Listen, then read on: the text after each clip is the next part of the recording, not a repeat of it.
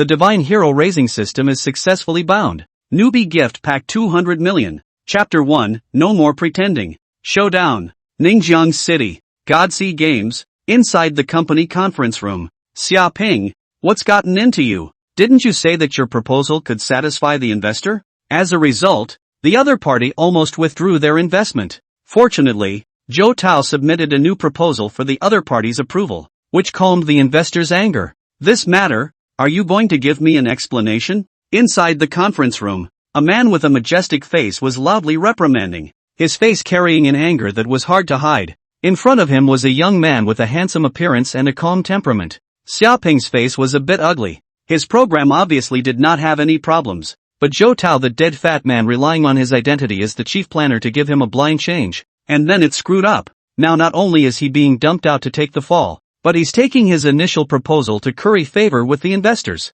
Xiaoping finally couldn't help himself and raised his head to argue. Boss, that program was modified by Chief Planner Zhou Tao, and the one he took out afterward was my original. Next to him, Zhou Tao, who had a half-bald head and a big belly, changed his face and snapped, Xiaoping, what are you babbling about? Are you saying that it's all my fault? At a time like this you don't reflect on your own mistakes, but you even want to slander me. Zhou Tao looked to the boss on the side and squeezed out a fawning and terrified smile on his face. Boss, it's all because I'm not disciplining my subordinates properly. You must not listen to his nonsense. Humph. The boss grunted coldly. His face still carried an icy cold that could not be dispersed. Xiaoping, it's just a matter of you making mistakes in your work, but you also dare to slander your superiors. If this goes on, the company is afraid that they won't be able to tolerate you any longer. The qi and blood are surging. Xiaoping's fists clenched tightly, but in the end, he forced out a smile. I'm sorry,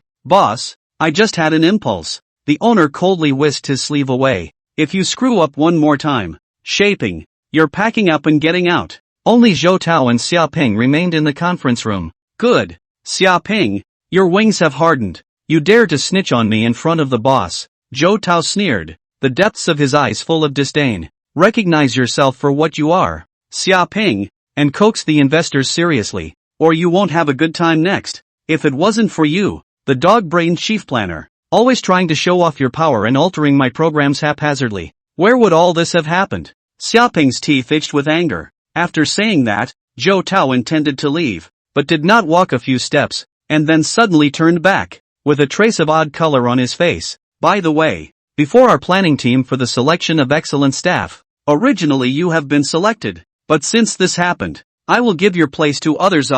Bang! The door to the conference room was closed. Shapin stood frozen in place, and finally, violently pounded his fist on the table. Asterisk.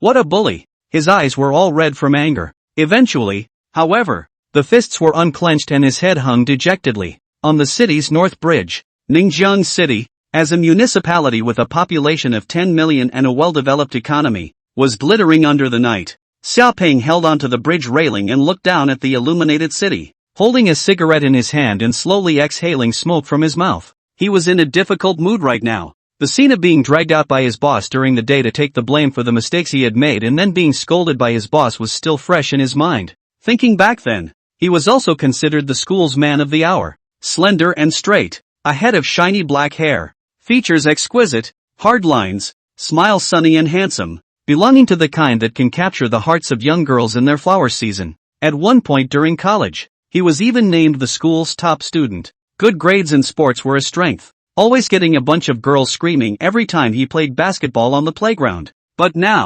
has long been the reality to smooth the edges, put down the ridiculous dignity. In order to rent, utilities chose to nod and bow. Time and again will be humiliated to swallow. He had to endure in order to live. It's not too late for a great man to take revenge. I don't believe I won't have a day to turn over a new leaf. Ding!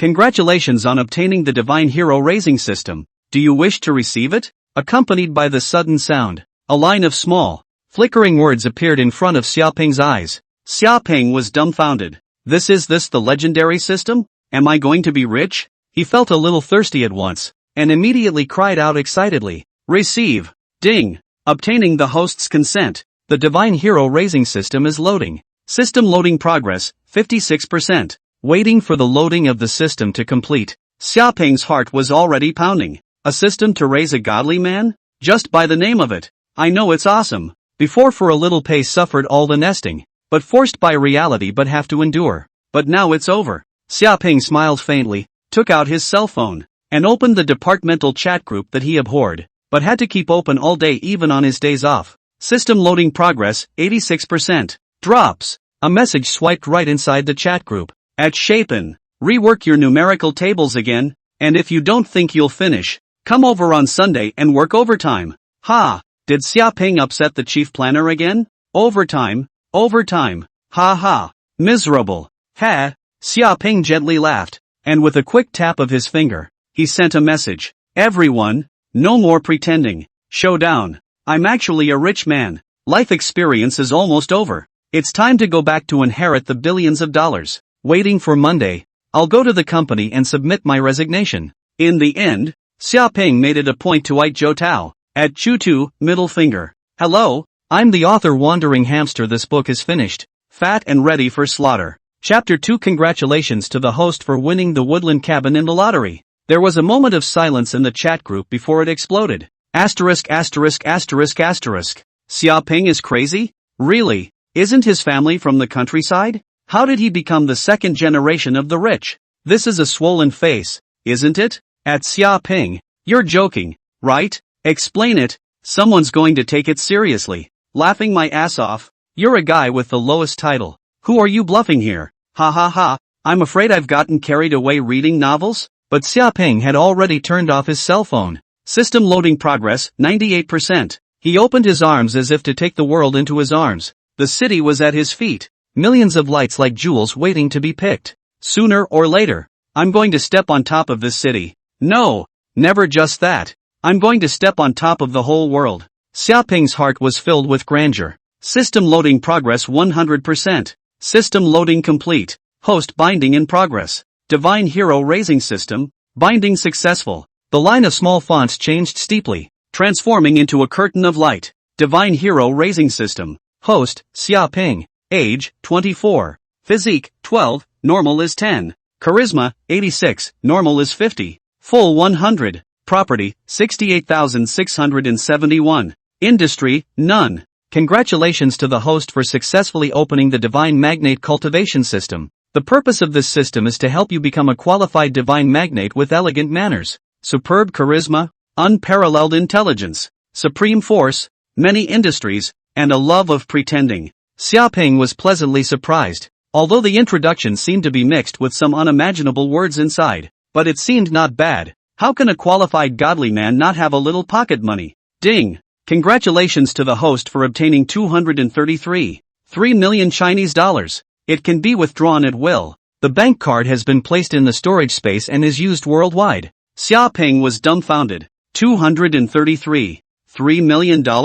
It's too much to give $200 million straight away, right? He could not have earned so much money in several lifetimes. With a thought, Xiaoping had discovered a storage space in his mind. Roughly 1 meter * 1 meter * 1 meter, with a black bank card stamped with a purple pattern. With a thought, the magnificent, mysterious bank card appeared in Xiaoping's hands, with a small slip of paper with the account number and password attached to it. Is there even $200 million in this card? It's also global, but there's absolutely nothing on it in the way of card numbers, logos or anything. It looks like a fake, but since the system says so, it should be fine. Xiaoping took a deep breath. Calm down, it's only $200 million.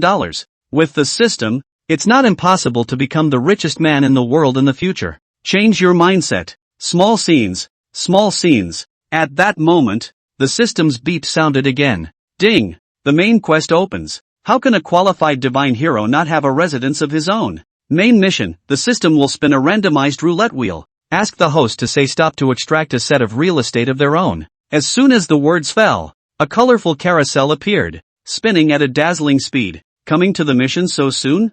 Real estate? What will be drawn? A villa in Hawaii? A vacation estate in Europe? Or a large domestic mansion? Xiaoping thought prettily. Stop. The dial slowly stalled, eventually pointing to an extremely small, barely visible to the naked eye, green part. Ding! Congratulations to the host for obtaining the cabin in the woods. The relevant documents have been placed in the storage space. Dear host, you have completed the first step of the main quest. and have obtained a set of your own house, a cabin in the forest. P.S. Probability of winning the lottery 0.00004%. An image instantly entered Xiaoping's mind. In the lush bamboo forest, a bamboo house that looked like a primitive tribal dwelling stood slowly. God's special code for forest cabins. Where's my fancy villa? Where did it go in my big villa? Give it back to me quickly. A probability of 0.00004? How backward am I? Consciousness into the storage space to take a look. There are really several more materials and documents.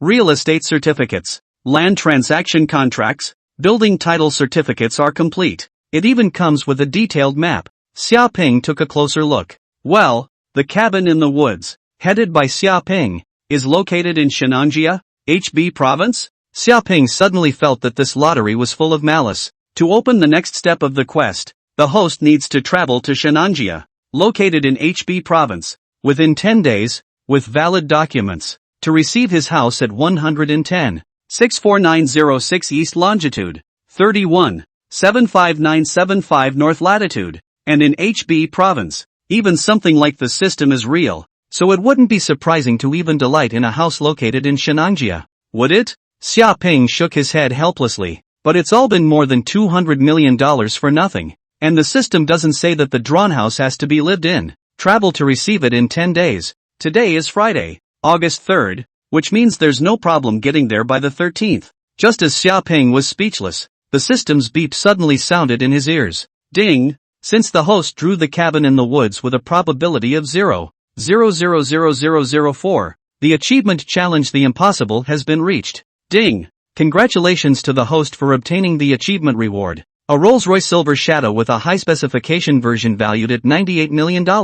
Warm reminder, the Rolls-Royce Silver Shadow has been parked in the East Lake Park parking space for the host, and the key and related items have been put into the storage space. Chapter 3 Hiss. That's $100 million rounded up for this car. Hiss. Xiaoping sucked in a breath of cold air. Even more shocked than getting $200 million. Rolls-Royce Silver Shadow he had heard of. A new sports car from Rolls-Royce, whose exorbitant price tag of $98 million made many people shy away. I'm told it's a limited edition that there aren't many of in the world. This kind of car is not that you can directly buy it if you have money. If there is no system, even if Xiaoping has $200 million in hand, he will never be able to buy it. This represents not only wealth, but also identity and status. Although he didn't win the mansion in the raffle, he did reach the achievement by mistake and got a Rolls-Royce Silver Shadow luxury sports car. $98 million. That's a small goal when rounded up. With a thought, the black delicate car keys appeared in his hand. Xiaoping's heart was pounding. Speeding down the road in a luxurious sports car was a romance and temptation that almost all men could not resist. East Lake Park is located not far from the footbridge, probably a few hundred meters away. At this moment, a lot of people have gathered in the parking space of the East Lake Park, and many of them are taking pictures with their cell phones. Rolls-Royce Silver Shadow. The bright silver body reflects the cold streetlights, revealing a cold and morose. The shape is full of futuristic. A lot of angular lines decorated. I heard that it mimics the great white shark. The whole front wing looks incredibly sharp, full of fierce fighting atmosphere. Just looking at it alone makes your blood boil. Wow! What kind of car is this? I've never seen it. It's a Rolls-Royce Silver Shadow. I have knowledge of it. I heard it's $98 million a piece. Asterisk. What a big shot driving a $100 million car. Worship. Geez, do we still have a hidden goddess here? I'm begging for a landlord to adopt me. It's so handsome. I want to get up there and drive it and try it out so bad my heart flutters. Try going up there? If someone breaks it, I can't even afford to sell you. My car is next to it. All of a sudden I feel so humble. I don't even dare to take my car out. This is if you run into it still have to pay hundreds of thousands of dollars. Cut. So what if it's a sports car? It's still got 4 wheels and 1 steering wheel? Brother, I sense a strong sour smell coming from you. Let me lend you a piece of paper while you wipe your drool off. All eyes were gathered on the cool sports car parked quietly in front of them, and many people were already frantically taking pictures and then forwarding them to their friends. At that moment, a young man came running from outside the park and rushed into the crowd, pushing his way toward the front. Sorry, move over. Someone is not happy. What are you squeezing for? You're the only one who wants to see a luxury car. Don't squeeze. That's it. Without a word, Xiaoping gasped slightly and squeezed hard to the front. A young-looking boy wearing black-framed glasses was excitedly taking pictures with his cell phone, constantly changing angles. Seeing Xiaoping squeeze in, he glanced at him and laughed. Bro, here to see the car too?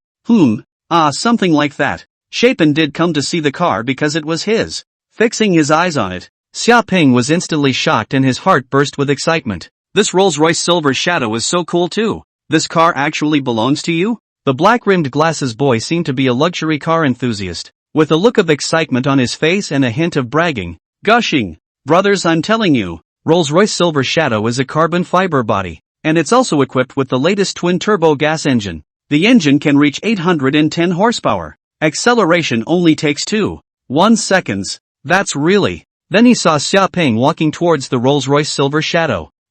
Brother, don't go over there. This car is over $90 million. You can't touch it. The man with the black-framed glasses shouted anxiously. Other onlookers also noticed Sharpay, who was dressed in a cheap casual outfit. What is that young man going to do? It's blocking my photo shoot. Get out of the way. Little brother, you can't touch that car. If you touch it, it's over. Xiaoping shrugged, took out the car key from his pants pocket, pressed it, and then turned back with a smile. Gentlemen, disperse. Drop. The Rolls-Royce Silver Shadow seemed to be instantly awakened from its slumber, and the bright lights turned on so brightly that it hurt one's eyes. Buzz. The gleaming doors opened slowly like bird wings, waiting for their owner to enter. The onlookers were all dumbfounded. This young man dressed in plain clothes was the owner of this Rolls-Royce Silver Shadow worth $98 million? Shocker. Unbelievable. A few girls slowed down from their disorientation, countless little stars twinkling in their eyes, and shouted, handsome guy, lack of bed warmer? Good looking and rich. It's just perfect. Xiaoping, who had gotten into the car, was no calmer than them inside at the moment. Carefully feel the soft, comfortable seats and caress the exquisitely ornate dashboard. Just 2 words. Awesome. Rumble. The twin-turbo gas engine kicks in. A thunderous rumble erupts, and the beastly deep hum is heady. Slowly pulling away from the parking space, Xiaoping stepped on the gas pedal, and the Rolls-Royce Silver Shadow instantly accelerated, like a silver lightning bolt, abruptly scampering out. In the midst of the crowd's marvel and envy, he instantly disappeared from view. The man with the black-framed glasses stood frozen in place. The car. It's his? Thinking of the scene he had just shown off, his face couldn't help but burn red. It was so humiliating. It took a long time for him to lament. This is a real godly man, not only handsome and rich, but also low-key. Penguin Group name, Hamster Readers Exchange Group, 8872608776. Chapter 4. Stay in a luxury 5-star hotel and shop with a beautiful woman. Evening. Qingyuan Park Hotel, a 5-star hotel. Lingqingyuan Park construction, also quite famous in Ningjiang City. Boom! A roar similar to that of an airplane taking off sounded from a distance, then rapidly approached. A silver lightning bolt came at breakneck speed from the distance, dashing a shift and then narrowly missing the green belt next to it. Ahem! Xiaoping, who was in the car, had a trace of imperceptible embarrassment on his face. The security guard looked serious, his eyes sharp as he scanned the surroundings, and when he saw Xiaoping's Rolls-Royce, his face changed. He didn't know it was the $98 million Rolls-Royce Silver Shadow, but he at least recognized it as a Rolls-Royce. Release. The security guard tensed his body and gave a respectful salute, hurriedly letting the stop bar raise, not daring to be the slightest bit negligent. This kind of rich big shot can't be offended, or else the other side will lose their job with a word. Shapen drove in slowly. Outside the entrance of the hotel lobby, a few people noticed the dazzlingly cool sports car, and all of them were in shock when they judged its identity. Rolls-Royce Silver Shadow. Holy buzz. Xiaoping had just gotten out of the car when he saw 2 people hurrying from the hotel. Hello, is this Mr. Xiaoping who reserved the presidential suite? The leader of the group was a woman in a golden cheongsam. She was in her early to mid-20s, with a delicate face, convex in front and curved in the back, and her face was painted with light makeup. A head of black hair tied behind her back, a slight smile, eyes will bend into a crescent moon, looks very cute and moving. It's me. Xiaoping nodded. Mr. Xiaoping, my name is Zhang Ying. I'm your full-time attendant, and I'm responsible for serving you during the time you stay here. The attendant next to Zhang Ying also respectfully said, Mr. Xiaoping, please, I will drive the car to the VIP exclusive parking lot for you. Trouble. Xiaoping took out the key and handed it to the waiter. Jiang Ying had a smile on her face as she reached out and bent down to signal Xiaoping. Please follow me. Drop. In front of the special elevator. Xiaoping face recognition through. Walk into the elevator. And there is a crisp electronic welcome sound. Welcome Mr. Xiaoping to the presidential suite of Qingyuan Park Hotel. TSK. It's worthy of the Qingyuan Park Hotel, which claims to provide quality and fast service. I've only made a reservation for an hour. And I've already arranged for a personalized service. And my information has already been entered into the system. Xiaoping secretly marveled in his heart. Drop. The elevator door opens and the 720 square meter presidential suite comes into view. The bedrooms are luxuriously designed with comfortable king-size beds and ensuite bathrooms, and are decorated with both European and American modern splendor and elegance, as well as ancient and simple Chinese charm. The suite has a modern atmosphere of wall lamps, large comfortable sofa, LCD TV, exquisite tea table, wide floor-to-ceiling windows with a wide view. You can overlook the Qingyuan Park, that the blue water back to the artificial lake. Inside, the temperature, humidity, and light brightness have been adjusted to the most suitable values. Mr. Xia, welcome to the Qingyuan Park Hotel. There were even several beautiful waitresses with slender figures and smiles already standing at attention, ready to serve themselves. All in all, 2 words, comfortable. Ah, 1 day's stay is my previous year's salary. The evil capitalism. Body completely sunk into the soft sofa. Xiaoping heart's eyes, looking at the beautiful scenery outside the floor-to-ceiling windows. The depression of the daytime was swept away, only to feel that the whole person is refreshed. Mr. Xia, this is the menu of our restaurant. I can recommend some of our signature dishes and drinks for you, sir, and if you yourself, sir, have something you want to eat, you can also tell me, and I will arrange for a chef to make it especially for you. Jiang Ying lightly smiled and leaned over, handing Xiaoping the beautifully crafted menu in his hand. Because of the proximity, Xiaoping could even smell a fresh fragrance coming from the other party. This, that's all, and a bottle of 95 Chateau Petrus Red. Yes, sir. After thinking about it, Xiaoping took out his cell phone and casually transferred $1 million to his old mom. Dropping. Successfully transferred 1,000,000,000. Then naturally the opposite side blew up all at once, with one message of inquiry after another. Chapin excuses himself by saying he won the lottery. This is something that should still be revealed slowly, or else I'm afraid that the second old man's heart won't be able to take it. Under Jiang Ying's command, it didn't take long for one waiter to serve the dishes one after another. A bottle of 95 Chateau Petrus Red was also placed in front of the summer plane. Chateau Petrus Red wine, also known as Petrus, Pomerol, France. Although not classified, this small, pocket-sized chateau is one of the most prestigious in the Pomerol appellation, and has even been labeled the king of wines in France. Thanks to its outstanding quality, it is often the most powerful at major auctions and is one of the most collectible wines in the world. Xiaoping also had a slight understanding of red wine and had heard about this, so he did not rush to start eating, but instead picked up the sobered-up red wine that the waiter had prepared for him, gently shook the goblet, and then took a small sip. In the mouth, the wine has a silky texture, a round and smooth mouthfeel, and a refined and delicate style, with no lack of layers and three-dimensionality. It's like a pair of soft hands are gently stroking your tongue and mouth. It is soothing and refreshing to the soul. Good wine. Xiaoping couldn't help but marvel at it, then savored the expensive and exquisite superb red wine while eating the matching dishes. Soon after dinner was finished, Xiaoping felt a little sleepy, so he said to Jiang Ying, who was standing next to him, "I'm going to take a rest after I wash up, so you guys can retire."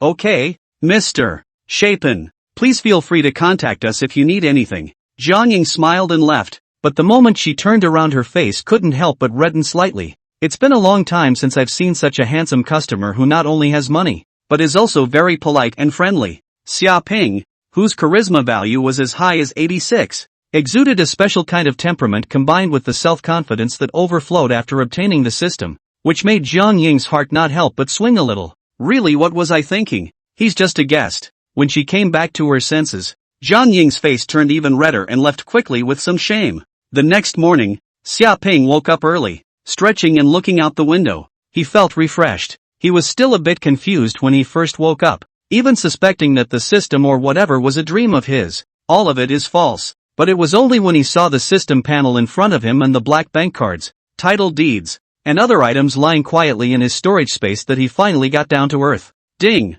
New mainline quest released. Please check it out, host.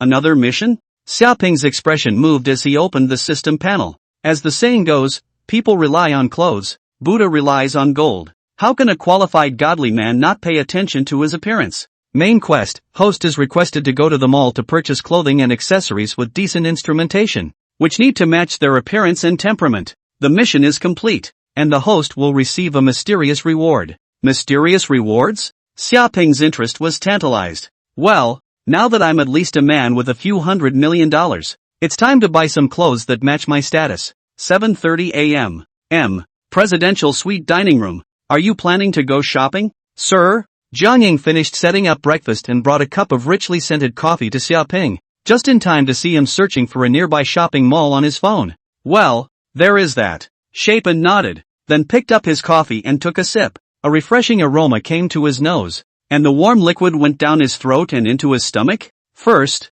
there was some bitterness, but then a hint of sweetness and mellowness burst out from the tip of his tongue. Smells good, Xiaoping exclaimed in admiration. Sir, this is St. Helena's coffee from St. Helena's Island, bitter and sweet, with a mellow aroma, much loved by our guests. I made this myself. I hope you'll be pleased. As good as the coffee is, you must have excellent craftsmanship to be able to make it this good. Xiaoping laughed softly. His smile was as warm and refreshing as the winter sunshine, and Jiang Ying looked a little smitten. Sir is flattered. It was only after half a minute that Jiang Ying came back to her senses. Enjoy your meal. And by the way, I can act as your assistant if you're out shopping. How embarrassing then. Xiaoping was stunned. Mr. Xiaoping, this is also the scope of work of our presidential suite's dedicated service staff, and it is a special service item of our hotel. Jiang Ying smiled slightly. Good. Then you'll join me later, Xiaoping said with some surprise. Although the presidential suite of Qingyuan Park Hotel was expensive,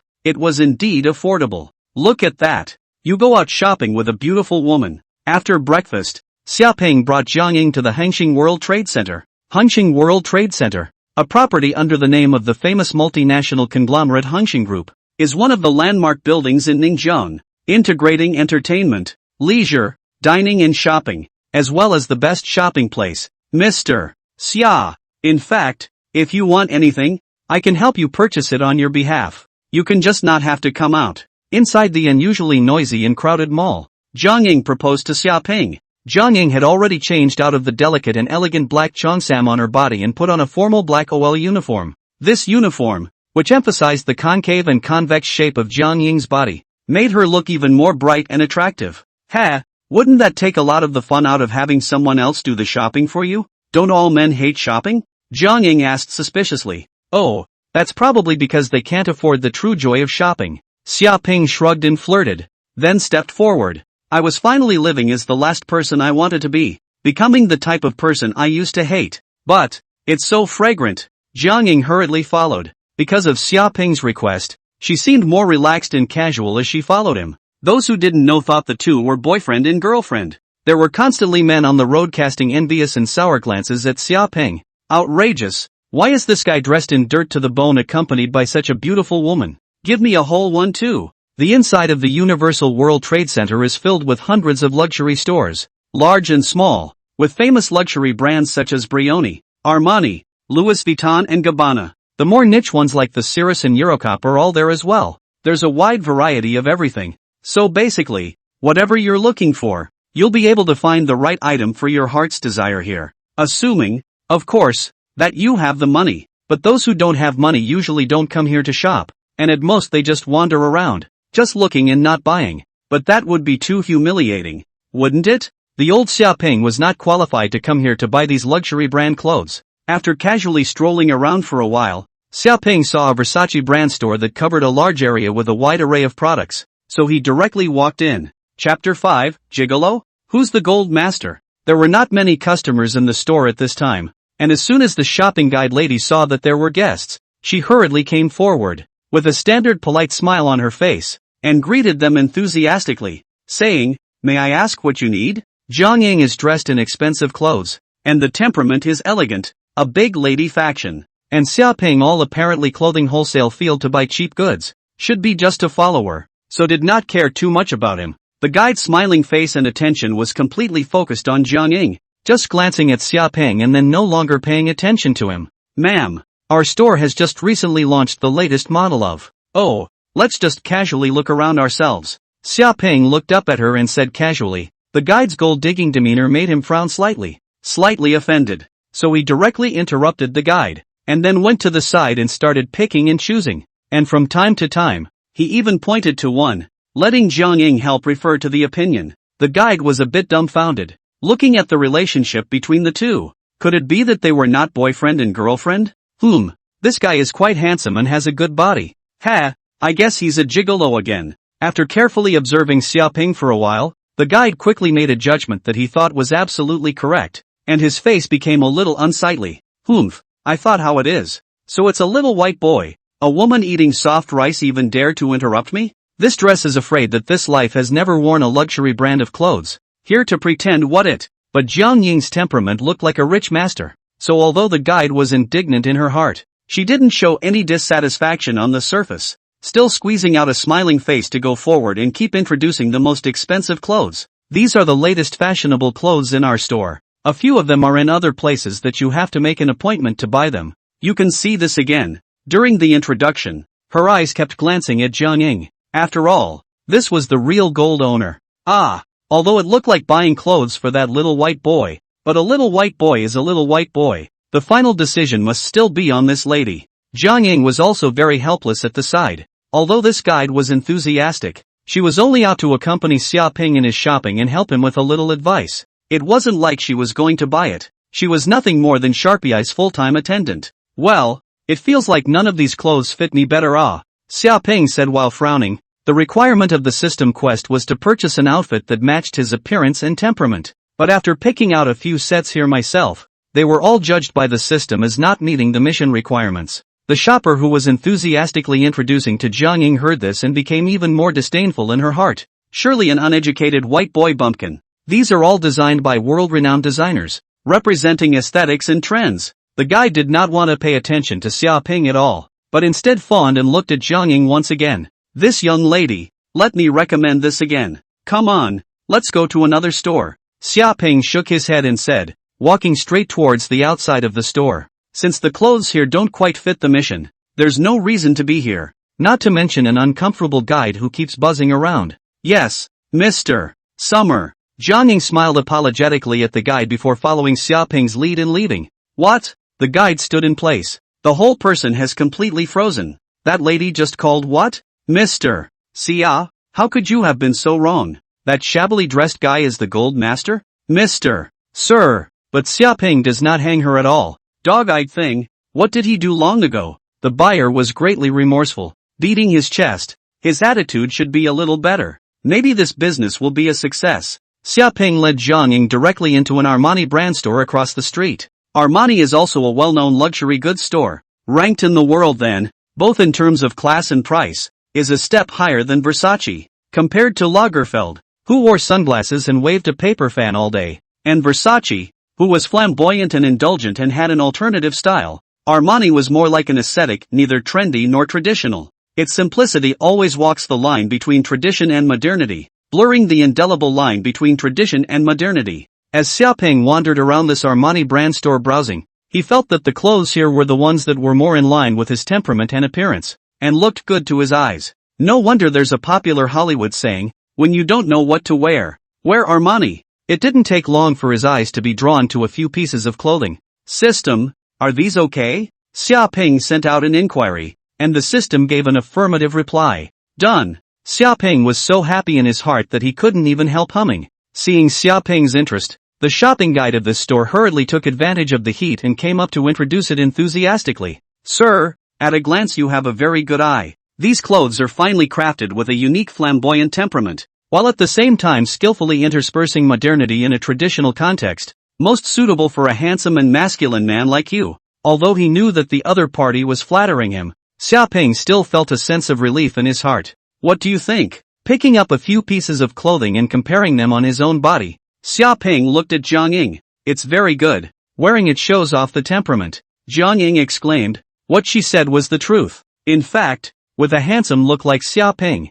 it would actually not be difficult to wear even the worst clothes. Take it all. Pack it up. Xiaoping gently waved his hand and faintly said. The guide's face is happy. This is all performance. Sir, your girlfriend really has a good eye. Look, this is the latest dress in our store. Why don't you buy one for your girlfriend? The guide took the opportunity to recommend another beautiful dress to Xiaoping. Well, it is indeed good. Xiaoping nodded. This dress, with its light green color with dots of floral print, is very pretty. Loaded up too. Okay. Jiang Ying on the side was a bit embarrassed. She knew in her heart that she was not Xiaoping's girlfriend. Maybe he bought it for his girlfriend. Xiaoping and Jiang Ying went out with big bags. This time the purchase of clothes spent a total of more than 100,000 US dollars. Armani shopping guide lady personally went out to send each other. Smiled from ear to ear. This must be how much commission.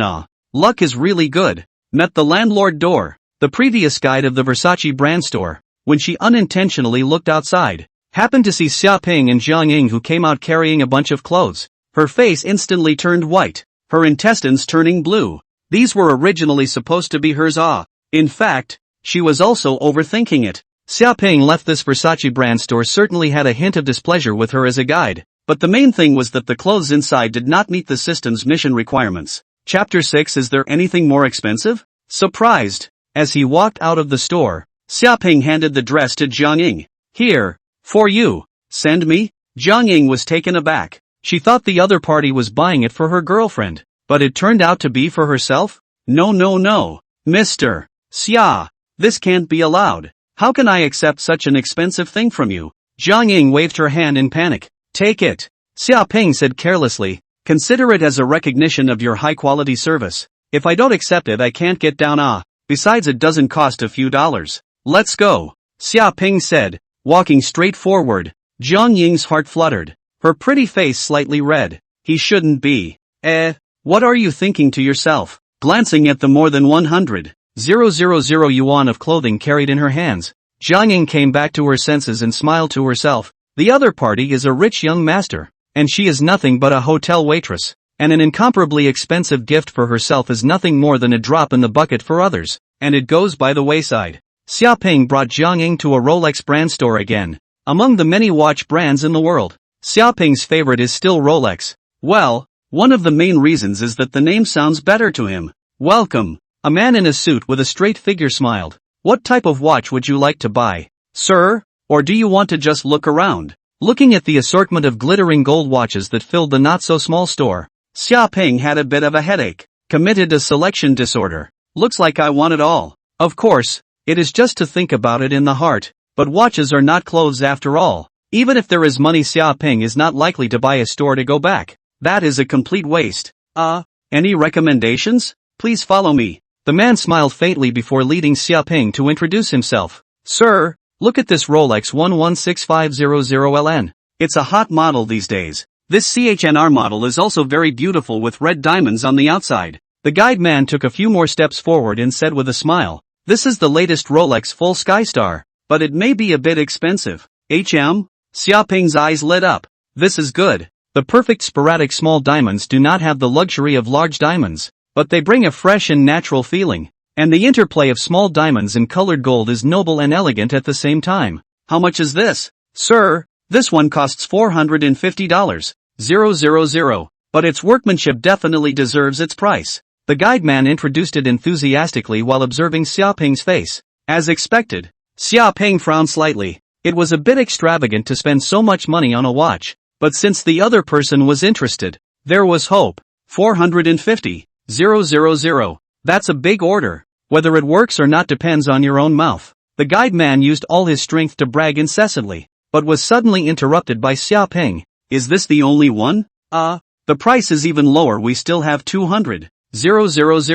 110. These prices for you to choose. The guide man was slightly disappointed, but still said with a big smile. No. Chapin shook his head and said, I mean, isn't there a more expensive style? The guide man looked dumbfounded. Nima, so you actually resent being too cheap? Surprised. Of course I did. As a professionally trained guide, the smile on the man in the suit's face was perfectly maintained. We have here a luxury version of the Rolex Full Star Liy, priced at $288 million.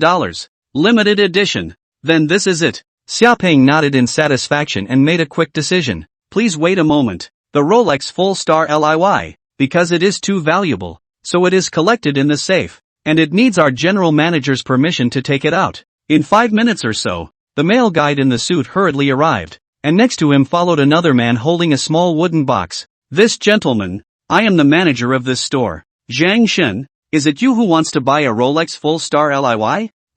Brought it? Xia Ping said indifferently. Bring it on, bring it on. The manager's attitude was also exceptionally respectful and courteous, and a large order of more than $2 million was rarely received for him. It's absolutely essential to keep the other person happy. Lifting the box, the brilliant and exquisite Rolex full star LIY appeared. While listening to the manager's continuous bragging, Sharpay observed carefully. A dazzling diamond around the star dial, luxury and noble. The dial design is a starry sky, inlaid with blue vintage Roman numerals, precipitating a unique elegant charm. The top and bottom of the wall calendar with a special small window convex lens, and can be viewed in 3 zones of time, steeped in unique and elegant charm. The delicate workmanship is a reflection of the watchmaker's dedication and time invested, a blend of mechanics and emotion, a perfect masterpiece of art, enough to make countless watch lovers obsessed and crazy. Of course, its exorbitant price tag is enough to extinguish the thoughts of 99% of watch lovers.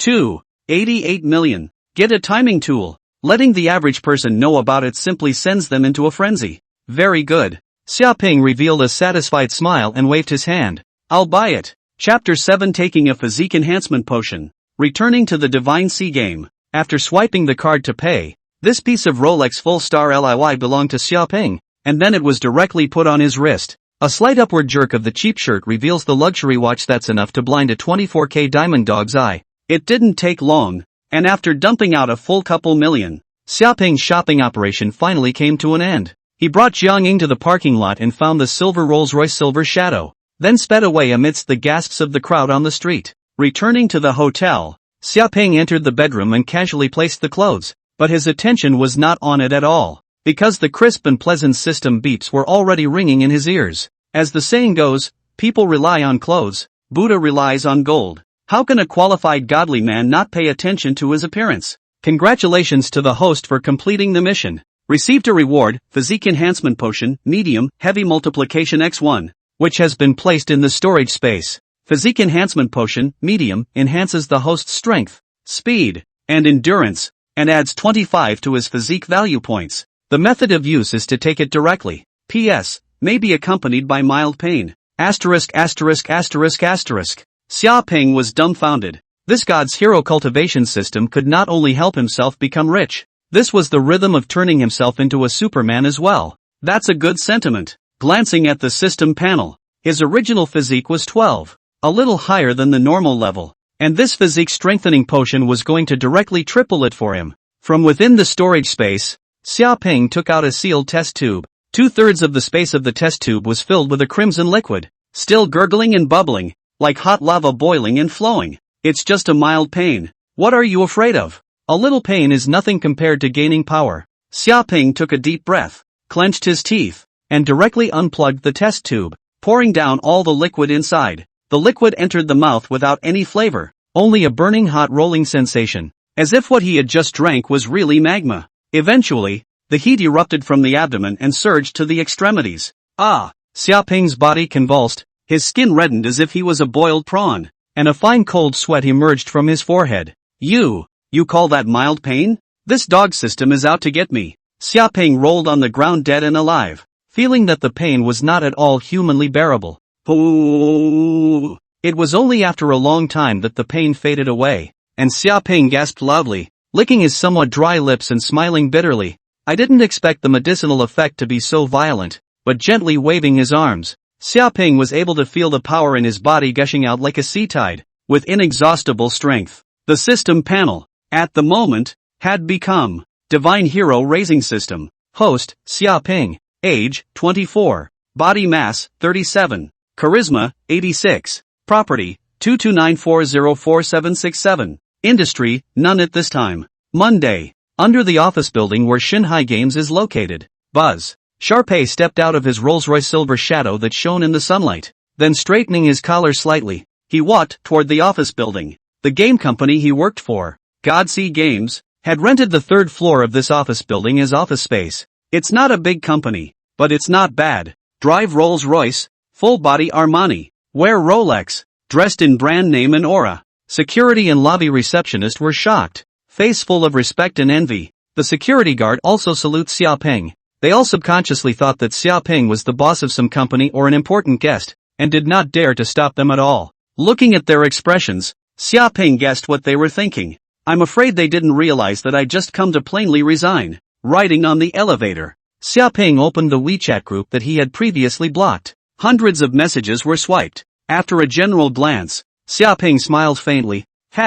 Most of the messages are discussing their own bullying statements. The vast majority of people didn't believe him and were skeptical and snickered. They all think that Xiaoping is just having an imbalance of mind after being scolded by Zhou Tao and venting in the group. And some people even taunt him that he might be crazy for wanting to become rich and advise him to watch fewer movies and recognize the reality. In the real world, where are so many overnight riches? It's not like they don't know how angry Xiaoping is, but if he's really a rich kid, can he stand this? Drop. Xiaoping shuttled between one desk after another and walked straight toward Zhou Tao's office. As the company's chief planner, he had an independent office and did not have to work in the public office area. Look, Xiaoping is here. Hey, we're in for a treat. Farther away, many of Xiaoping's colleagues from the planning department he used to work in looked at him with derision and mockery on their faces. Almost no one believed what he said that day was true. After a moment's pleasure in the previous fashion, you still have to come to admit your mistake, apologize, and then continue to work overtime honestly? Because Xiaoping will not slip. Sometimes speak more straight, so not too many leaders to see. So usually a lot of people in order to pat Zhou Tao and other people's ass intentionally find him stubble. They naturally can't see and don't want to believe that Xiaoping is developed. Just waiting to see him laugh. Wait. Some of those with sharper eyes noticed the clothes Xiaoping was wearing. Is he wearing a full set of Armani? This kid can't really be a tycoon. Can he? Seriously. It's not A-okay, is it? I don't look much like ******* and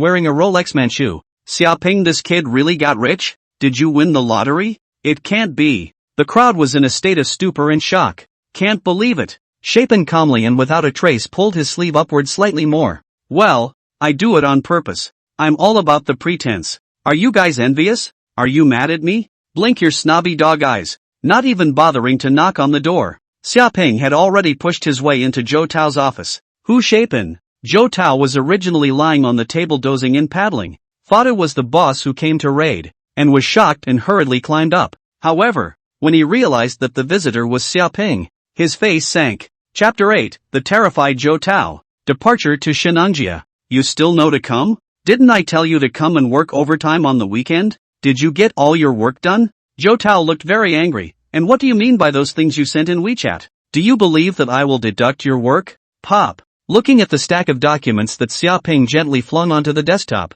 Zhou Tao subconsciously asked, what is this? Resignation letter, and the last part of some previous work at hand. I for one like to finish what I start, Xiaoping said indifferently. Then, as if remembering something, the corners of his mouth gently hooked up. Also, about that program, since you said you came up with it yourself, you'll finish it yourself afterward. That way, you don't have to worry about someone taking credit from you. Do you? Resignation letter? Zhou Tao was first stunned, then laughed angrily. Are you kidding me? You want to resign just like that? You're the one who messed up this project. You want to pat yourself on the back? Zhou Tao's words were already full of threats. He was actually a bit flustered at this time. That program wasn't even his own. Originally counting on dumping Xiaoping to work and taking credit himself, he was completely ignorant of the specifics. If Xiaoping resigns, what will he do? The boss of this project is very important to the boss. If because of their own and screwed up, causing the investors' wrath,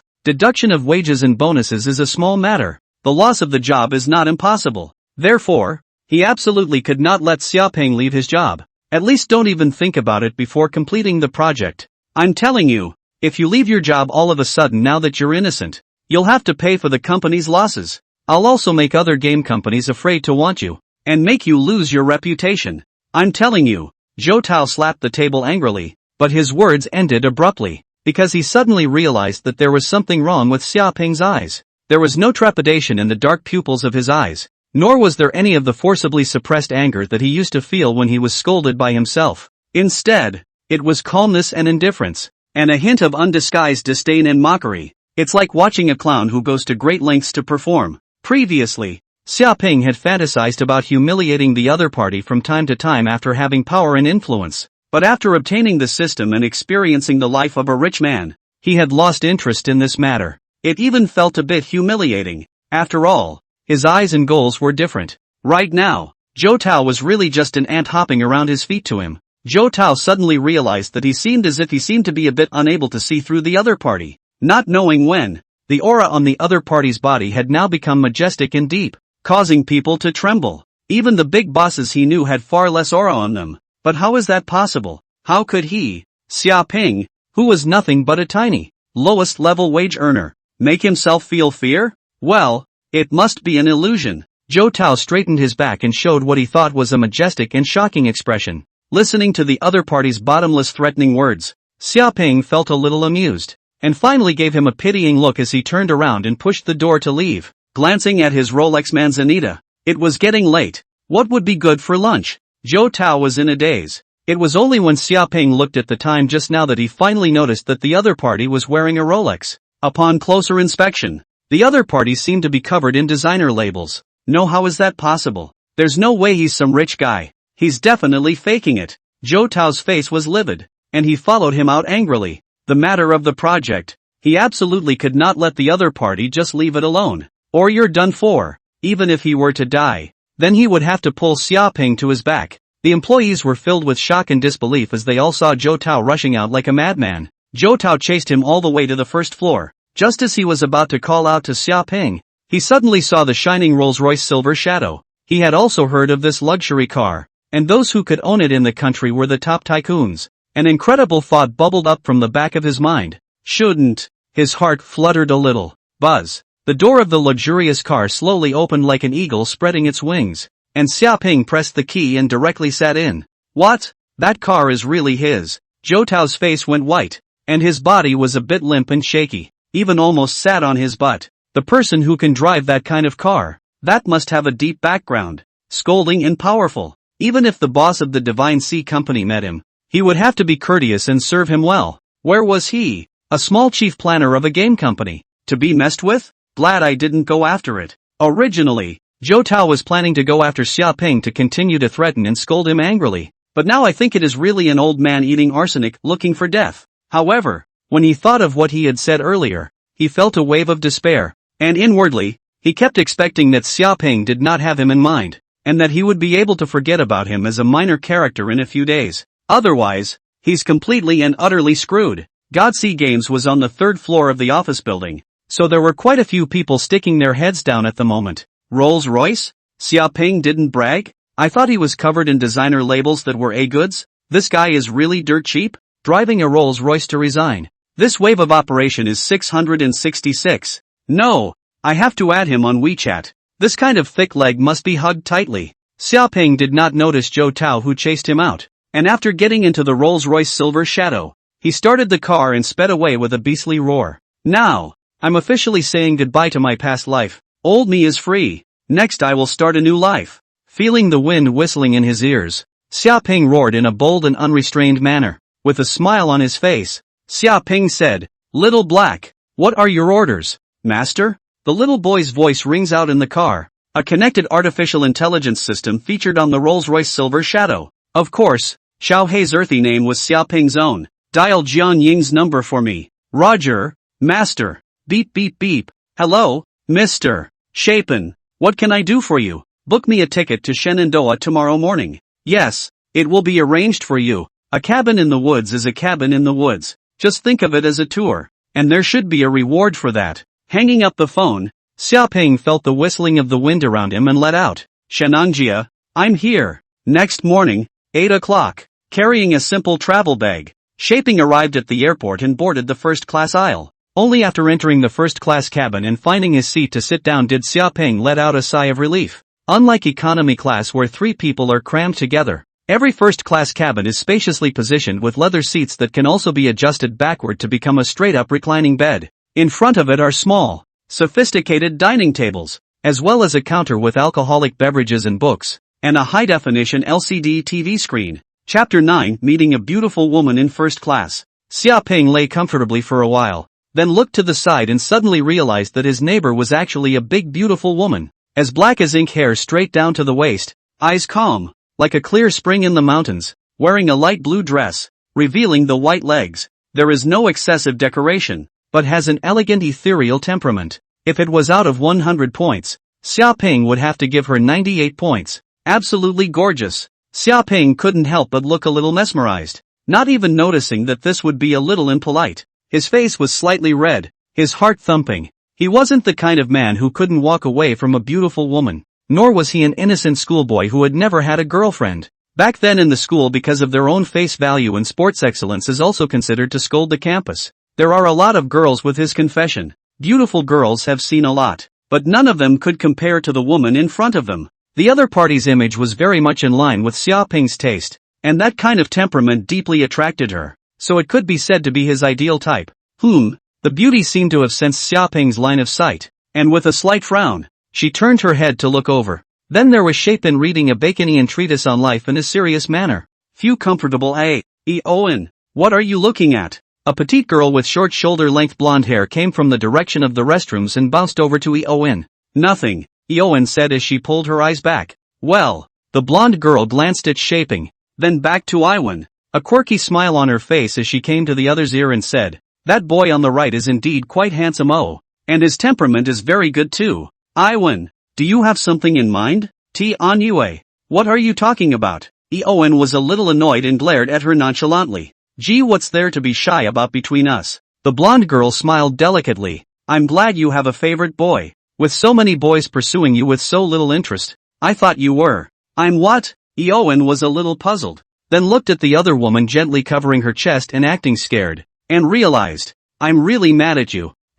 Don't. Xiaoping stared tightly at the book in his hands, but was not reading a single word. After using the physique enhancement potion, his sense of hearing was also much sharper than before, so all of the other party's self-professed cryptic conversation fell into Xiaoping's ears. This made him a little awkward and unusual, and it didn't always feel good to go up and strike up a conversation at this time. Eoin? Nice name. It's the first time I've been this nervous about a girl in as long as I can remember. Xiaoping's thoughts were confused in his mind. I shouldn't have fallen in love at first sight with this girl, right? A deep sense of fatigue, however, suddenly struck. Well, we can get a contact from her later. Eyes slowly closing, Xiaoping fell into a deep sleep. Mr.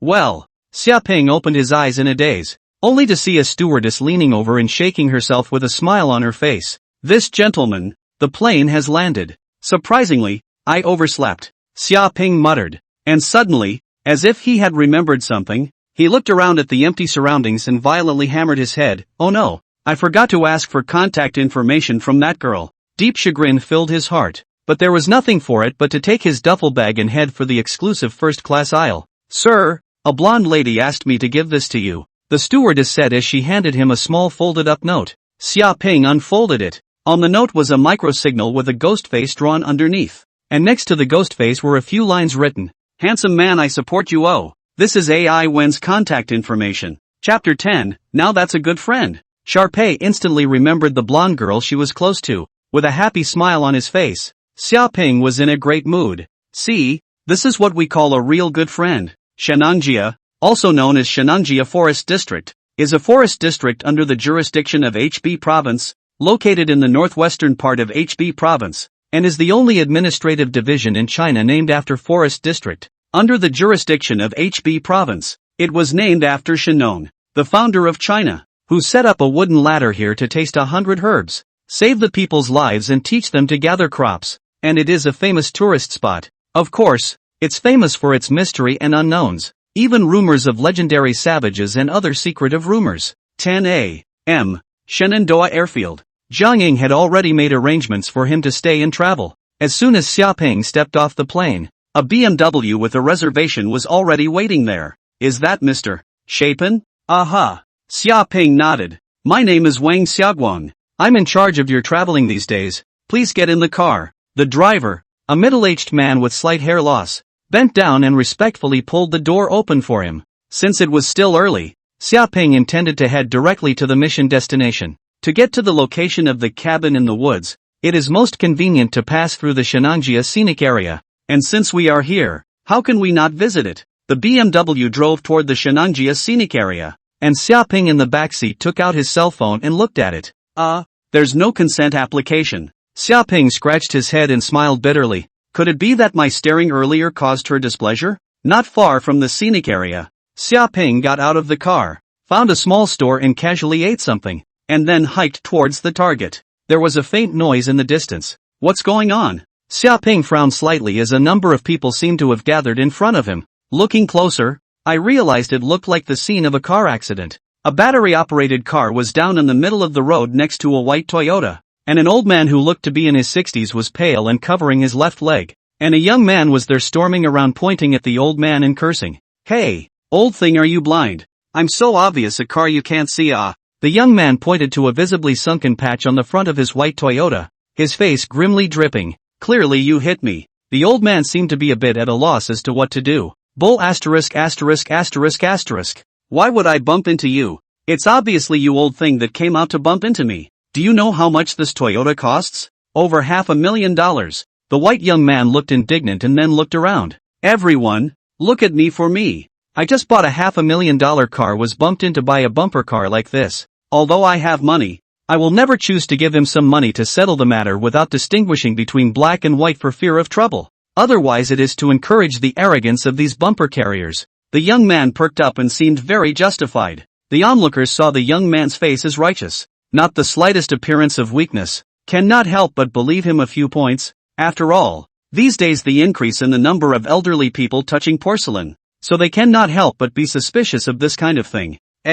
Why is this old man still doing this kind of thing at his age? It's a sin. Don't the children care? That's right. You can't spoil these bumper stickers. I think we should send him to the police station. Meh. On the side of the Xiaoping heart snorted. Battery car in Toyota parked position is clearly in the crosswalk. The old man in the crosswalk bumper? Simply ridiculous. A bunch of people blaming old people as they go along don't know how to use their own brains. The young man himself understands the psychology of the onlookers, so he doesn't give the old man a chance to speak at all, and has been inducing passers-by to follow his train of thought, wanting to completely characterize the matter. Everyone testify for me. We will fight this social evil to the end. Nonsense. Just as Xiaoping was about to step forward, a sudden angry cry came from him, causing him to be somewhat surprised. Why does that sound seem familiar? Chapter 11, Arrogant Perpetrators. Let's teach them a lesson. A slender figure stepped out from the crowd and angrily rebuked. It's too much for you to make up lies,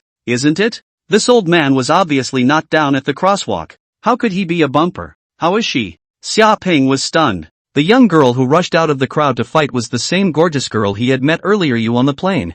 Owen, the petite blonde woman, however, had gone off somewhere and wasn't around at the moment. The young man's face changed, not knowing how to retort. Suosei followed up with some nonsense. He looked at the old man and said aggressively, "You have to pay me back, or you'll get the police to come. This matter absolutely can't be let go like this. Just get the police and have them identify the scene of the crime." Owen said angrily. Iwan, who had a tranquil and elegant temperament on the airplane, as unattainable as a goddess, was righteously speaking at the moment, not giving an inch, her face reddening, like a stubborn little child. Tsk. Xiaoping sighed in his heart. This kind of discrepancy rather added a charm and fireworks to her. Police, eh? Don't call the police, don't call the police. The old man was a bit flustered. I'll pay you whatever you want me to pay, whatever I have on me. The corners of the young man's mouth lifted in a treacherous smile. As expected, he looked at the old man dressed in plain clothes. It looks like he has not seen anything in the world.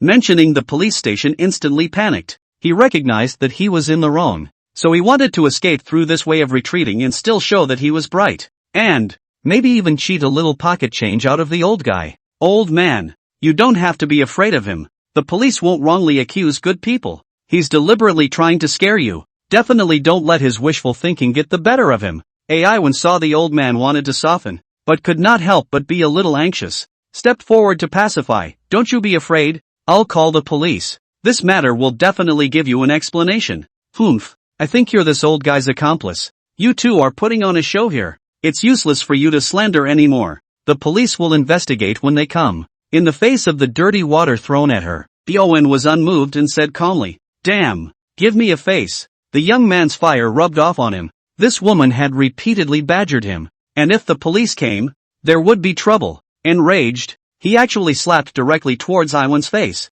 Xiaoping's face sank. This guy was bullying people too much. Pop. Xiaoping's figure moved, rushing to Iwan's body with incredible speed, then grabbed the man's wrist and flicked it, and the man staggered backward. Hitting a woman with your hands? You're still a man? Xiaoping's brows furrowed. It's your problem in the first place. Isn't it good to honestly pay up and admit you're wrong? White boy. Mind your own business. Annoyed, the young man fiercely kicked out, intending to kick Xiaoping in the stomach. Xiaoping finally couldn't help himself. Stepping forward, his arms spread out in a pulled full-string position. Then bam, a big ear slap to the man's face. The man was directly dazed under that force that exceeded normal people by several times, and his body spun around a few times before falling heavily to the ground. Spitting out a few mouthfuls of blood foam, the man pointed at Xiaoping incredulously. You dare to hit me? You wait for me. I'll make sure to. At this time, Xiaoping flung the cell phone in his hand and said indifferently, I've already recorded all the scenes just now.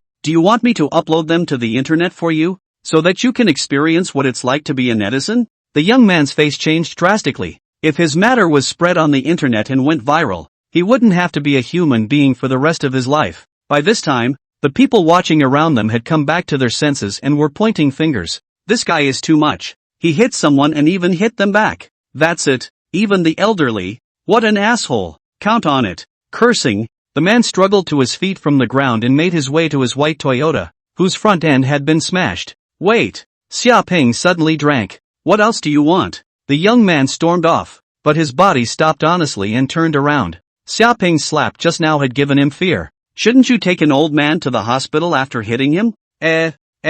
I'm fine. It's just that my foot is slightly twisted. I'll be fine after resting for a while. The old man's character seems to be a bit cowardly, timidly said at the side. Xiaoping lowered his head to check, and after realizing that the old man's body was indeed unharmed, he said in a cold voice, You bumped into someone, shouldn't you pay for it? The young man, his face stifled, took out his wallet and drew out a few $100 bills. Is that all? I see you have a lot more in your wallet. Don't you go too far. The young man's lungs were about to explode with anger, but he was instantly abashed by Xiaoping's calm gaze. He took out all of the thick stack of money in his wallet and left in a hurry. Old man, you keep this money. If you don't feel well, you'd better go to the hospital. The old man thanked, and then rode his own battery car to leave. Onlookers see the end of the matter is not likely to see. They also have to leave. Chapter 12, touring the scenic spot together and increasing favorability. Chapin turned to look at Eowyn next to him and smiled. Hello again. As soon as the words were out of his mouth, he felt a little odd, as if the two hadn't spoken yet, and he didn't agree to add her to WeChat. It's you? Iwan's face was also a bit surprised, but she quickly said, Thank you for stepping in just now. Otherwise I don't know what would have happened. Be that as it may. You're too reckless. Don't try to be strong if you're by yourself. Xiaoping teased. However, I didn't expect you to have a strong sense of justice, and the way you stood up from the crowd was really charming. Eowyn grunted, blushing slightly. Isn't that the kind of thing that should happen? Hey, Eowyn. The blonde girl came running from the distance, panting. I saw a large group of people gathered here from afar. What happened? After saying that, she saw Xiaoping, who was smiling and looking at him next to her, and an ambiguous smile appeared on her face. It's really not a good time for me to come. You're going to die. Eowyn made a move to kick out. Hello, get acquainted. My name is Chu Tianyue.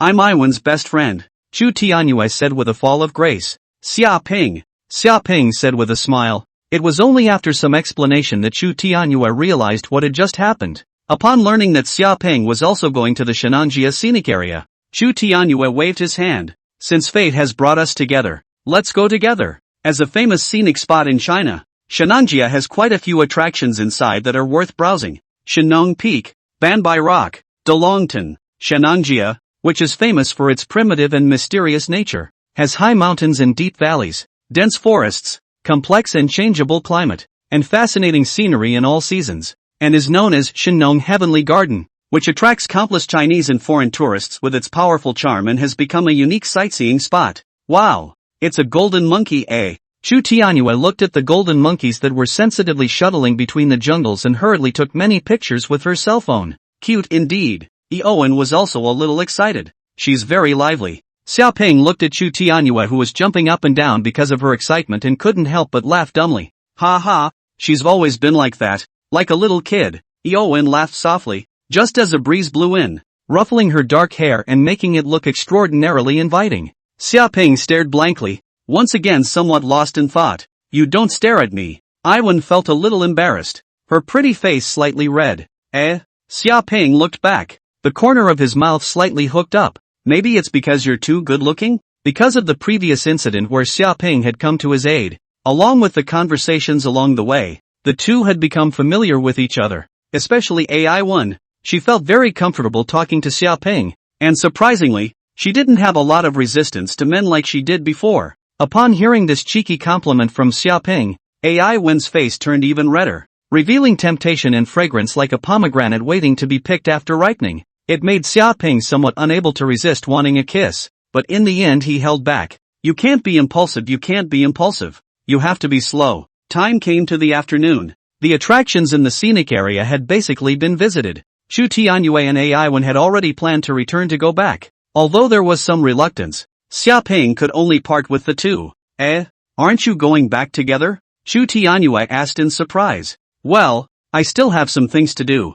Xiaoping pulled out a map from his pocket, then said, actually, one of my distant cousins passed away, and since he had no heirs, the properties were inherited to my name, and among them, there seems to be a house located inside the Shenanjia. Out of curiosity, I came here to look around. A house, in a place like this, is too weird, isn't it? Eowyn's brow furrowed slightly. I don't want to either. Xiaoping frantically spat inside. Who made him so unlucky as to draw some cabin in the woods? And it seems that there are follow-up tasks, and if you don't come to receive them you won't be able to start the next step or get the rewards. For the system's rewards, Xiaoping was looking forward to it. Whether it was the 9,800 Rolls-Royce Silver Shadow or the physique strengthening potion that drastically strengthened his body, it was worth the trip. Eventually, Xiaoping said goodbye to AI1 and Chu Tianyue. Xiaoping rushed alone towards the location indicated in the map. Drop! His cell phone suddenly rang, and he took it out to take a look at it,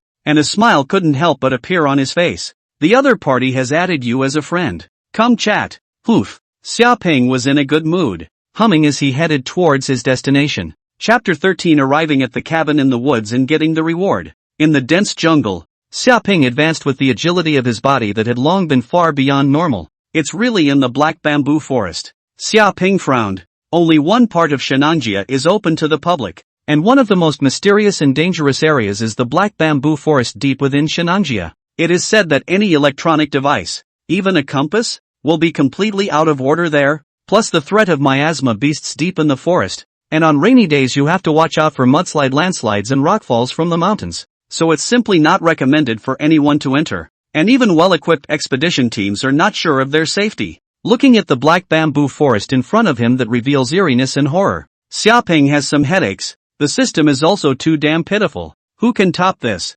Hey, system, this is too dangerous. You have to guarantee my safety. Possibly feeling that what Xiaoping said made sense, after a half a second of silence, an illusory map appeared in front of Xiaoping's eyes, with a small red dot marking his current location and a route planned out. Considering the host's current situation, the system will provide Wi-Fi, route guidance and danger avoidance. Xiaoping breathed a sigh of relief and began to travel carefully but swiftly according to the route planned by the system. Some of the things to deal with: grasses, insects, mosquitoes and snakes. He still had them ready. The system will warn you of some dangerous terrain and when you encounter wild animals. Finally, we're here. Finally in time for darkness. Dragging his tired body, Xiaoping arrived at the endpoint indicated by the system. The next moment, however, he was completely frozen. What the hell? In front of me, there was still an endless, dark and gloomy thicket of plants, and when I looked around, I couldn't even see the shadow of a house.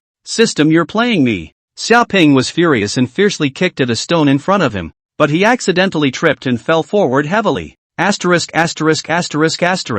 Cursing, Xiaoping slumped to the ground and directly came to a dog's knees, but when he climbed up with a gray head, the scene in front of him had changed drastically. In the dark bamboo forest, it was unknown when an extra clearing had been created, and a two-story green and green bamboo building appeared in front of it. It is the house in the image cabin in the woods. After pondering for a long time, Xiaoping seemed to understand something. He took a step back, and the bamboo building disappeared, and once again the area in front of him became a vast expanse of vegetation. and then he took another step forward, and in a distortion of the air, the bamboo building reappeared. Barricade? Or folding space? Xiaoping couldn't help but marvel. Was it the ability of the system? That's amazing too. The lower part of the bamboo building is overhanging and held up by wooden pillars, mainly to avoid wild animals and floods, but also to keep livestock in captivity. Shapen walked up the stairs and opened the door. Well, it's Spartan inside, but it's clean and tidy, and there's no smell.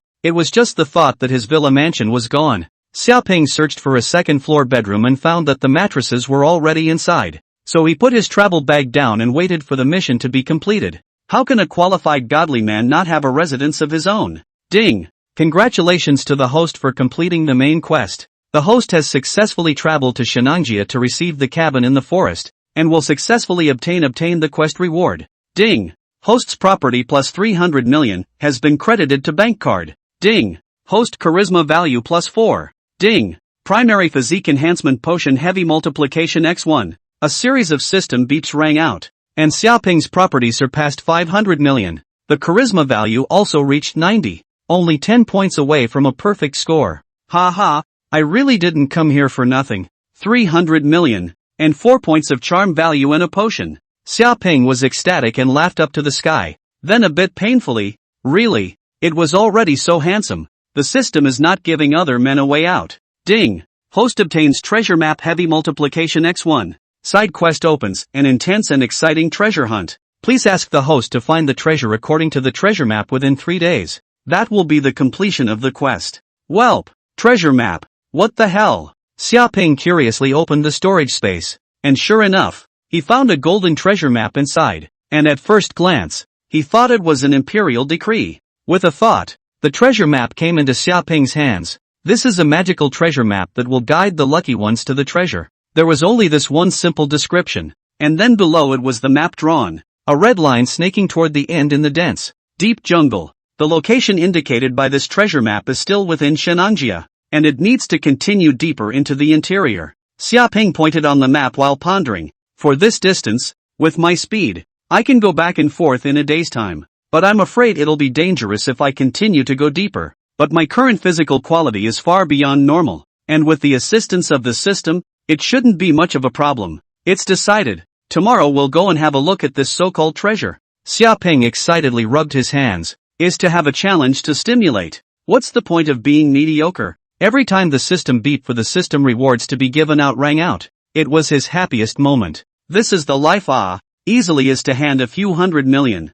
Sharpay opened his cell phone as he waxed lyrical about how he would surely be beaten to death if anyone else hurt him. A smile appeared on his face as he opened Iwan's WeChat. Because of the system, he also still had the network to connect to in a place where communications should have failed. So Sharpay was busy chatting with Iwan. He is also a senior student graduated from a key university. Although he is not very popular after work because he is stubborn in character and not very good at pleasing the leaders. But his own education and insight are definitely not bad. Two people talk about favorite books, talk about favorite movies, all kinds of things. With the longer time to talk, actually found that there are quite a lot of common topics. The two people's good sense is also constantly brushing high. However, when Sharpay unintentionally inquired about Iwan's family background, the other party appeared not too eager to talk about that aspect. Good night. Oh, ***.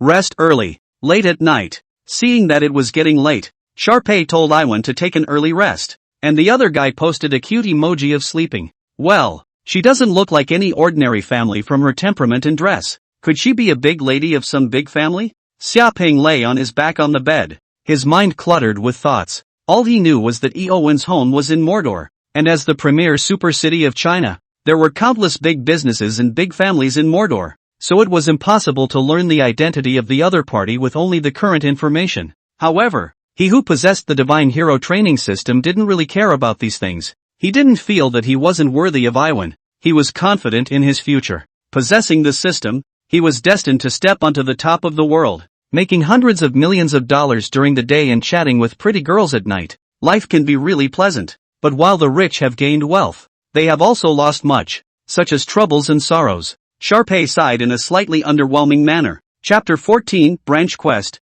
Mysterious Treasure Map. Xiaoping woke up at the crack of dawn. The first thing he did was to take out that primary physique enhancement potion from his storage space.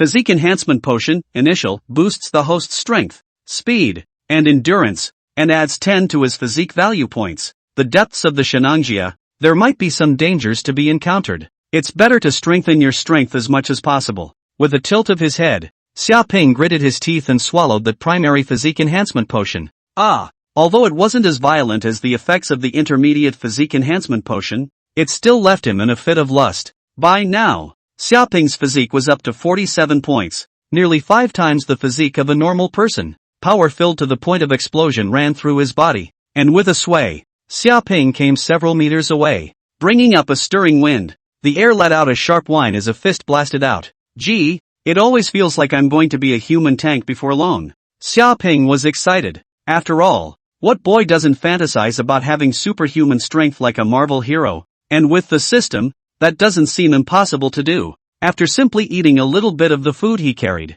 Xiaoping set off with his traveling bag. Some of the things went into the storage space, and some still had to be carried on their own backs. Carrying a dozen or so pounds of weight on his back and weaving between the jungles, Xiaoping didn't feel tired, but instead, he was able to swim with ease. Even Special Forces soldiers who had been specifically trained to carry weights would never be able to do this as easily as he did. Xiaoping was like a phantom traveling through the jungle, occasionally stopping to check the map, gradually going deeper into the depths of the Shenangjia. One would also begin to encounter some wild beasts, but with the system's warning, coupled with Xiaoping's much-enhanced keen perception and luck, all of them were eventually safely avoided. There were scares along the way, and Xiaoping finally arrived at the location where the treasure was located against the map, in the thicket next to a giant tree that towered over him, its branches coiled and intertwined. Chapin held his binoculars and observed a small dirt slope in a low-lying area below. On the earthy slope, there is a huge deep cavern that leads diagonally downward. According to the map, that's where the treasure is located. There's no ferocious wildlife out in that neighborhood. After observing for a long time and confirming that there was no danger in the surroundings, Xiaoping quickly and lightly dashed towards there. Rushing to the side of the cave, Xiaoping first twitched his nose and sniffed, realizing that there was no scent inside that had been occupied by bears or other animals. He breathed a sigh of relief and, without further hesitation, headed straight for the cave. The cave was said to be downward, but it actually had a very small slope, though it was incredibly long, and after a long walk there was still no end in sight. The cavern was silent, with only the sound of his low footsteps hovering and echoing around him. Clatter! What the hell? Xiaoping was startled, but then reacted. That would be the bats in the cave. A swarm of bats, disturbed by his footsteps, danced and flew away in swarms. Scared me, Xiaoping muttered, but still had one more point of vigilance in his heart, so he took out the infrared detector he had bought and walked deeper into the cave while detecting the surroundings. A few minutes later, Xiaoping, who was scouting the way with a flashlight, had already vaguely seen a bit of light appearing in front of him. The flashlight shone through, and through the outline outlined in the darkness, it was vaguely obvious that it appeared to be a glowing box. Well, it looks like a chest. Is this what is called a treasure? With a happy heart, Xiaoping's pace quickened as he rushed towards the glittering box. But just then, the system suddenly gave an alert. There's danger. What the hell? Dangerous? But the infrared detector shows nothing here. Wait. Xiaoping suddenly shone his flashlight to the side. Where? Before, there was a huge patterned stone, and now the rock, which seemed like a small hill, moved. The coiled boulder meanders and unfolds, its high neck raised. It wasn't a rock. It was clearly a giant python. The dog system is trying to hurt me again. The python had a triangular head, and its pitch-black scales made it perfectly camouflaged in the dimness. Because snakes are cold-blooded and can regulate their body temperature to that of their surroundings, they are not detected by infrared detectors. He hadn't thought about it at all. Xiaoping was startled. While the triangular black python had already opened its bloody mouth and pounced, the body reacted instinctively, twisting violently at the waist and lunging to the right. But the flashlight and infrared detector were dropped to the ground. Xiaoping stood up in a sorry state, while the triangular python once again lunged from the side, unrelenting, stretching out its body an estimated 10 meters or so. It is a horrible size. One can't even help but be reminded of the extinct Titan python. With a flash of his body, Xiaoping came to the dead center of the other party's line of sight and directly threw a punch towards the other party's slippery and huge body. Bang! A loud noise erupted from the mournful whistling. Each scale of the triangular python was as big as the palm of a hand. Not only smooth but also hard. Xiaoping only felt like hitting on a steel plate, staggering back under that huge recoil. He even doubted that a pistol could break the incredibly hard scale armor. Grass. Once again woefully dodging the triangle python's attack, Xiaoping's heart was somewhat moved with real fire. I have to slaughter you today. This is not an unsure recklessness. Although the triangle python defense is amazing, but from the two attacks of this head just now, whether in terms of speed or strength, it seems that is not impossible to defeat. And this triangular python keeps blocking the path, so you can't get to the treasure chest without defeating it. Of course, you still have to be careful not to get tangled up in it. The anaconda's stranglehold is the equivalent of the impact of a large truck. Xiaoping's eyes were slightly cold. His spirit was highly tense, and he slowly drew out the short knife that he had placed at his waist as a precautionary measure. You can't tangle. You have to decide in one move. Having failed to score many times, the triangular python seemed to realize that the prey in front of it was not to be messed with. Spitting out its letters while observing with grim eyes, the eyes gradually adjusted to the darkness. Xiaoping slowly moved, and then suddenly took a step forward. Hiss! The triangular python sensed the danger and once again opened its bloody mouth to pounce, while Xiaoping's figure abruptly changed direction and circled around to the side of the python. Pa! The python's tail lifted violently and viciously lashed over, and he couldn't avoid it, so he could only cross his arms to protect his chest. Even though his physique was far beyond normal, Xiaoping still looked like he was being bombarded by a hammer. His breath steeply stagnated, and his entire body was thrown out and rolled on the ground. In the midst of the tumble, it seemed to grab hold of something. Sinful animal, go to hell! A black object spun at an extremely fast speed and flew from a low altitude towards the triangular python, which subconsciously opened its bloody mouth and closed it violently, biting it to pieces. It's the infrared detector. It's now! With a flash of essence in his eyes, Xiaoping's feet flashed, and when he was only one step away from the python, his legs powered up and leapt up violently, and then, taking advantage of the moment when the other party lowered his head, the short knife penetrated down from the head of the triangular python with force. Die! Put! The python's head was directly penetrated by the short blade and stuck into the ground.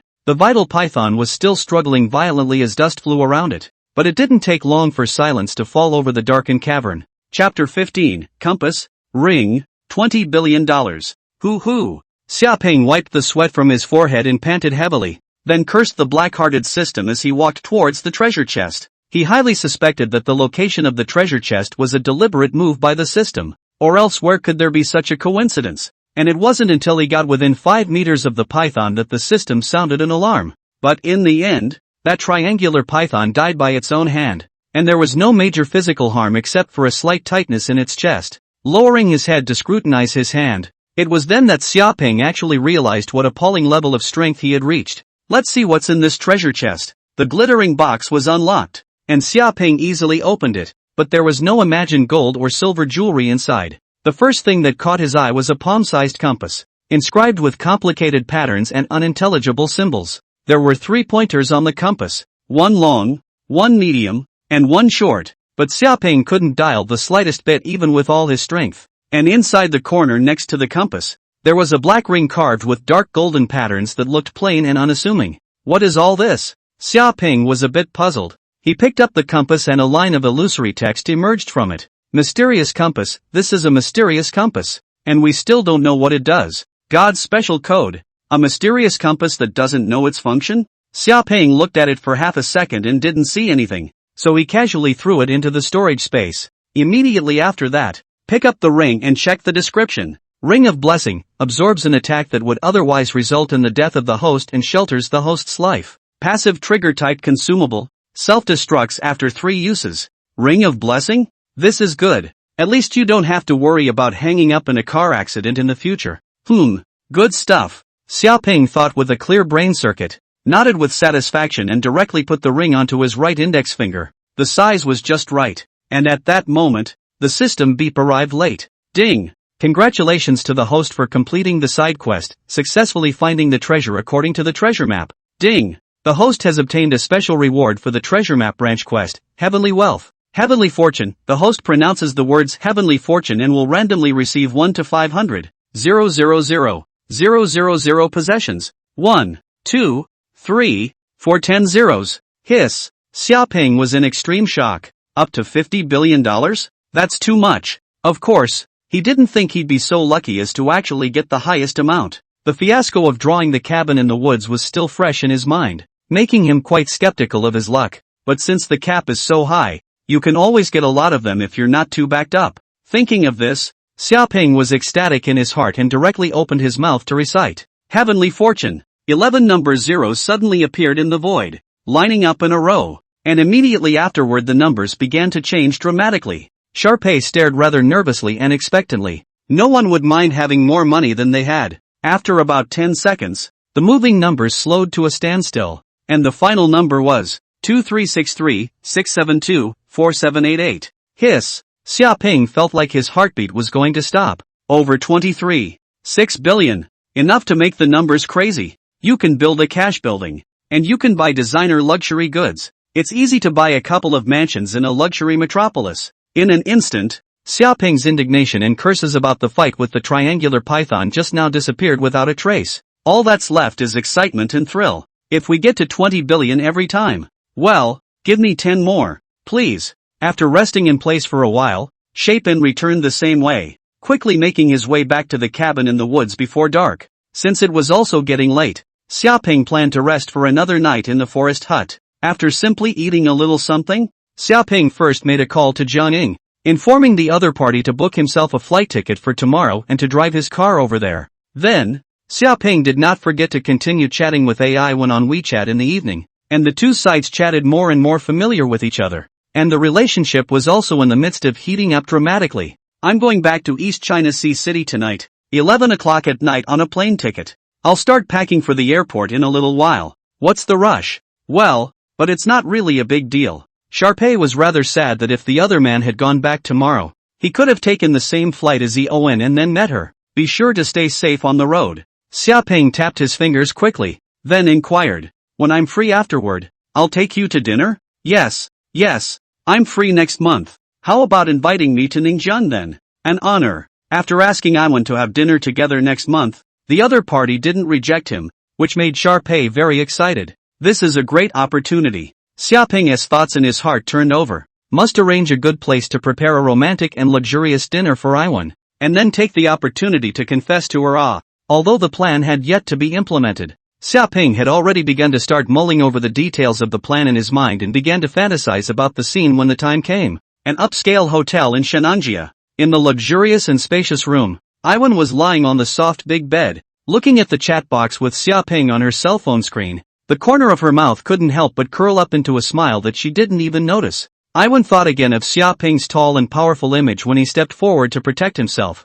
and the warmth and clarity and cleanliness and brightness of his talk and laughter, as well as the powerful confidence and aura that emanated from his body inadvertently. These had been completely imprinted in her mind. Women, all of them, are attracted to powerful men, and Eoin is no exception. Yo, our Missy is chatting with big handsome Xiaoping again? You two are really close. Look at that stupid grin on your face. Chu Tianyue, his body steaming with heat and clad in a bathrobe, walked over and snickered. Iwan threw a pillow directly at Chu Tianyue, only to have her opponent casually grab it. Shouldn't you be thanking me, your good sister, for hooking you up right now? Chu Tianyue jumped right on top of Iwan. Stop it. The two bantered around the room. Chapter 16, Returning to Ningjiang. New main quest. On the plane back to Ningjiang City, Xiaoping gently sipped the high-grade red wine in front of him, while a thoughtful expression appeared on his face. He was thinking about the new mainline quest released by the system. How can a qualified godly man not own his own property? Stage mainline mission opens. The first stage of the mission, the host needs to have a company of his own under his name, develop and produce new qualified products, and the output net profit reaches or exceeds the invested capital. The minimum amount of capital invested is $2 billion. Time frame of the mission, 1 year. Quest success reward, property increase 2x. Advanced physical enhancement potion heavy multiplication x2. Penalty for mission failure, property reduced by 90%. P.S. The protagonist must not engage in illegal industries, such as gambling, drugs, etc., and must not arbitrage false turnover through his original assets once the above circumstances are discovered. The mission can be judged to have failed. Who? Putting the wine glass down, Shapin pinched his brows. This mission was a bit of a headache for him. Asking himself to open a company within a time limit of 1 year and then have a profit margin of 100%? It's not that simple. If there is no lower limit of the amount of money, that's fine. Open a company of hundreds of thousands of dollars, millions of dollars. If properly operated a few times a year, there is no problem. But the key was that the system had already limited the minimum amount to 2 billion for him, and it had also closed all the loopholes that could be exploited. Although illegal hooks Xiaoping certainly will not do, but he also thought of some tricky ways the moment he saw the mission requirements, such as making a game, and then pay their own money to buy. Is not also considered a company profit? But the content of the note at the back directly made Xiaoping's heart go cold. All speculative methods are all blocked. Thinking about it, Xiaoping wanted to drop the cup. Only give himself a year's time. Want to build a company from scratch and then double the company's assets? Just kidding. However, the system did not make things difficult for Xiaoping and gave him some help. The host opens the brain domain auxiliary system and connects to the global network with the power of the system, providing information query, screening, storage, comparative analysis and many other powerful functions. Anyway, in a way it was an extra supercomputer in his head. Also, the quest rewards are exceptionally generous. The first reward, a twofold increase in property. It was important to realize that the amount of money Xiaoping had earned through his mission was now upwards of $20 billion. And this had only happened in just a few days. Although there was an element of luck in this, and he was aware that later missions would not necessarily be as frequent as they were now, his wealth a year later would definitely be more than what he had now. What made Xiaoping's heart flutter even more were the 2 advanced physique enhancement potions. The transformative changes brought about by the enhanced physique had already been deeply experienced by Xiaoping, who was now even able to wrestle with pythons with a body length of more than 10 meters. Xiaoping now estimated that even ferocious beasts like bears and tigers could be killed with his own bare hands, as opposed to the generous rewards. The mission penalties are also very severe. This is the first time there has been a mission penalty. A 90% reduction in property is a loss that Xiaoping cannot tolerate. So even though this mission was daunting, he had to complete it. What kind of company to set up? Tobacco and arms are rather rich industries, but I don't have the door to get involved at the moment. Drinking the red wine in his glass in one go, Xiaoping frowned. Tentatively, I'd rather go with the gaming industry that I'm familiar with. Xiaoping, after all, was also a graduate of a major university, and his own abilities were definitely not lacking. He entered the game industry after graduation, is also relatively familiar with the related business, made a lot of excellent planning and programs, if not accustomed to the workplace that set, now probably can also mix a corporate executive or something. In addition, the game industry is also considered to be a rich man's industry, domestic and foreign. There is no lack of companies to make out of tens of millions of dollars, hundreds of millions of dollars in daily revenue. So, combining the above factors, Xiaoping finally finalized the first company he wanted to establish as a game company. Wait, right at this moment, Xiaoping suddenly had a flash of light in his mind and hurriedly scrutinized the mission requirements once more. There seems to be a mystery hidden in this mission requirement. The host needs to have a company of his own in his name, develop and produce new qualified products, and produce a net profit that meets or exceeds the invested capital. Xiaoping's eyes were fixed on the phrase, the host needs to have a company of his own under his name. Just now, he seemed to have taken himself for granted, and his inertia made him subconsciously think that owning a company in his name meant that he was allowed to create one. And it's not that simple to build a company, let alone one that's over $2 billion in size. Not to mention profitability. It takes a lot of time to establish plus get on the right track, not to mention the product development afterward. So it's an impossible task to reach 100% revenue in 1 year. But what if it's a direct acquisition of a company? If it is, a company itself is too capable.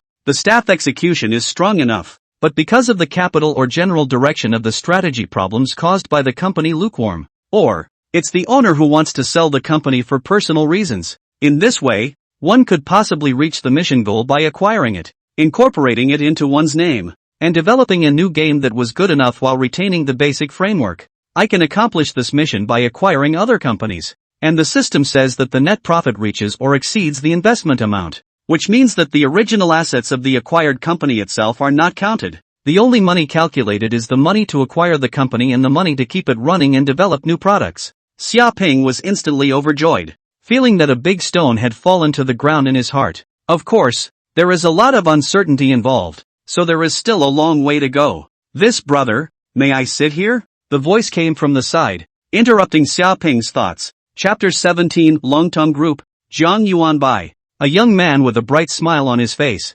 wearing a white shirt, and similar to Xiaoping's age came next to him. Xiaoping raised his eyebrows, somewhat surprised. I don't seem to recognize you. Ha ha ha, I just see that my brother's temperament is extraordinary, and I want to talk to you. After all, airplanes are boring.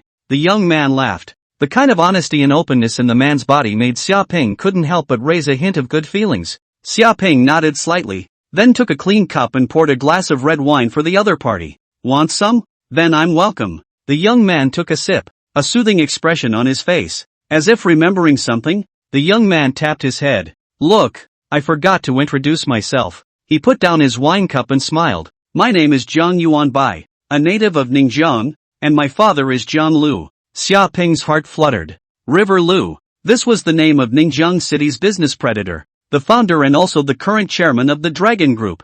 Zhang Lu was said to be poorly educated, but he started from nothing, and with his talent in business, he built a behemoth worth hundreds of billions of dollars. The Dragon Group. In a matter of decades, the main fields of the Dragon Group were real estate and media, and the Dragon Media and Dragon Real Estate belonging to the group under them both had considerable fame in the country. Admirable and awe-inspiring, to say the least. And this young man in front of him was actually Zhang Lu's son. This identity could be said to be appalling. However, there was no arrogance on Zhang Yuanbai's face. There was only indifference. Just a little bit about his status. Natsuhai. Xiaoping smiled and nodded his head in greeting, clinking his glass in a vain manner. So it's the young master of the Dragon Group. I'm out of respect. Dragon Tang Group was indeed a famous big enterprise, but the Zhang Yuanbai in front of him was not yet qualified to make himself. Who owned the system? Lower his stance. After all, Xiaoping himself was worth more than $20 billion right now. The kind you could just take out,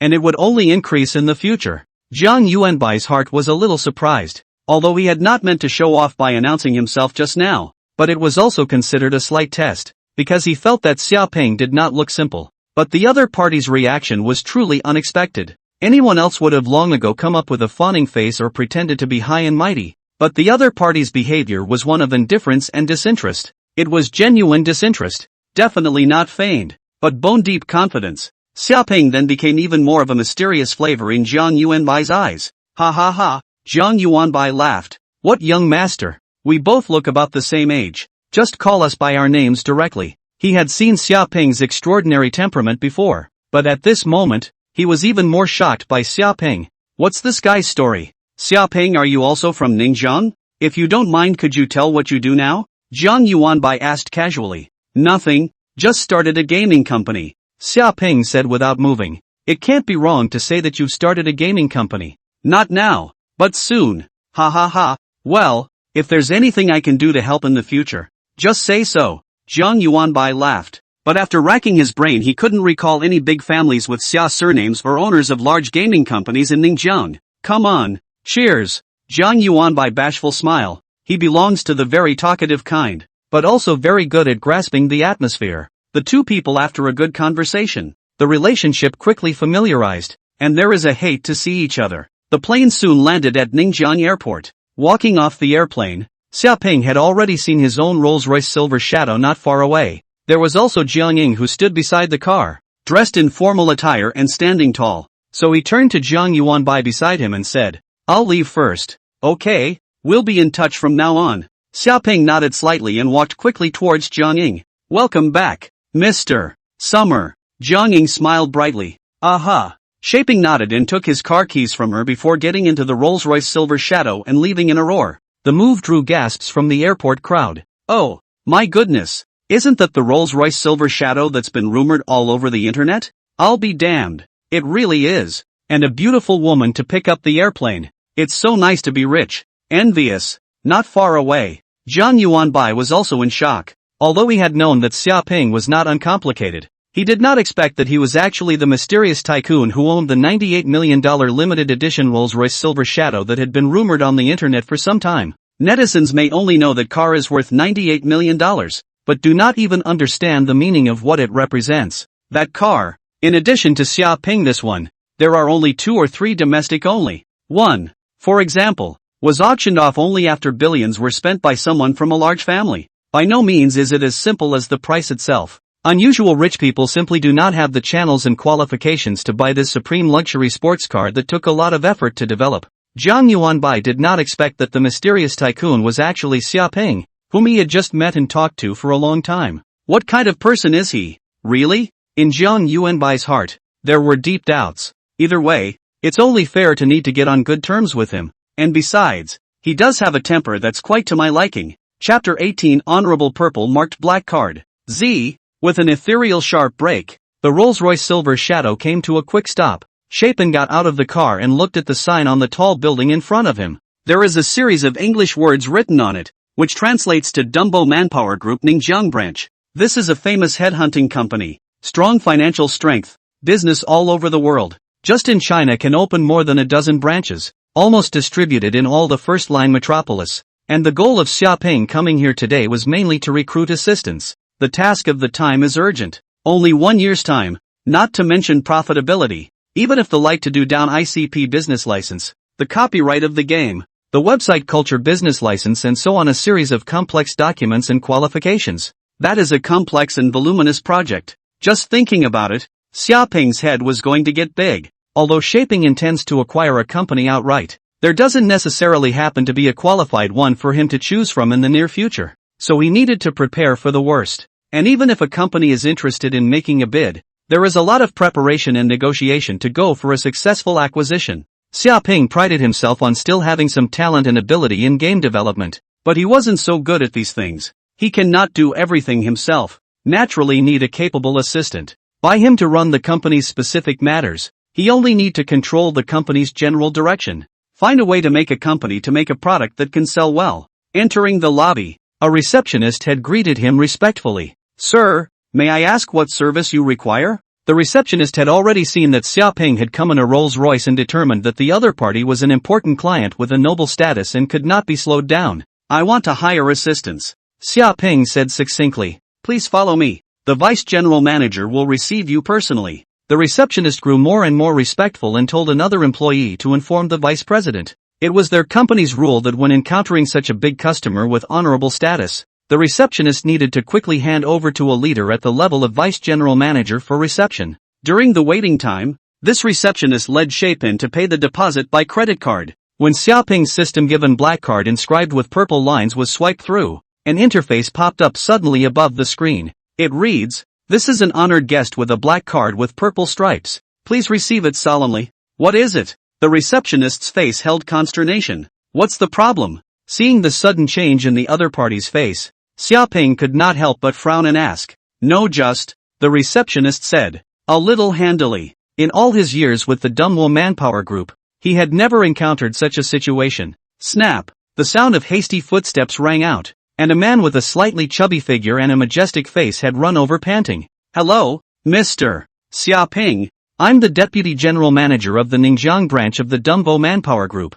I'm sorry, you are an honored VIP guest with a purple striped black card. According to the company's rules and regulations, I'm not qualified to receive you either. You need to be received by the general manager personally. Please follow me. Xia Ping was also a bit confused. A purple striped black card? It looked like it was talking about that bank card that the system had given itself. That card? It's such a big deal? The receptionist next to him was even more shocked. His heart set off monstrous waves. Even the deputy general manager could be unqualified to receive. Needing the general manager to personally appear? What is this young man's identity? In fact, not to mention him, even the vice general manager was shocked at the moment. Even with his status, he only knew that those who possessed the purple striped black card had an exceptionally esteemed status, and he wasn't very clear about the specifics. It was also the first time for him to receive this kind of guest in so many years. So as soon as he received the information prompt sent by the company's network system just now, he directly changed from walking slowly to running over furiously. Sir, please follow me. The VP had an unusually deferential attitude, and while the average employee might not realize it, it was one of the very most important items in their management's training. A guest with a purple striped black card is God. Don't neglect them. Inside the spacious top-class parlor, Xia Ping sat on a rosewood chair carved with exquisite patterns, sipping tea while waiting leisurely. During that time, he asked the system about the bank card and got shocking information. The name of that bank card was called the Purple Stripe Black Card, which was a rare number of bank cards launched by the world-renowned consortiums such as the Morgan Consortium, the Rockefeller Consortium, the Citigroup Consortium, and other world-renowned consortiums in conjunction with world's major banks such as the Swiss bank. Only those with amazing wealth or honorable status can be assessed to obtain it. In short, harsh conditions need to be reached. In addition to being used globally, the overdraft limit of the purple striped black card is a terrifying $30 billion. The card itself is a status symbol. After the implementation of the card is linked with many well-known enterprises and even at the national level. In many places, the card will enjoy the highest level of treatment and convenience. Hiss. Xiaoping couldn't help but suck in a breath of cold air after realizing the horror of this plain-looking bank card. It's as terrifying as it is. It simply rocked him for a whole year. Hey, system, this card is so powerful, so why didn't you tell me earlier? Returning to his senses, Xiaoping asked in dissatisfaction. If he hadn't come to this Dunhua Manpower Group Ningjiang branch, he was afraid that he wouldn't have known the power of this bank card. The system's reply made his breath catch. And you didn't ask. Xiaoping was nearly exasperated. And with a cold snort he stopped asking more questions. For those of you who like this book, start with the first chapter. This is important to the author. Chapter 19 Recruitment of Vocational Assistants. Snap. The door of the parlor was pushed open, and a middle-aged man in a suit with a straight figure who looked to be in his 30s knocked on the door and entered. As soon as he came in, he shook hands with Xiaoping. Mr.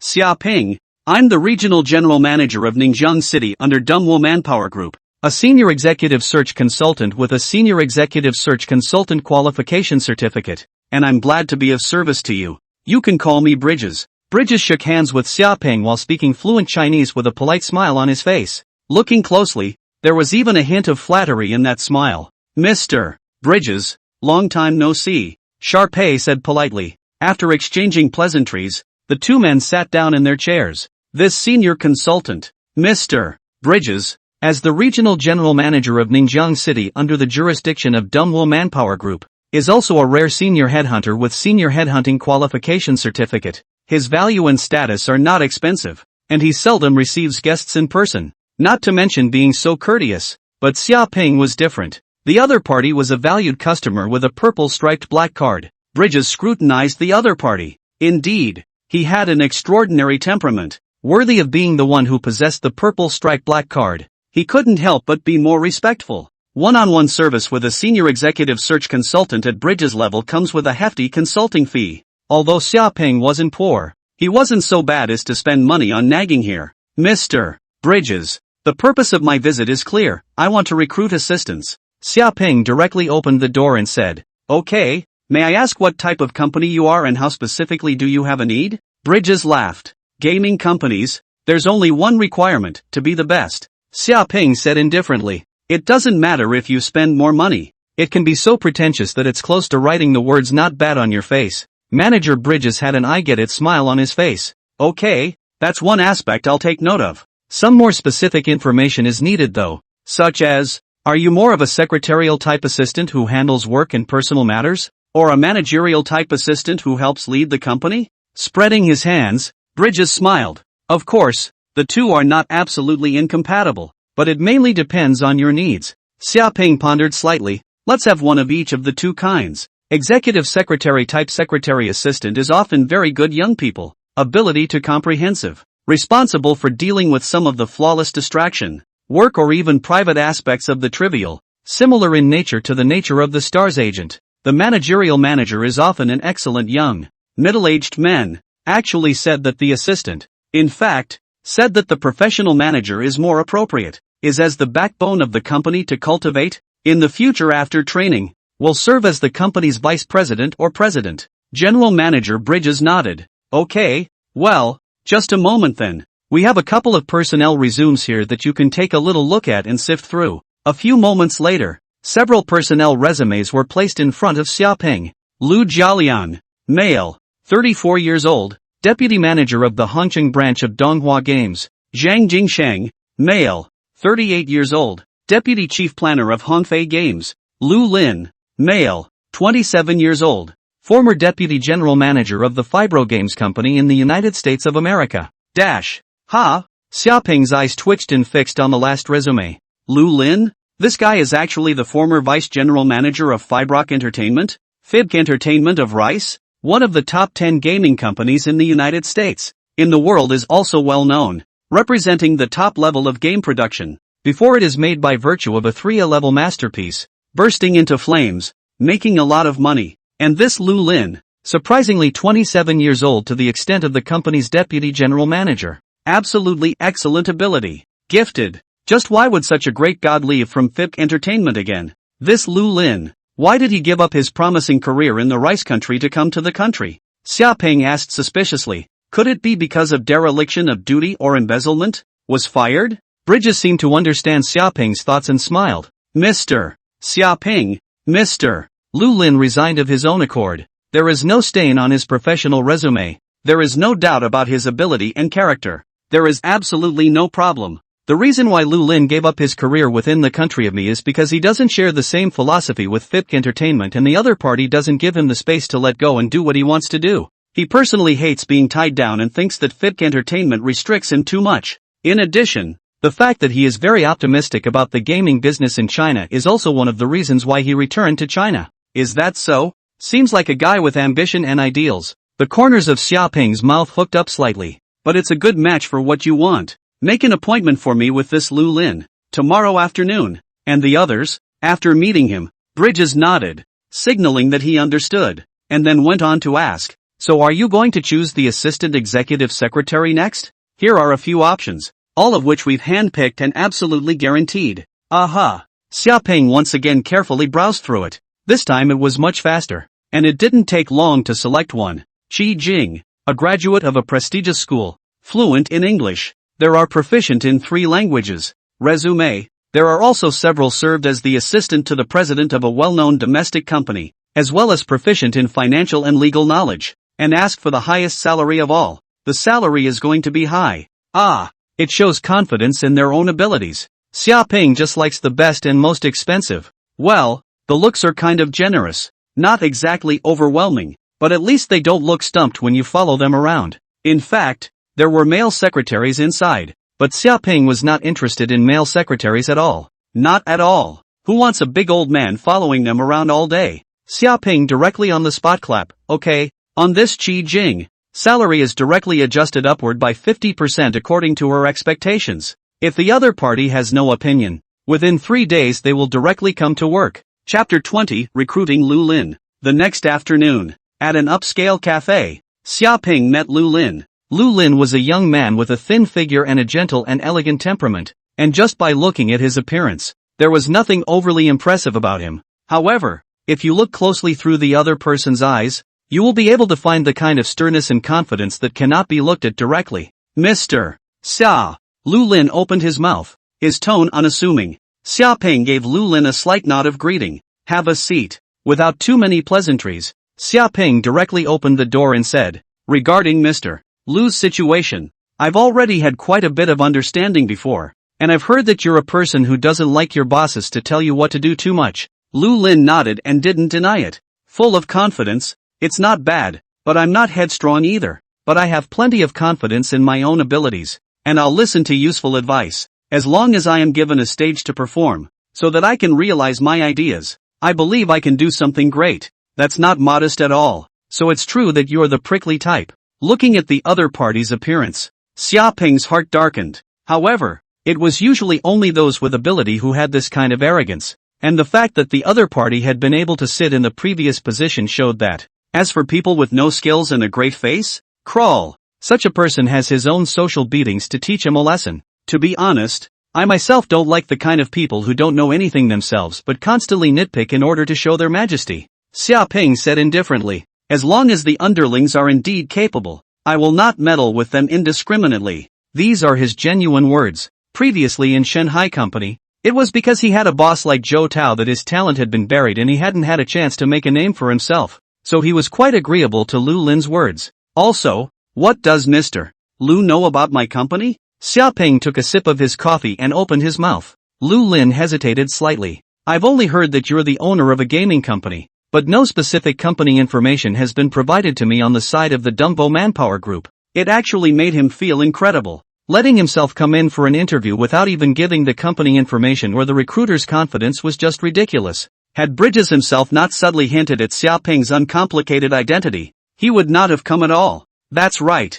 Xia Peng smiled pleasantly. My company's name is Tian Xia Game, And the only slight problem is that it doesn't exist yet. Is Mr. Xia playing me? Lu Lin's face sank, feeling that his intelligence was insulted. You don't even have a company. What kind of manager are you recruiting? A little peace and quiet. Xia Ping smiled and said, pulling out a stack of documents from his bag and placing it on the table. It was a thick piece of information. Yuguan Games? Lu Lin's expression moved. He had heard of this name. It was a modest game company in Ningjiang City. The scale was not considered big, but it was worth more than $2 billion. Mr. Xia, this is. Lu Lin hesitated. The owner of this company has shown signs of turning over the company and I want to acquire it. Xia Ping said slowly, looking over the details of Yuguan Games. Lu Lin's heart gradually became clear. From the information, this company has acquisition value. There is no question about either the competence of the staff or the level of game production. The decline in earnings and even the start of losses over the years is entirely due to strategic failures of leadership.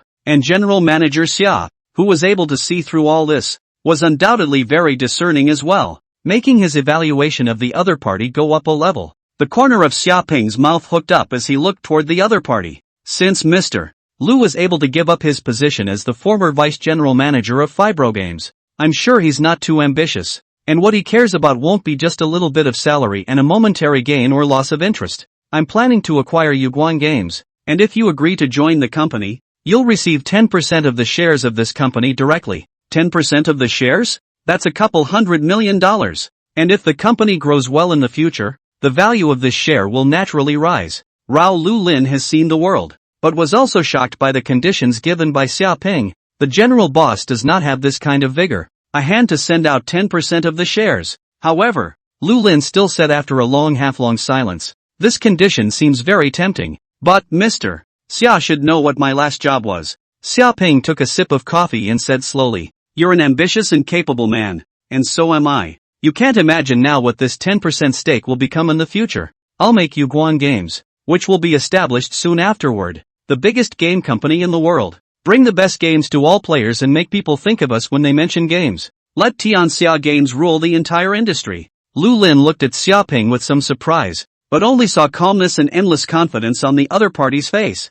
I'll give you the opportunity to show your talents, and the better the company does, the higher your earnings will be. If you can make the company profitable to the point where I've previously invested all my money in it within December, I'll add another 10% to your share. However, you'll be paid a nominal $100,000 a year, and if the company doesn't make any money, you won't make any either. Xia Ping said indifferently, how about it? Dare accept this challenge. A contract was placed on his desk. Hiss, another 10% share? Lu Lin's head was a bit confused, but he was also very clear at the same time that it was 100% difficult to make a profit. Marx said that with 10% profit, capital is guaranteed to be used everywhere. With 20% profit, capital can be active. With 50% profit, capital is desperate. For 100% profit, capital dares to trample on all the laws of the earth, and with more than 300% profit, capital dares to commit any crime, and even go to the risk of being hanged.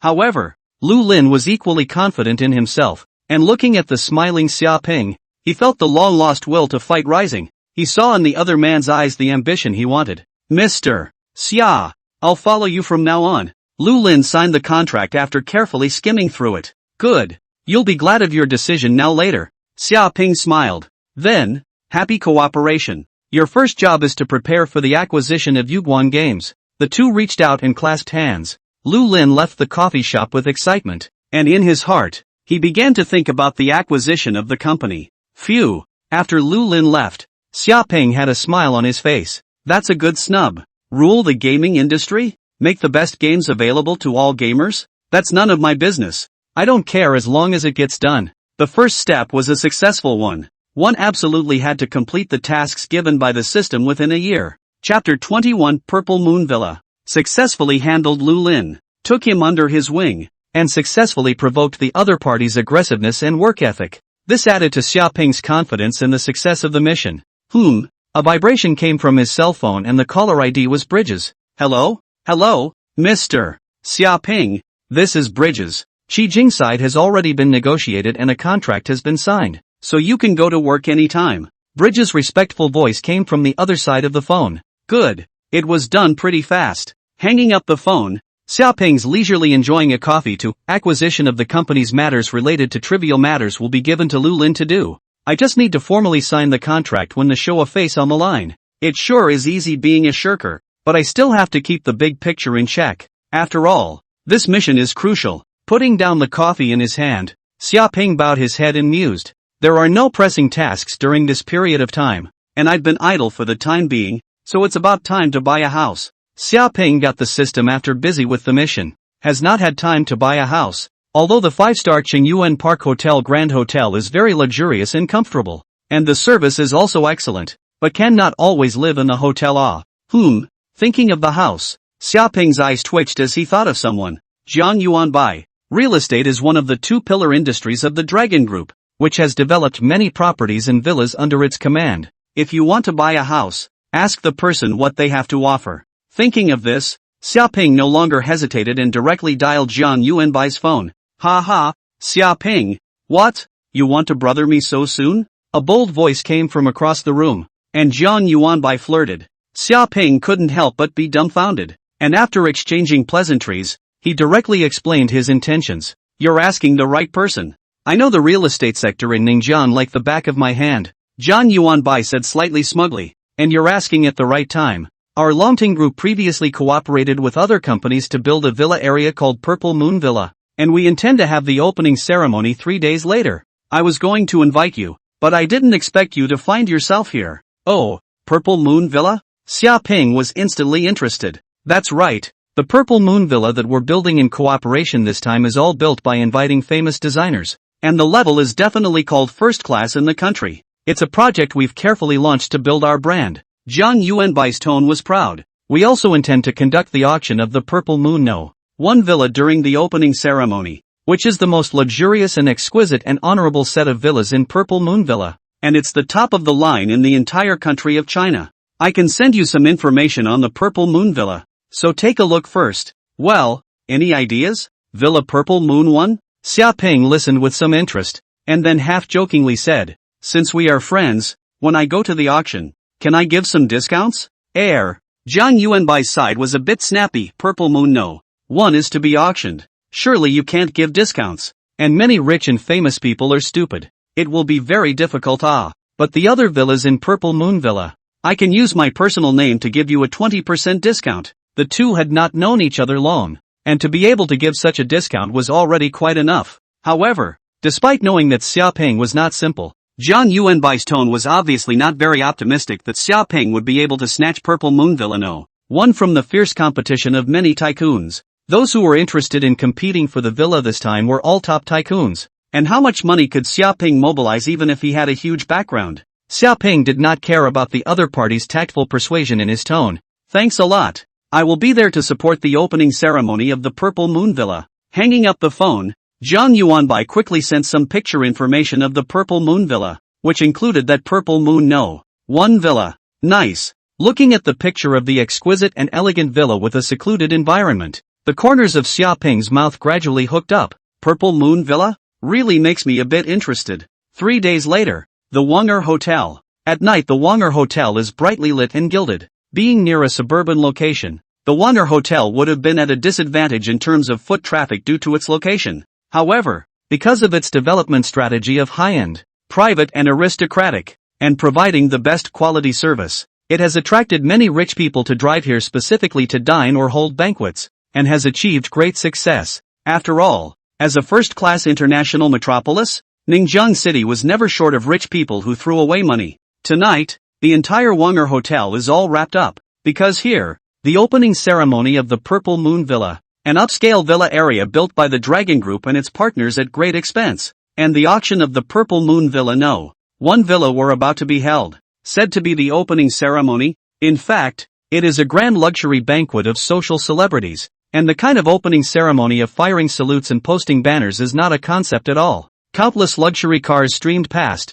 and as far as the eye could see, Mercedes, BMWs, and Toyotas were everywhere, and even more luxurious and famous cars abounded. Because of the congestion in the parking lot, some cars were even forced to park in the open area of the hotel. Boom boom. With a loud roar, a silver lightning bolt sped past, heading straight for the parking lot. Rolls-Royce Silver Shadow. Which mysterious rich man is it? Many people's eyes stared slightly and exclaimed in shock. Even among the many luxury cars, Xiaoping's Rolls-Royce Silver Shadow stood out in splendor. In an instant, Xiaoping's Rolls-Royce Silver Shadow disappeared from sight, but there were still quite a few people talking about the identity of the owner. Well, that Jiang Yuanbai guy really left me a parking space. That's good enough. Mr. Xia, we're here. Qi Jing, Xiaoping's new assistant, opened the passenger side door for him and said respectfully. She had the standard image of a working woman, with a dignified look and demeanor, neat and valiant in a white shirt and business skirt.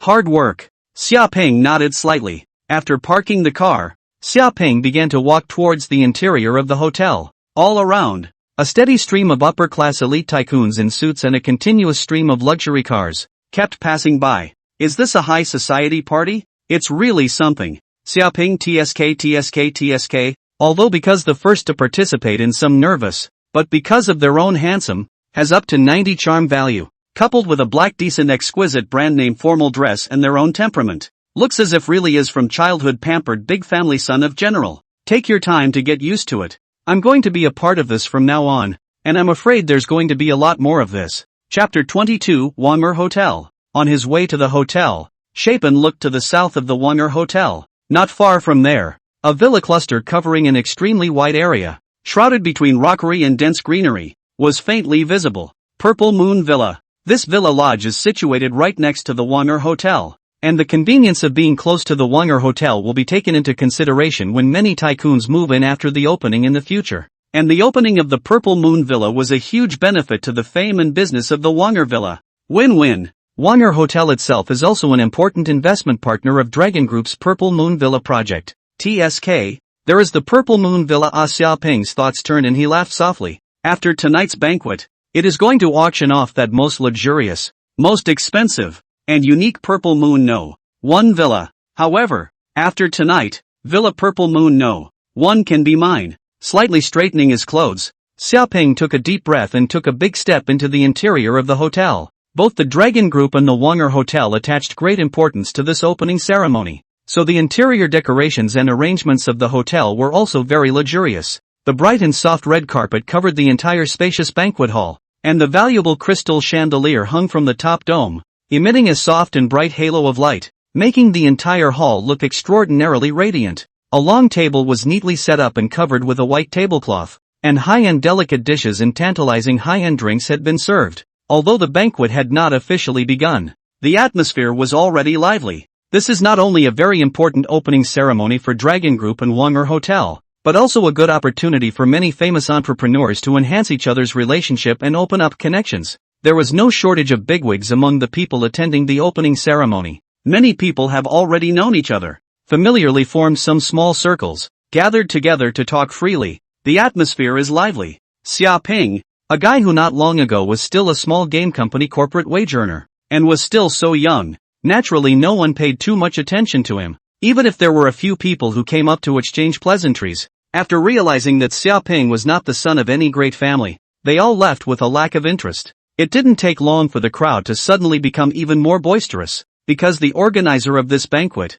finally came out. An old man with half-white hair, still dressed meticulously, slowly entered. His eyes still had the sharpness that time could not hide after the vicissitudes of life. Founder and current chairman of the Dragon Group, Jiang Lu. At his side followed several people, and Jiang Yuanbai stood among them carelessly. And when he saw Xiaoping, he scowled at him with a fluttering brow. Xiaoping was somewhat helpless. Ahem. Jiang Lu coughed and said, "First of all, I'd like to thank all of you for showing your face and welcome all of you to be able to come here and participate in the opening ceremony of our Purple Moon Villa." Despite being in his 70s, he still speaks with a strong middle voice. Without further ado, I hope you all have a fun night, and at the same time, I hope to take care of Purple Moon Villa's business. Yes, the crowd applauded, and the atmosphere of the banquet instantly rose to a climax. The guests drank, ate, and chatted while Ganglu, glass raised, went over from table to table, climbing into conversation with everyone present. Jiang Yuanbai, on the other hand, seemed to be relieved as if he had gotten rid of the focus of the crowd's gazes, sneaking over to Xiaoping's side and happily greeting him. "Xiaoping, you guys have really come." Xiaoping smiled in greeting and asked, "Why didn't you accompany Mr. Jiang to toast and ran to my side?" "Oh, There's my big brother Jiang He accompanying me, Jiang Yuanbai said carelessly, nudging his mouth. Sure enough, as Xiaoping looked over, an elegant and easygoing man who looked to be around 30 years old, with a gentle face, followed Jiang Lu around, chatting cordially with the crowd. Xiaoping's expression moved. Just now that Jiang Yuanbai's elder brother seemed to keep glancing here intentionally or unintentionally, although his movements were hidden. How sharp was Xiaoping's perception nowadays? It was still easily discovered by him. Xiaoping pondered, but just didn't move and took a sip from his wineglass without reacting too much. Even if there was something here, it had nothing to do with him. There was no need to get into any muddy waters. There were only two reasons for him to come today. One was that Jiang Yuanbai had personally invited himself, and as a friend he naturally needed to come and support the party, and attending the banquets of some of the upper-class tycoons, not to mention how many friends he had made, but at least he could open up his own horizons.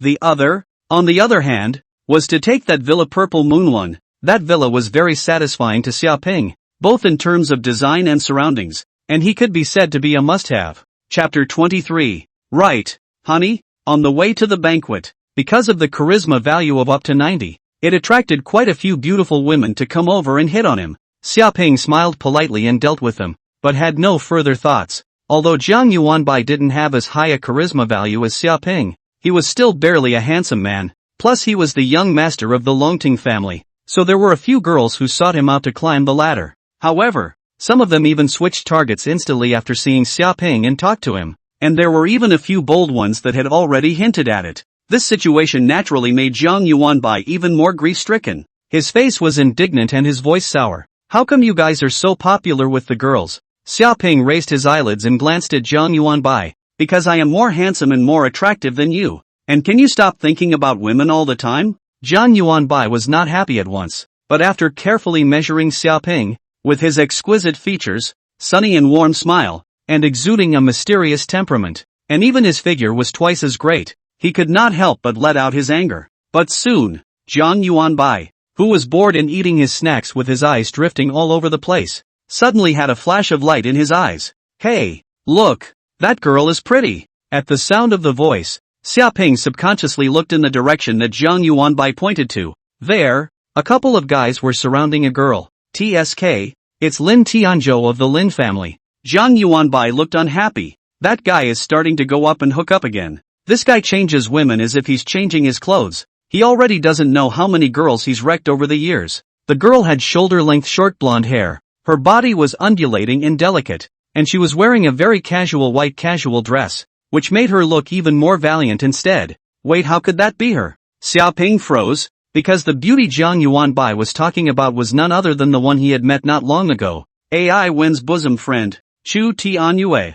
****** off and leave me alone. Chu Tianyue frowned coldly and looked towards the several young men surrounding her. At the head of the group was a rather handsome-looking young man with a high nose and a smile on his face that he thought was elegant and easygoing. Miss, I just want to get acquainted with you. I set off. Chu Tianyue's face carried a trace of disgust as she said nonchalantly. These rich kids in front of her were refined on the surface, but there was undisguised greed in the depths of their eyes when they looked at her, which really made her incomparably nauseous. What a boring party. It's not like there's anyone I know. I wouldn't have come if Dad hadn't asked me to. Chu Tianyue's heart was filled with depression. And the handsome young man's face was finally hanging by a thread. Even a crack in his confidence in his own face value. Am I that bad? This was the first time he'd ever been in a situation where he'd hit on a girl only to have her just tell him to get lost. Because Chu Tianyue was not one of those gold-digging women he could easily hook up with before. Chu Tianyue, however, couldn't care less about his mood and directly turned her head in another direction. Just before she took a few steps, she suddenly realized Xiaoping at the dining table over there. As for Xiaoping, because of Jiang Yuanbai's instructions, he was also looking at Chu Tianyue at the moment. Chu Tianyue was first a bit surprised, then she walked quickly and even waved her hand enthusiastically. Hi, Xiaoping. She still had good senses about Xiaoping. Not only was he handsome, but he was also sunny and reliable, and he and AI1 were hitting it off recently. Xiaoping smiled. Why are you also in Ningjiang? The elders of my family are somewhat related to the Dragon Group, and they're busy, so they sent me here to show their appreciation. Chu Tianyue said carelessly. The entire Jiang Yuanbai beside him was already petrified. What's the situation? You two know each other? Zhang Yuanbai finally came back to his senses. Ah, by way of introduction, the young master of the Dragon Tang group, Zhang Yuanbai. Xiaoping did not answer him, but introduced him in a concise manner. Hello, my name is Chu Tianyue. Chu Tianyue also introduced herself greatly. Ah, hello. Instead, Zhang Yuanbai stumbled a bit. How can I just look at a random person and become an acquaintance of Xiaoping? There's no such thing as justice. Why did Miss leave without saying hello? It turns out that Miss is called Chu Tianyue. It's really a very pleasant name. It's as if the melodious zither music is chiming and echoing. It matches your temperament perfectly. The man who had accosted and pestered the previous one surprisingly followed, seeming to have adjusted his emotions and putting a gentle smile back on his face. Are you guys annoying? Is it dog skin? Chu Tianyue got a little angry, and her face was clearly not looking good. Instead, the man looked at Xiaoping, a hint of unhappiness hidden under his smile. What is your relationship with Miss Chu Tianyue? There was a condescending arrogance in his voice, and even a hint of questioning. Xiaoping looked at this man who thought he was handsome and powerful with the eyes of a retard, feeling extremely puzzled. This person was not a cutie. I'm afraid, right? It's true what they say, when the forest is big, there are all kinds of birds. The man was about to explode with anger, because what Xiaoping wanted to say in his heart was completely without the slightest concealment. It was as obvious as taking a pen and writing it on his face. How dare this little white boy from nowhere look down on himself? Chu Tianyue was originally incomparably annoyed, but her eyes suddenly turned, and she suddenly wrapped her arms around Xiaoping's arm next to her, a bright smile on her face. He is my boyfriend. After saying that, he looked at a stunned Xiaoping. That's right, isn't it? Kiss ass? WTF? Xiaoping instantly felt goosebumps all over his body desperately bubbling out. People stand by. Trouble comes from the sky. What the hell is this? You're the best friend of the guy I'm courting? You don't take it from me. Even if you want to find a shield, you can find Zhang Yuanbai next to you. Well, he's still not handsome enough, so he'll be exposed if you look for him. It's all the fault of being too handsome. Chapter 24, sorry. I couldn't hold back. You guys. The young man's high nose was about to collapse in anger as he pointed at Xiaoping, his fingertips trembling. The first time he saw Chu Tianyue, he was attracted by the other party's appearance and charm, and directly heartily regarded the other party as his own woman, not allowing others to interfere. And now, she was making out with another man in front of her? Unforgivable. Completely not expecting his logic to be so strong and implausible, the young man could no longer even bother to disguise his elegant demeanor, and his face was suddenly grim. Is great. Very good. Kid, what does your family do? I'm going to make Ningjiang City no longer have a place for you. Lin Tianzhou, what are you doing here? Zhang Yuanbai stepped forward and shouted angrily. This is not a place for you to be unreasonable. Lin Tianzhou's complexion stared, and when he saw that it was Zhang Yuanbai, he immediately sneered. Oh, I didn't pay attention. So the second youngest master of the Zhang family is also here. What? Even a trashy thing like you dares to come against me? Other people politely call you the Zhang family's young master, and you still think you're somebody? Don't you know what you are? Next to him, Xiaoping's brows furrowed. The things in this are more complicated than one thinks. I am afraid. Zhang Yuanbai and the Zhang family. Exactly what is the situation? Lin Tianzhou. Zhang Yuanbai's face reddened with anger and he took a violent step forward as if he wanted to hit someone. What? You still want to beat me up? Come on. Let's show everyone that the Zhang family's young master is beating up guests at the opening ceremony banquet organized by his own family. Lin Tianzhou wore a teasing smile and even took the initiative to move forward, pointing his finger at his face. Come on. Dare? The attitude was arrogant to the extreme, and had even attracted quite a few people from the side to look over. Zhang Yuanbai raised his clenched fist, his face cloudy and changing, but he eventually put his hand down. The mockery on Lin Tianzhou's face was even better. Sure enough, it's a wimpy waste of. Just then, a large fist suddenly appeared in front of Lin Tianzhou's eyes, then became bigger and bigger, and finally, in his contracted pupils, it smashed heavily on the bridge of his nose. Boo! Nosebleeds don't want to flow outwards. Lin Tianzhou collapsed on the ground with a dumbfounded look on his face, reached out and wiped a handful of blood, feeling that his nose bone was smashed and cracked. All of them were shocked, including Zhang Yuanbai, who was lowering his hands, and Chu Tianyue, who still had her arms around Xiaoping. Xiaoping, what are you? Zhang Yuanbai was stunned beyond words. Xiaoping slowly retracted his fist, an innocent look on his face as he helplessly shrugged. I'm sorry, I'm actually a very reasonable person. But I didn't expect that someone would actually put their face up for someone to punch them. I just couldn't help it. Glancing deeply at Xiaoping, Zhang Yuanbai said nothing, but a hint of emotion flashed under his eyes. Put. Ha ha ha ha ha, that was so much fun. Chu Tianyue looked at Lin Tianzhou's miserable face of confusion and held her face red. But in the end, she couldn't help but burst out laughing, even laughed through the tears. You've got this guy pestering me to death. How's that for comfort? Ah. Along with the intense pain gradually becoming clear, Lin Tianzhou's violent anger also followed. He struggled to stand up from the ground, looking at the laughing Chu Tianyue, as well as the gazes thrown over by the onlookers around him, already bordering on madness. As the young master of the Lin family, he, Lin Tianzhou, has been fawning and currying favor with everyone. Which woman you want? It's more of a handful, a tick of the finger. Where has he ever suffered such a strange humiliation as today? The girl you're looking at shames you, and a kid from nowhere dares to beat you up? Outrageous. A few people around him also surrounded him with bad faces, and things seemed to be trending up. Oh, a couple of young people having a nice chat. A loud, bright laugh came from Zhang Lu, who was nearly 70 years old. Toast turned around and Gang Lu arrived just in time. Dad! Zhang Yuanbai exclaimed in shock. He seemed to be oblivious to the atmosphere of swords drawn between the two sides, but instead had a warm smile on his face before saying to Lin Tianzhou, looking at you guys, it seems like you're having a great time. No need to be polite. Let go everyone. Xiaoping did not move, and a smile appeared on his face.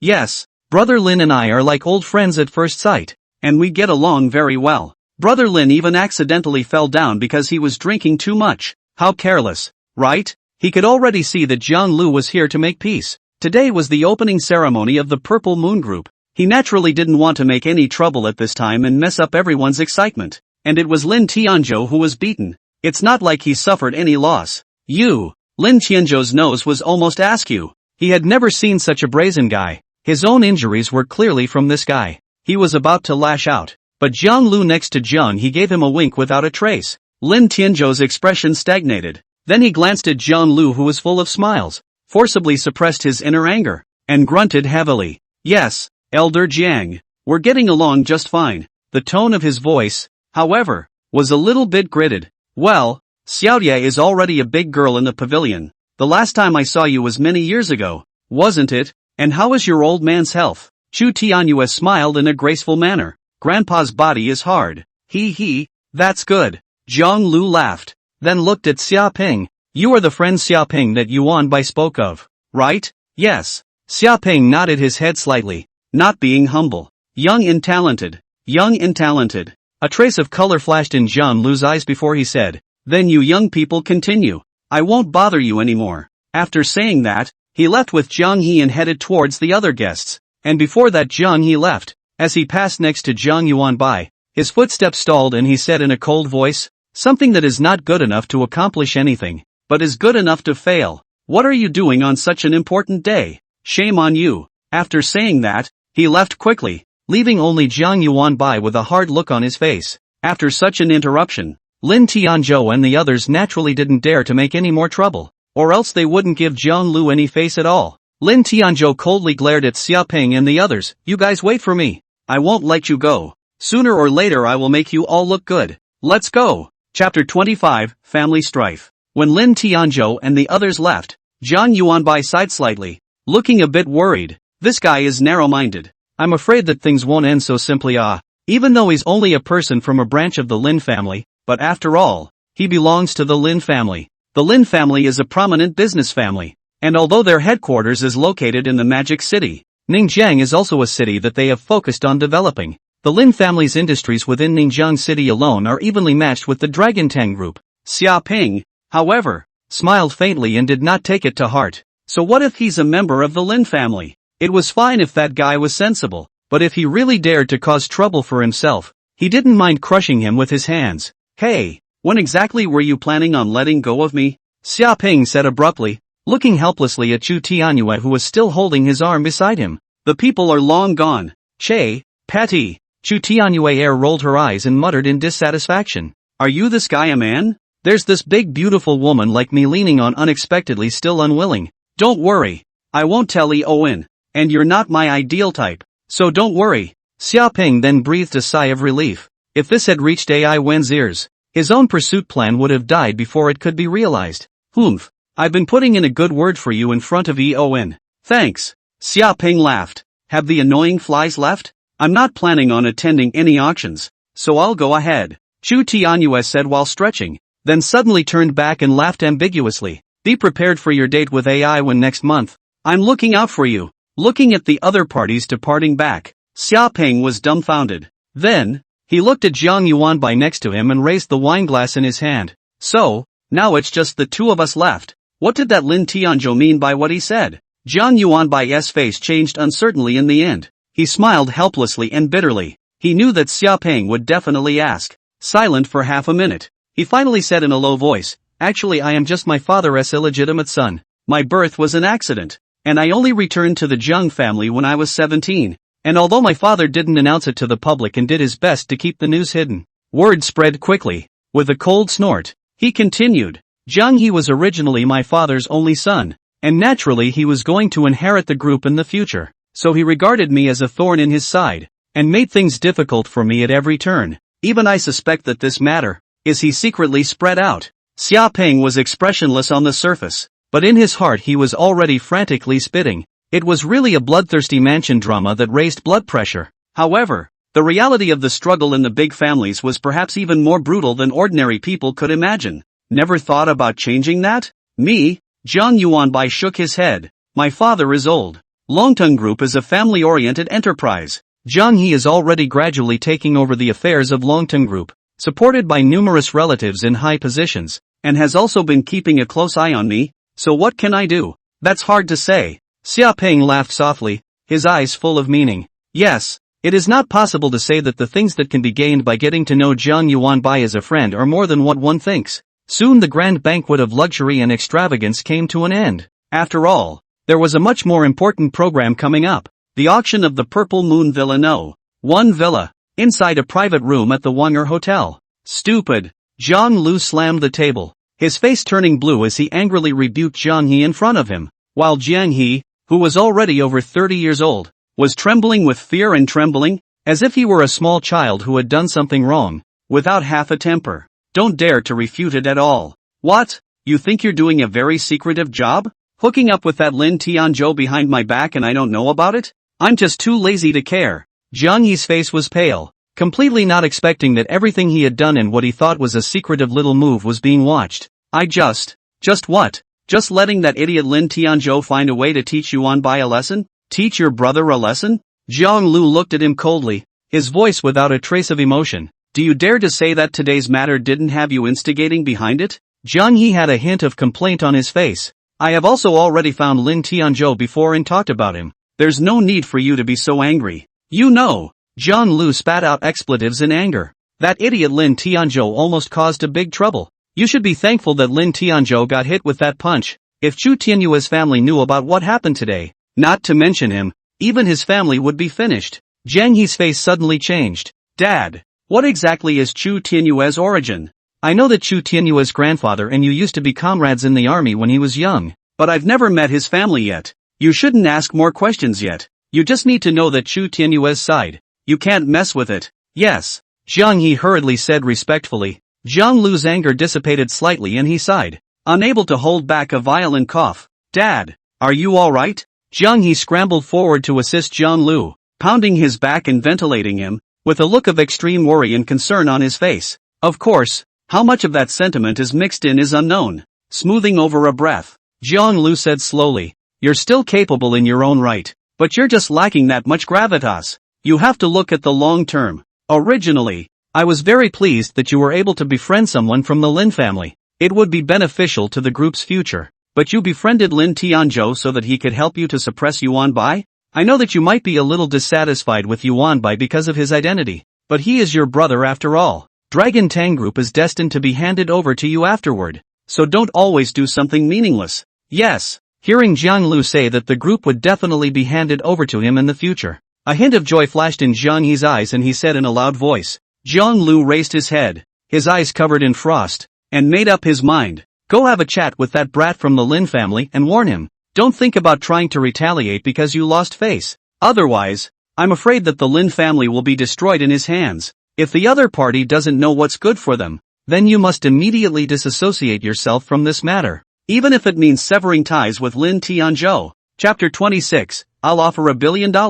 Hotel Wanger. Inside the auditorium. In the dimly lit auditorium, the air was filled with a fragrance if nothing else, and countless beautiful women in cheongsams with bodies comparable to models were shuttling between the seats, guiding the guests to their seats. Xiaoping's seat was in the center, and the number on the sign he got in his hand was 56. That Jiang Yuanbai fellow didn't know where he had run off to, but after all, it was an auction held by his family, so it was only right for him, the young master of the group, to go and help out. The scene was not only filled with guests from the banquet, but even crowded with reporters. They came from various newspapers and media, with flashes of cameras in their hands and pens ready to go. This auction is synchronized with the live webcast. Dragon Group spent money in the TV station and even many live video sites have bought a good position. Seeing this scene, Xiaoping secretly nodded his head. The Dragon Group is really good at calculating. A very clever move. Adopting the form of live auction. On the one hand,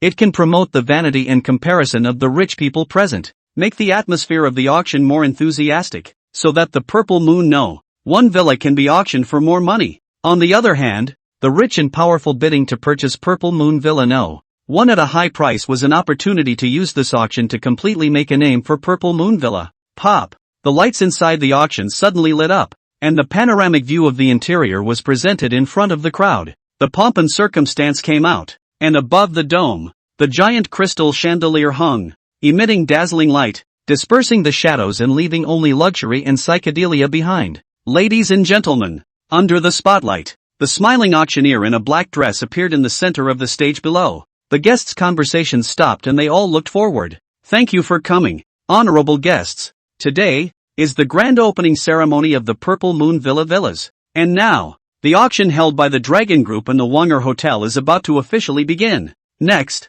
let's take a look at the first and only item in this auction. I believe everyone already knows what it is. That would be Purple Moon Villa. Purple Moon Villa No. 1. On the huge screen, an image of a luxurious villa was suddenly projected. Purple Moon Villa No. 1 is invited to the world's famous design master's design, and even the so-called genius architectural interior designer of the Australian designer Riley also participated in it. Shanghai Purple Moon 1 Villa covers an area of 18 acres, with a construction area of 1461 square meters, for a set of luxury residential and small club functions in a single villa, and even equipped with a golf course. The whole building is two-story, divided into two areas by an S-shaped trellis. The building appearance is a unique curved moon. Due to the use of special materials, the night is even more will emit a bright purple light, like a round of purple moon from the sky. Villa Purple Moon No. 1 is at the top of the heap.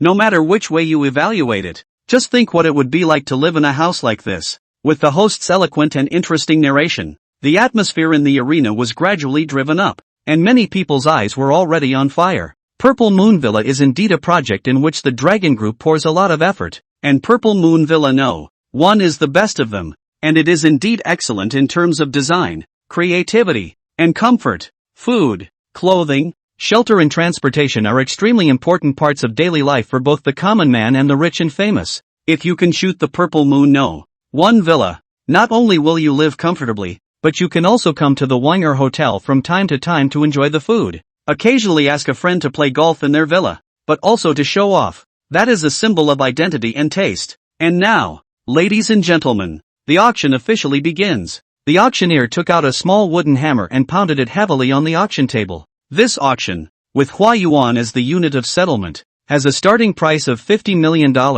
and each minimum increase shall not be less than $2 million. $52 million. As soon as the words fell, someone raised their hand, and the $2 million raise was just testing the waters.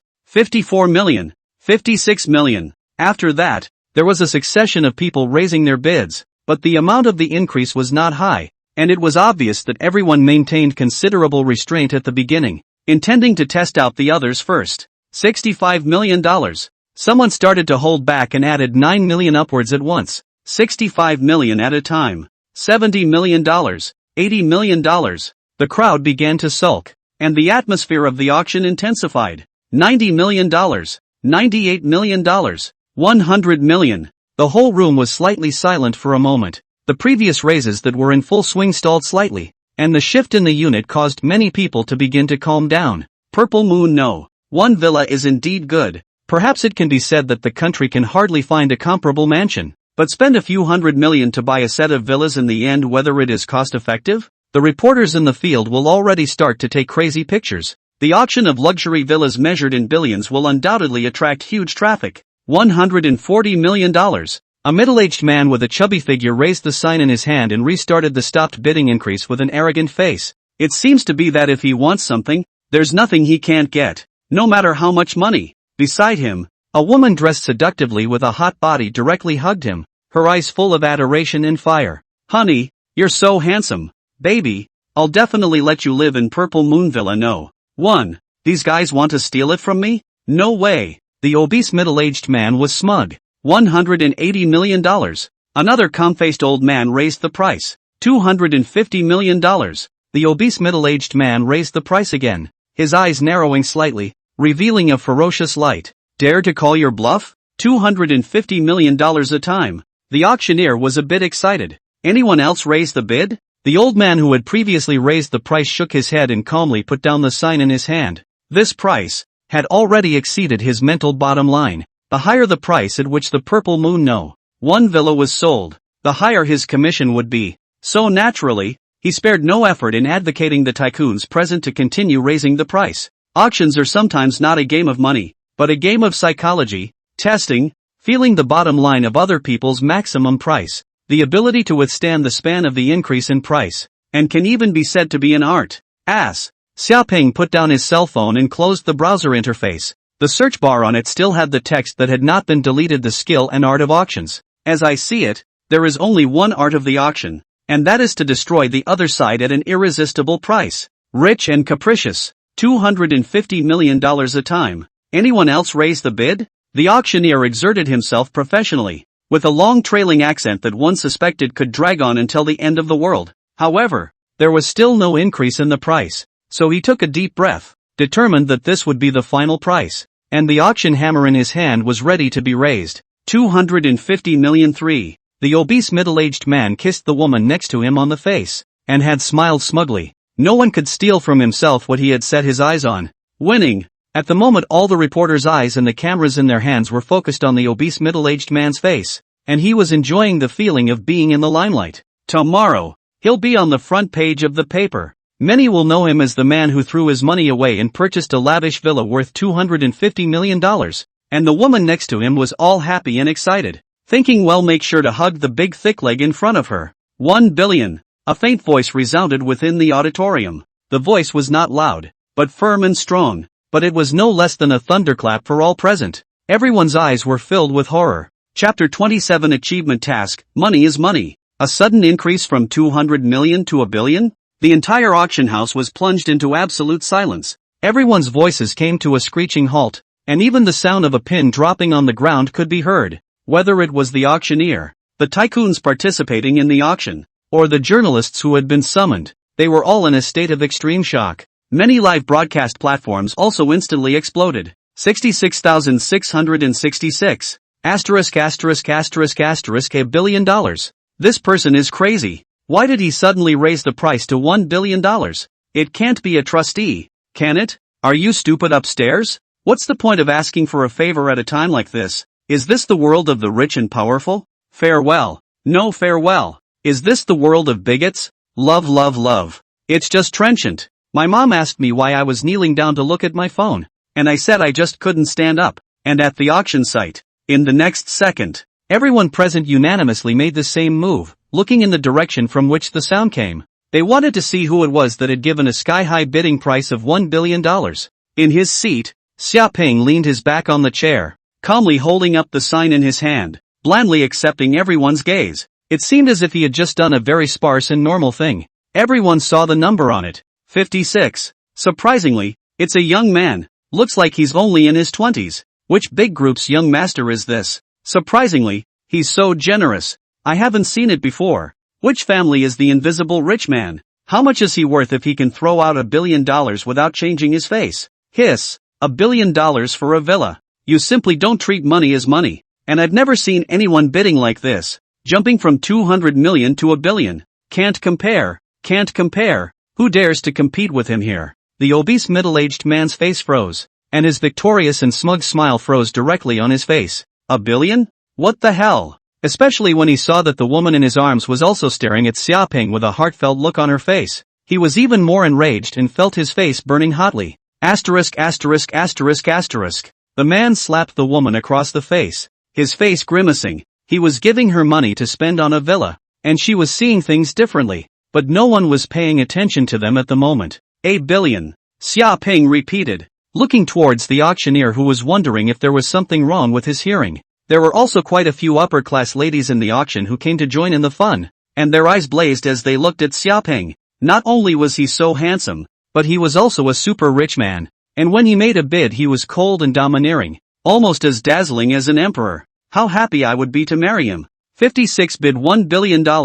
Is there a higher bid? The auctioneer almost shouted out at the top of his voice, his body even trembling slightly from excitement. 1 billion at a time. $1 billion twice. 1 billion 3 times. Sold. Listening to the information coming from the wireless headset, the auctioneer heaved the auction hammer in his hand down. This hammer is worth $1 billion. Congratulations, Mr. Xia, for successfully winning Villa Purple Moon No. 1 at auction. The auctioneer felt like he was running out of strength and his whole body was going to be as if he was going to be deflated, but he still covered his chest and finally said, "This auction ends here. Buyers who didn't get the Purple Moon No. 1 villa shouldn't be discouraged. The other villas in Purple Moon Villa will definitely not disappoint." All the reporters' lenses had long ago moved away from the obese middle-aged man without hesitation and converged on Xiaoping on the other side. Big news. This is absolutely big news. Mysterious tycoon wildly dumped $1 billion.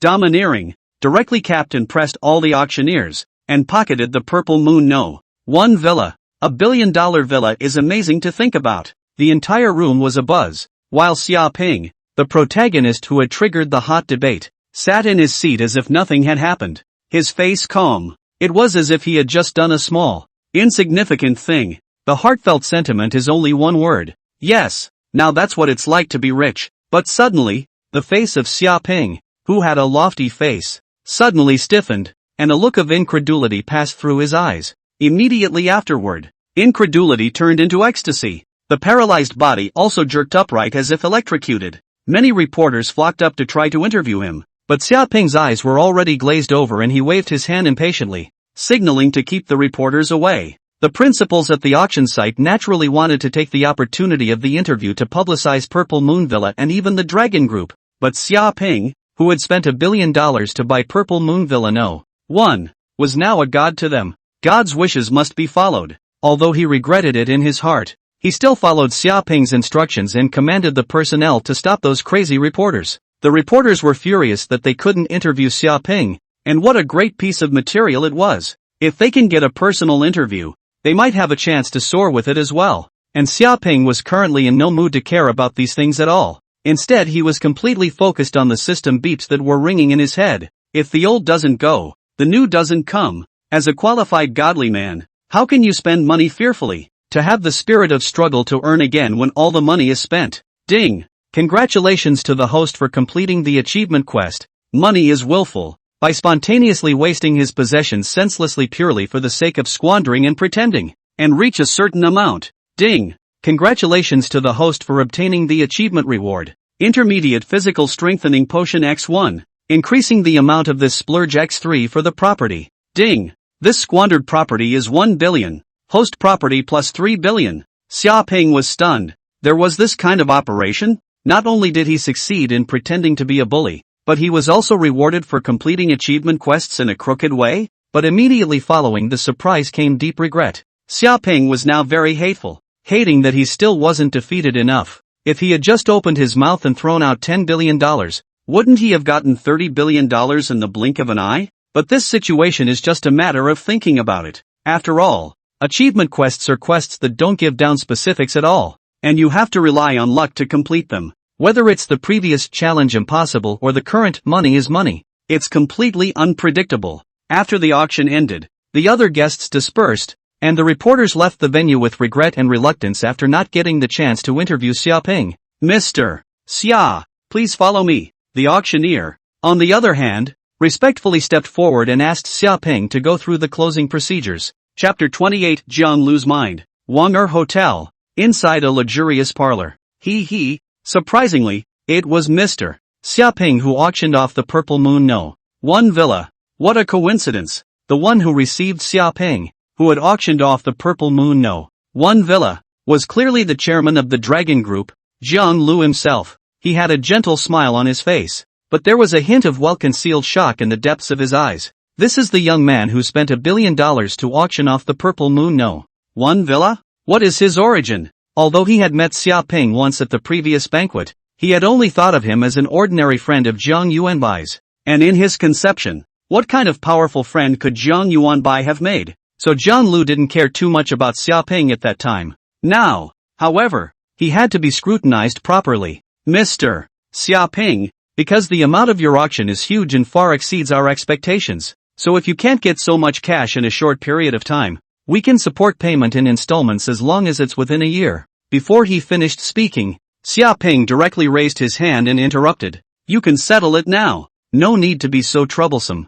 Good. The corners of Jiang Lu's mouth twitched slightly as he signaled with his eyes for one of the people next to him to hand over a contract. As long as you sign on it and settle the payment, the Purple Moon No. 1 villa belongs to Mr. Xiaoping, and you can move in at any time. And the relevant documents will be delivered to you within the week. After a slight scan, Xiaoping used the Brain Domain Assist system to make sure that there was no problem with the contract, and then directly signed on it. And when Xiaoping took out his bank card, Jiang Lu's expression changed completely. Purple striped black card. Jiang Lu was horrified to discover that Xiaoping was using a purple striped black card. Who the hell is he? With Jiang Lu's status, although he had heard of the purple striped black card, he was also far from being qualified to obtain it. Those who are able to own a purple black card are all powerful and influential in various fields, calling the wind and the rain. How could it be in the hands of a young man? Could it be that he had gotten the purple striped black card from the hands of the elders of a large family? That's not possible either, because the purple striped black card is strictly forbidden to be used by anyone other than the person himself, even if it's a close relative. If it is discovered, it will be forcibly recalled and severely penalized by a review committee jointly formed by the major super conglomerates. How on earth did Yuanbai make this friend? Be sure to investigate and remind him that he can't let this thread break. Jiang Lu's attitude towards Xiaoping instantly became polite, and inadvertently continued to cozy up to Xiaoping and draw him closer. On his way out, he also gave Xiaoping his business card. After sending Xiaoping away, Jiang Lu was alone and in deep thought. Now in his mind, he had even sentenced the Lin family to death. Not only did he offend Xiaoping, who possessed a purple patterned black card with a mysterious identity, he even offended Chu Tianyue at the same time. You have to know that Chu Tianyue's family is. That Lin Tianzhou was simply a spoilsport. Even his father, the head of the Ningjiang Lin family branch, was not qualified to offend these two people. Even if Chu Tianyue and Xiaoping would not take a small person like him to heart and exact revenge, a playboy like Lin Tianzhou who was arrogant and caused trouble all day long and did nothing would sooner or later drag the Lin family into the abyss one day. He had already decided to cut off all business dealings with the Lin family, so that although there was less of the Lin family as a force to befriend, if Jiang Yuanbai and Xiaoping developed a good relationship, the Dragon Tang Group would definitely be able to reap greater benefits. Jiang Lu had poured his life's work into the Dragon Group, and that was the foundation that he had worked so hard for. For him, who was already approaching the age of old age, what power and prestige were no longer that important. To see the group continue and prosper was what he cared about most. There's a need to have a good talk with Yuanbai, even if it's not a bad idea to share some of the group's affairs with him afterward. After photographing the Purple Moon No. 1 villa, Xiaoping began to plan for decorating and moving in. It was good that Xiaoping also had an assistant now, so he didn't need to do these chores himself, although Qi Jing is a company assistant. But on the one hand, the acquisition of the company is not finished now. There is no company affairs need to deal with. On the other hand, Xiaoping pays the other party almost the highest compensation in the industry, and there will be a labor fee. Qi Jing naturally did not have any complaints in this situation,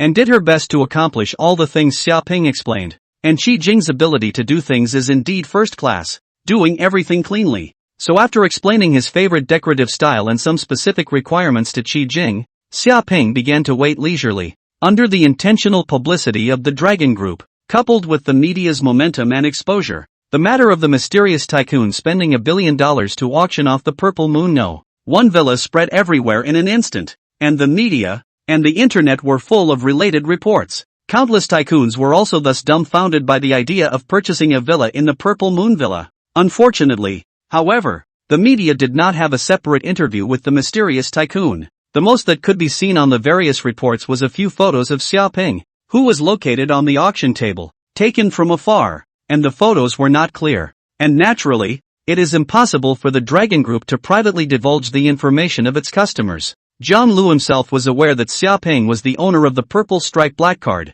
In addition, during the period, according to certain sources, the mysterious tycoon who auctioned off the Purple Moon No. 1 Lodge is suspected to be the owner of the $98 million high-grade Rolls-Royce Silver Shadow, which set off a not-so-low level of heat at the beginning. For a while, the news about this godly man with the name Xia has been a hot topic on the internet. The countless gold-worshipping nymphomaniac netizens scrambled to devote themselves to Xiaoping on the internet, shouting to become his girlfriend. Chapter 29 Then I must not have offered enough money. 3 days later, Purple Moon Villa. Purple Moon No. 1 Villa. Mr. Xia. The decoration of the villa is all arranged to your liking. Whether it's the materials or the labor used, it's all in accordance with your requirements, using the highest specifications, and the total cost of the decoration is 6,522,000. Xiaoping strolled through the Purple Moon No. 1 Villa, looking around blindly. Qi Jing, on the other hand, followed beside, holding a ledger in her hand,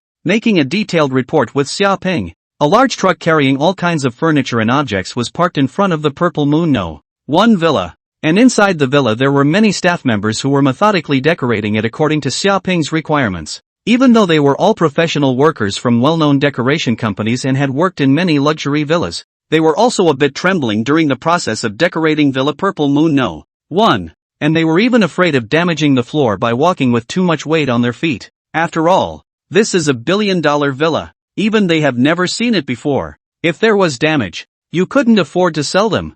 You did a good job. Hard work. Xiaoping nodded with satisfaction. The interior decoration of the Purple Moon Villa was already 80% complete. Purple Moon Villa No. 1 and the other villa area is completely divided. Said villa can even be regarded as a small manor, which not only has a golf course, there is also a sparkling artificial small lake. It is stocked with a variety of fish, so you can come over and fish at your leisure. Vines and greenery, flower beds built to symbolize various meanings, and the view from the top of the villa is so refreshing that you can forget all your worries. All in all, Sharpay was happy with the place. What's even better is that instead of spending money to buy the villa, the property has increased by $2 billion. Cool. On top of that, the renovation work is nearly complete. Mr. Xia, you will be able to move in tomorrow night. Very good. Xiaoping nodded slightly, sort of resolving a matter of the heart, finally having a luxurious house of his own. By the way, Assistant Qi, how's the restaurant I asked you to help find earlier? Xiaoping stretched his back, seemingly remembering something, and asked. I've already picked out a few of the best restaurants for couples dining dates in Ningjiang City for you. Qi Jing smiled, took out her iPad, and showed Xiaoping the details of several restaurants displayed on it, also equipped with internal high-definition pictures. Xiaoping slid his fingers and kept browsing, muttering under his breath. This is good, this will do. His fingers stopped suddenly, and a sudden flash of light came before his eyes. On the screen, a towering tower-like building, narrowing as it went up, like a skyscraping sword rising into the sky. Hentaying House. The landmark building in Ningjiang City is more than 500 meters tall, and on the top floor is the 8-star rated restaurant Crystal Night. 8-star represents luxury and extravagance beyond the norm. An entire floor of the Crystal Night is covered with various kinds of crystals, even the dining table and wall pillars, which can be described as extravagant and luxurious to the extreme. Through the developed holographic projection technology, a piece of rose petals blossomed and bloomed on the crystal walls and floors, and it was even assisted by a gravity sensing system, making guests feel that the whole restaurant had been slowly rotating. Romantic and sophisticated. It can be the perfect place for a couple to have a dinner date. Of course, the price is ridiculously expensive, but countless rich people are also willing to throw away money in order to get a smile from a beauty. Well, it's pretty good. The more Xiaoping looked at it, the more satisfied he became. The only thing that made him a little upset was only one thing. Although the fact that the large floor of Crystal Nights only hosted 3 groups of guests a night was already very small, he still didn't want any possibility of being disturbed while dining with Eoin. Book me for the Crystal Night on September 20th. Package. No one else. Xia Ping said. Qi Jing's face showed a hint of difficulty. What? What's the problem? This Mr. Xia. Crystal Knights does not provide package services. Qi Jing said helplessly. They have 3 groups of guests every night that are thunderous. There have also been people who have wanted to add purse stakes, but the owner of Crystal Knights is said to be a very stubborn man, declaring that he will never change the rules of the restaurant. Oh, there is such a thing? Xia Ping raised his eyebrows and said after a moment of contemplation. Then there's no need to purposely spend money to charter a venue. Qi Jing breathed a sigh of relief. But in the next second, Xia Ping directly said, buy me Crystal Knight directly. The owner of the restaurant has changed, so there's no need to get hung up on any rules, right? Qi Jing felt a vague blackness in front of her eyes. The owner of Crystal Knights has repeatedly rejected other people's acquisition intentions with a very resolute attitude, and he seems to have some connections with the owner of Hentang Mansion, so this should be difficult. Then go ahead and raise the money. Xia Ping's voice did not contain a trace of emotion or waves. Like a cold tyrant, if he's not willing to sell, then it must be that the added money is not enough. I can buy a villa for $1 billion, or I can buy Crystal Knights for $1 billion, 2 billion, 3 billion. Xia Ping's eyes revealed an unquestionable majesty, and Qi Jing did not even dare to meet his gaze. At times like this, she had even forgotten that the person in front of her was just a young man in his 20s, but as if he was one of those big consortia's executives in high positions. Not angry and intimidating, Qi Jing didn't dare to retort anymore, took a deep breath and respectfully said, yes. Chapter 30, Buying Crystal Knight. The next day, Qi Jing called to report, saying that the other party had agreed to Xia Ping's acquisition of Crystal Knight. The final offer is 12 billion. Ha! 2 billion? It really dares to ask for a lion's share. Xia Ping couldn't help but sneer after hearing Qi Jing's report. Is this an attempt to make me know what to do? Or is it to taunt me, or really just want to extort a wave? Although it was said that in order to be able to satisfy Iwan, not to mention 2 billion, even if it was 12 billion, Xia Ping was willing to take it out. After all, money is meant to be spent, and money should be spent well. If you don't spend the money, why do you keep it in your hand? As an ornament? But that didn't mean that Xia Ping was really willing to be a wrongdoer. 2 billion? That much money is more than enough for him to build himself a luxurious 5-star hotel. So, Xia Ping asked Qi Jing to take his purple patterned black card to settle the bill. At first Qi Jing was still a bit skeptical, not understanding why her own boss would agree to this kind of price that was a complete ripoff. But Xia Ping didn't explain too much to her and just told her to do as she was told. As a result, when the Crystal Knight boss got that one purple patterned black card, it was as if he had gotten a piece of red-hot charcoal. His body shivered, and his complexion changed drastically. Purple striped black card. He recognized the purple printed black card that represented status and dignity. One dared to haggle with the other party. It was almost as if he didn't want to die. Sorry, Assistant Qi. My previous offer was just a little joke. The Crystal Knight boss changed his face to become faster than a chameleon, smiled fawningly, and immediately revised the contract, lowering the price hard to 200 million, from the initial price of a lion's share to a price that was vaguely disadvantageous for him. When Qi Jing held the restaurant transfer contract in her hand to report to Xia Ping, she still felt dizzy throughout. What the hell is going on here? This bank card, is it so powerful? She felt as if the small bank card in her hand weighed 1,000 pounds, and holding it in her hand made her heart thump, her mouth dry, and her heart shook. Although it was impossible for her identity to know the true significance of what the purple striped black card stood for, it did not prevent her from further deepening her awe of Xia Ping.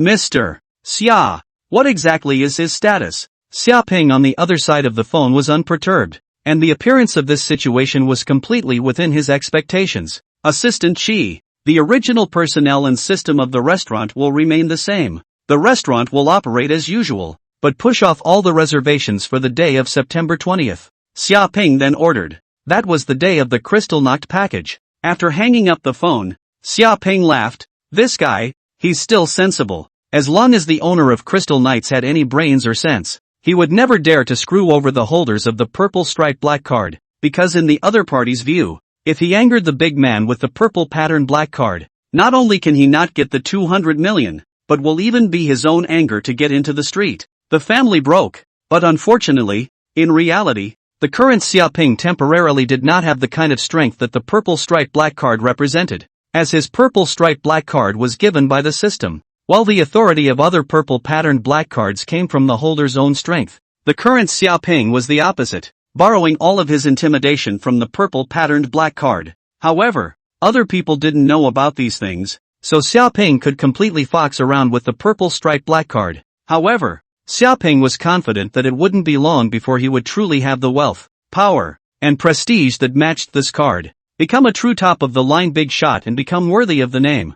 I'll take this crystal that stands on top of the cloud tops. Xiaoping had a smile on his face and was in a pleasant mood, unusually looking forward to the upcoming meeting with Iwan again. The contact between the two has been uninterrupted and has been upgraded from the old WeChat chat to phone porridge and video chat. The relationship has also skyrocketed in the process. The two just never really settled into a relationship. Since Iwan was a more introverted and quiet personality, Sharpie Eye's strategy was to take things slowly, and this crystal night was his chance. At night, Purple Moon Villa. In Purple Moon Villa No. 1. The second floor of the villa has a spacious gym equipped with a wide range of training equipment. However, those trainings to build muscles and enhance strength were not needed at all for Xiaoping, whose lean and sturdy body contained a strength that surpassed that of an ordinary person by nearly 5 times. Physique points 47. Moreover, the increase in strength represented behind the increase in physique points could definitely not be a simple multiplier increase, but a geometric increase. Boom,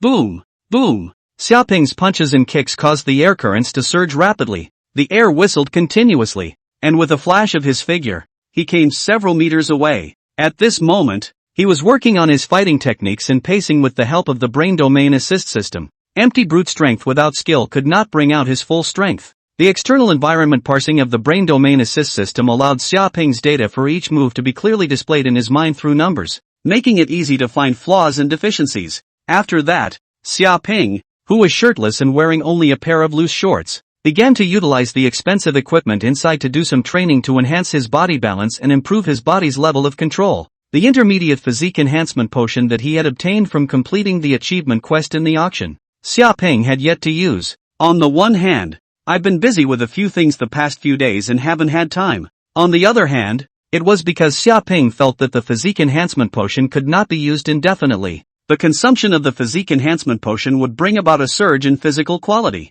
but it also led to a decrease in Xiaoping's control over his body. Although most of the potion's energy would be absorbed by the body after it was taken, there was still a portion of the energy that was gradually digested and dispersed into the body after a period of time. So if it was taken continuously in a short period of time, the body would most likely suffer irreversible damage due to being unable to withstand it. It should be about right now. Xiaoping took a towel and wiped the sweat from his body. During my free time these days, I have been strengthening my workouts and enhancing my control over my body, and I feel that I am almost ready to take that one physique enhancement potion. With a movement of his mind, an intermediate physique enhancement potion had appeared in his hand. Looking at the liquid that seemed to be boiling and burning like lava, even though he had already experienced it several times, Xiaoping was still terrified in his heart. The experience was so painful that it was as if there was literally magma flowing through the veins, organs, skin and bones, devouring the soul. No one would want to experience it a second time if it wasn't to enhance their strength. Chapter 31 Phase 2. Gobble Gobble. Xiaoping gritted his teeth and swallowed the hot potion in one gulp. The test tube fell to the floor and he once again lay on the ground rolling and convulsing. The process of physical enhancement seemed to be a little different this time compared to before. The pain from that heat flow was much more intense. Raging energy coursed through the body as if it was rushing against some barrier. Boom! Boom! Inaudible crashing booms continued from within, until for a moment, bang, the invisible barrier was broken, and a trickle of water was born from the body, running along an invisible track, and the pain also reached its extreme at this moment. The sweaty Xiaoping let out a miserable scream and even almost fainted from the pain, but in the end, he managed to maintain the last vestige of consciousness with his strong will, and just then, he heard a system beep ringing in his ears. Ding! Congratulations to the host's quality physique for breaking through 60 and entering the second stage. Ding! Congratulations to the host's quality physique for breaking through 60 and entering the second stage. After half a minute, the pain slowly dissipated before Xiaoping gasped for air and climbed to his feet. At this moment, the number of physique points had reached 72. He gently clenched his fists, feeling the strange power in his body that seemed to be illusory, but really flowed through his bones and veins. Could this be inner strength? Xiaoping was dumbfounded, feeling this tiny stream of heat flowing through his body, and that feeling of impacting the barrier just now was like opening the meridians of the whole body in a novel. What made him care even more was what the system said. Congratulations to the host for breaking through 60 in quality physique and entering the second stage. Could it be that physique breakthrough 60 is a hurdle? And this second stage is to open up the meridians to produce internal force? But something like internal power actually exists. Xiaoping was surprised, but then shook his head and laughed. Even the system exists. So what's so rare about internal force? Feeling the tiny internal force in his body constantly circulating and flowing, trying to catalyze it, it felt as if it was a part of his own body. As if it was a part of his own body. It could be that this bit of internal power is still too weak, yet it doesn't externally release, and can only operate within the body to enhance its strength. Xiaoping exhaled a long breath, catalyzed that internal force, and violently jumped up from his cross-knee state. Bang! A loud sound came from this jump, and it actually hit the roof directly, and even the place of impact was slightly dented. Xiaoping heart shock, to know the Purple Moon 1 villa each layer has a height of 5 or 6 meters, and just now he was only a light leap. Go out and try. Leaping to his feet, he didn't take the stairs either, just pushed open the huge landing and jumped from the second floor. Dang! Xiaoping steadily landed on the ground, and then the whole person violently rushed forward, and in a few steps, he had already arrived before an ancient camphor tree that was as thick as a 3-person embrace. Nor did he utilize his internal force. He directly blasted out with a fist and violently struck the thick and hard tree. The ancient camphor tree trembled violently, its leaves fluttered away, and a fist mark several inches deep appeared directly on its surface. Drink! A hint of excitement flashed in his eyes as Xiaoping used the internal energy running in his body this time and once again blasted out with a punch. Boo! This time, the ancient camphor tree, which was the thickness of 3 people's arms, was actually directly pierced through front and back, and the wood chips flew apart, and a head-sized cavity appeared. So strong. Xiaoping looked at his fist, and now when he raised his hand, he could feel the explosive power in his body. The surge in strength made Xiaoping excited. After all, which teenager has not dreamed of as in the novels to fly over the wall, open the monument to crack the stone? And since there exists a second stage, there must also exist a third stage and a fourth stage. I just don't know how many physique points are required to reach. Xiaoping lamented, his heart surging with excitement, and he became more excited about the rewards of the stage quest. This was because in addition to the twofold increase in property, the quest rewards even included 2 advanced physique enhancement potions. Jingle bells, just returned to the room. Suddenly there was the sound of a phone ringing. Xiaoping picked it up to see that it was Lu Lin who called. Mr. Xia. Lu Lin's voice over there sounded a bit excited. The negotiation on the Yuguan game side has almost been completed. All the stocks in the hands of the big and small shareholders have agreed to sell, and the finalized acquisition price between the two sides is about 2.16 billion. 2.16 billion? Xiaopingdu was slightly stunned. Lu Lin had been reporting to him about the progress related to the acquisition in the past few days, and the other party had initially proposed a purchase price of $2.9 billion, and had shown a very tough attitude. $2.9 billion, not a penny less. Turns out it's really fragrant now within a few days, and the reason why the other party lowered the price. Lu Lin, in which absolutely creditable, played a huge role, and even now on the phone can be detected in the tone of the other party revealed fatigue. I'm afraid I haven't been traveling around and staying up late into the night for the past few days. The lower the acquisition price, the closer it was to the threshold of $2 billion, the greater the likelihood of Xiaoping completing his mission. Mr. Lu, hard work. Xiaoping laughed. This guy Lu Lin was really desperate. Of course, the other party is so highly motivated. The main purpose is still for their own. After all, Xiaoping's promised to let go of the company to the other side of the business, and Yuguan company shares in the future 10% is his. If you can complete the challenge Xiaoping gave him, the shares or even more can double. So Lu Lin could be said to be working for himself now, and his motivation was naturally high. That, Mr. Xia. Lu Lin on the other side of the phone suddenly hesitated, seeming to have some difficulty opening his mouth. Something direct. When I resigned from Fibro Games earlier, a couple of my friends left with me. Look, if you don't mind. Xiaoping raised his eyebrows. TSK, dragging the family. These things were not said during the previous talk. The reason why Lu Lin hadn't found his next home for so long before. He sort of understood another one. However, the other party had taken a lot of credit for the acquisition process, and it was naturally better for an unfamiliar company that had been acquired outright to have a few knowledgeable people around to manage the company. Fib Game Company members are strictly recruited. The elites come and go, And those who can follow Lu Lin out must not be simple characters. And to some extent it's also considered a buy one get more. That's all there is to it? No problem. Xiaoping's thoughts turned in his head, and he laughed out loud with bravado.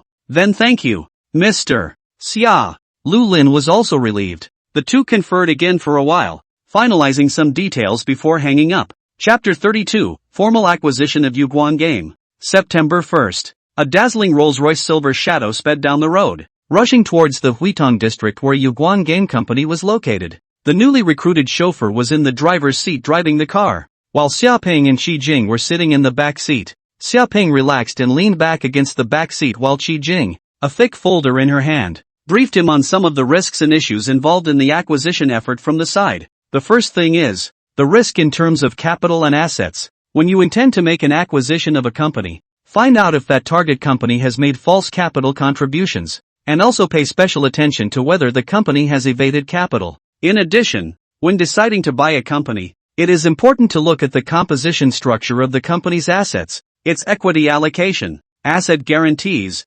non-performing assets, etc. The exact ratio of current and fixed assets, and the company's equity allocation are all top priorities. The other thing is the financial accounting system and the risk of corporate taxation. Some of them Xiaoping could still understand, but a large part of them were half understood. That was beyond his area of specialization. But the good thing is that he is the boss, so these overly specialized things do not need to worry about themselves. There are their own professionals to handle. He just need to control the company in the general direction. There's nothing wrong with Lu Lin's side, right, Mr. Lu's side can be said to have handled it very well. Some of Yu Guang's latent hidden dangers were all found out by him and used as bargaining chips. It can be said to be a classic acquisition. Xiaoping nodded and said no more. Soon, the Rolls-Royce Silver Shadow arrived at the entrance of Yuguan Games. Lu Lin had already waited at the door, and beside him stood a man. The man looked about 50 years old. Not fat, but his hair was already a little gray, and his eyes were shining.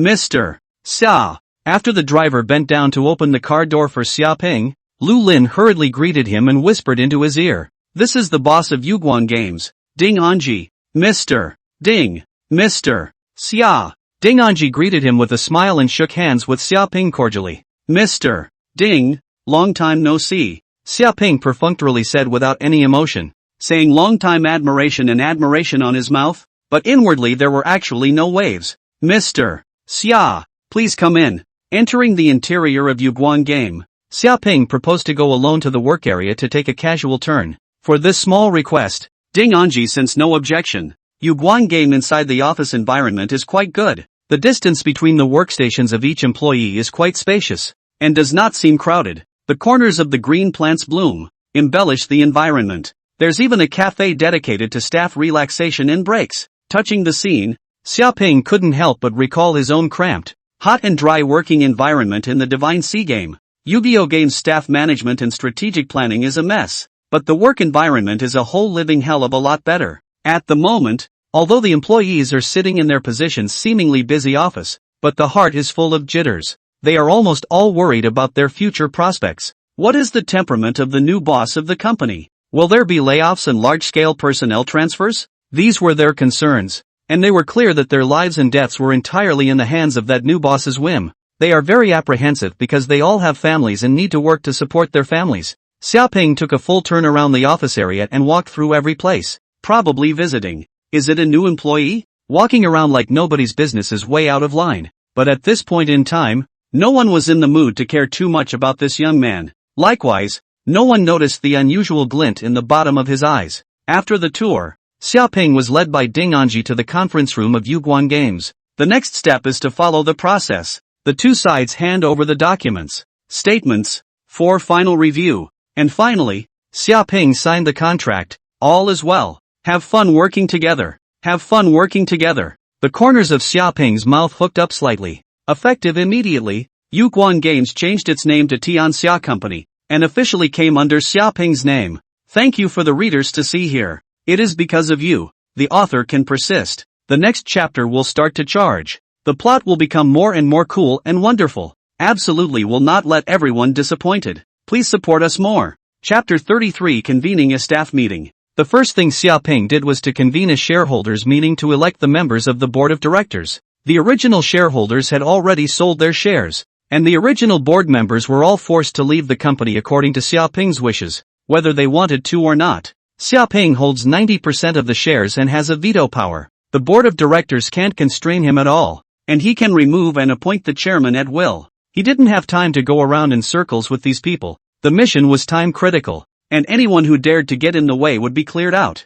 90% of the company's equity was in Xiaoping's hands, while the other 10% was transferred to Lu Lin according to a prior agreement. Xiaoping was undoubtedly elected chairman of the board of directors and chairman of the board of directors. Lu Lin was elected to the board of directors, responsible for the management of the company, and under Lu Lin's strong recommendation, one of the chief planners under him was also elected to the board of directors. A representative of the company's staff was also selected, but was merely used to fill in the blanks and did not have any real power. And next, after 2 hours, Xiaoping quickly held another company-wide staff meeting. Hundreds of employees bustled into the conference room, ready to meet their new boss with trepidation. The employees froze when they saw the excessively young Xiaoping, who was located at the very top. This is their new boss? It's a bit too young, isn't it? The future boss of the company turned out to be such a young man. It made them feel very unbelievable. Their first reaction was that this must be the rich young master of some big enterprise or big family, perhaps knowing nothing about the operation and business of the company and purely spending money to buy happiness. And these rich young masters especially like to show off their authority and fool around according to their own preferences. It was literally the worst-case scenario they could have imagined. Xiaoping stood at the top and looked at the jittery employees below and began. Hello everyone, I'm Xiaoping. I'm sure you've already guessed who I am. I'm the new boss of Tianxia Company. Before I took over, this company was in really bad shape. The few of the games made on the books were in shambles and turnover had plummeted. To be honest, the games you guys have made before are just garbage. Xiaoping's tone was cold and harsh, unceremoniously criticizing the previous Yuguan game company for being. All the employees' faces changed. Although they said that they knew the situation of the company by heart and were quite dissatisfied with the company's management, but by a young man who hadn't even come to the company before and unceremoniously described the fruits of their hard work as garbage, their hearts naturally wouldn't be too comfortable. However, the one in front of them was the new boss of the company. They couldn't afford to be offended and could only force down the dissatisfaction in their hearts. Of course, from what I understand, most of the staff are very good employees and the reason why the results are so bad, but most of it has to be blamed on some decision-making and management failures. After all, it's not up to many employees to decide what kind of game to make. Xiaoping suddenly turned his words around and laughed. This is also the reason why I acquired the company. I feel that our Tianxia game has a very huge potential for development. Mr. Xia said it well. The fawning voice rang out abruptly. A middle-aged man with a half-bald head and a big belly applauded, with a look of excitement and thrill on his face, as if he had fully comprehended the essence of Xiaoping's speech and was deeply impressed by it. Pop pop pop pop. The many employees at the bottom saw this and clapped along. Sharpay turned his head and nodded at the man with a smile. Zhang Long straightened his big belly and hurriedly showed a fawning smile towards Xiaoping, his heart suddenly overjoyed. It's true that they're young people. Despite all the talk, surely they still like to hear flattery and be patronized. I know a lot about it. He was smug in his mind. Those guys kept rumoring the other day that I'd be out of luck if the company got a new boss? That's ridiculous. Zhang Long laughed coldly in his heart. Those guys who chewed on his tongue behind his back. He would have to clean them up one by one afterward. Everyone be quiet. Xiaoping reached out and pressed his hand in vain with a smile on his face. Then next, I'll announce some personnel arrangements for the company. The entire room was instantly silent, and it was not known whether it was because Xiaoping had made it quiet, or because of the sentence that followed. You're 2 sentences in and suddenly you're all excited? Everyone's hearts fluttered and tensed up, especially the management. Since the company had only just been acquired and it was definitely the management that was most likely to be mobilized. Also reacting was Lu Lin, who was sitting underneath Xiaoping. What's going on here? No one consulted him beforehand. Xiaoping reached out and gestured. Qi Jing saw this and quickly stepped forward, handing over a folder. When you open the folder and touch the paper, you can even feel the residual heat that remains shortly after printing. Zhang Tao, former member of the plot team in the planning department, serves as the head of the plot planning team in the planning department. Yu Xinan, the former head of the testing department, was transferred to the position of deputy head of the testing department, with the head being assumed by the former deputy head, Yu Xia. Sharpay calmly read out one transfer instruction after another, not just management transfers, but even down to the finer details of each insignificant group member. Some team leaders became team members, some went from human resources to administration, and some even jumped straight to department heads. Some, even more, were fired on the spot. Everyone was in a daze, and the one who was most shocked at the moment was Lu Lin. After all, he knew that Xia Peng had never come to the company at all, nor had he asked for any internal information from him. So how did he make this transfer? Chapter 34, Disposing of Zhang Long.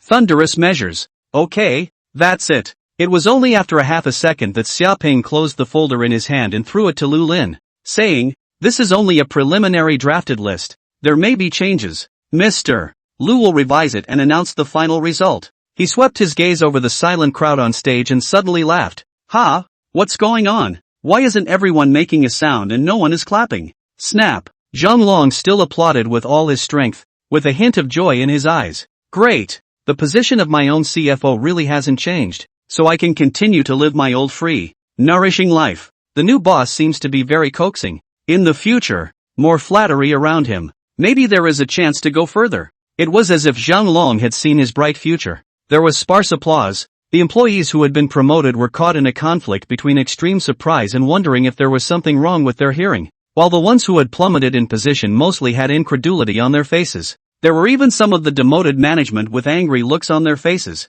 several times wanting to sit up, their faces red, obviously defiant. "I guess, are you guys thinking that I'm just a guy who has never come to the company before and doesn't understand the situation at all? On what basis did I make the personnel transfer? Right?" Xia Peng leisurely said. No one said a word, but their answer was almost written on their faces. "Apparently that's it. I'd like to see what this guy is up to. Humph. Does he really think that managing a company is that simple? Offend us and the company won't run. Let's see what he can do to us. Does he really dare to fire us?" Many of the demoted management have grim faces and intend to wait and see what happens. They are confident that reality will hit this young man hard in the face and make him recognize it. Xia Peng smiled and said, "The first reference basis for the transfer made earlier was my observation of you when I visited the work area earlier." Observe? He's just skulking around. What can he see? What can he remember? Does he know us? The expressions on the faces of the crowd were clearly filled with skepticism and disbelief. And the other part is based on your performance. Your weekday performance. Your professional specialties. Xia Peng did not dismiss their skepticism and added, "You guys might have doubts, but in reality, my understanding of you all definitely exceeds each of your expectations. Your name is Wang Su, and you're a numerical planner in the planning department." Shapen pointed to a square-faced man wearing glasses, 35 or 36 years old. The man who was named by Xia Peng was dumbfounded, not knowing what was going on, and the faces of the other employees were also filled with surprise. "Your name is Ma Shuxian, and you're the main operator of the operations department. I also know in more detail that you, after 2.5 years of tenure at Tianxia Games, were 5th in the departmental performance rankings last month, and 7th the month before that. You, an art student graduate, were originally an original art designer in the art department, but then transferred to the operations department due to a shortage of manpower in the operations department." Xia Peng casually pointed and spoke eloquently, completely knowing each person's situation like the back of his hand. How could he know? Everyone was incredulous, even their immediate superior. Could he remember this? Not at all. Let's just say that the company's original boss, Ding Anji, was afraid that he couldn't name everyone and recognize every single one of them. Everyone was horrified. How did he do that? It's hanging. I'm open. System Brain Assist to learn about it. The Brain Domain Assist system could access the network of Tianxia Company to collect and organize all the files and present them in his mind. It's even easier to record everyone's work status and then analyze and compare it with their personal information. Strength is not enough. Plugins come in. A bemused Xia Peng looked at the shock on the faces of the employees and was secretly pleased in his heart. "And you, Zhang Long." Xia Peng suddenly pointed to Zhang Long, who was not far away, and smiled. "You're the company's financial director, and you're doing a pretty good job." Zhang Long hurriedly showed an expression of, "It's my honor. It's useless to kiss ass? Fake. Look at me." Zhang Long was smug in his heart, already thinking about how to clean up those dishonest guys. "During your tenure as finance director, you suppressed your men, as well as repeatedly misappropriated company property, totaling a cumulative total of more than $9 million. And moreover, you privately established your own small circle to deceive the board of directors. Superintendent Zhang's work, indeed, is doing quite good. Coldness and icy coldness rose from Xiaoping's eyes. Everyone was caught off guard in the face of this sudden turn of events. Zhang Long's heart even snapped and his face turned pale. No, Mr. Summer, Zhang Long had not thought about it at all. Obviously the situation was great before. How did it suddenly take a sharp turn for the worse? He has been very careful with his embezzlement. And during the financial review at the time of the company's acquisition, he even made false accounts overnight to patch up the loopholes in a seamless manner. Qi Jing gently placed an investigation document in front of him. Zhang Long's mouth was dry and his body trembled as he picked up the document as if it weighed 1,000 pounds. It lists, line by line, what he thought he had carefully concealed, abusing his position of power for his own illegal gain, in every way possible. Even some things he'd long since forgotten were heck of a lot better documented. No, this is false accusation. It's all a lie. Someone is trying to hurt me. Zhang Long was furious and roared angrily, trying to make a final struggle. He looked around in fear and tried to continue his defense, but was suddenly unable to speak. This was because Xiaoping had already looked towards him, his eyes as cold as knives, pressing down on him. He completely slumped in his chair. It's over. It's all over. So you don't need any personnel transfers. What you need is a police investigation and a criminal trial against you. Xiaoping waved his hand casually, his face expressionless. Bang! The door to the conference room was pushed open, and several big, burly security guards walked in. Mr. Xia, the police have arrived. No, why am I the only one? Mr. Xia, I want to report it. I want to report. Zhang Long suddenly screamed hysterically. His face was hideous. He was finished, but he had to drag a few people down with him. There were quite a few people present whose faces changed instantly. Shut him up and take him down to the police. Xiaoping coldly said. Yes, Several security guards roughly covered his mouth so he couldn't make a sound, then racked him away. Everyone understood that Zhang Long was completely finished. Chapter 35, overwhelming the crowd. The conference room was silent, and many of the people who were usually bullied by Zhang Long suddenly felt great joy.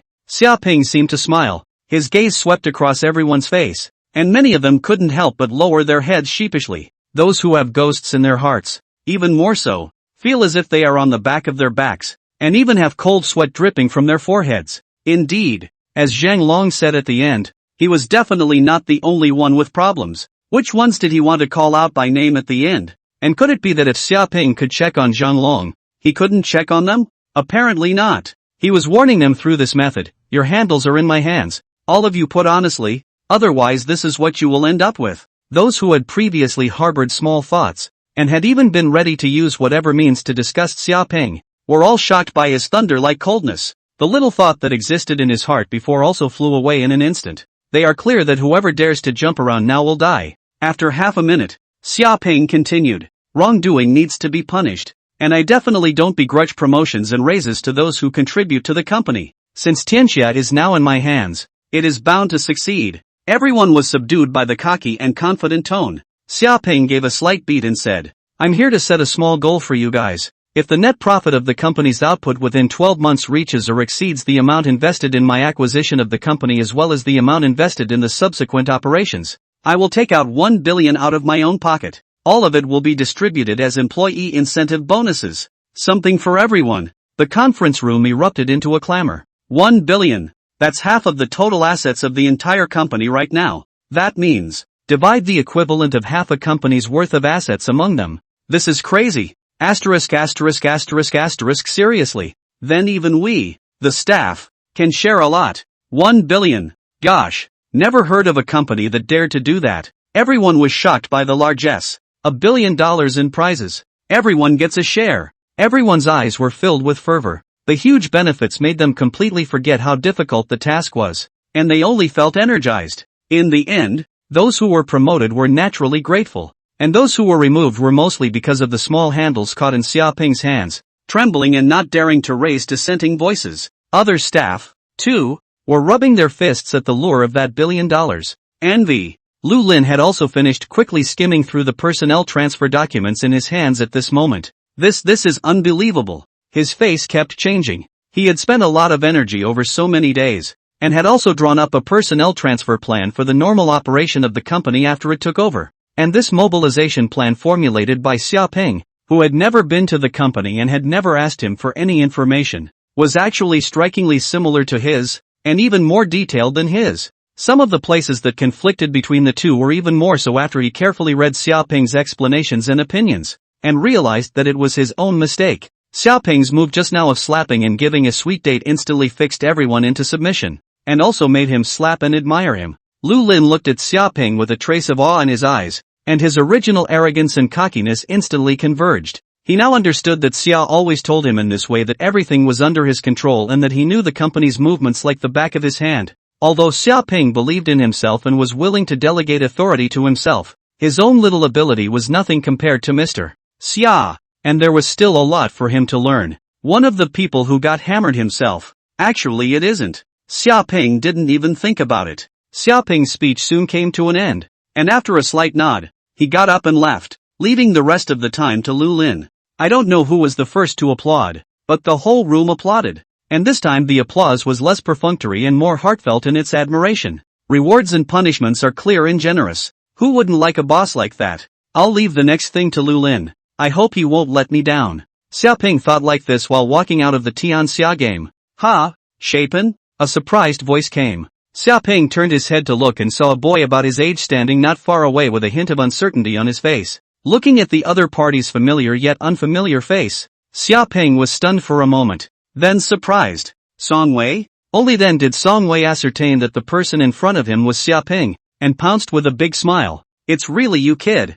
Songwei is Xiaoping's 4-year college roommate, then living in his upper bunk. The two have a very iron relationship, wearing a pants friendship. After graduation, they both stayed in Ningjiang City, just graduated that will have contact, but then as each work more and more busy, are running for life, but also gradually cut off contact, decisively punching him in the chest. Sharpei was also pleased. What are you guys doing here? Why else? Work stuff. Xiaoping nodded, surrounded by a gathering of office buildings where many companies were located. How have you been? Songwei sighed at his words. Tired as hell. No more than a few thousand left after paying taxes on a month's salary. Sharpei felt deeply because he himself had lived that kind of life before. It hadn't been that long ago, but his own life had now changed drastically. Looking closely, the other party's face did have a few more vicissitudes and fatigue on it as well. Enough about me. How are you doing? I remember you went to a game company? Me? It's okay. His own matter was a bit complicated, and Xiaoping didn't mention too much about it. No good. I'm in a hurry to get back to the office. Must go first. Before he could say a few words, Songwei glanced at his watch, suddenly changed his face, and hurriedly walked away, but did not walk a few steps and suddenly turned back. By the way, Zheng Qiming of our class seems to be planning to contact the old classmates of our class to get together. It should be contacted recently. Then we will have a good chat. After saying that, Songwei left in a hurry. Chapter 36, Class Reunion. Class Reunion? Xiaoping's face appeared in a color of reminiscence, and said with some emotion, It's really been a long time since we've seen each other. It's been 3 years since we graduated from college and it's been a long time since we've all gotten together. Some of those classmates stayed in this city, while others went far away and went their own ways, with different life trajectories. I just don't know how their respective states of mind will change when they meet again. Xiaoping was still looking forward to this party. Those old classmates, are they all okay?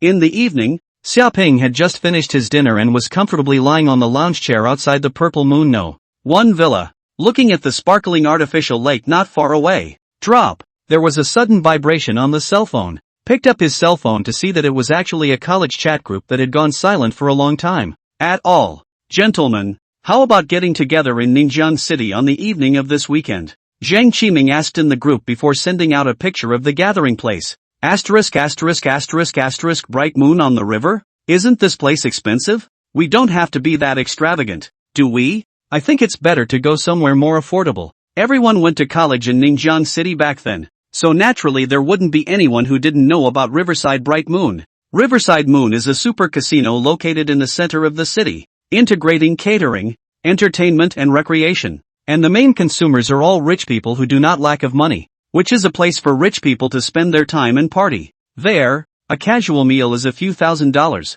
and although people would joke during college that they were going to go to Riverside Manhwa often in the future, no one in the crowd who had only graduated a few years ago could afford to spend a small half-month's salary on a meal. Ha ha, everyone, don't worry, it's not easy for us to get together. I'll treat you this time, Zheng Qiming said. That's not a small amount. Ha? Zhang Qiming, you got rich? Holy dirt! Zhang's atmosphere. The chat group instantly clamored, each one blown out by Zhang Qiming's generous offer. Oh, you guys don't know, right? Brother Zhang is now an executive of Aurora Entertainment, with a base annual salary of $1 million, plus welfare bonuses. It's even more exaggerated. Zhang Qiming's former roommate, Lu Gang, bragged, as if he was talking about himself, with a doggy tone. Not only that, Brother Zhang has also purchased a villa in Ningjiang City. This was Zhang Qiming's other former roommate, Wei Dayuan, and it was as if they had rehearsed it, connecting in an unbelievably smooth manner with one sentence from you and one sentence from me.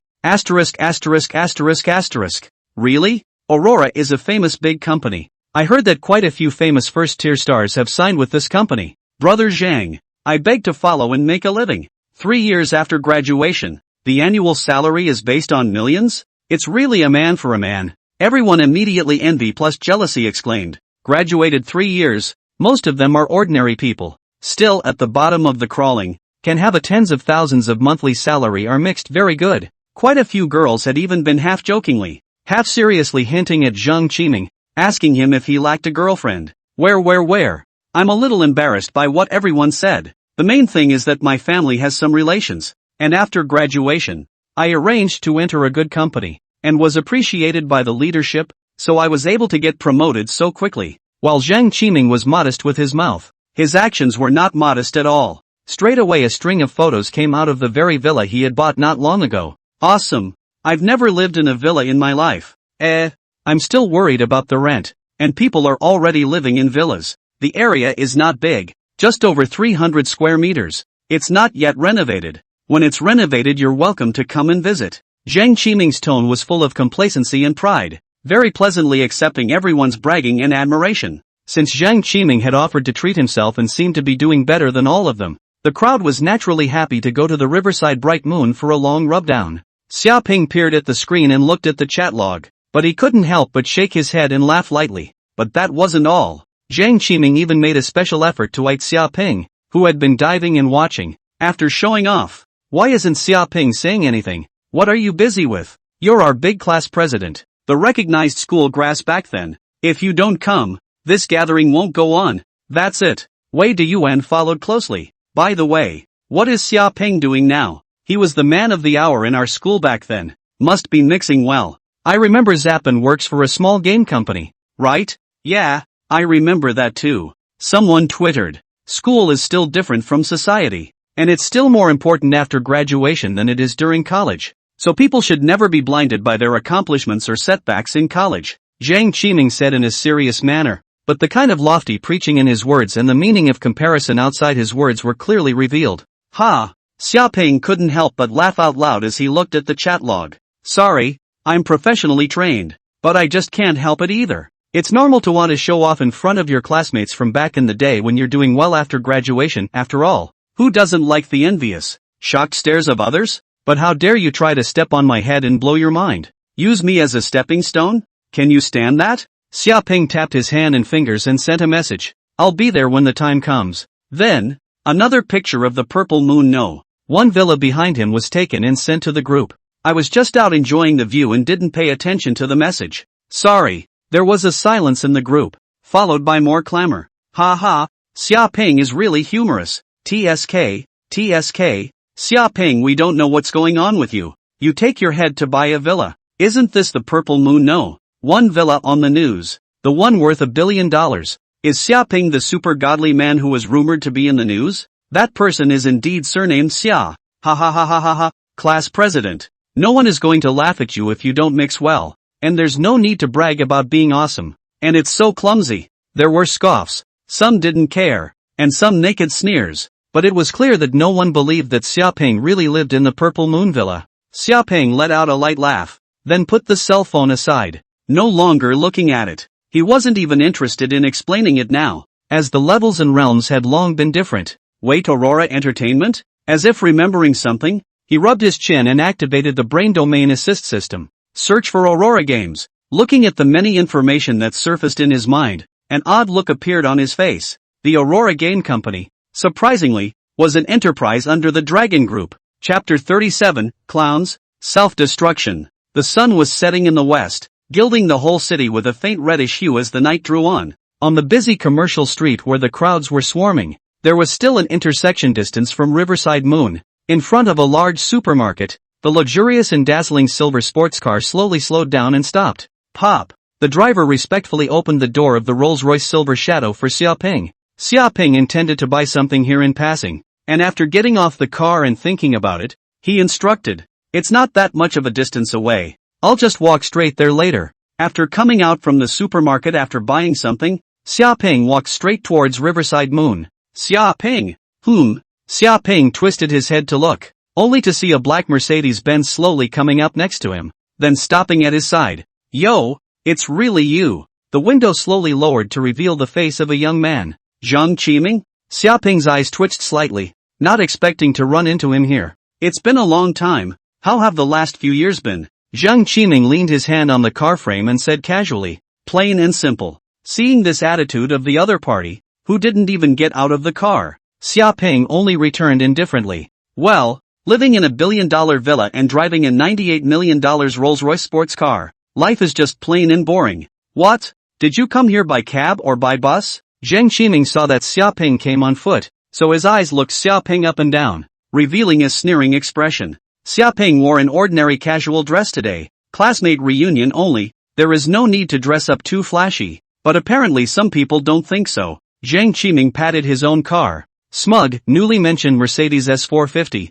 landed $1 million or so. It's not that expensive, but you people want to buy one for fear that you have to save up for quite a few years. Xiaoping's heart was a little amused. If he knew that he came in a $98 million Rolls-Royce Silver Shadow, I wonder what his reaction would be. "Oh, right." An odd smile suddenly appeared on Zhang Qiming's face before he said to the car, "Why don't you say hello when you see your old classmate?" "Xiaoping, you still know her, don't you?" The window opened a little more, revealing the female figure in the passenger seat. Pale golden pupils, curved willow eyebrows, long eyelashes fluttering slightly, exposed skin white and flawless, thin lips like rose petals delicate, simple jeans and pale yellow t-shirt, but the enchanting figure is shown to the fullest. "Hi Sharpay, long time no see," the girl said towards him, but the expression on her face was cold. "Jiang Yu." Xiaoping's eyes stared and his brows furrowed slightly. Jiang Yu used to be his girlfriend during college, and it was she who took the initiative to pursue Xiaoping,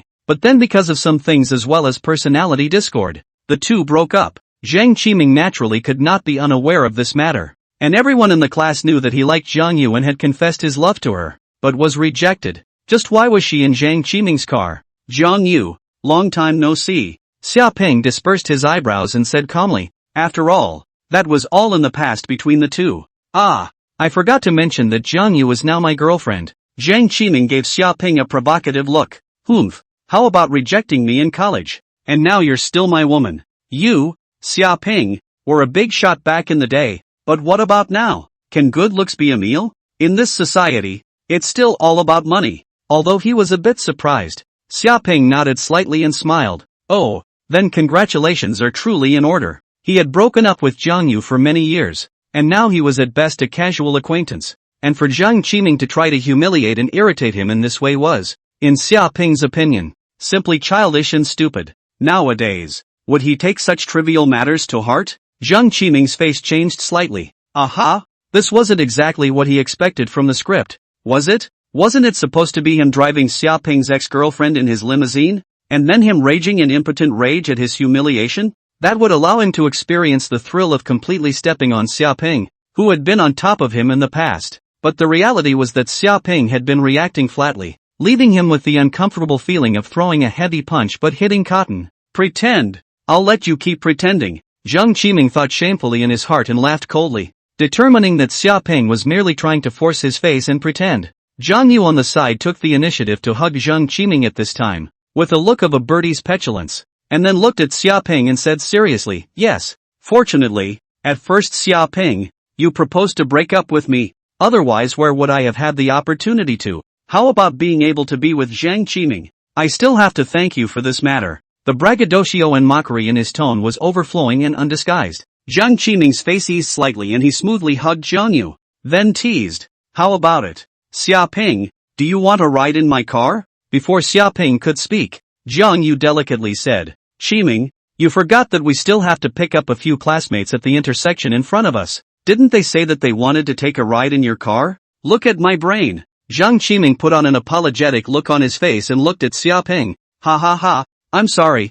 class president Xia. You'd better walk over there yourself. Xia Ping sighed a long sigh, came to the side of Jiang Qiming's head, and said softly, Jiang Qiming, if you don't make a death, you one die don't. Take your own life. His gaze became a little bit bitter and cold as he looked down at Jiang Qiming as if he was looking at an ant. The other party provoking him again and again was simply looking for death. Jiang Qiming met that icy gaze, and surprisingly, he felt his body completely stiffen, and he couldn't even speak. It was as if we're facing a devouring beast. Only instinctive trembling remained. I hope to keep that in mind as you move forward in your life. Then, Xia Ping gave Jiang Yu a deep look. You also take care of yourself. After saying that, he stopped paying attention to the two and walked straight forward. Self-destruction? Jiang Qiming gradually came back to his senses, mortified by his earlier performance, his face practically dripping with gloom. It's not like we're in school now. Why should we be afraid of him? What a hell! He pounded on the steering wheel.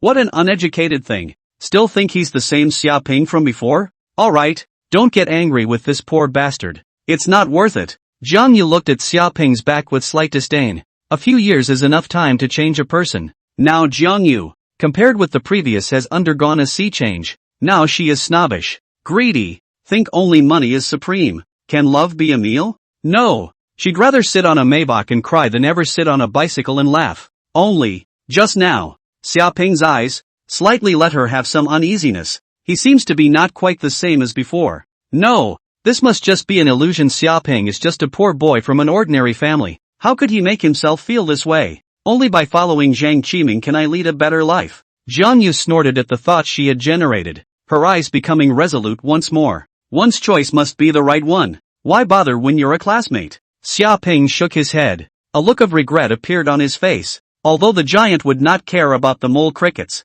it did not mean that he would let the mole crickets keep tearing at his feet without any knowledge of what they were doing. He took out his cell phone and dialed Jiang Yuanbai's number. Hey, Xia Ping, I haven't seen you for so many days, but I miss you again.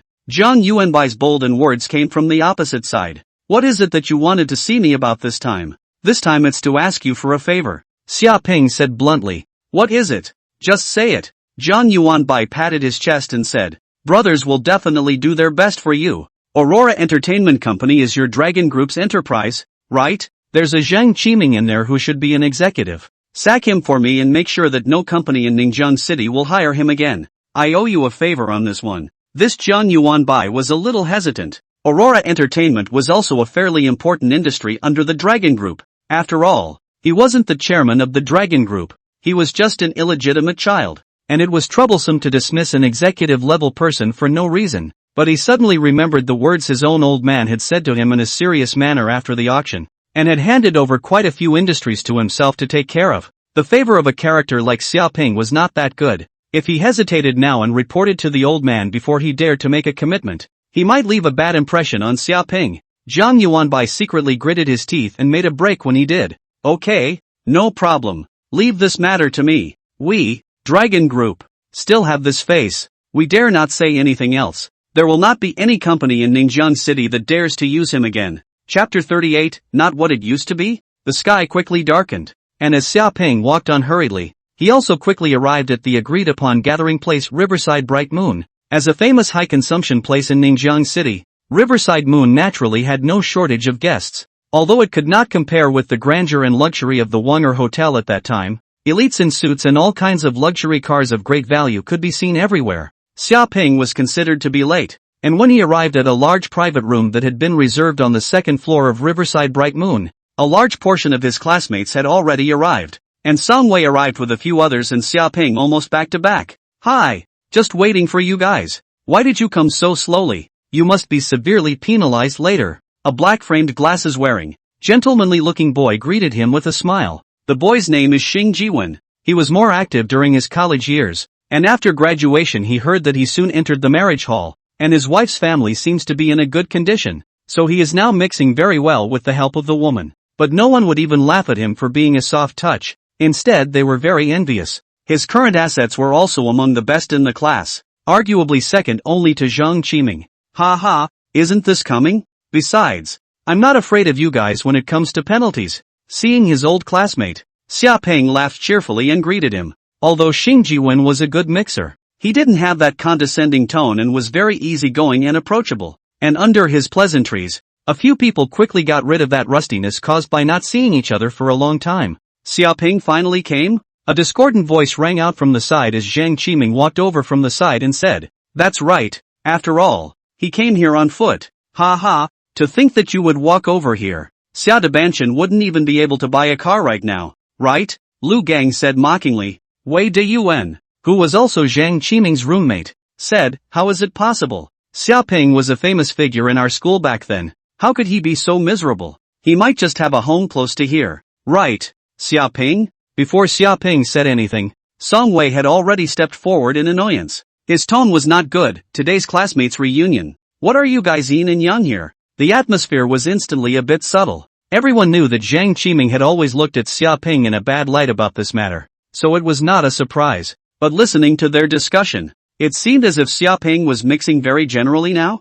This was really a bit out of their expectation. The eyes of several people who originally wanted to go up and talk to Xia Peng flickered, and they eventually dismissed the idea. After all, the discerning can see Jiang Qiming's dissatisfaction with Xia Peng, no matter how it used to be in school. That was in the past. Now the gap between the two is very obvious. Today was Jiang Qiming's treat. The eater's hand was short, and there might be a time in the future when something would come to Jiang Qiming's head. Many people have already determined their positions and their attitudes have quietly changed. Noticing this somewhat subtle atmosphere, some people cannot help but shake their heads and lament. When the school's pride of heaven, but at the moment is bleak to this point, completely fall into the dust, it is really regrettable. Okay, well, everyone's hungry, so start eating. Xing Jiwen, sensing that the atmosphere was not right, hurriedly rounded up the situation and picked up his wine glass to raise it to everyone. Don't mind him, let's drink our own. Isn't it just a better mix? Look at his smug face. Song Wei grunted coldly and disgruntledly, greeting Xia Peng and a few boys who were close in college and sitting down. However, a few of them had a twinkle in their eyes and said somewhat awkwardly, "Let's go sit over there." After saying that, they winked at each other and were walking towards Jiang Qiming's table.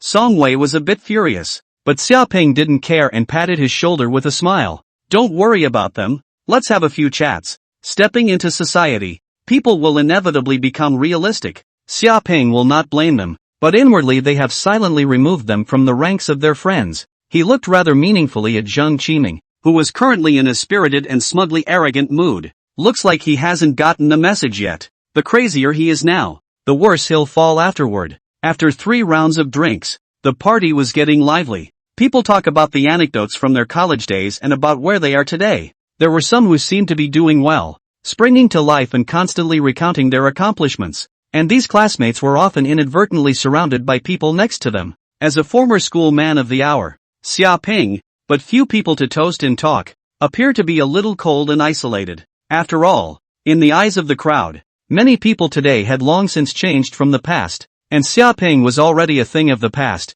not worth mentioning. Years go by and most people become snobs after a societal beating. Chapter 39, You're Fired. As the organizer of this banquet, Jiang Qiming was undoubtedly the one who received the most attention and had the most people gathered around him. Beside him, Zhang Yu, who was intimately leaning against him, was also flushed and looked very happy. Jiang Qiming and Zhang Yu two are truly a perfect match. Zhang Yu was not only the class flower of our class back then, she was also at the top of the school flower list. TSK, Jiang Qiming, you guys are blessed with lust. It's such a shame that Zhang Yu didn't become a movie star. Ha ha, that's right. But I won't hide it from you. But Zhang Yu has been spotted by Shuguang Entertainment, and one of next year's movies will have her starring in it, and she'll be the second female. Jiang Qiming said proudly. I'll be damned. Awesome. Maybe a future big star. Several girls looked at Zhang Yu with envious faces. Jiang Qiming was an executive of the Shuguang Entertainment Company. She must have been able to obtain the position of female number 2 without his help.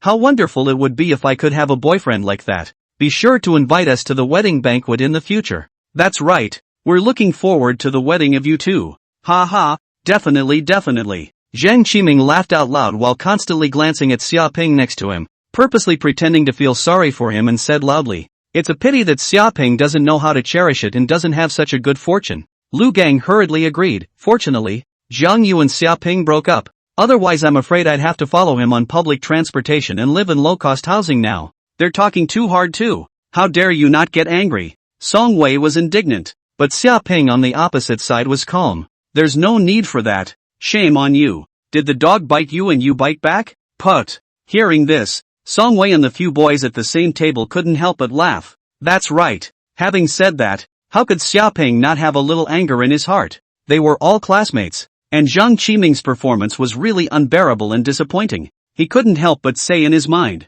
when a dog bites me, I naturally can't bite back, but I can cook a dog hot pot. After 3 rounds of drinking, Xiaoping, because of his superb physical fitness, drank like water, but did not have the slightest intention of collapsing, but not the rest of the guys at the table, who were already visibly drunk. When I was in college, I always had a higher heart than the sky and thought I could do anything, but when I entered the society, I realized that I was nothing but a mediocre ordinary person. Song Wei seemed to be a little drunk as well, and started complaining and pouring out complaints and bitterness about life's ups and downs. Xiaoping smiled faintly after hearing this, patted the shoulder of this college-era iron buddy, and said, if you have any difficulties in the future, you can come to me. Okay, brothers can't mix anymore to join you. Song Wei didn't care too much and said with a drunken smile, and a girl next to her with good posture had already squinted her eyes over. After she graduated she married an elite of a financial company, and was considered to be living the life of an upper-class person.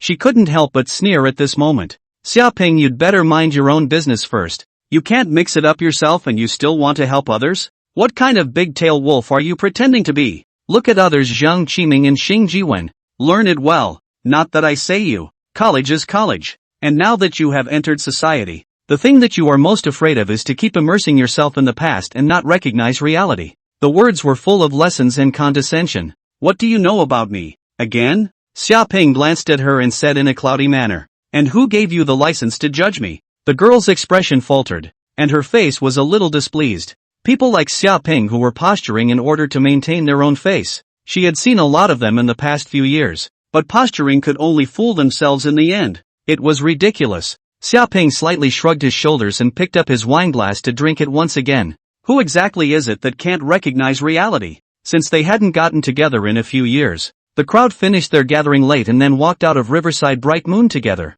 Xiaoping assisted Song Wei. His whole person was drunk. Even walking staggered, walking unsteady. Zhang Qiming brought Zhang Yu over again and hypocritically said, Yo, Song Wei is quite drunk. Do you want me to give him a ride? But Xiaoping, you don't look drunk. Just go back by yourself. Xiaoping calmly said, no need. I'll just send him in my car. Your car? Zhang Qiming first froze, then laughed out loud. Oh, a cab is it? Then it's hard work for you, but pay attention to safety. Zhang Yu also couldn't help but cover her mouth and laugh lightly. Many of the surrounding students had a playful look in their eyes. Who would have thought that Xiaoping, who was the campus sensation back then, would be mixed up to this point? Xiaoping glanced at the two men. Ha! Jingle bells. At this time, Zhang Qiming's cell phone suddenly rang. Who could it be at this time? He picked up the phone suspiciously, and his face suddenly changed as he quickly pressed the answer button and respectfully said, Chairman, you have something for me? Zhang Qiming, you're fired from the company. Come to the office tomorrow and pack up and get out. Chapter 40, Mr.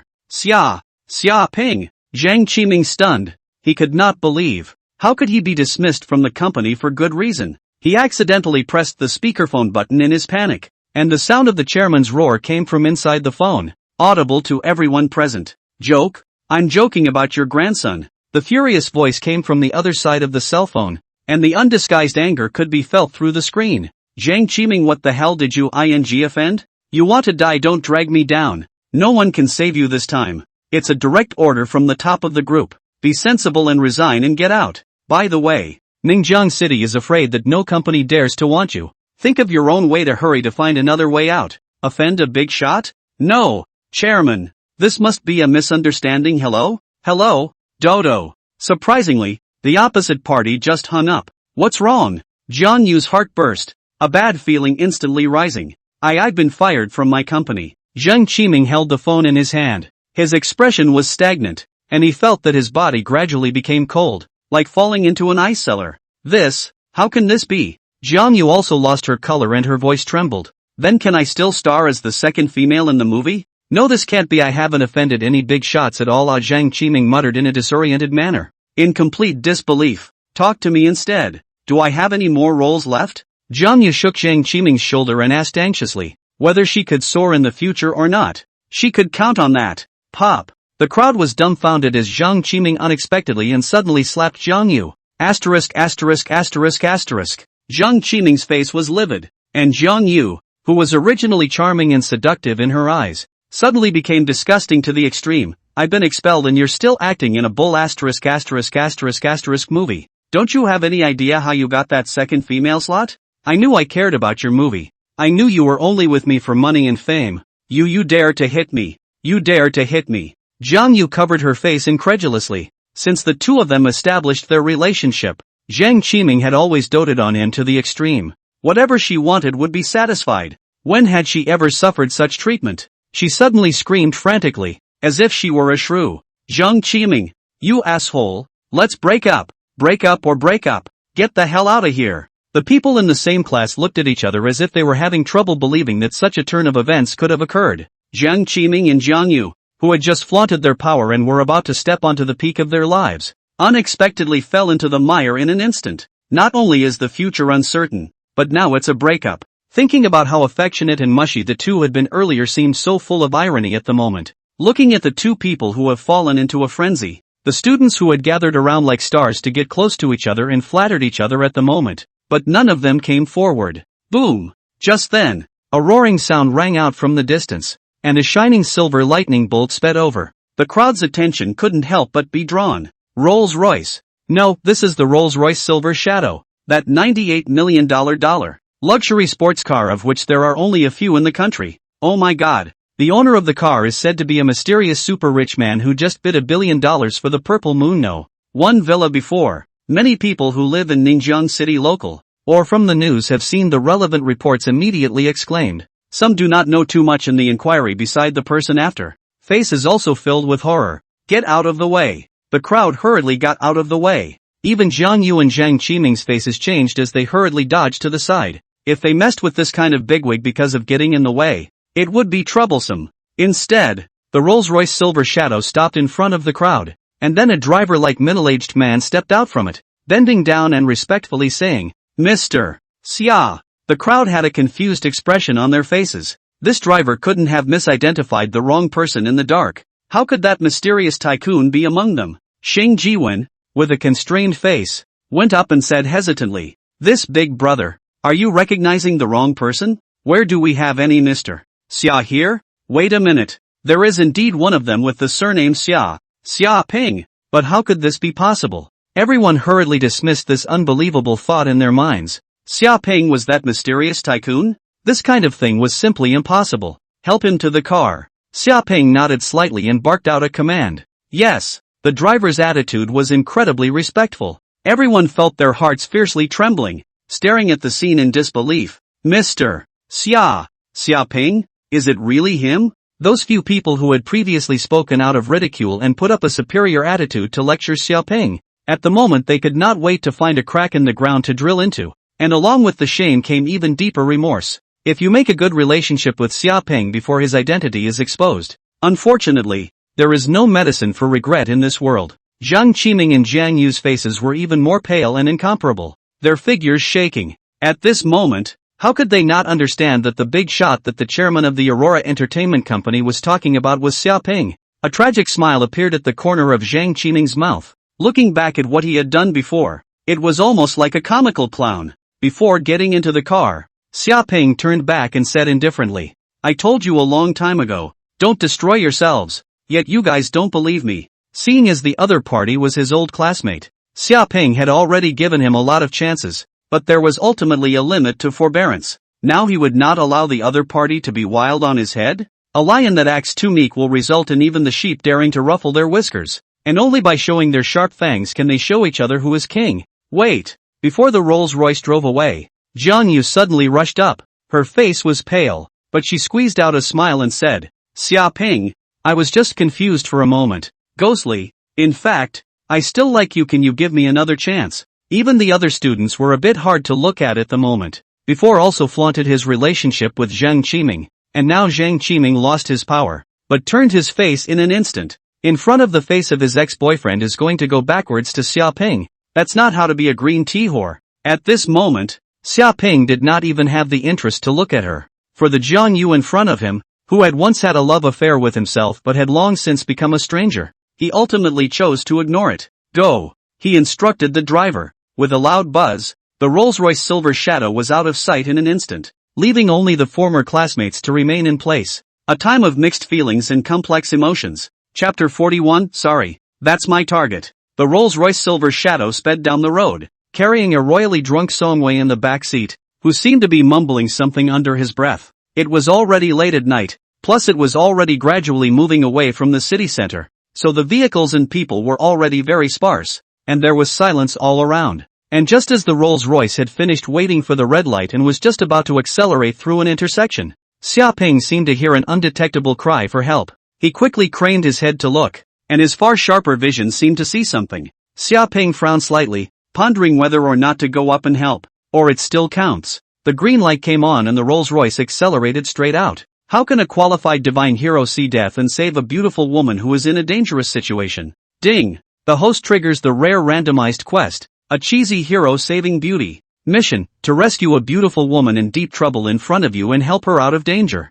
Quest reward, Medium Physique Enhancement Potion X1. Super Cosmetic Formula X3. If you see someone in trouble, how can you not pull out your sword to help them? Xia Ping instantly had a solemn expression, and his heart shook as he said, I'm definitely not looking for any rewards, but wouldn't it be beautiful to have both a rescue and a reward? Stop the car. Puffing, the tires rubbed violently on the ground, and a perfect side shift brought it to a quick stop. But the Rolls-Royce Silver Shadow that had just started up had also rushed out a full 200 meters. Mr. Xia, what's wrong? You take Song way back to the villa first. I have some things I need to take care of, Xia Ping said in a deep voice, quickly getting out of the car as he spoke. The chauffeur nodded, asked nothing, and drove off quickly in the Rolls-Royce Silver Shadow. After getting out of the car, Xia Ping began to pull his legs up and run wildly towards the rear. With the addition of perverted muscle strength and internal force, the entire person was like a residual shadow, and the distance of 200 meters passed in an instant.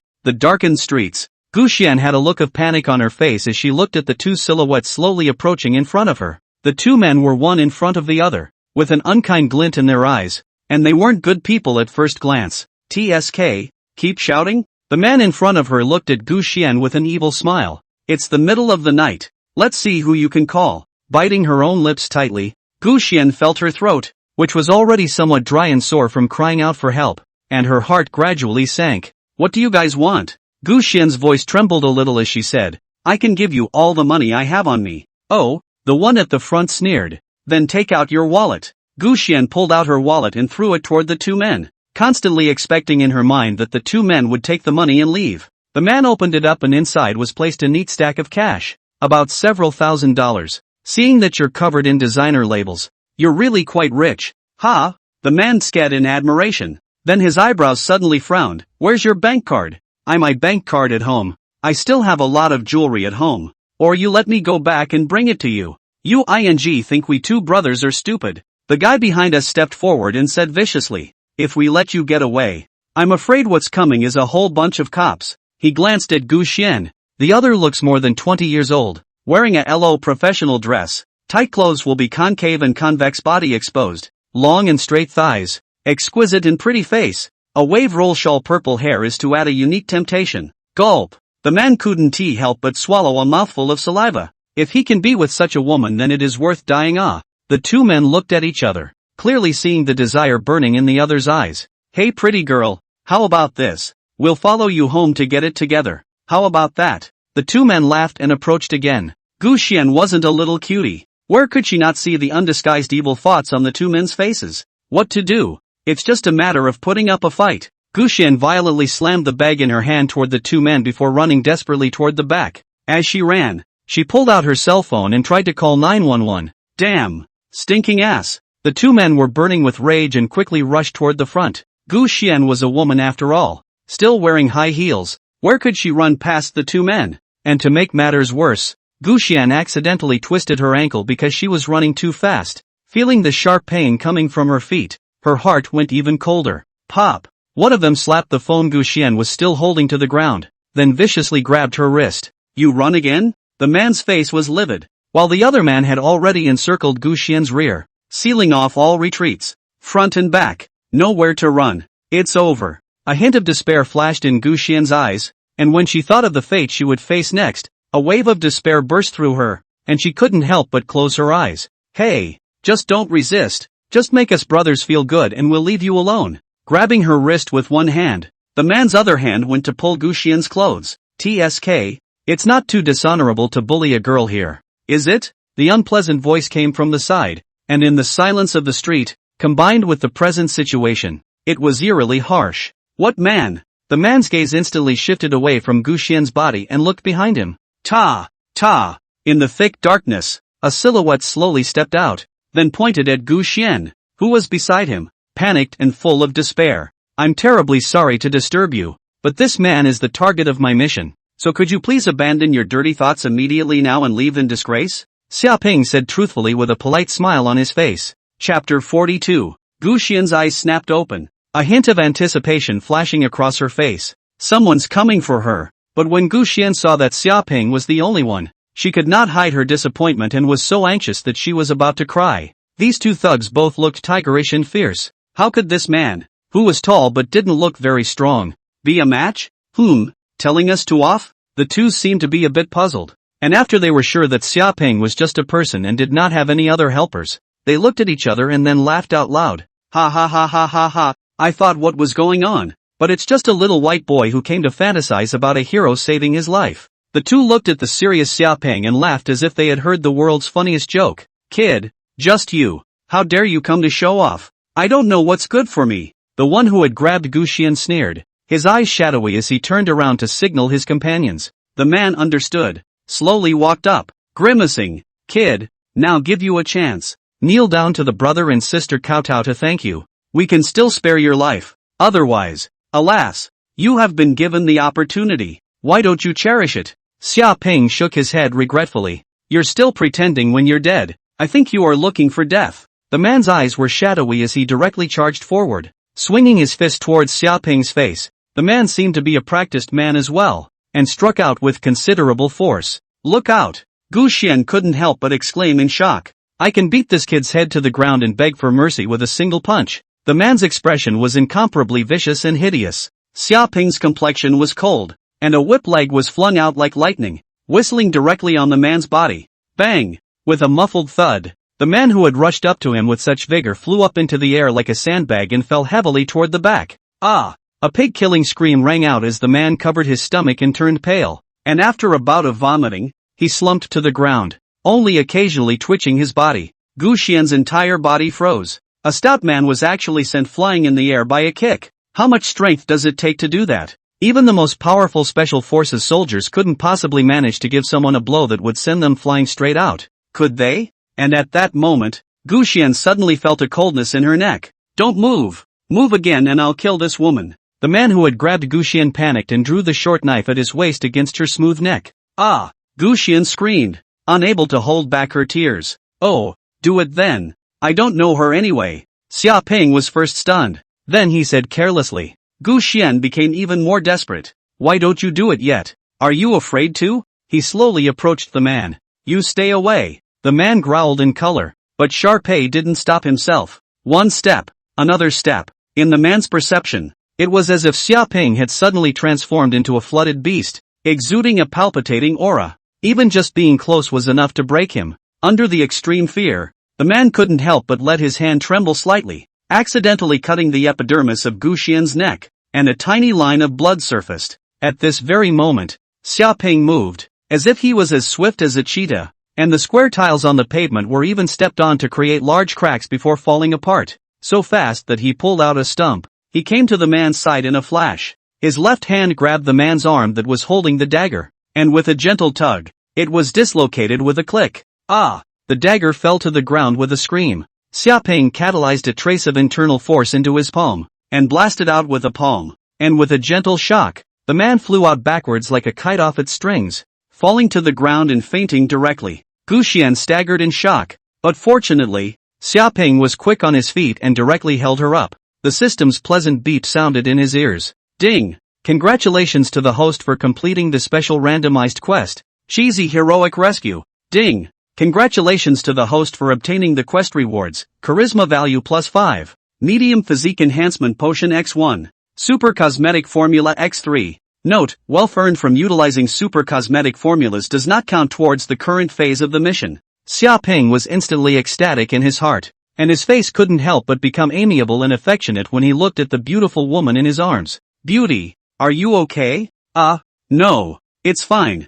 Gu Xian had a stunned look on her face, with tear stains still lingering in the corners of her eyes, but for some reason, leaning against Xiaoping's sturdy and warm chest, feeling the man's unique masculine aura, she suddenly felt incomparably at ease. Carefully sizing up Xiaoping, he was tall, with a handsome and resolute face, and a pair of eyes that revealed even more boundless confidence and sternness, as if looking down on everything in the world. At this moment, Xiaoping's charisma value was already as high as 95, coupled with the fact that he had just saved her. Now in Gu Xian's eyes, Xiaoping was simply as hot and dazzling as Apollo, the sun god.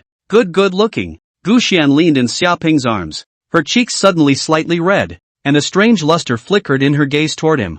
I don't know if I have a girlfriend either. Well, what did you say? Xiaoping asked. No, nothing. Gu Xian withdrew her eyes and took a deep breath. Thank you for saving me. A hand up. I, for one, am very fond of helping others and do not ask for anything in return, Xiaoping said shamelessly while helping the other party pick up the scattered things. Can you go back by yourself? Do you need me to give you a ride? No, I'm fine. I can go back by myself. Gu Xian didn't want to trouble Xiaoping anymore, and quickly said, but before she could take a few steps, she let out an ouch and almost fell down. What's wrong? Foot. A broken foot. She was a little embarrassed, apparently forgetting that she had twisted her foot while running away just now. I know a bit of massage and twina. You sit down first. Xiaoping could only assist Gu Xian to find a place to sit down, then gently massaged the other party's ankle with his hand. Feeling the burning warm and soft touch coming from her ankles, Gu Xian only reacted, her face turning even redder,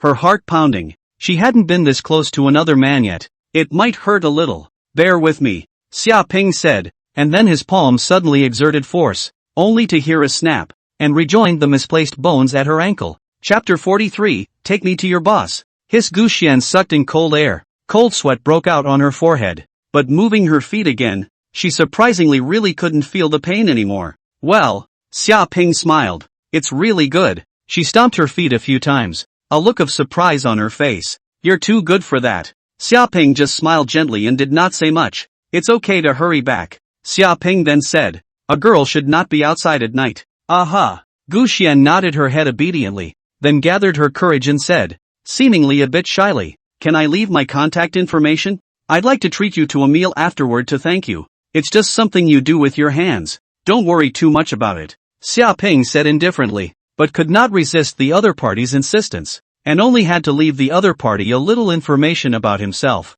So his name is Xiaoping. Gu Xian muttered in her heart as she walked home, then a smile inadvertently appeared on her face. On the other hand, Xiaoping couldn't help but grin on his face. Great harvest. Xiaoping, heart happy, really did not expect to come out to participate in the reunion can also trigger a random task. Get a generous reward. Just as Xiaoping was immersed in joy, the body of the man who had been knocked down at the very beginning trembled slightly. Then his right hand slowly reached for his waist. Then, a pistol was pulled out. The trembling right hand raised the gun covertly, and the man's face wore a hideous malicious smile and the thrill of impending vengeance before he pulled the trigger at shaping.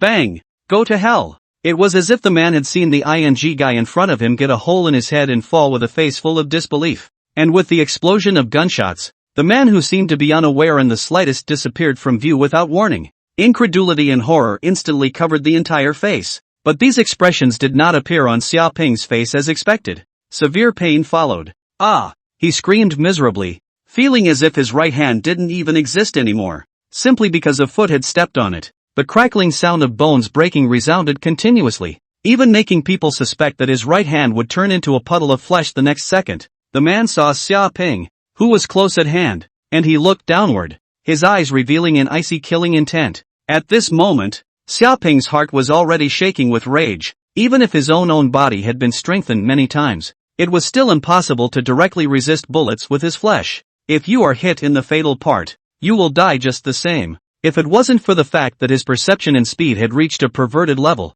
he definitely couldn't have dodged that shot just now, and at this moment, he was afraid that he had already turned into a corpse. Of course, this was also because he was careless, or else the other party wouldn't even have the chance to pull the trigger. However, who would have thought that it was just a street gangster who robbed money and sex? Who would have thought that there was a gun in his hand? Who the hell are you two? Xia Ping said in a cold voice. No, don't kill me. The man's body trembled and he shouted in terror. We're Feng's men. Feng? Xia Ping frowned. What the hell was that? When the man saw him show a thoughtful look, he was ecstatic, thinking that Xia Ping was shocked by the name of Brother Feng in his mouth. Unbeknownst to him, Xia Ping just simply hadn't heard of any Feng. Yes, my boss is Feng Chang. He's in charge of the Feng family and is very powerful. Xia Ping listened, but he was pondering. He's just rich now, but doesn't have any other power of his own under him other than a game company. And today's events have given him a hint of warning. His strength is indeed very strong, and there is still a lot of room for improvement. But what if dozens or hundreds of people are pointing guns at him? The same way you're going to be beaten to death. Although the probability of this kind of thing happening was very low, Xia Ping had to be on guard because he held a huge amount of wealth that was enough to make normal people go crazy. And even more so, he had a system that absolutely could not be exposed. And people with money and no power often do not have a good end. Like Shen Wansan in the Ming dynasty, the family wealth of 10,000 riches can rival the country. In the face of the imperial power is not still ended up with a whole family of beheading the end? The Jews of World War II were good at business and very rich, but how did they ever escape being slaughtered? Perhaps it's time for me to gradually build up my own forces. Xia Ping thoughtfully looked at the man at his feet and revealed a smile that gave him the creeps. Isn't this an opportunity? This Feng looks like he has a lot of power, so he can consider cultivating and subjugating him, and he might need it at some point. Hey, wanna live? Think. Want. The man nodded frantically as if he were pecking at a chicken. Very good. Xia Ping nodded slightly and said, then take me to see your boss. This part of the plot is just a small transition. The main line of the book is still the urban god. Chapter 44, Wu 1. In front of the door of the bright moon by the river. At this hour, not many people could be seen outside, and most of the guests left behind were partying in their boxes. Is this where your boss is? Xia Ping said with some doubt as he carried the still unconscious one in his hands. I didn't expect to stumble and come back on my own. Yes, Boss Feng Chang is the boss behind Riverside Bright Moon. He usually spends the night here at night, and he has several other properties under him, with assets of up to more than $1 billion, with numerous men under his command following his orders. Lu Si, the man who had tried to sneak attack Xia Ping with a gun earlier and had his right hand wasted, trembled and said, gee, that sounds impressive. In the whole of Ningjiang, there are not many people who would dare to not give face to the boss. Feng is a local snake in the ground in Ningjiang. Lu Si now only hoped that his boss's name could deter this terrifying man. A local snake? It's nothing more than a small-time punk who's off the beaten path. Xia Ping smiled contemptuously. Punks? Boss has countless brothers under him, who outside doesn't know the reputation of the Feng family. But to be called a punk? But just being able to fight a little bit makes you so arrogant? It's true that the ignorant are fearless. Lu Si's anger surged in his heart, but the situation was stronger than the others, so he could only remain silent and squeeze a flattering smile on his face. Go get your old man out here and tell him I want to talk to him about working together. While saying that, he threw the unconscious man to him as well. Remember, no tricks. Yes, yes. Lu Si carried the unconscious man with difficulty and hurriedly ran inside. In the deepest part of the fourth floor in one of the largest luxury boxes. Inside the box was brilliant and luxurious. A group of pugilists stood respectfully at one side, while a man who looked to be in his 40s with a cigar smoke in his mouth was hugging a delicate woman and laughing. The table was covered with leftover bottles of wine and delicate snacks. Feng Chang's hands were not honestly groping around the woman's body. Ah, don't. Feng really hate, the woman gasped. Winks like silk said, but more teasing up the man's heart of the fire of desire. Bang, bang, bang. Just then, someone outside knocked on the door of the compartment, causing Feng Chang to frown. Brother Feng, it's me. I'm Lu Si. Damn. Spoil my fun. Let him in. Feng Chang slowly exhaled a mouthful of smoke, while a bodyguard-like burly man immediately stepped forward to open the door of the box. Lu Si rushed in almost on his ass, carrying the man on his back. Then as soon as he came in, he knelt on the ground and cried, Brother Feng, you must do something for me. The look was miserable. Feng Chang saw Lucy's ruined right hand and the unconscious man next to him. His brows instantly furrowed. What's going on here? Who did this? Brother Feng, we have encountered a tough opponent. There is a guy with very powerful hands.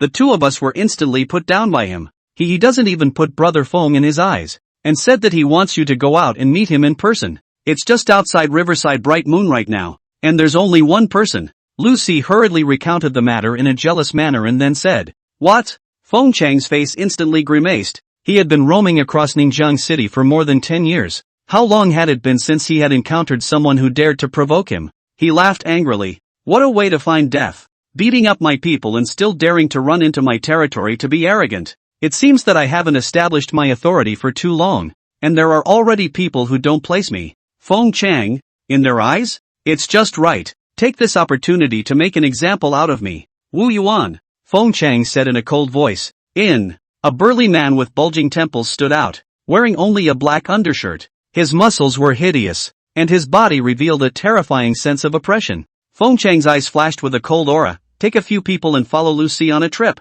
Break both his hands and feet for me and bring him back. Remember, alive. Yes. Thank you, Feng. Lucy was instantly overjoyed. Wu Yuan was the most capable bruiser under Feng Chang, said to be a foreign mercenary origin, licking blood countless times on the battlefield, with an unfathomable strength. He had then witnessed Wu Yuan alone easily defeat the 10 people surrounding him with ease, an absolute monster in human form. Now, no matter how powerful that kid is, he's still dead. Covering his ruined right hand, Lucy's eyes flashed with a ferocious light. He had to make that guy fall to his knees and beg for forgiveness in pain before he could get over it. Chapter 45, An ant trying to shake a tree. Ridiculously insouciant. In the middle of the Riverside Bright Moon Hall, Xia Ping waited quietly. This gentleman, may I ask what you need? There was a female receptionist who saw Xia Ping just standing there, and was a bit strange, going forward and asking politely. Me? I'm just waiting for someone. No need to mind me.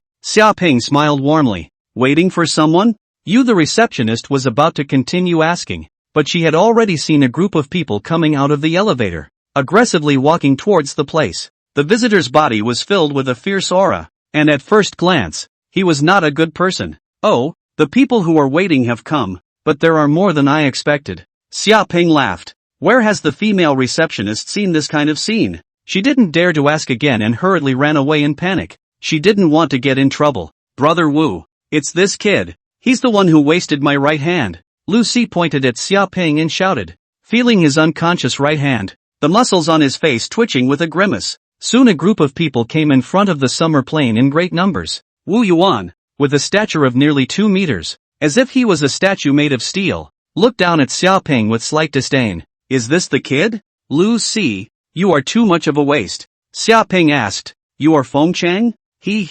What is the status of the boss? How could he personally come down to see you? Wu Yuan said in a cold voice. Remember, my name is Wu Yuan. The boss asked me to disable your limbs and bring them to him personally. Like this? It seems that the one called Feng Chang doesn't have me in mind. Lose a limb? Xia Ping shook his head regretfully, a killing chance looming in his heart as he looked towards Lucy. His eyes indifferent, you also failed to seize the opportunity one gave you. Being swept by Xia Ping's gaze, Lucy's body could not help but shiver. But when he thought that he had Wu Yuan standing by his side, he immediately gained strength and pointed at Xia Ping and laughed rampantly. Kid, do you really think you're invincible? Brother Wu's strength is not something you can imagine. Better hurry up and kneel down to beg for forgiveness, then obediently have your limbs wasted. The female receptionist from afar watched the scene with a look of pity on her face. Those who offended Feng Chang never had a good ending. She seemed to have seen Xia Ping's tragic end inside in her heart. It's a pity. He's quite handsome.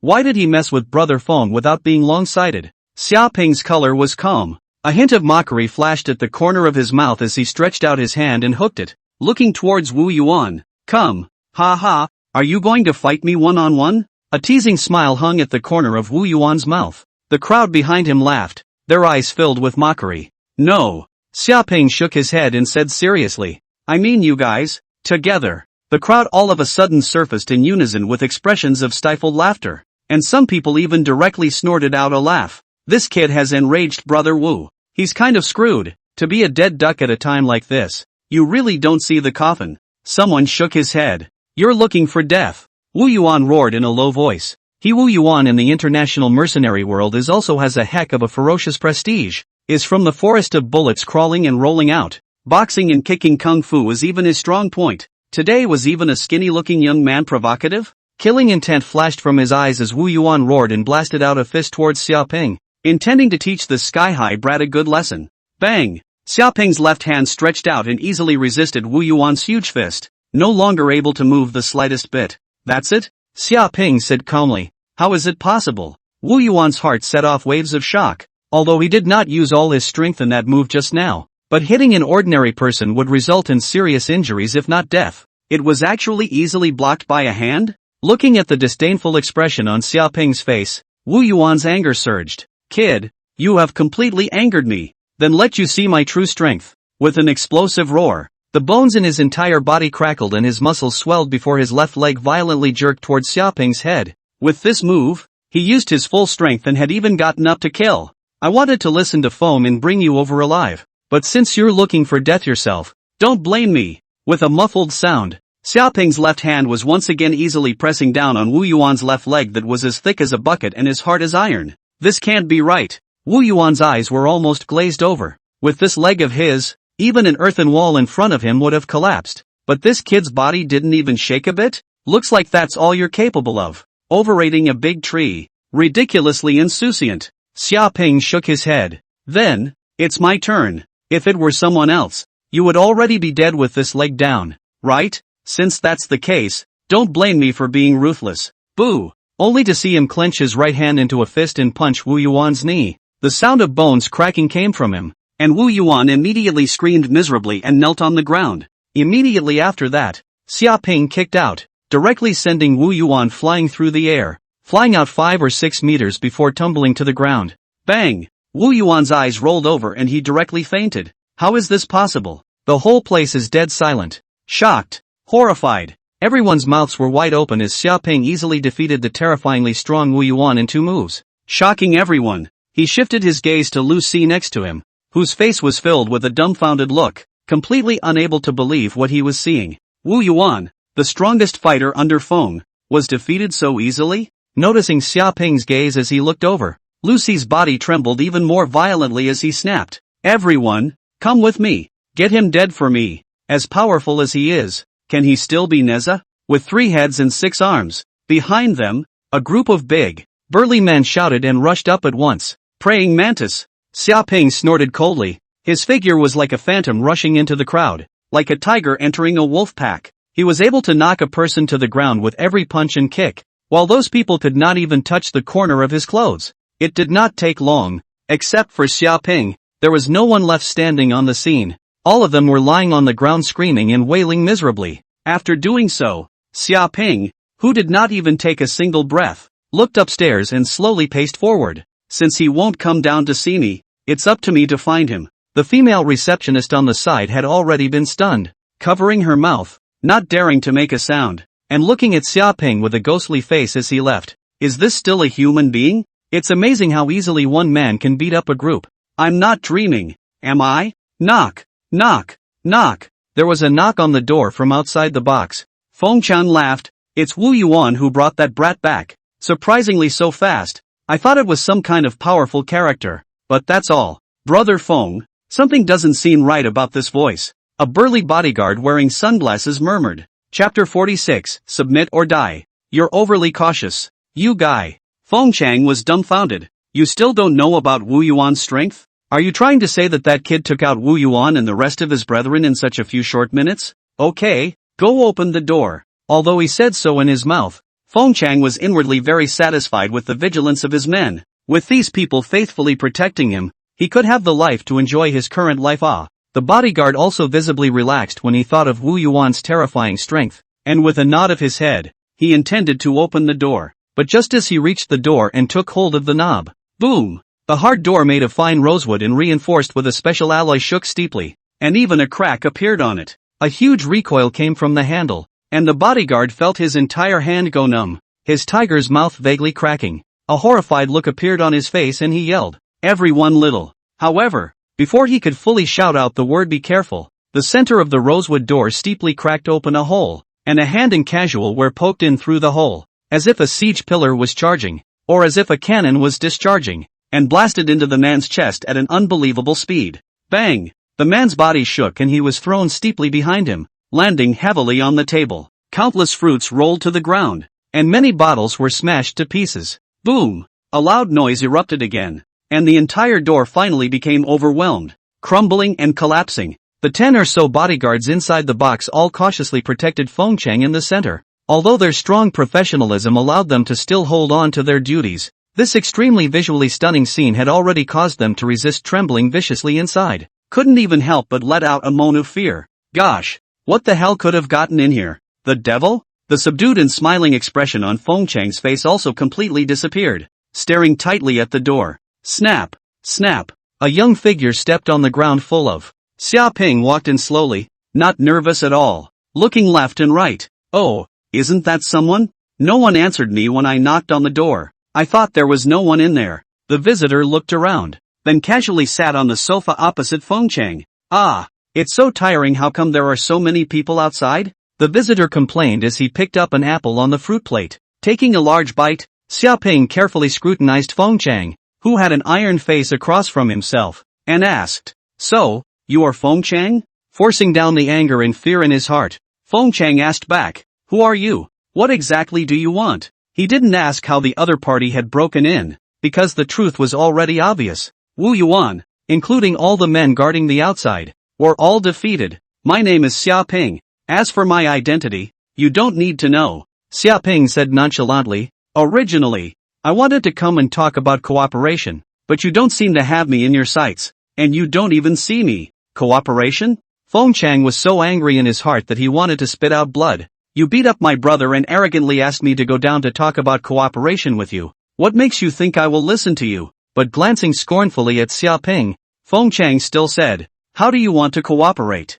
And since it's a cooperation, are you going to explain for what happened today?" Ah, you've misunderstood. Since you didn't go down there yourself, the cooperation is gone because you didn't seize the opportunity. Xia Ping laughed. You only have one choice now, and that is to submit to me. Submissive to you? Feng Chang seemed to have heard a big joke. He had spent more than 10 years, used all kinds of means, and experienced many perils to lay the current foundation, billions of dollars worth of industry, and a host of men. Within the city of Ningjiang, that is also considered a party big brother, the prestige. Now, this young man on the opposite side of the street even opened his mouth to ask himself to submit to him, and then give up the kingdom he had fought for a new master? On what basis? Feng Chang coldly looked at Xia Ping. Because you don't have a choice. If you don't agree, you will die. Xia Ping said calmly. Oh, I'll die if I don't agree? Feng Chang sneered. That's right. That's when you'll not only lose everything you have, but you'll lose your life. Xia Ping was non-committal and said slowly, then I choose to let you die. Killing motives erupted in Feng Chang's eyes as he fiercely drew the pistol at his waist, aiming it at Xia Ping from a distance, as if they had rehearsed it a million times. The 10 or so burly bodyguards also drew the pistols on their belts in an instant, and then aimed at Xia Ping, sealing off all his possible retreats. Now what? Feng Chang slowly stood up, pointing his gun at Xia Ping with a shadowy expression. I know you are very powerful, or you can say that your body is like a monster, but even if you are powerful, you are still a body of flesh and blood. Can you still carry bullets in your flesh? You still haven't recognized reality, Natsuhai said calmly, craning his neck. And then, suddenly storming up, a lighter on the table was thrown at one of the bouncers, knocking the pistol out of his hand. Xia Ping's figure simultaneously transformed into a phantom and rushed into the bodyguards. Feng Chang didn't even react. Only 2 or 3 sporadic gunshots were heard before the room fell back into silence. Xia Ping was still standing in his original position, but there were more than 10 pistols in his arms. He picked up one of them casually with his right hand, then with his internal force running through his palm, he gave it a fierce grip. And the entire pistol turned into countless broken parts scattered down. Raw crush. Gulp.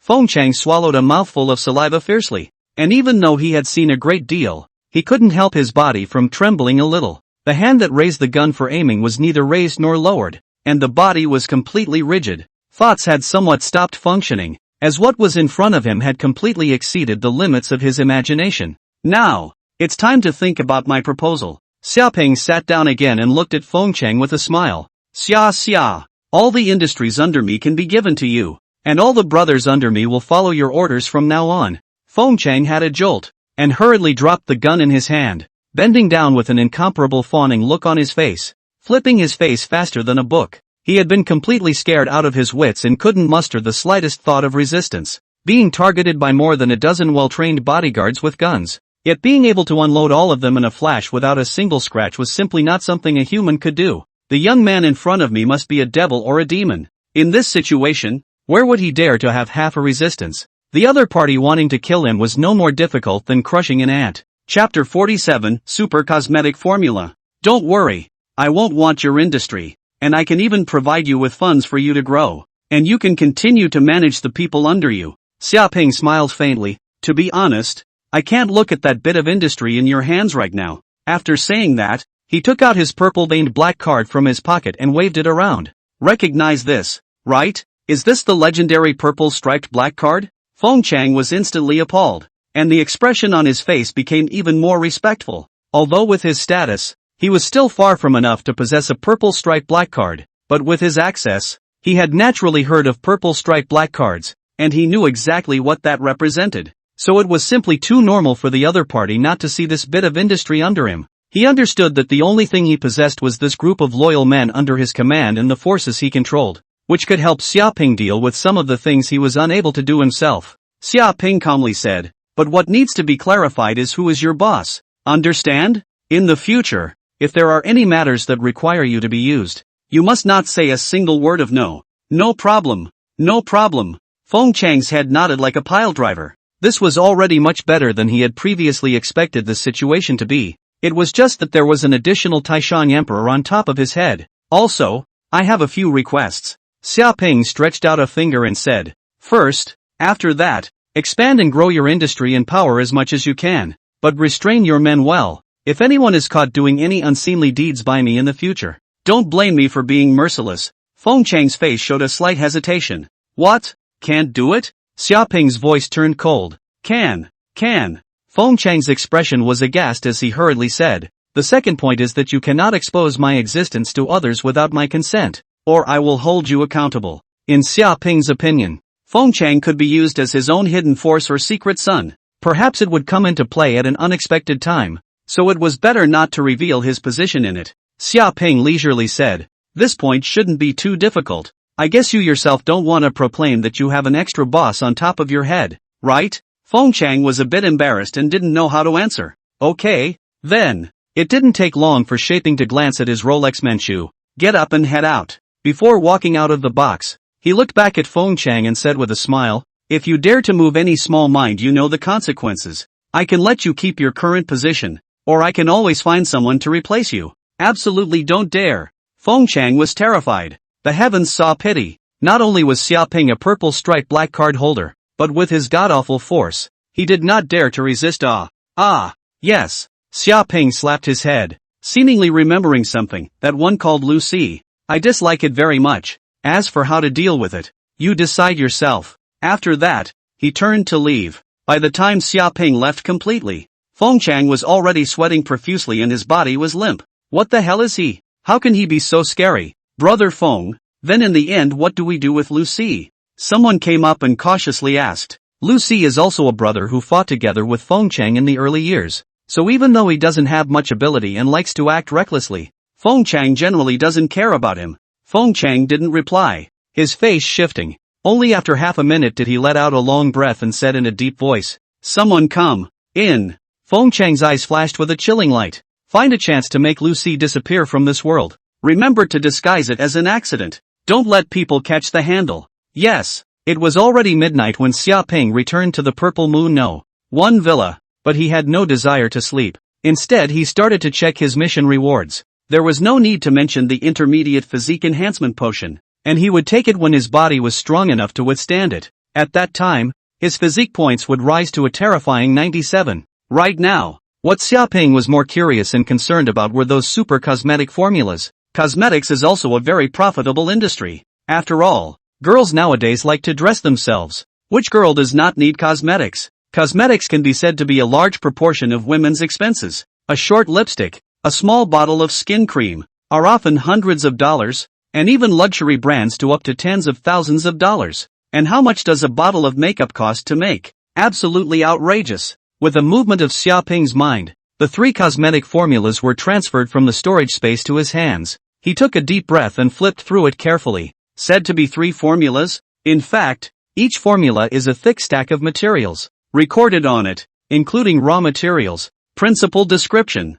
processing steps, the design and manufacture of specialized cosmetic production machine diagrams, and many other things. Super Scar Removal Cream, repair scars left behind by trauma, leaving no traces at all, with more than 5 times the effect of ordinary products. Material, polysiloxane, silicon dioxide, non-volatile silicone resin. Super Nourishing Beauty Solution, maintains skin, moisturize and whiten, glow, more than 5 times as effective as ordinary products. Ingredients, hibiscus, astragalus, donkey seed, motherwort, gray salt. Life Extension Elixir, removes toxins, cures dark diseases, looks 10 years younger, extends life by 5 years, can be effective once, repeated doses will lose their effect. Note, also effective for critically ill patients. Ingredients, hiss. Xiaoping's breathing became rapid. These 3 super cosmetic recipes are simply horrible. Super Scar Removing Cream and Super Nourishing Beauty Liquid are both surprisingly more than 5 times as effective as ordinary products on the market.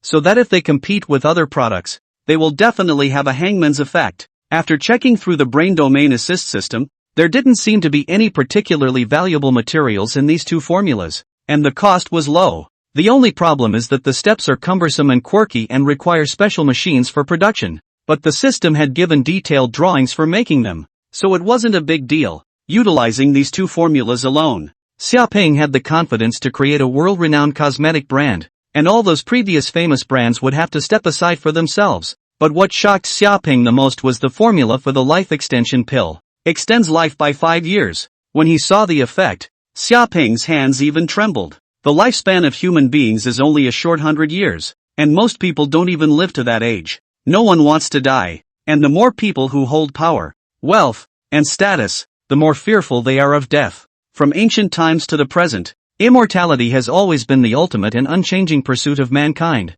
Even if it couldn't live forever, even if it only increased longevity by 5 years, even if it could only take effect once, the life extension pill would drive many people crazy once it was released. This was a product that impacted the world. This isn't really a cosmetic anymore. This is a divine elixir to be sure. Xiaoping sucked in a breath of cold air. Although there have been numerous organizations or gossips claiming to have researched and developed life-extending drugs, none of them have been scientifically tested, and they are basically bull*********.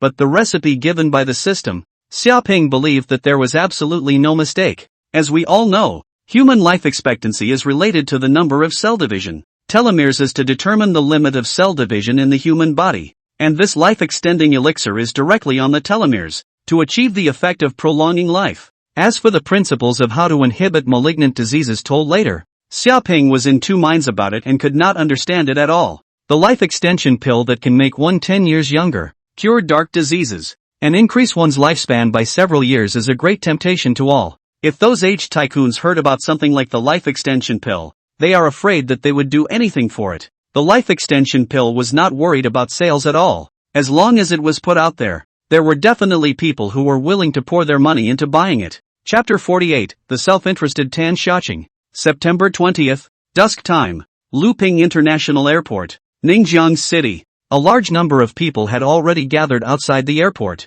most of them looking frenzied and holding glow sticks or brightly colored banners in their hands, because today, the famous first-line singer Tan Xiaoqing will come to Ningjiang City, and in the evening to start a large open-air concert. The avid fans who got the news naturally gathered at the airport early and spontaneously to call for the goddess of their hearts. Tan Xiaoqing's own strength in singing has been subject to a lot of criticism, and it is rumored that she was made famous because she was spotted by a showbiz bigwig, through a variety of unseemly means, but because of his outstanding appearance, and the body alluring and moving, but also by virtue of the face and body capital captured a large wave of fans. In the young people, especially young men, have quite a popularity among the group. Whoosh whoosh. With a whistling sound, a large airliner whistled down to the airport from a distance. Tan Xiaoqing, Tan Ha-Ching, Tan Ha-Ching, Tan Xiaoqing, I love you. Wow, Tan Xiaoqing. The plane had just come to a stop, and a large group of fans had already surrounded the plane.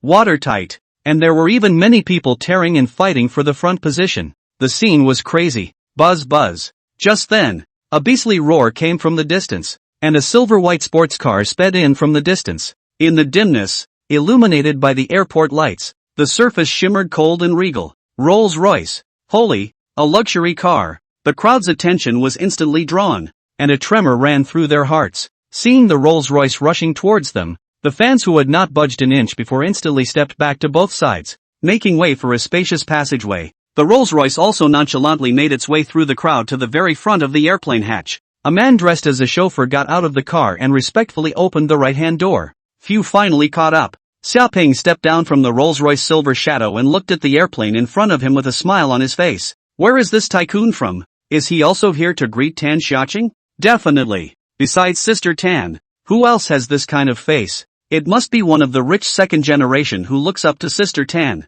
Wow, Tam is awesome. That said, this man is so handsome. It's simply a divine face. Damn, it can't be a boyfriend, can it? My goddess. Ah, bah, no matter what, the goddess can't see you. Fans were talking. Some were proud that their goddess had a handsome man picking her up in a Rolls-Royce, while others were indignant and secretly sour, with a feeling that their wives had been snatched away. But the crowd had no doubt that Xiaoping had come to greet Tan Xiaoqing. Buzz buzz. The plane's first-class cabin slowly opened and the few passengers stepped out of it. At the front of the pack was a voluptuous woman in sexy, revealing clothes, with dark, long eyelashes and slanted bangs brushing past her left eye. With a wide smile on her face, she wiggled her way slowly down the gangway, waving downward. The fans below instantly went crazy, constantly waving banners and small flags, pouring out their adoration. And when she saw Natsumi leaning against the side of the Rolls-Royce, she obviously made the same judgment in her mind as her fans. Some of the fans might not recognize it, but how could she not? It was clearly a Rolls-Royce Silver Shadow. Those who could drive up a Rolls-Royce Silver Shadow must have a great background in their family. So Tan Xiaoqing decided to give Xiaoping a hug and even make an exception for a ride in his car. Well, it's still a big handsome guy. Handsome and rich. It's not like you can't consider being his girlfriend. Even the thought of it made her walk slightly faster, and the smile on her face grew a few shades wider, and a hint of joy flashed in Xiaoping's eyes as he headed forward to meet them. Tan Xiaoqing opened her arms, and then she saw Xiaoping hurry past her. Is he blind? I'm clearly here. Tan Xiaoqing's expression was stunned, and her outstretched hand was nowhere to be placed in embarrassment. Hey, I'm here. She couldn't help but turn around and shout at Hi. HM? Xiaoping twisted his head and glanced at Tan Xiaoqing with a confused expression. Excuse me, who are you? Who am I? Tan Xiaoqing's entire face directly froze, even vaguely twisting a bit. I'm a popular top-tier singer in China with tens of millions of fans. How can you not recognize me? 49. Helicopter parade greeting. I'm Tan Xiaoqing. Tan Xiaoqing said angrily. Tan Xiaoqing? Xiaoping frowned slightly, as if he was pondering what this name actually stood for. That's right. Tan Xiaoqing's face reappeared with a smug look. Now she should recognize herself as a big star, right? Why don't you hurry over with a face of fear and admiration and invite me to ride in your Rolls-Royce? However, Sharpay had absolutely no idea what special meaning the name had. He himself wasn't interested in showbiz at all and didn't know much about it. But looking at all the fans gathered outside, could it be just for her? But that's none of your business. So what if you're a star? I'm sorry, I don't know you. I'm going to pick someone up. Xiaoping shook his head. Been waiting for a long time? The voice came down from the hanging ladder, and a black-haired, shoulder-length, slender and beautiful figure walked down not far behind Tan Xiaoqing. Xiaoping hurriedly turned his head, a smile on his face, no longer paying attention to Tan Xiaoqing. No, I just got here too. The slender figure was naturally AI1, who was wearing a lavender one-piece dress today, which made Xiaoping's heart flutter as he watched. Tan Xiaoqing's face was ugly. Seeing this scene, she had completely understood. Dare Xiaoping was not here to greet her. It was she who had made a fool of herself? To think that she had just acted as if she was a cutie. Her face couldn't help but burn with some annoyance. Even if they weren't their own fans, they hadn't even heard of them at all? He was at least a first-tier singer. And in the face of such a beautiful woman like herself, how could she be so rude as to ignore her? This guy must be doing it on purpose, trying to get my attention this way. Tan Xiaoqing cast her gaze to AI1 at the back, but her breath hitched. The other side of the ink-like black hair straight down to the waist. Exquisite face as if it was artificially carved out. Eyes deep. That kind of calm and noble temperament. as if it does not exist in this earthly world, but also to make her ashamed of herself. Is there even such a good-looking woman in this world? No wonder the man even ignored himself. Tan Xiaoqing herself, a woman, couldn't help but feel a little bit moved. But after the amazement, the flames of jealousy couldn't help but rub up from the bottom of Tan Xiaoqing's heart. For the first time in my life, I even felt the resentment of why can't I be as beautiful as her. As a public figure, she needed to maintain her image, so naturally she couldn't get angry at will. Not to mention that this matter was originally a misunderstanding on her part. However, many fans were naturally furious when they saw their goddess's embarrassing appearance. They couldn't accept that Tan Xiaoqing was subjected to such insults. As a result, a lot of fans vocalized and rebuked Xiaoping. Let's beat him up. What's so arrogant about this kid? He's rich and he's great? Asshole, how dare you ignore our goddess Tan Xiaoqing? Are your eyes blind? This person can't be a trustee found by black fans, right? Too shameless. All sorts of filthy words came out of their mouths, completely ignoring how things really were and cursing indiscriminately. It simply doesn't matter what the facts are to brainwashed fans, who will go to extreme lengths to defend their idols. What have you done here? Why are these fans of Tan Xiaoqing so angry at you? Aiwen couldn't help but cover her mouth and laugh lightly. I didn't do anything. This Tan Xiaoqing is very famous? Xiaoping had a black line on his face. He had only come to pick up a plane. Had they misunderstood something? Aiwen said with some surprise. How dare you not recognize her? She's a famous first-tier singer, the goddess of many people's hearts. Goddess? Isn't the real goddess standing right in front of me right now? Xiaoping said with a serious face. Poverty. Aiwen gave him a blank look. Looking very cute. It doesn't matter. Let's go. The corners of Xiaoping's mouth hooked up slightly. I definitely won't let you down tonight. Oh, I'm looking forward to it then. You've been so secretive, refusing to reveal anything. Aiwen gently ruffled her hair around her ears as she walked downwards, glancing at the gleaming less silver shadow parked quietly beside the airliner. Aiwen inquired, are we going to the restaurant in this Rolls Royce? No. Xiaoping smiled. In order to save time and physical strength, let's fly over. Fly over? A puzzled expression had just appeared on Aiwen's face when she heard a violent boom in the distance. Boom, boom, boom. Under the dim sky, a hideous silhouette gradually emerged in the darkness as the distance drew closer. Two huge propellers churned the wind and spun at extreme speeds, driving the air to shake tremendously. The helicopter bearing the shark emblem slowly approached. Pop! With the searchlights turned on, the behemoth that covered the sky cast a hideous shadow on the ground, coldly angular, and descending from the heavens with a stern sense of oppression. The overly large size even makes one wonder if this is an armed transport helicopter. At the same time, the crowd also saw a full 9 slightly smaller helicopters trailing behind them. The fans' insults were all but muffled in the roar that resounded through the airport. Their eyes were stagnant, directly shocked by this kind of scene, and a few fans who had already planned to go up and give Xiaoping a good lesson also slowly retreated back after swallowing a spit. Can't afford to mess with it. Slipped away. This is too ostentatious. Isn't it going to cost a lot of money? There was a hint of anger in Aiwen's tone, but it was clear that she wasn't really angry. Isn't that what money is for? And the flailing is still to come. Xiaoping said unconcernedly, bending down and extending his hand to Aiwen. Welcome to the private helicopter, Black Shark. Please, my princess. Aiwen didn't refuse and cooperatively held out her hand. Feeling the warm, watery touch in his hands, Xiaoping's heart swirled, and after taking a deep breath, he led Aiwen into the giant helicopter. Above the sky, the searchlights of the 9 helicopters that had not landed followed the movement of Xiaoping and Aiwen and constantly adjusted their angles to ensure that they could always shine on them. The dazzling pillar of light shrouded as if it was a real prince and princess in general splendor. In comparison, next to her, Tan Xiaoqing and her supportive fanbase were really slightly shabby and cardless. Escorted by 9 helicopters, the Black Shark took to the air and roared away under the cover of night. The fans on the airport hadn't recovered from that shock and just stared in awe as the huge array of helicopters moved away.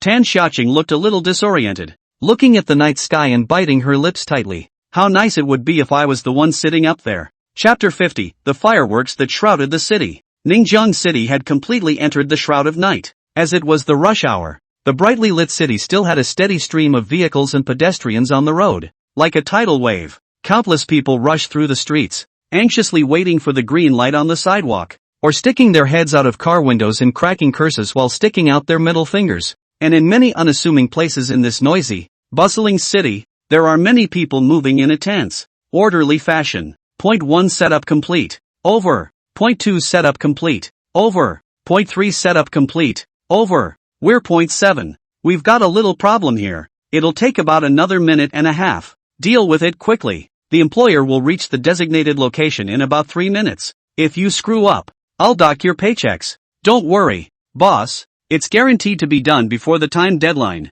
We're professionals. Over the radio intercom, all kinds of instructions, scheduling, and coordination orders were constantly being given, and hundreds of people were going about their work in an organized manner. High in the frigid air, a formation of helicopters cuts through the darkness of the night, heading toward the city center. Shaping kept looking at his Rolex watch and proofreading the time on it. Why do you care so much about time? Eoin asked curiously, blinking her big eyes. Xiaoping scratched his own head and took one last look at his watch. The minute hand and the second hand were about to rejoin in one place. Just in time. That's because please close your eyes when it's dark. Xiaoping smiled and suddenly snapped his fingers. The lights in the cabin of the wild shark suddenly went out. Ah! A sudden darkness suddenly enveloped Eoin. Catching her off guard, she couldn't help but gasp. In such a short period of time, the naked eye simply could not adapt to the darkness. But at that very moment, there was a brilliant light rising. Whoosh! Whoosh! Whoosh! Countless streams of light long trailing flames rose from the ground, rushed into the air, and then exploded. Fireworks! Endless fireworks shot up from all corners of Ningjiang City, like meteors scurrying up from the bottom up and exploding in the air. Sparks were scattered like petals, and when viewed from a helicopter high in the sky, it was like being wrapped in countless fireworks with a psychedelic brilliance. The whole city plunged into a sea of fireworks, as if the sunrise had been ushered in early at that moment, bright as day. Look down. Xiaoping's voice sounded from the side. Eoin subconsciously lowered her head and looked down to her feet, where the originally dark helicopter bulkheads had disappeared at some point, replaced by thick and sturdy clear glass through which she could directly look down on the scene below. Boom! Boom! Boom! Directly below, countless fireworks bloomed. This wave of fireworks appeared to be positioned a little lower, but brighter, while they seemed to be arranged in a certain order. When all the low-altitude fireworks burst, they formed exactly the name of a name that encompassed a small half of the city. Eoin! Countless fireworks make up her name. It was as if the whole city was cheering and applauding her arrival, and it was all clearly visible through the transparent bulkheads beneath her feet, and Eoin couldn't help but cover her mouth. A psychedelic color in her eyes. Virtually every girl in the world has longed for those various romantic, grandiose, shocking scenes used to express love in movies. And while there may be some girls who don't particularly care for the presence or absence of such things, absolutely no one hates them. Human beings are, by nature, creatures who like to show off and satisfy, perhaps without recognizing it in themselves, but hidden in the heart of every human being. Well, still satisfied? Xiaoping looked at Eoin with a smile. Well, Iwan's face had turned red at some point, and she said, "Thank you, Sharpei, I'm very happy." A satisfied smile also appeared on Xiaoping's face. Wasn't he doing all this just to make Iwan happy? That would have been the greatest reward for him. How's it going, Mr. Xia? We're doing pretty well, aren't we? A rather smug voice came from the wireless headset. Prefect, good job. Double your pay for all the brothers working tonight, Xiaoping said boldly, throwing his money around. Boss atmosphere. Within the crisscrossing streets of Ningjiang City, the tidal wave of people actually suddenly came to a standstill at a certain moment, as they saw countless fireworks rising up from their own surroundings, from all directions, and from the entire city. Even the person driving the car couldn't help but stop and open the window to look into the night sky. They looked up at the sky, lost in thought. What's going on? Is today some kind of holiday? I don't know. September 20th? It's not exactly a holiday, is it? And actually the whole city is setting off fireworks. How much money is this going to cost? Then why did you put so many? Hey, you guys, look, steeply, someone exclaimed, pointing a finger to the sky. This wave of fireworks, surprisingly, formed a huge name in the sky. Eoin. There's no doubt from the name that it's a girl. An unbelievable thought rose from everyone's mind. Could it be that the fireworks that enveloped the entire city were prepared by someone especially for this girl named Eoin? It's almost trenchant. Countless people took out their cell phones to take pictures of the wonders of the world in front of them, and frantically forwarded them in their circles of friends. The mysterious fireworks were instantly on the hot list. #shocked. Mysterious tycoon throws away so much money that he sets off fireworks covering the entire city.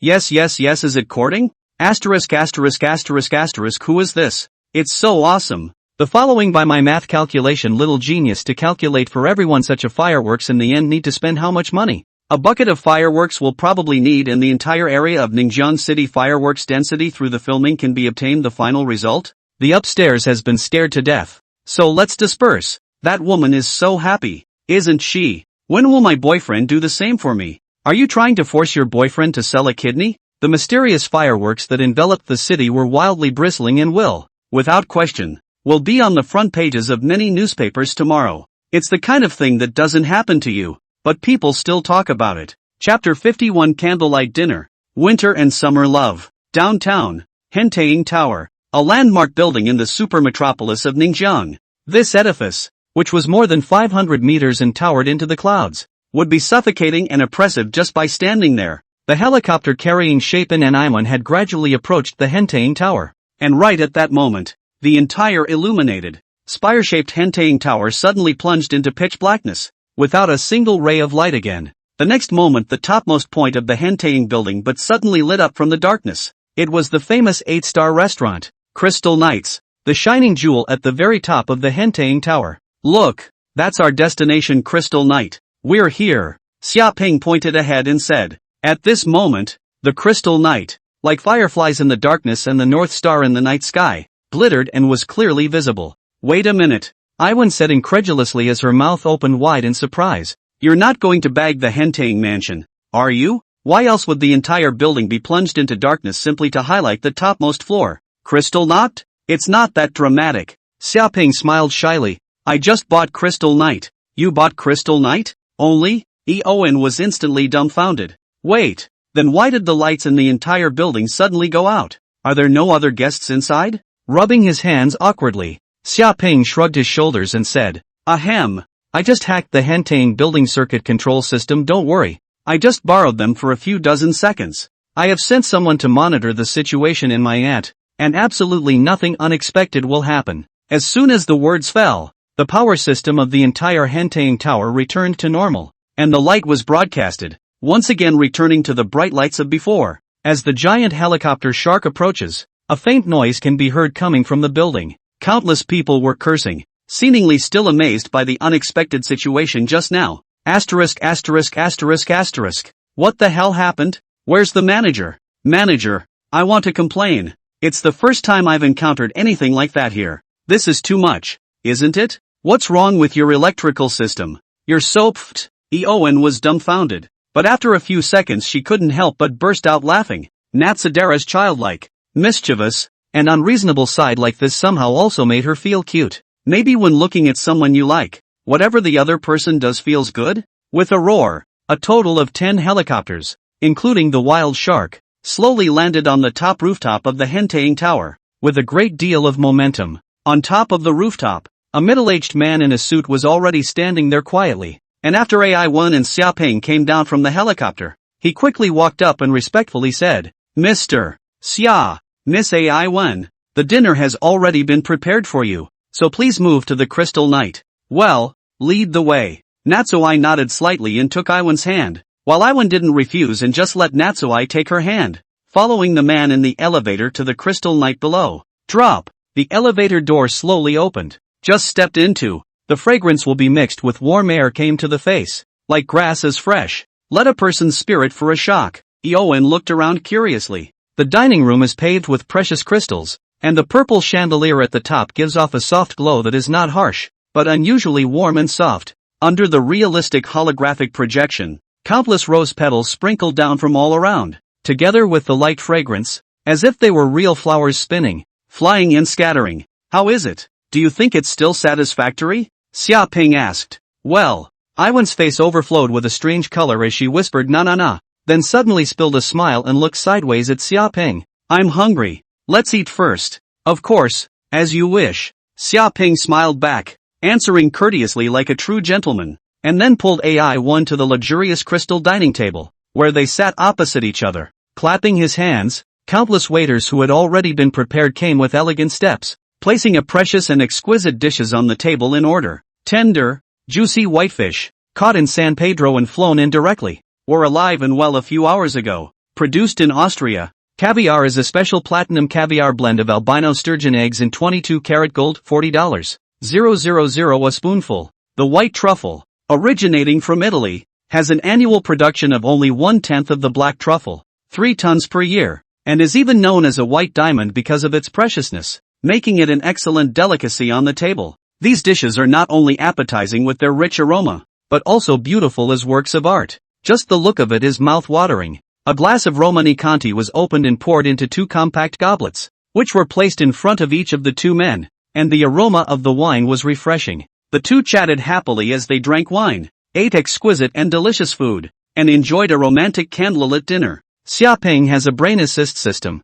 whether it is astronomy, geography or chess. Any knowledge that is at hand, occasionally interspersed with 1 or 2 fun jokes, but also make you laugh. Everything that happened today was like a dream. Just as dinner was nearing its end, there was a hint of confusion in Eowyn's eyes, as if she was somehow wondering if everything today had been just a dream. No, Xiaoping retorted softly, saying, it truly exists right here, in front of each of our eyes. Real and true. Yes? Eowyn laughed softly, her voice as pleasant as a silver bell. At that moment, she suddenly noticed the cello not far away, and a puzzled look appeared in her eyes. Why is a cello placed here, but no one is playing it? Dinner was drawing to a close at the moment, so she couldn't help but feel a little confused. Because, I'm the part-time player, Xiaoping said with a smile. Eowyn was a little surprised. And you play the cello? Sure, and pull it off well. Xiaoping did not blush at all and said shamelessly, you're really not modest. Shameless. Eowyn couldn't help but laugh and scold, then joked, so, Mr. Xiaoping, the renowned cellist, could you play a piece for me live? Always ready. Beautiful lady, Natsuhai said confidently, straightening the clothes on his body, and then walked towards the cello, settling down in the chair. Sharpieye's eyes were slightly downcast and his fingers brushed the cello. Eowyn held her cheeks in her hands and stared at Sharpie with a smile on her face. Seeing this adorable appearance of the other party, Xiaoping's heart was another burst of spring waves. His mind was directly a little unstable, and his chi was deflated before he even started. Don't disturb me, he muttered in a low voice. Eowyn cocked her head in confusion and looked over. Nothing. Xiaoping took a deep breath and discarded all the noise and distractions. It seems to be getting serious. Instant silence fell around them as the melody had echoed. The sound of that zither, in its sudden burst, was surprisingly full of full-bodied emotion and resonance that could not be described in words, and the sound surged like a spring, flowing slowly but firmly from the frozen waters. But the cold water was suddenly surging with warmth and heat. Sky City, Winter and Summer Love. Chapter 52. Be My Girlfriend, okay? Sky City, Winter and Summer Love is a glorious cello piece celebrating love, famous for its heroic epic grandeur and surging passionate emotion, and at the same time, incredibly difficult to play. The melody gradually reaches a climax, and with the cello's characteristic thick range, it gradually penetrates the heart and evokes a tremor in the human soul. The thick melody was as if it had been transformed into a thick mist, curling up and spreading out from between the strings. The deep feelings that are embedded in it are also like the rain that falls and soaks into everyone's heart. Eowyn's expression gradually changed from one of initial disinterest to one of overwhelming intoxication, following the intense notes into a more lively and wildly dancing rhythm. It was as if a simple boy and a gentle, beautiful girl appeared before her eyes, who fell in love, dated each other, and finally came together after ups and downs and suffering. After the lightning and thunder, and the clanging of gold and iron, the hoarse but revealingly soft sound of the zither came to an end. It came to an abrupt end. A single tear slowly dripped from Eowyn's eyes and landed on the back of her hand, instantly jolting her awake and breaking free from the feelings that were so strong that they were overwhelming. Oh, there were even a few waitresses who couldn't help but cry out. The sound of the zither was just too good, like heavenly music. Even people who don't know much about the cello and have never heard a cello piece before can feel a strong resonance in this piece completely. Xiaoping slowly opened his eyes and exhaled. Rise and bow and retire. It was as if he was really a cellist performing in front of a large audience. How? Xiaoping inquired with a smile. Snap, pop, pop. Not just Eowyn, but even the waiters couldn't help but applaud spontaneously. Even if the act of applauding is not in line with the employee code and they will be docked their wages afterwards, they will applaud this wonderful performance because it is the honor it deserves. There were even a few employees who were soaked in the emotions of it that they had already decided to confess their love to their favorite girls right afterward, or to jump affectionately into the arms of their lovers with whom they were having a cold war. How did you pull it off so well? Feeling the stirring in her heart that still hadn't completely subsided, Eoin asked in surprise. It's hanging. I'm hanging again. Xiaoping's heart shook with sound. Not to mention that he already had cello playing skills. Even if it was a pig under the synchronized correction of the brain domain assist system, he could still play it like a decent one. But these words, naturally, could not be said on such an occasion. In reality, Sharpay just gave Iwan a mysterious and unpredictable smile. In this world, there is genius. Shameless. Iwan froze, and then immediately afterward, she couldn't help but burst out laughing. The residual afterglow of emotion in her heart washed away slightly. Wiping the tears from the corners of her own eyes, she asked softly, "Why did you choose this song?" "That's all for the padding that's being done now." "Of course." Xiaoping smiled and waved his hand to signal all the attendants to back off, then took out a small, beautifully decorated rectangular box from his pocket and slowly opened it. A touch of blue light from which bloomed. Seems to be to the surrounding are dense assimilation. That is a gorgeous to the extreme sapphire pendant. This Kashmir's king of sapphires. The Sea of Azure? Isn't that a national treasure that they never sell? Iwan was beyond surprised. That's right. It's that one-of-a-kind Sea of Azure in the world. Xiaoping laughed. As for words like absolutely not selling, just listen to them casually. That's only because no one has yet given them a price they can't refuse. It took me a lot of work to get it, though, and it was only flown back from Kashmir yesterday, and I've been worried that I wouldn't make it in time. You guys, how much did you really spend for today? It doesn't matter. I think the Sea of Azure is right for you, so I'll buy it, and in my mind, only you are worthy of this sparkling king of sapphires. Taking a step forward, Xiaoping looked down at AI1, who was dressed in a long lavender dress, as dusty and noble as a fairy in the sky, and said earnestly and sincerely, "Eoin, I like you. Can you please be my girlfriend?" An indescribably great surprise filled her heart, and Eoin couldn't help but cover her mouth and stare with wide eyes, and there were even brimming tears floating in the corners of her eyes. "Why are you crying?" Xiaoping asked, a little flustered and at a loss for words. "It's just because of that song you just played. Don't think too much of it." Eoin wiped away her tears once again and murmured softly, "It really is too cunning. I promise." Xiaoping froze. Although he had expected it, he was still a bit incredulous. "Really? Really? I can be your girlfriend?" Iwan's pretty face was slightly red, and she said somewhat shyly, "Great." Xiaoping was so excited that he jumped straight up from the ground, his hands dancing. Then he held out the pendant with the sea of blue gemstone. "Let me put it on for you myself. It will look great." Yeah. Eoin's voice had been as thin as a fly, almost inaudible. Xiaoping stepped forward, gently lifted the other party's soft black hair, and gently hung this sparkling pendant for Eoin. And looking at the other party's smooth and white neck as well as the stunningly beautiful face that was close at hand, he finally couldn't hold back the impulse in his heart and directly kissed her lips. Eoin was caught off guard by Xiaoping's sudden attack. Her body trembled violently as if she had been electrocuted. But in the end, she did not resist, and even pulled Xiaoping into her arms in turn. Her strength was surprisingly much greater than expected, and Xiaoping was pulled into her arms even when he was caught off guard, his eyes snapping wide open. Hundreds of meters high in the air, enveloped by illusory rose petals and a faint fragrance, it was as if time was frozen in this moment for eternity. This book is not a harem text. This book is not a harem text. This book is not a harem text. I've posted chapter reviews a couple times, but a lot of people still ask and probably don't see them, so I'll just move them to the main text. I hope the readers are aware of this. Penguin Group Name, Hamster Readers Exchange Group, 8872608776. The Readers Group has been established. Hamster Readers Exchange Group 88720087 Land Want to add can add a bit. Search for the name or enter the number can be. Chapter 53, Trouble. Eoin's heart was on the verge of beating out of her chest. After an unknown amount of time, their lips slowly parted. The two had even gotten a little out of breath. Mom, yeah. That's exciting. Xiaoping did not expect that the always civilized and weak Eoin suddenly showed such a strong and active side, which in the end is considered to be his own kiss her, or his own being forced to kiss her. He laughed bitterly, but it seemed as if that feeling was very good, too. Flop, flop, flop. What was I doing? It's so humiliating. Reacting. Eoin was also stunned by the super bold move she had made in a moment of emotion, her courage instantly fading at the moment, her face so red that steam could even come out of it. Now it's rather I have the feeling of being immersed in a dream yet, but if this is a dream, I hope I never wake up. Xiaoping looked deeply at AI1, the depths of his eyes filled with love, and once again said, AI1, I love you. Simple words that expressed the most sincere feelings. Lips opening and closing slightly, Eowen embraced him gently and whispered, me too. With an elaborate firework ceremony and a romantic candlelight dinner on Crystal Night, Xiaoping finally got his wish to make Yuan his girlfriend. For Xiaoping,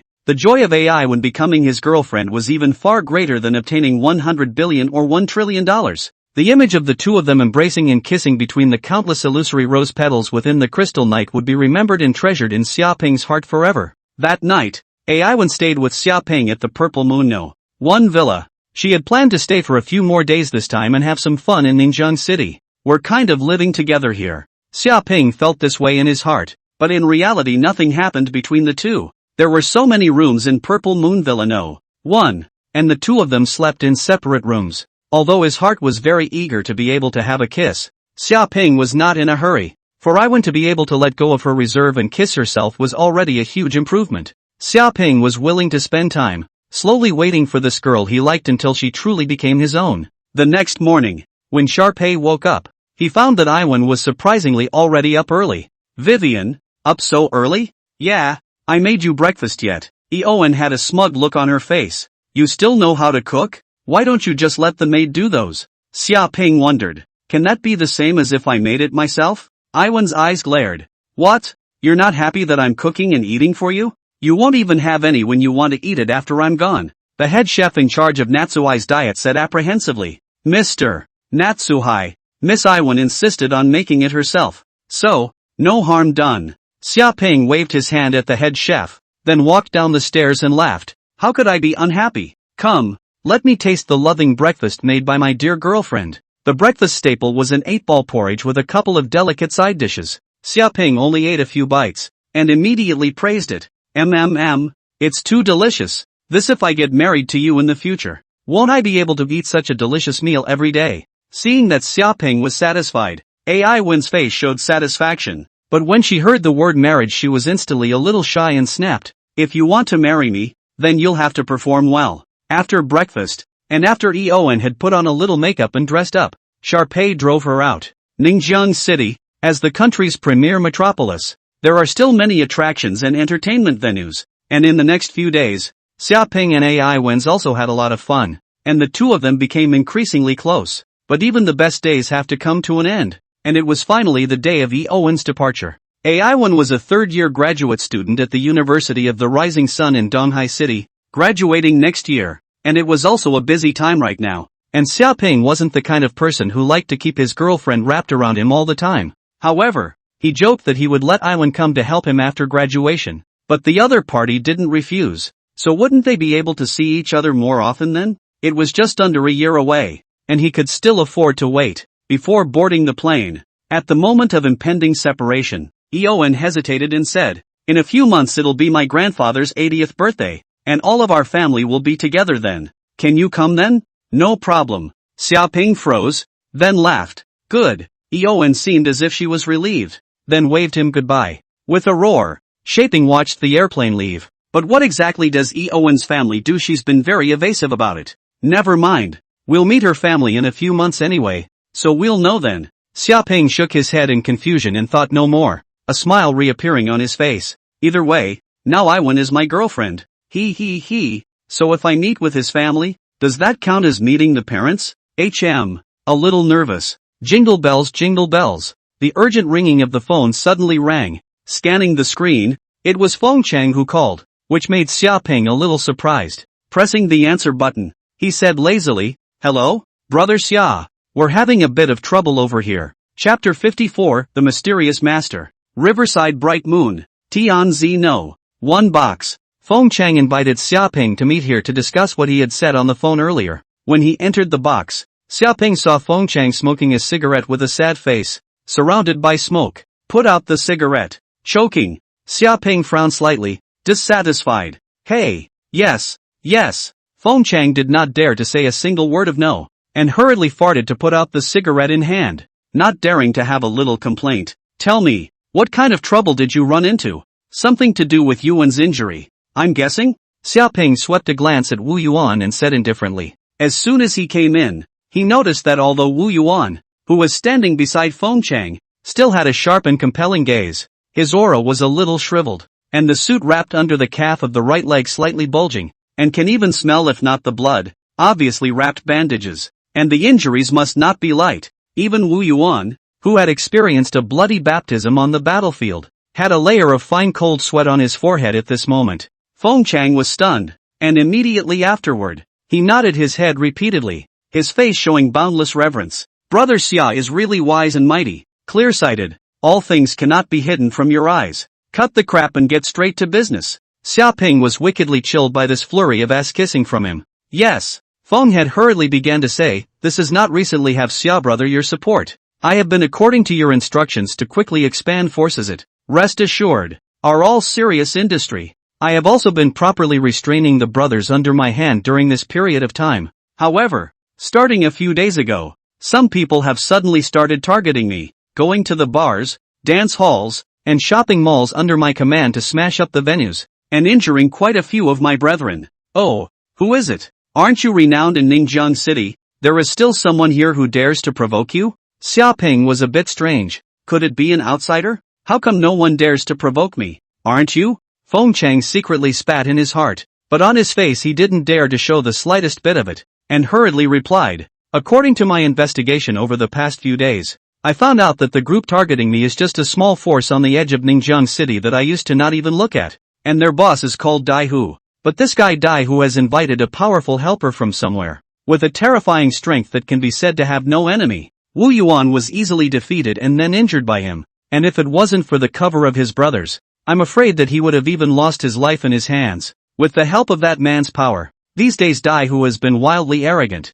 Not only has he subdued quite a few scattered small forces, but he also keeps trying to provoke us. So, do you see if you can step in a little when necessary? Feng Chang asked cautiously and tentatively. Oh, easily defeating Wu Yuan? Xia Ping's eyes stared. Although Wu Yuan's little strength was nothing to him, it was already considered to be a very powerful super expert in the level of ordinary people. To be easily defeated? This made Xia Ping's heart a little bit foolish. Now ordinary experts were simply like dirt in his eyes. Unbearable. Now that he heard this news, he was naturally a little bit curious. After all, Feng Chang is now considered to be a secret son of his own development, and if he is not happy with Feng Chang, he is against him. A cold light flickered in his eyes. Xia Ping said indifferently, find a time to ask the Dai Hu to talk about it. I'm also a bit curious about that expert that came out of nowhere, but I won't go easy on you if I don't have to, so try to take care of it yourself. Thanks, Xia. With Xia Ping's assurance,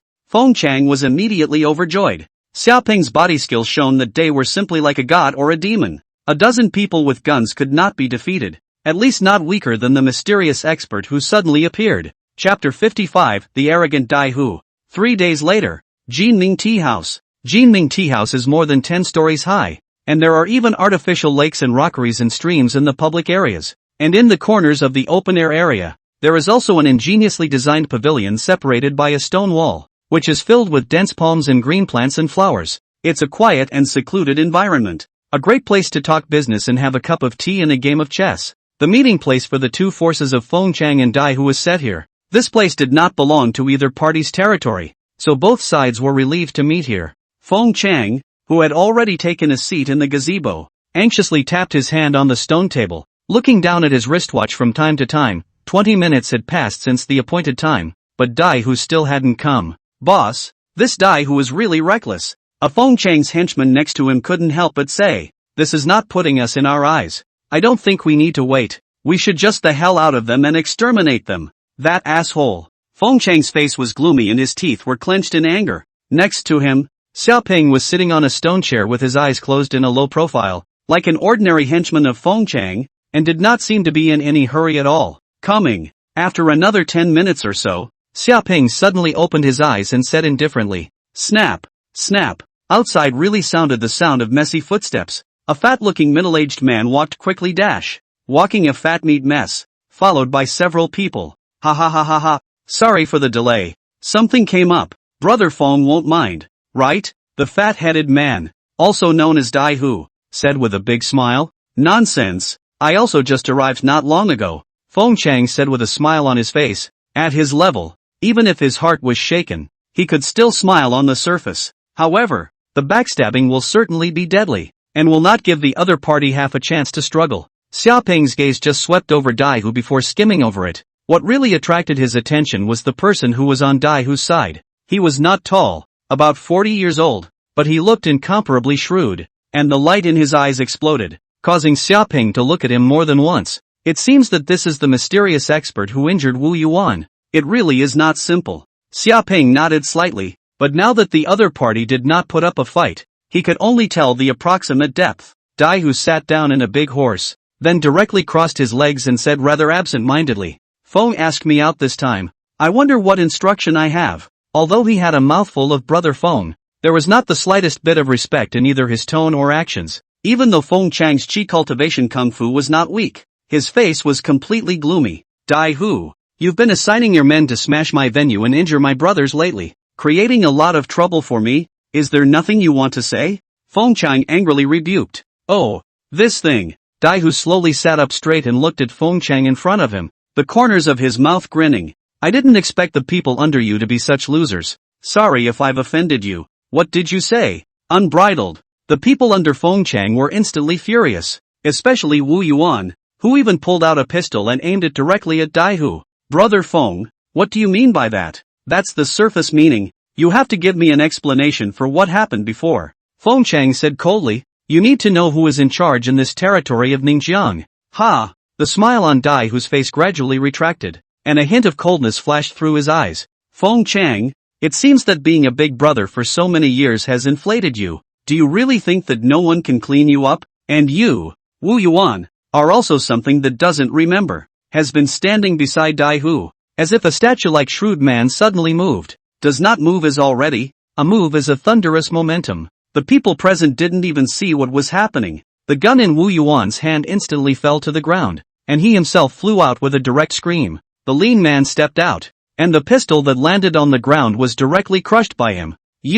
Feng Chang was shocked, not expecting that the other party would actually dare to directly strike, nor did he think that the other party's strength would actually be so terrifying. Immediately after that, the essence light flashed in the eyes of the shrewd and short man, and he blasted his fist onto the stone table of the gazebo. Bang! With a heavy muffled sound, the stone table made of hardened lapis lazuli was directly split in pieces, and the entire gazebo seemed to be slightly shaken. Feng Chang's face changed violently, and his men were even more like enemies. Not only Feng Chang's side, but even Daihu's men's faces bristled with white after seeing the terrifying punch of the lean, short man. Breaking such a large chunk of hardened lapis lazuli with one punch? How much power does it take? All the people standing subconsciously took a step back, their eyes flashing with horror and disbelief. Kong Su, well done. On the contrary, it was Daihu who still had a smile on his face, and after praising the shrewd middle-aged man, he looked at Feng Chang, who had a white face,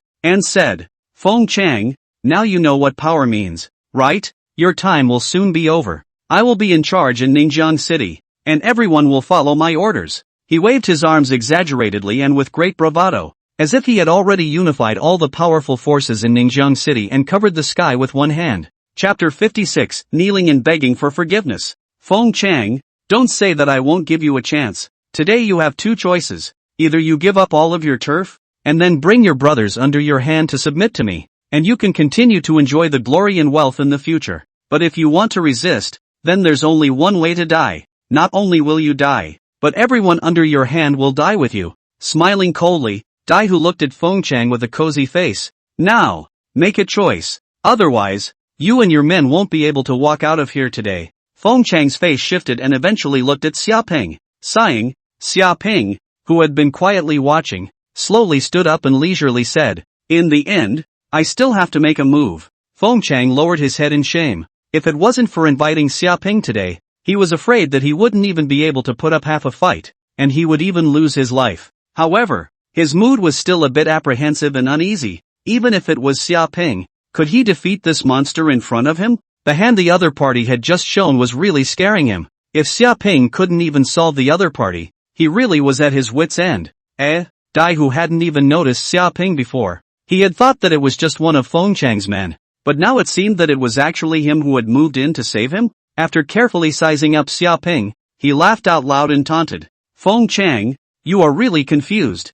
How dare you want to rely on this little white boy to deal with me? Could it be that he is your bottom card? Ha ha ha ha ha. Xiaoping was expressionless and said faintly, I'll also give you two choices. Either leave in disgrace now, compensate for the damages, and promise not to look for Fengchang's trouble in the future, and I can let you off the hook. Otherwise, funny. Dai Hu was first stunned. Then his eyes teasingly looked at Xiaoping. Having seen Kong Su's strength, you still dare to talk big. Your brain doesn't look very normal. In that case, I'll keep you alive and help send you to a mental institution after I cripple you. Ha ha ha ha ha. This kid is so funny. I'm afraid I'm not scared out of my mind. Dai Hu's men couldn't help but sneer and even couldn't help but laugh. After seeing Kong Su's inhuman strength, they simply didn't believe that anyone would be his opponent. Xiaoping's eyes were unruffled as he continued. It looks like you're choosing another path? A pretentious thing. What an ignorance. Dai Hu lost his patience and waved his hand full of fury. Kong Su, this guy is pissing me off. Get him killed for me. I'm going to use his head as fishing bait. Using your own head as bait? Xiaoping's eyes snapped cold. Kong Su, on the other hand, had slowly looked towards Xiaoping, his eyes contemptuous, and with a fierce step, he rushed towards Xiaoping, his fists squeezing the air and setting off sharp whistles.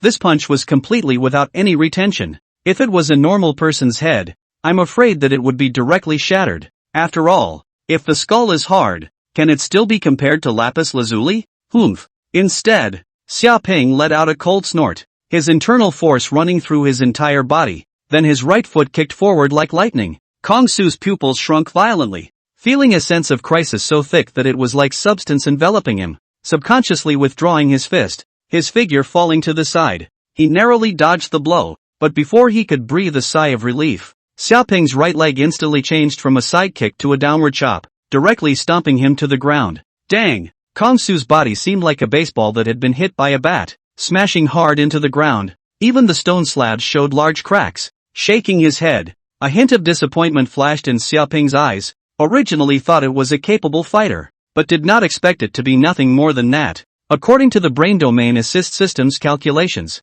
the other party's physique points were as high as 46, which was already an unbeatable strength in the eyes of normal people, but compared to Xiaoping, it was completely inadequate. The further the physique points go, the bigger the gap between each point will be, especially when it breaks through 60 points of surging internal strength. It is a qualitative increase. That is more than 10 times? What's more, Xiaoping's current physique points were already as high as 97, and although there was still a considerable distance from the third stage, it was definitely not something that the Kong Su in front of him was able to contend with. What? Dai Hu had been completely dumbfounded, his eyes filled with shock. How is that possible? One's greatest support, the invincible Kong Su, who couldn't even be dealt with by a pistol, had been knocked down by the other party with a single move like this. Xiaoping looked at Dai Hu, his eyes smiling. I heard that you want to take my head to go fishing? Dai Hu's body shivered violently. His body instinctively wanted to run away, but when he thought of the strength of the young man in front of him, he couldn't help but suppress this ridiculous thought. Run? Can you run? Thinking of this, Dai Hu unexpectedly bang. In front of the Xiaoplane kneeled down. This big brother. I was wrong. I was just farting just now. Don't take it to heart. We didn't have any grudges before. I'll hand over all my properties. As long as you're willing to spare me, I'm willing to do anything. Chapter 57, Trying to Escape? Dai Hu's men were also completely dumbfounded, but as they watched their own boss kneel, they all trembled and subconsciously followed suit. After all, compared to dignity, it's still more important to have a life. Fengchang's face immediately revealed a look of ecstasy. It was true that Xiaoping was impossible to lose. With this kind of powerful character as his boss, what else was he afraid of? Who would dare to mess with him? Now that's true invincibility. Dai Hu and Kong Su, who had been so arrogant and unrivaled just now had one trampled under their feet, not knowing if they were alive or dead, and one kneeling on the ground, silenced. At this moment, some of the grievances and thoughts in his heart before had also completely vanished without a trace. In front of this kind of existence, how could one allow himself to play with those small minds? You think I lack money? On the other side, Xiaoping slowly came to Dai Hu's side and said slowly, I was just confused for a moment. I really don't dare to do it again. Seeing Xiaoping come over, Dai Hu has been scared to death. He was just a small gangster with little power. If it were not for Kong Su, not even a fart. Now the biggest dependence on the loss, suddenly was beaten back to the original shape. Looked terrified. no longer just look down on all the arrogance and frenzy, and even in the spirit of excessive tension, cannot help but urinate incontinence urinated out. That's disgusting. Looking at this middle-aged obese man pants wet a piece, Xiaoping eyes cannot help but reveal the color of disgust. On this kind of goods, leading to their own still have to personally run a trip? Feng Chang, you figure out how to handle this guy yourself.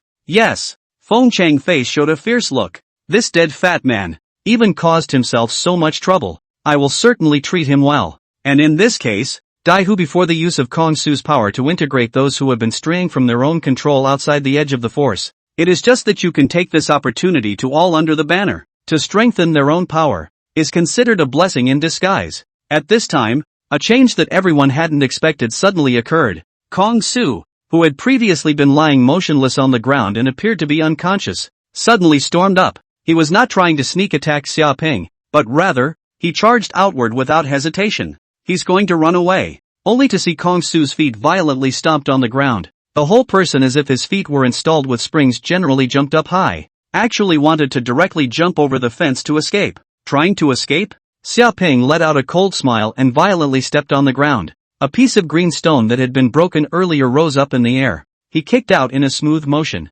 Bang! The fist-sized stone block shot out like a loaded bullet, hitting Kong Su's back. The fleeing Kong Su only felt that he was struck by a hammer, and his body, which had just jumped into mid-air, suddenly flew backwards, hitting the wall heavily and falling to the ground. The crowd was once again appalled. The stones kicked out were all able to send an adult, and such a strong expert at that. This kind of tactic was simply unimaginable. For a while, the awe in their eyes grew even more, and they even began to fantasize about how scenic it would be if they too possessed this power. How dare you run away? Something that doesn't know how to die. Feng Chang took matters into his own hands and dragged Kong Su, who was no longer able to resist, to Xiaoping's side to wait for his punishment. Kong Su struggled to raise his head and looked at Xiaoping, horrified. You are also an ancient martial artist? But your strength, this is impossible. How can someone cultivate dark force so young? Ancient martial artists? Everyone was a little confused as to what this guy was talking about. Ancient martial artist?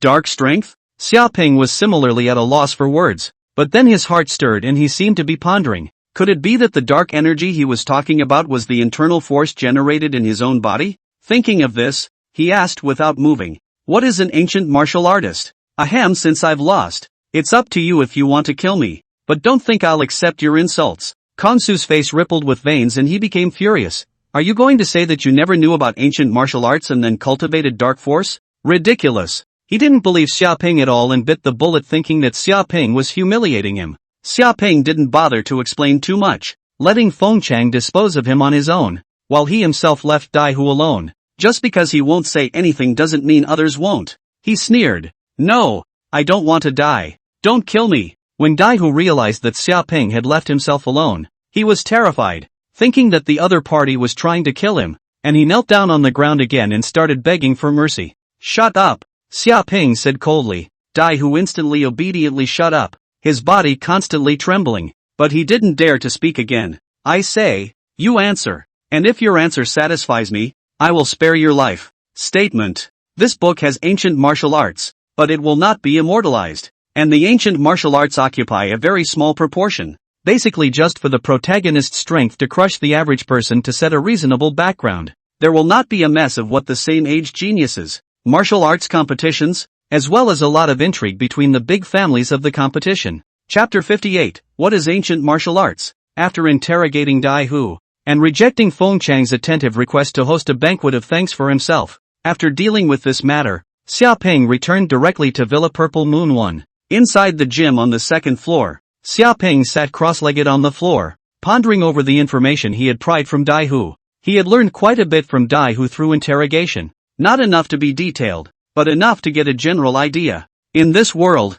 there is a power above ordinary people, and that is ancient martial arts. Although in the modern ancient martial arts has gradually faded out of people's line of sight, and even the world does not exist, that kind of superhuman strength has become the consensus of the ordinary people. But the ancient martial arts is a real existence. Unlike the Taekwondo style, which is characterized by fancy footwork moves, Kabuto is a true martial art that pursues pure strength, speed, and skill. The ancient martial arts inheritance has a long history, tracing its roots all the way back to the ancient Xia dynasty, which has already passed more than 4,000 years ago. Legend has it that the tyrant Xia Jie possessed the divine power to straighten brass hooks, break deer antlers, and push walls raw, and that was the earliest ancient martial artist with official records. Much older years before that would have been difficult to corroborate. Ancient martial arts cultivation relies on many internal martial arts techniques that have been passed down since ancient times and have been refined over thousands of years. And the techniques are the foundation of ancient martial arts.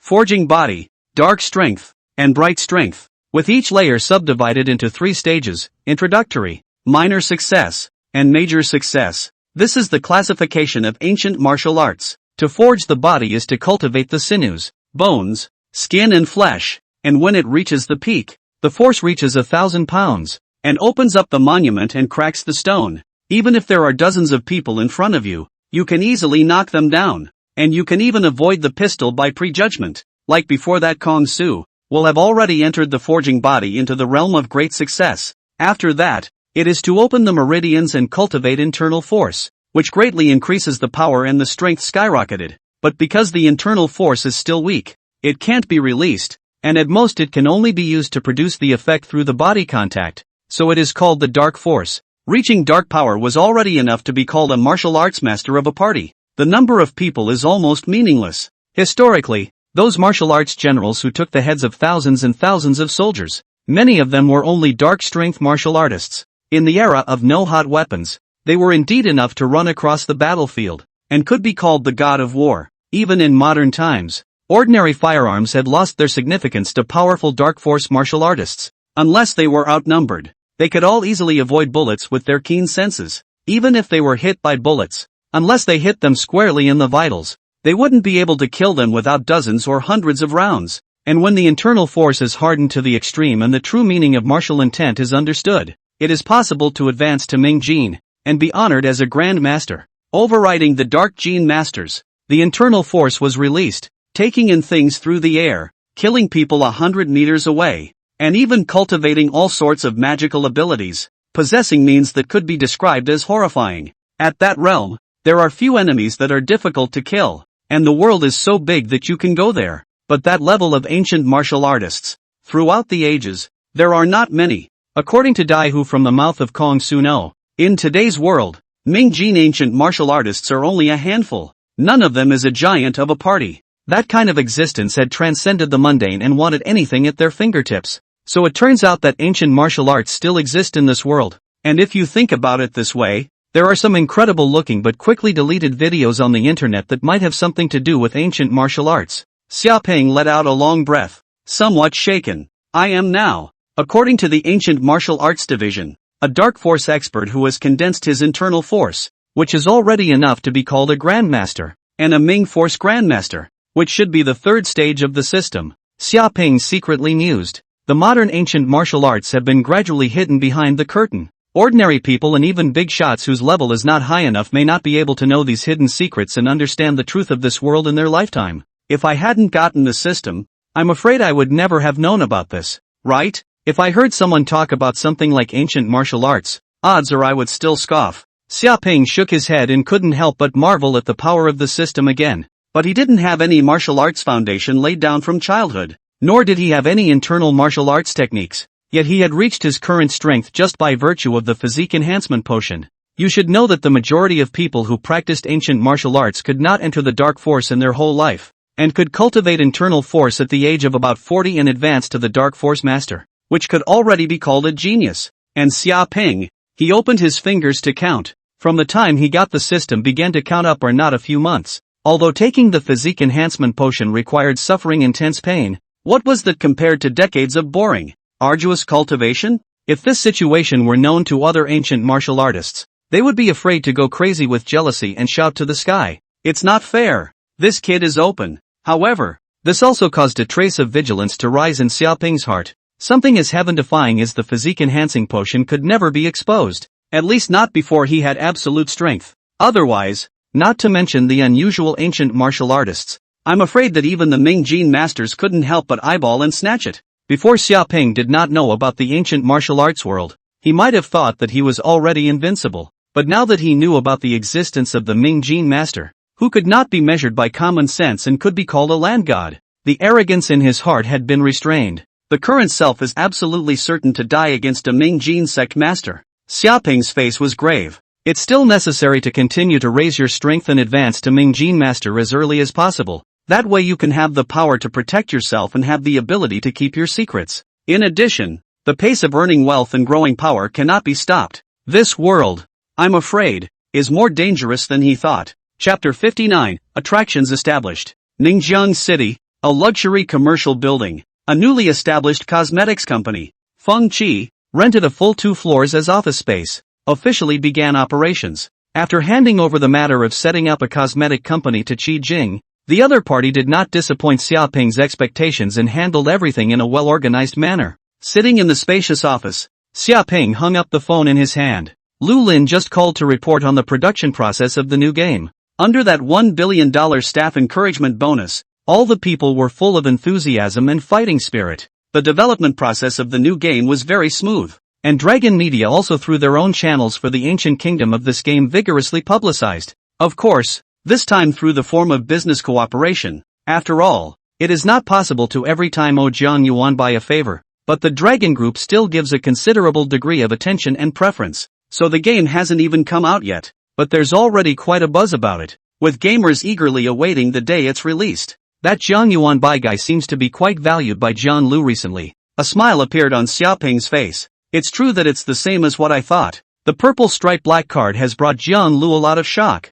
If in the future Jiang Yuan Bai can inherit the group, it would be the best. After all, the Dragon Group is very prestigious in the business community of Ningjiang City, and Dragon Media holds a very large number of resources, which are second to none in the country. Knock knock. There was a knock on the door from outside. Come in. Xiaoping looked up and said. Qi Jing walked in with thick information under her elbow. Mr. Xia, the product patents applied for by the company have all been reviewed and registered. And Director Lu there, the samples of the products have been tried out and just arrived at the company, so you can go ahead and check them out at any time. Well done. Xiaoping couldn't help but show a hint of joy on his face. Leaning back in his boss chair, he asked again. On the factory side, how's the assembly line building going? As per your request, the cosmetic production machine has been broken down into different parts and components, which are handled by different people, and separate orders have been placed to be built by different manufacturing companies. But because of the sheer size,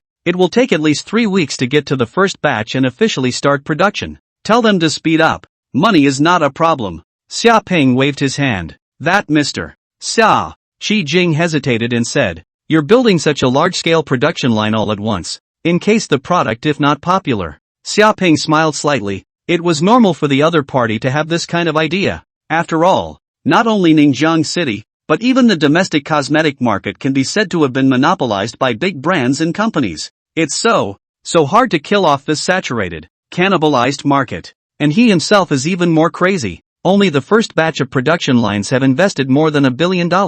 If the product doesn't blow up, it's absolutely bloodless. However, Xiaoping had those super cosmetic formulas, all of which were not a problem at all. And when the market was dominated by virtue of the effect of crushing similar products, the company would definitely usher in a steady stream of profits. The effect of our product is not something they can match. Don't worry, Xiaoping said confidently. Qi Jing's mouth opened slightly, but in the end, she was silent. Although her heart was not optimistic, but looking at Xiaoping's confident appearance, she could not say anything more. In the end, she was just a personal assistant. She could make some suggestions of her own, but the only one who could make a decision was Xiaoping. Well, let's go over our products, Xiaoping said pleasantly. He was also very curious about the effects of the product, and he had absolute trust in the formula provided by the system. Accompanied by Qi Jing, Xiaoping came into a spacious and bright room in the company that looked like a laboratory. There were quite a few boxes piled up inside the room,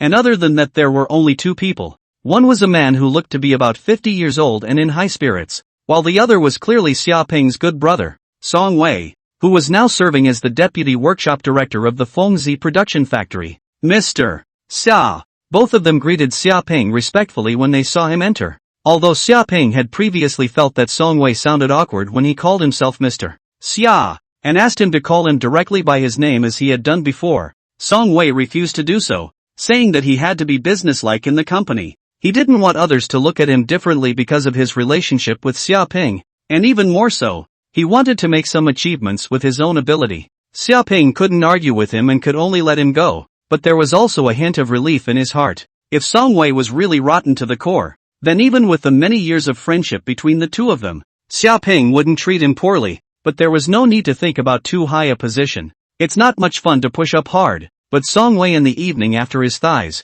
but did not rely on this relationship fox, mixed food and drink, but in this rare opportunity to stimulate the motivation and learning energy. This made Xiaoping very satisfied and decided to help him out a bit more in the future to see just how far he could go. At the same time, this also prompted Xiaoping to rest assured that the life extension pill would be given to him to secretly maneuver. Director Liu, I heard that the samples have been brought over? After the pleasantries, Xiaoping said directly. Director Liu, the workshop director, said in a hurry. Yes, Mr. Xia. The first batch of samples, Fengzi brand scar removing cream and Fengzi facial beauty liquid, each of 300 copies, are all brought, have gone through a strict safety inspection. The next step is to let the company's cosmetic formulators carry out the effect test. Very good. Xiaoping looked at the several boxes next to him and his eyes lit up. Chapter 60, The Effect of Crushing. Open it for me, Xiaoping commanded. Director Liu picked up the knife and opened the sealed box,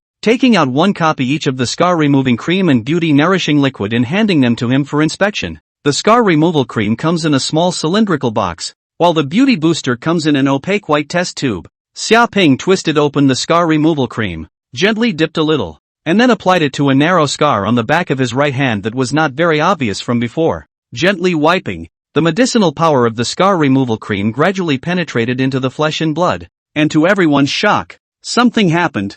Half an hour later, the scar completely disappeared. No more traces of it. This, whether it was Qi Jing or Director Liu, Songwei, their eyes were all round, and their open mouths could even be stuffed into an egg. This scar is just gone? It's only been half an hour. I've never heard of a scar removal cream whose time to remove a scar is measured in hours. And even if it's just a small scar that wasn't clear in the first place, that's way too fast. General Manager Xia, this is really a product we made? Director Liu already had his brain going down. He had served in other cosmetic companies before and was considered very knowledgeable about cosmetics, but he was still stunned. Of course. Xiaoping looked at him with tears and laughter. This is a sample you brought me, and you're even doubting it? No, I'm just so excited about this. His face with a hint of flushing. This effect of the product, simply unheard of, compared to the various other brands of scar removal cream on the market. Simply weak. For his decision to jump ship to Fengji, he was at once absolutely incomparably wise and sober. In Fengji, the future is bound to be boundless. Small scene, don't get excited. Xiaoping had a bashful face, as if he had anticipated the appearance of this situation. Yes, Director Liu hurriedly suppressed his inner excitement. Looking at Xiaoping's calm appearance, he couldn't help but secretly say that his own mentality was still not calm enough. There was still a huge gap with Mr. Xia. Next, Xiaoping picked up the beauty care liquid that was styled like an oral liquid and drank it all in one go. There's nothing bitter or weird about it, but instead a light fruity flavor. It didn't take long for a faint sense of coolness to spread from the abdomen toward the body's limbs and bones, and it was surprisingly refreshing in an indescribable way. After half a second, gently touching his face, a smile appeared on Xiaoping's face. As a dark power expert, his control and perception of his body had already reached a very high level, and he easily detected the changes in his body. The skin was indeed noticeably smoother and a bit more moisturized, and the results were horrifying. Assistant Qi, continue to urge that side to speed up the delivery of the machine parts order. Director Liu, recruit the factory staff and get ready to start work. In addition, make haste to rush another batch of trial goods. I have a use for them. Yes, promise to finish the job. The two men led the order to leave, and Xiaoping fell into contemplation, a big stone in his heart falling to the ground. If his products are just a little bit better than the best-selling big brand products on the market, perhaps under the brand effect, consumers will not choose their win products. But when the difference in results reaches several times that, to the point where it has almost become visible to the naked eye, then it is almost inevitable that it will be sought after by consumers. Taking a deep breath, Xiaoping looked at Songwei. How's that thing I explained to you before going? Within the expected time, it is guaranteed to be completed, Songwei said confidently. Then his face was a trace of doubt surfaced. Mr. Xia, that is exactly. Secret. Xiaoping revealed a mysterious smile. Chapter 61, Attractive and Famous. After completing the trial of the two cosmetics and determining their unparalleled efficacy,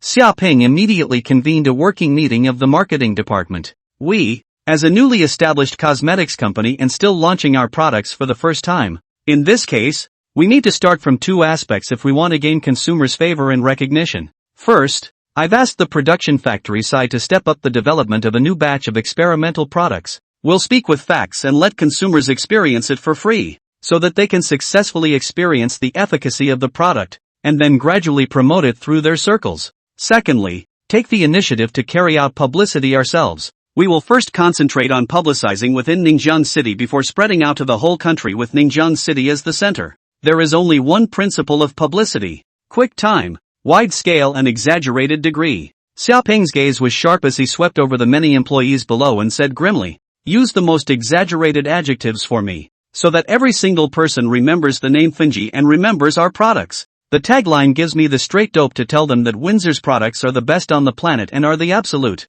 unquestionable number one." Mr. Xia. One employee had a difficult look on his face. It should be forbidden to use adjectives like best in advertising campaigns because that would be suspected of exaggeration. Exaggerate? Xiaoping smiled lightly and said, "No, our products are the best. No doubt about it. You don't have to think about these things, just do as I say. I'll take responsibility for any problems, no matter how much money is thrown at it." In the days that followed, the word Fengzi appeared one after another on giant promotional posters in the busy streets of the city center. Bus stops, train stations, television stations, newspapers, and even online forums. Under Xiaoping's unrelenting money and Dragon Media's strong support, the name Fengzi presented a sweeping spread, instantly reaching everyone's ears. Whether it is boys or girls, regardless of the degree of understanding of cosmetics before, at this moment all know the cosmetics company Fengzi. And in some crowded places, Fengzi employees also began to carry out on-site publicity and give away free products of their own. It's another ad for Windsor. As she walked out of the subway station door, Zhang Yun looked at a number of promotional posters plastered on the side and shook her head. She is a one-year graduate and commuter who is just getting off work at the moment and taking the subway home.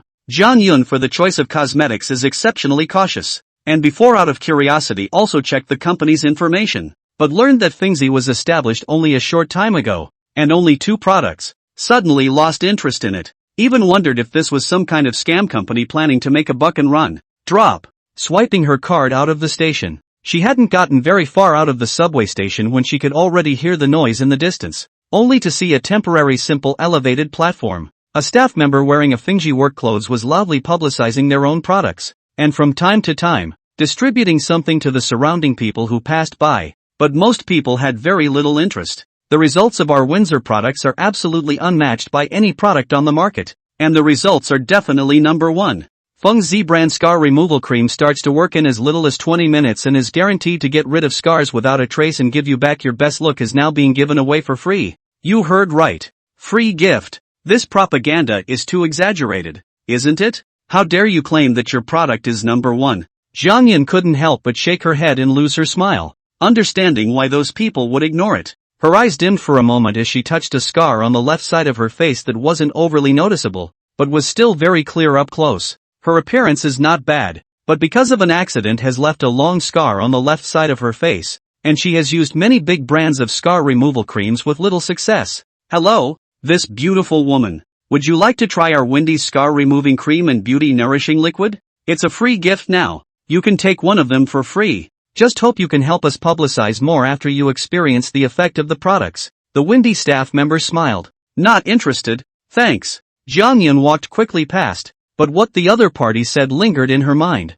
Results begin in as little as 20 minutes and are guaranteed to get rid of scars without marks. Ghostly, she walked back in and said, "Get me a box of scar cream."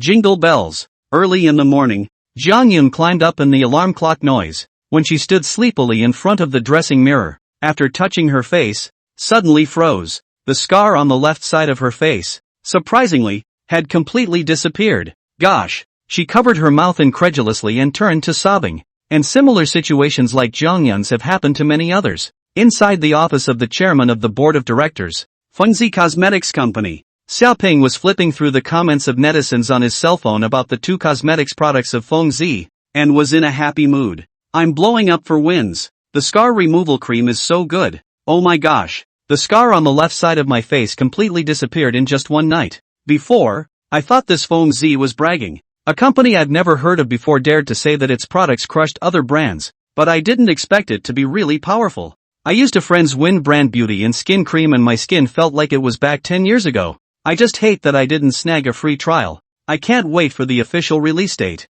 In just a few days, Feng Z scar removing cream and beauty nourishing liquid have already made a name for themselves with their powerful effects. And for a week, Windsor products will officially be available in brick-and-mortar stores and online. Xiaopeng has now sent people to open the pre-sale service on the company's official website, where consumers can pay a deposit in advance to reserve the product. The scar removal cream was priced at $9.800, while the beauty regimen was priced at a single $1.200, which is not a small number for the average office worker, but it was still snapped up in a few hours. I thought I had very much overestimated the possible sales of these two products, but I didn't realize that now it seems that the production line built earlier is still not enough. Clenching his fists, Xiaopeng's eyes flashed with excitement. I'm afraid that it won't take long for Feng Z to occupy the market in Ningjiang City, and then start expanding to other regions. Not only that, but I want to get Windsor's products out into the world. Now, just wait for the money. Xiaopeng was thinking like this,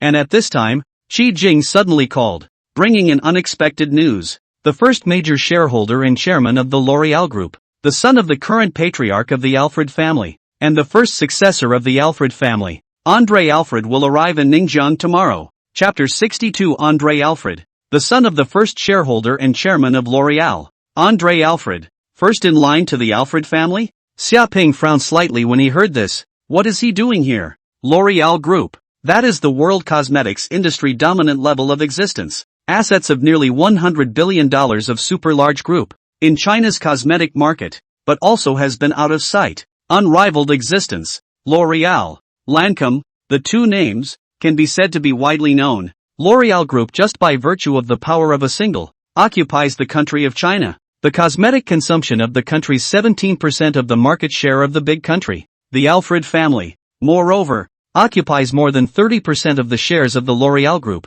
and is the family in charge of the L'Oreal Group, which is not a small name and reputation in the world. And now when Feng Z had just started and the situation was great, the heir of the Alfred family suddenly came within the city of Ningjiang, which could not help but make Xiaopeng wary. Mr. Xia, according to the investigation, Andre's trip to Ningjiang was finalized half a year ago, so it's basically certain that it's not targeting us. Feng Z, hearing that the other party was not targeting Feng Z, Xiaopeng was slightly relieved, and then asked, did you find out what he was doing in Ningjiang? Such a guy came to Ningjiang City, even if he wasn't targeting himself, he couldn't help but pay attention to it. Judging from the investigation, it should be for the purpose of touring the subsidiaries that L'Oreal Group has set up in Ningjiang City and intends to increase their investment in Ningjiang City. After all, Ningjiang is one of the key layout areas for their business in China, and it is also where the headquarters are located. Is that so? Xiaopeng pondered slightly. The consumption level of Ningjiang City belongs to the top in the whole of China,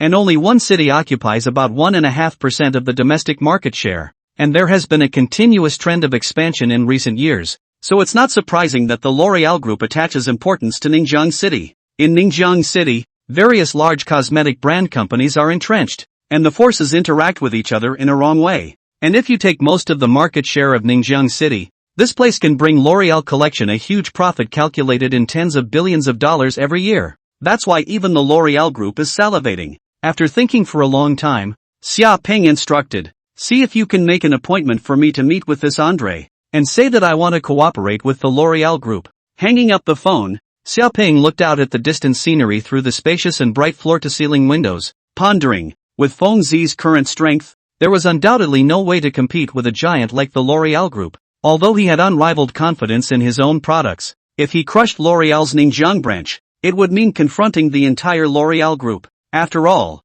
the other side of the deep-rooted, still has a loyal consumer base. Rashly for the enemy, even if the victory will slow down the speed of the expansion of the wind posture, and if Feng Qi rashly monopolizes the market, it might lead to a joint crusade by other cosmetic companies. If one could cooperate with the Alfred family and slightly concede a portion of their interests, that would undoubtedly be able to maximize and accelerate the pace of Winsong's development. So why not? In the business world, there are no eternal enemies, only eternal interests. L'Oreal Collection. Ningjiang branch. At the company's main entrance, a huge red carpet lined up, and almost all of the company's employees were ranked on both sides, with their heads hanging low and looking respectful. Today, Andre Alfred, the heir of the first family of L'Oreal Group, the Alfred family, will visit the Ningjiang branch. Everyone dropped what they were doing and were rushed out to greet them. The sun is blazing, and in October, the summer heat has not yet fully faded, and the air is still hot and dry,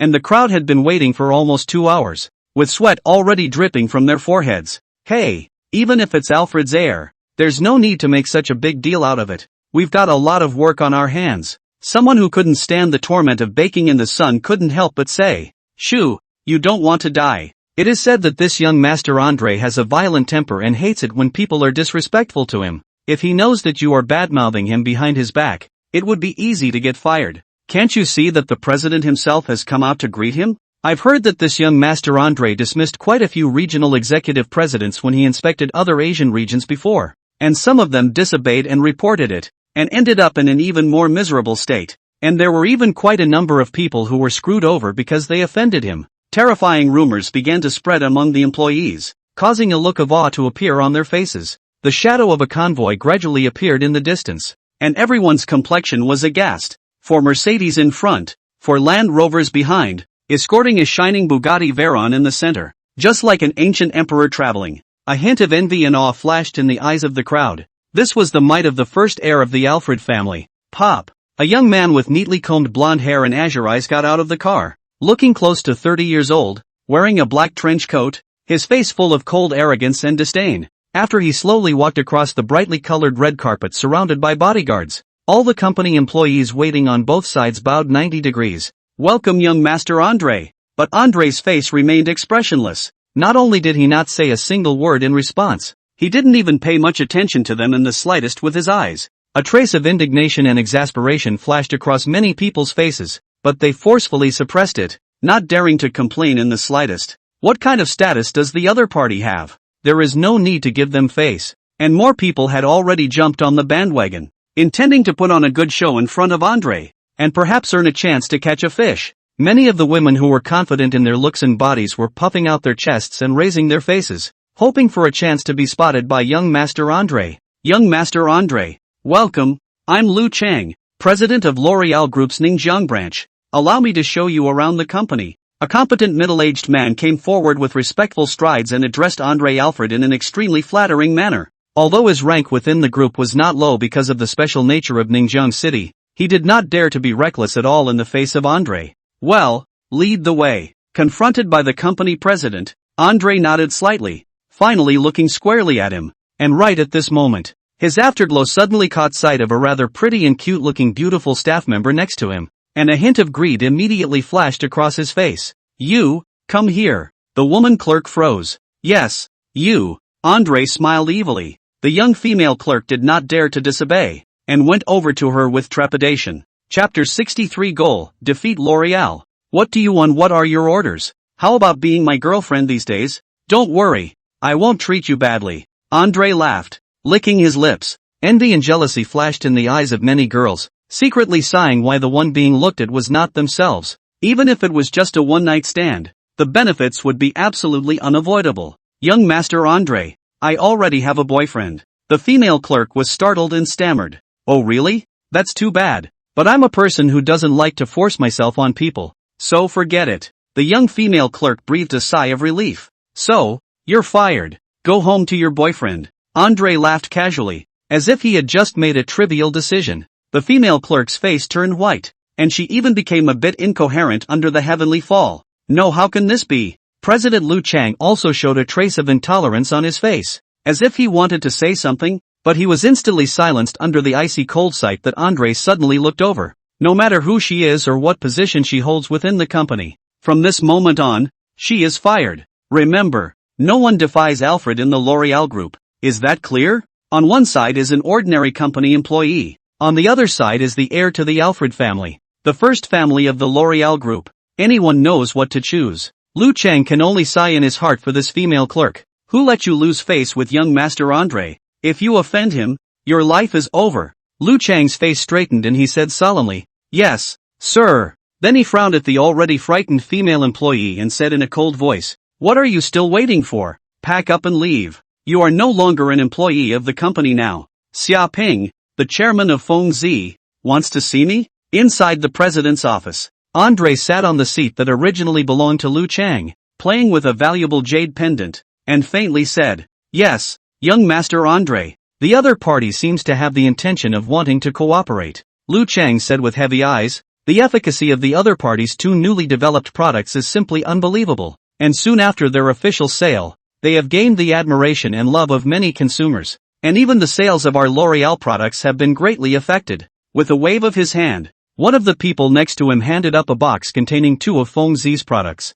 "And this Xia Ping is very uncomplicated. He has been wildly expanding his production line before he has made a profit, and the capital chain has not been showing signs of exhaustion. If we force a confrontation with it, I'm afraid that it will have an impact on the interests of the group." So what? You're suggesting that L'Oreal work with him?" Andre said slowly. "Yes." Lu Chang nodded. "I think this is the safest thing to do at the moment. We should have a discussion with Feng Zi." "President Lu Chang." Andre suddenly interrupted him and said lightly, "Do you know what my purpose is in coming to Ningzheng this time?" Slightly stunned, Lu Chang said, "In order to examine the investment, expand production, and occupy the cosmetic market within Ningzheng City, as Ningzheng is the focus of the group's layout in China." "Fair enough." Andre picked up the beauty regimen and then, without even opening it, suddenly slammed him to the floor, shattering it. This Alfred's heir had an icy look on his face. "I came here in order to crush other cosmetic companies and make L'Oreal's products monopolize the Ningzheng market. And now it's just a small company that has just been established. And even more so, it only has two products. And you're actually saying that you need to cooperate with it? Ha! With such a small, unheard of company, how can you even begin to seize our L'Oreal market? Who do you think we are? How did the group raise a bunch of losers like you?" Caught off guard by the change, Lu Chang's face changed violently and even eventually became iron blue. Although he had already heard that the heir of the Andre family was arrogant and unreasonable, this contact was still beyond his imagination. "What kind of a thing is this one called Xiaoping to want to meet me? The heir of the noble Alfred family. And on what basis does he cooperate with us? Could it be that he thinks he can really win over us? L'Oreal? Simply uninformed." Andre sneered. "Give me the opportunity to crush Feng Zi at all costs and in the shortest possible time. If I will see this person called Xiaoping afterward, it will definitely be at the negotiation table for the acquisition of Feng Zi." Purple Moon No. 1 Villa. Xiaoping was lying outside on a chaise lounge in the sun. He was using cerebral field assist to investigate information about Andre Alfred. The information he got instead caused him to frown. From the information up to show that Andre is an uncompromising playboy, playful, horny, acting overbearingly unreasonable, violent temper. But on the contrary, his father, that is, the current patriarch of the Alfred family, can be said to be doting on Andre, the youngest son, to the extreme, and even defied everyone's objections, and established him as the family's first heir. It's not good to deal with this kind of guy. It's really troublesome. Xiaoping pinched his forehead, his mind constantly pondering the countermeasures after the two met. And right at this time, Qi Jing called. "Hey, Assistant Qi, is that a reply from Andre's side?" The other party did reply, but Qi Jing hesitated, as if it was a little difficult to speak. "Say," Xiaoping said in a deep voice, "Andre refused to meet with you, Mr. Xia, and said that he wanted to completely crush Fengji if he was going to meet with you. It must have been at the acquisition of Fengji negotiation table." "What?" Xiaoping burst into a rage, his eyes flashing with an icy cold aura. Although he had been prepared for this Andre's general character, the other party's rampant remarks still shook him to the core. "Defeating Wen Zi? Very well, since you don't want a good opportunity to cooperate, prepare to face Windstorm's attack and meet your demise. Believe me, the place where you and I will meet will likely be the negotiating table for the company's acquisition, but definitely not the negotiating table for the acquisition of Winsong. It's going to be the other way around." Xiaoping had set a goal that would be absolutely unbelievable if other people knew about it, and even thought that he was crazy. Not only did he want to crush the other party's layout in Ningzheng City, he also wanted to crush all the subsidiaries of the entire L'Oreal group in China and expel L'Oreal from China. Even one day in the future annex the L'Oreal group. He wanted to see, at that time, what kind of expression this young Master Andre would have. With the super scar removing cream and super facial nourishing beauty liquid given by the system, He was confident in accomplishing this goal that could be considered incredible. Oleander, prepare for my wrath. Chapter 64, Home Phone Calls. Just when Xiaoping was planning to deal with L'Oreal one day at noon, but suddenly received a phone call from his mom, Chen Xiui. Since getting the system, Xiaoping hadn't figured out how to explain himself to his family for the time being, so he kept it hidden. Just $1 million to the family under the pretext of winning the lottery. So, the parents' side of the family doesn't know what he's really up to now, because they usually get up early and work hard, usually only go home once a year on New Year's Day. So Chen Xiui usually has nothing to do and won't contact herself. Xiaoping had already thought about it and slowly penetrated the bottom, lest they could not accept it for a while. When you go home for the new year, just show your cards and let them know the truth about where you are now. My parents have worked hard in the countryside for most of their lives, and it's time for them to enjoy their happiness. Hey, Mom, what's wrong? Xiaoping collected himself and spoke with a smile. Son, still busy. Have you eaten yet? The familiar voice came from the phone. I'm telling you, take care of your rest, don't let work overwhelm your body. By the way, the recent temperature drop, you also pay attention to add more clothes hand is still generous? You said you won $1 million in the lottery last time. How did you get it all back? If you don't have money, you should ask your family for it, don't hold on to it. It's useless for us to ask for so much money. On the other side of the phone, Chen Xiui rambled on. The rough voice in Xiaoping heard is so warm. His nose twitched and he couldn't help but choke a little. It was because he knew that there were people behind him who supported and hung on to him that he was able to support himself alone in this cold, noisy city before he played over $1 million. Chen Xiui had to call himself back again, and only after Xiaoping's strong request did the other party accept it. Mom, my side is fine. You don't have to worry. When I'm free for a while, I'll come home to see you. By the way, Dad isn't getting any younger. Don't let him go out all day to pick up those heavy short-term jobs. Xiaoping instructed. Do not make money cannot you are also almost to the age of marriage. Now the city to buy a house so expensive. Your father this is not for your consideration. Mom, I'm not short of money now, and besides, I'm only 24. I'm in no hurry to get married. Xiaoping's tone was somewhat helpless. How much do you make a month? Why don't you need money? Can you win the lottery and eat for the rest of your life? 24 is not young. I had you when I was 24. Besides, that's what I'm calling about this time. My former high school classmate has a child at home, about the same age as you. All aspects of the conditions are good. When free, you two go to a blind date to see. Ha? Xiaoping was dumbfounded and hurriedly explained. Mom, I already have. Come on, don't say you already have a girlfriend. How many times can Mom be fooled by you? I've already contacted all of them. The contact information will be sent to you later. You guys recently find time to meet. No matter whether it's a success or not, you have to make a trip to me. Dodo. Without giving Xiaoping a chance to explain, Chen Xiui showed a strong side and directly hung up on Xiaoping. Hello? Mom? What a thing to call it. Xiaoping was crying and laughing. In the past he had lied about having a girlfriend in order to circumvent his mom's forced marriage, and was finally recognized. But he did not expect retribution to come at this time. I have a real girlfriend now. What do you call going on another blind date? Forget it, just go and casually look around and deal with it. Things have come to this point. Knowing his own mother's temperament, Xiaoping can only helplessly accept this fact. But now the most important thing is still to deal with the L'Oreal group. This matter will be left until after the talk. A Lamborghini slowly came to a stop outside the commercial building where Fengzi was located. A young man who looked to be in his early 20s stepped out of the car. Is this the headquarters of the recently rumored Fengzi?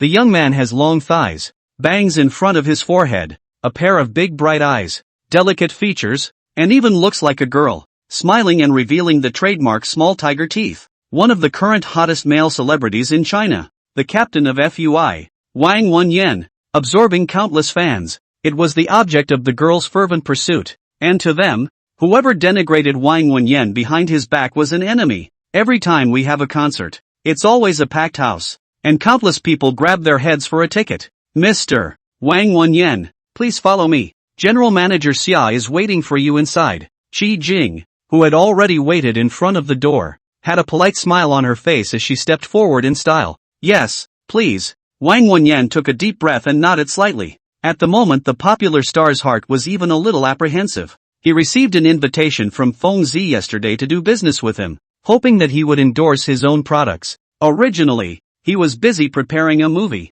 hosted by a big, well-known director, in which he had the leading role, and which he himself took very seriously. So after hearing about Feng Zi's invitation to cooperate, he directly rejected it without ceremony, not even listening to the conditions. Holding up your big chance for 1 or 2 commercials? What a joke! But what did he think? He refused not a few minutes. The big director even personally approached him, hoping that he would first go to the side of the Feng Zi to finish shooting the advertisement, and then come back to shoot the movie is not too late. Wang Wenyan wasn't a little cutie. Immediately drew the conclusion from the big director's attitude in words that Feng Zi's background was big and scary. This big director is a big bull in the industry, and he is also very temperamental, quite arrogant and stubborn, and usually does not sell anyone's face. If he were to put aside in normal times, if someone dared to invite his male number one for business cooperation during the filming of a movie, he would have been afraid that he would have stormed out and directly scolded the other party no matter who they were. But it was such a character who personally came to his door to tell him not to worry about the movie and to go ahead and shoot the commercials over at Feng Zi,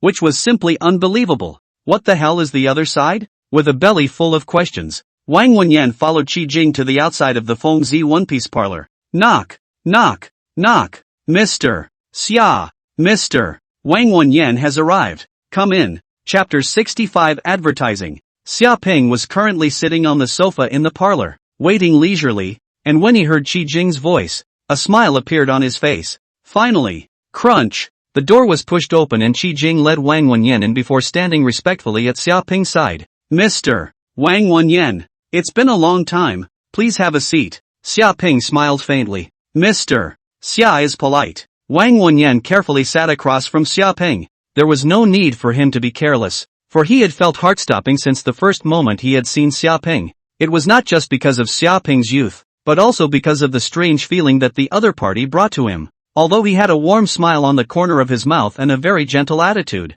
it was as if an active volcano that could erupt at any time and consume everything was hidden underneath his calm exterior. As a popular star in China, he was considered to have met a lot of social celebrities and upper-class people. Some are thugs who don't want to show off and flaunt their little fortune all the time, while others are middle-aged men with gradually tightened tempers and imposing, stereotypical airs. But he knew that the most frightening ones were actually those in power who looked lazy and gentle on the outside. They would politely reason with you, but if you didn't know how to offend them, you would probably turn into a handful of ashes and bury them in the earth the next day. But the other party was obviously just a young man who looked a few years older than him, so why would he also bring him this feeling? Wang Wenyan was secretly shocked, and his posture could not help but lower a few points even more. We, Feng Zi, intend to invite you to shoot a few advertisements to help us endorse our products. You can read the advertisement script first. With a wave of Xia Ping's hand, Qi Jing had already handed a document to Wang Wenyan. After roughly scanning the area,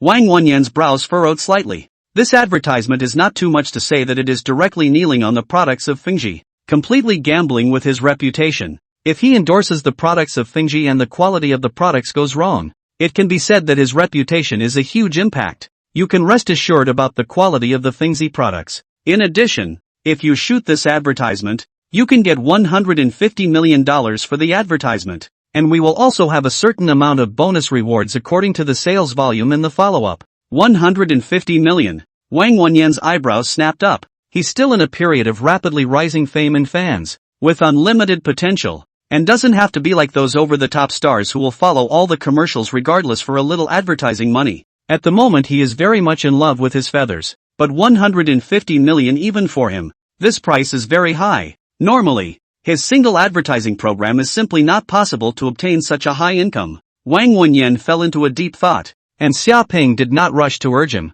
Recently, Feng Zi should be in a big fight with the L'Oreal Group for the cosmetic market. That's why it's eager to find someone to endorse it and use the fame of us celebrities to pull in consumers. Perhaps I can take this opportunity to knock one off while I'm at it? This thought rose abruptly in Wang Wenyan's mind, and he couldn't help but look up at Xia Ping. Xia Ping just looked at him with a smile. Wang Wenyan, on the other hand, had a chill in the bottom of his heart for no reason, and had the feeling that all of his thoughts had been seen through, and it was as if the whole person had no more secrets. Hadn't he just gone crazy? He had already rejected Feng Zi once before, so if he wanted to make more conditions now, he would be too ungrateful. Wang Wenyan had a vague premonition that if he had just put the idea in his head into practice, he was afraid that something rather bad would happen. Other than that, even if Xiaoping didn't say a word. Given that big director's attitude, I'm afraid he wouldn't hesitate to deprive himself of his leading man position, right? Worse still, perhaps even their own showbiz career will suffer a direct fatal blow,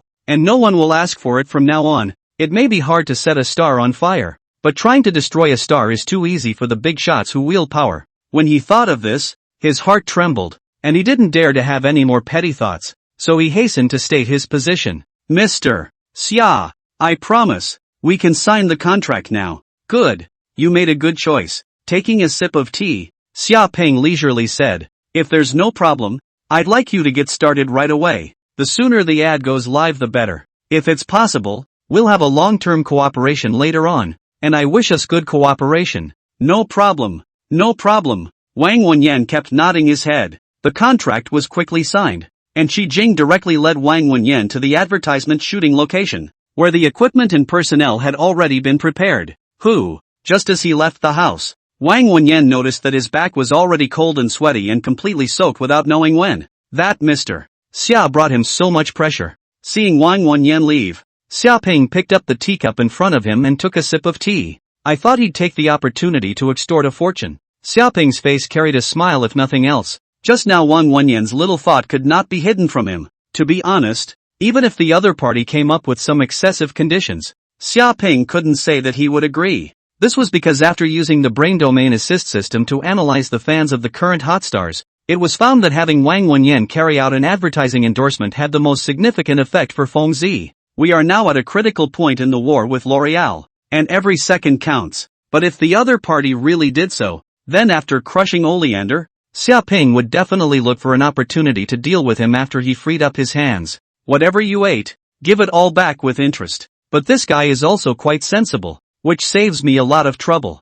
Xiaoping stretched his waist, a glint of essence flashed in his eyes. Next, it's the moment of the decisive battle, to crush L'Oreal in one fell swoop. A few days later, the advertisement endorsed by Wang Wenyan was spreading in TV stations in various eye-catching advertising positions. In the advertisement, Wang Wenyan expresses heaping praises on Fengzi Super Scar Removing Cream and Beauty Nourishing Liquid, and various boastful words take turns, directly blowing Fengzi to the sky. When you purchase Feng Chi's products, you will also have the chance to win an autographed boutique card from Wenyan Wang. The internet was abuzz. Wow! Wang Wenyan endorsed Fengzi. Needless to say, bye. Feng Chi? I've never heard of it. It doesn't seem to be a big brand. Is it really that good? Fumihiko is not making a fake advertisement, right? Even Fengzi also do not know. Upstairs is not too ignorant?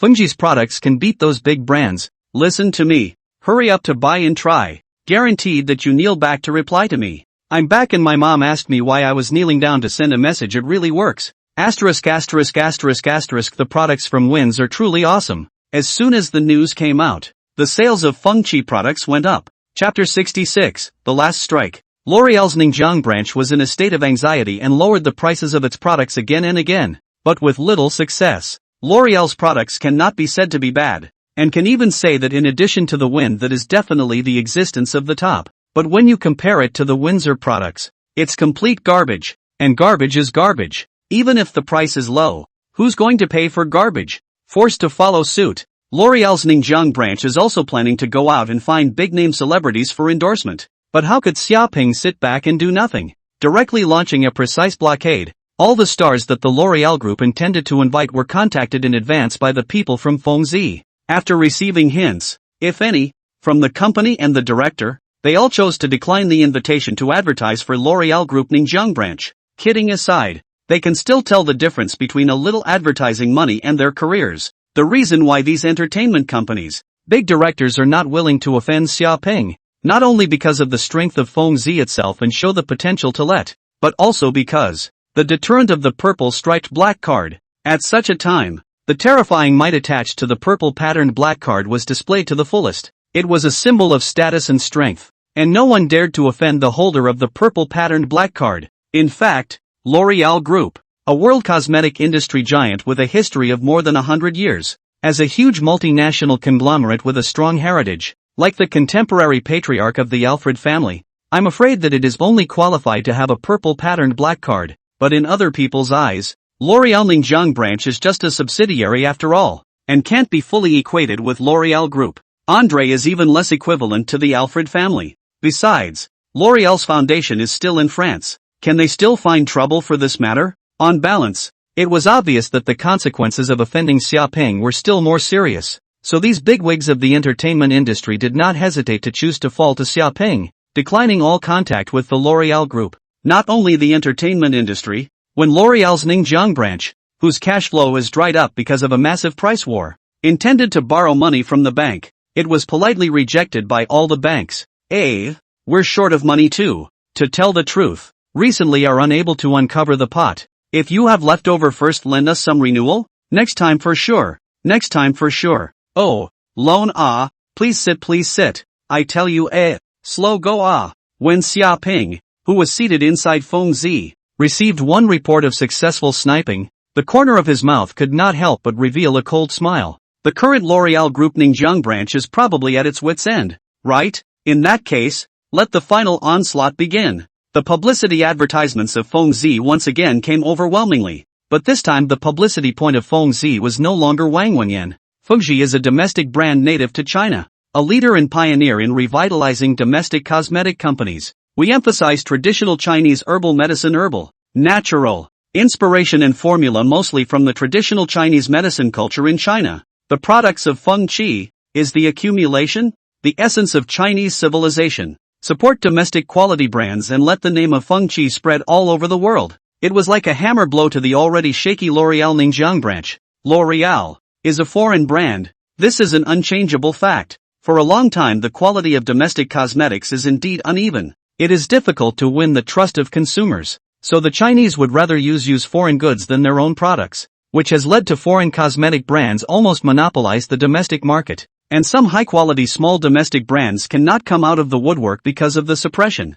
But who wouldn't want to buy domestic products when the quality of domestic cosmetics can rival or even far exceed that of big foreign cosmetic brands? No one wants the gringos to make that much money for nothing. So when Feng Zi, a local brand, proposed to revitalize the domestic cosmetic industry and pointed out that most of the formulas and inspirations of the products are from traditional Chinese medicine culture, this characteristic positioning and distinctive personality color, an instant to win the applause of domestic consumers. It's still our Chinese cosmetics that are great. The wisdom of our ancestors is not comparable to these foreigners? That's right. Feng Zi products are so good. Why do we still need to use foreign goods? Support national products. L'Oréal's products are set at such an expensive price, and the effect is not much better. Isn't it because they monopolize the market? But now we also have the brand Feng Qi. Wen Zi is awesome.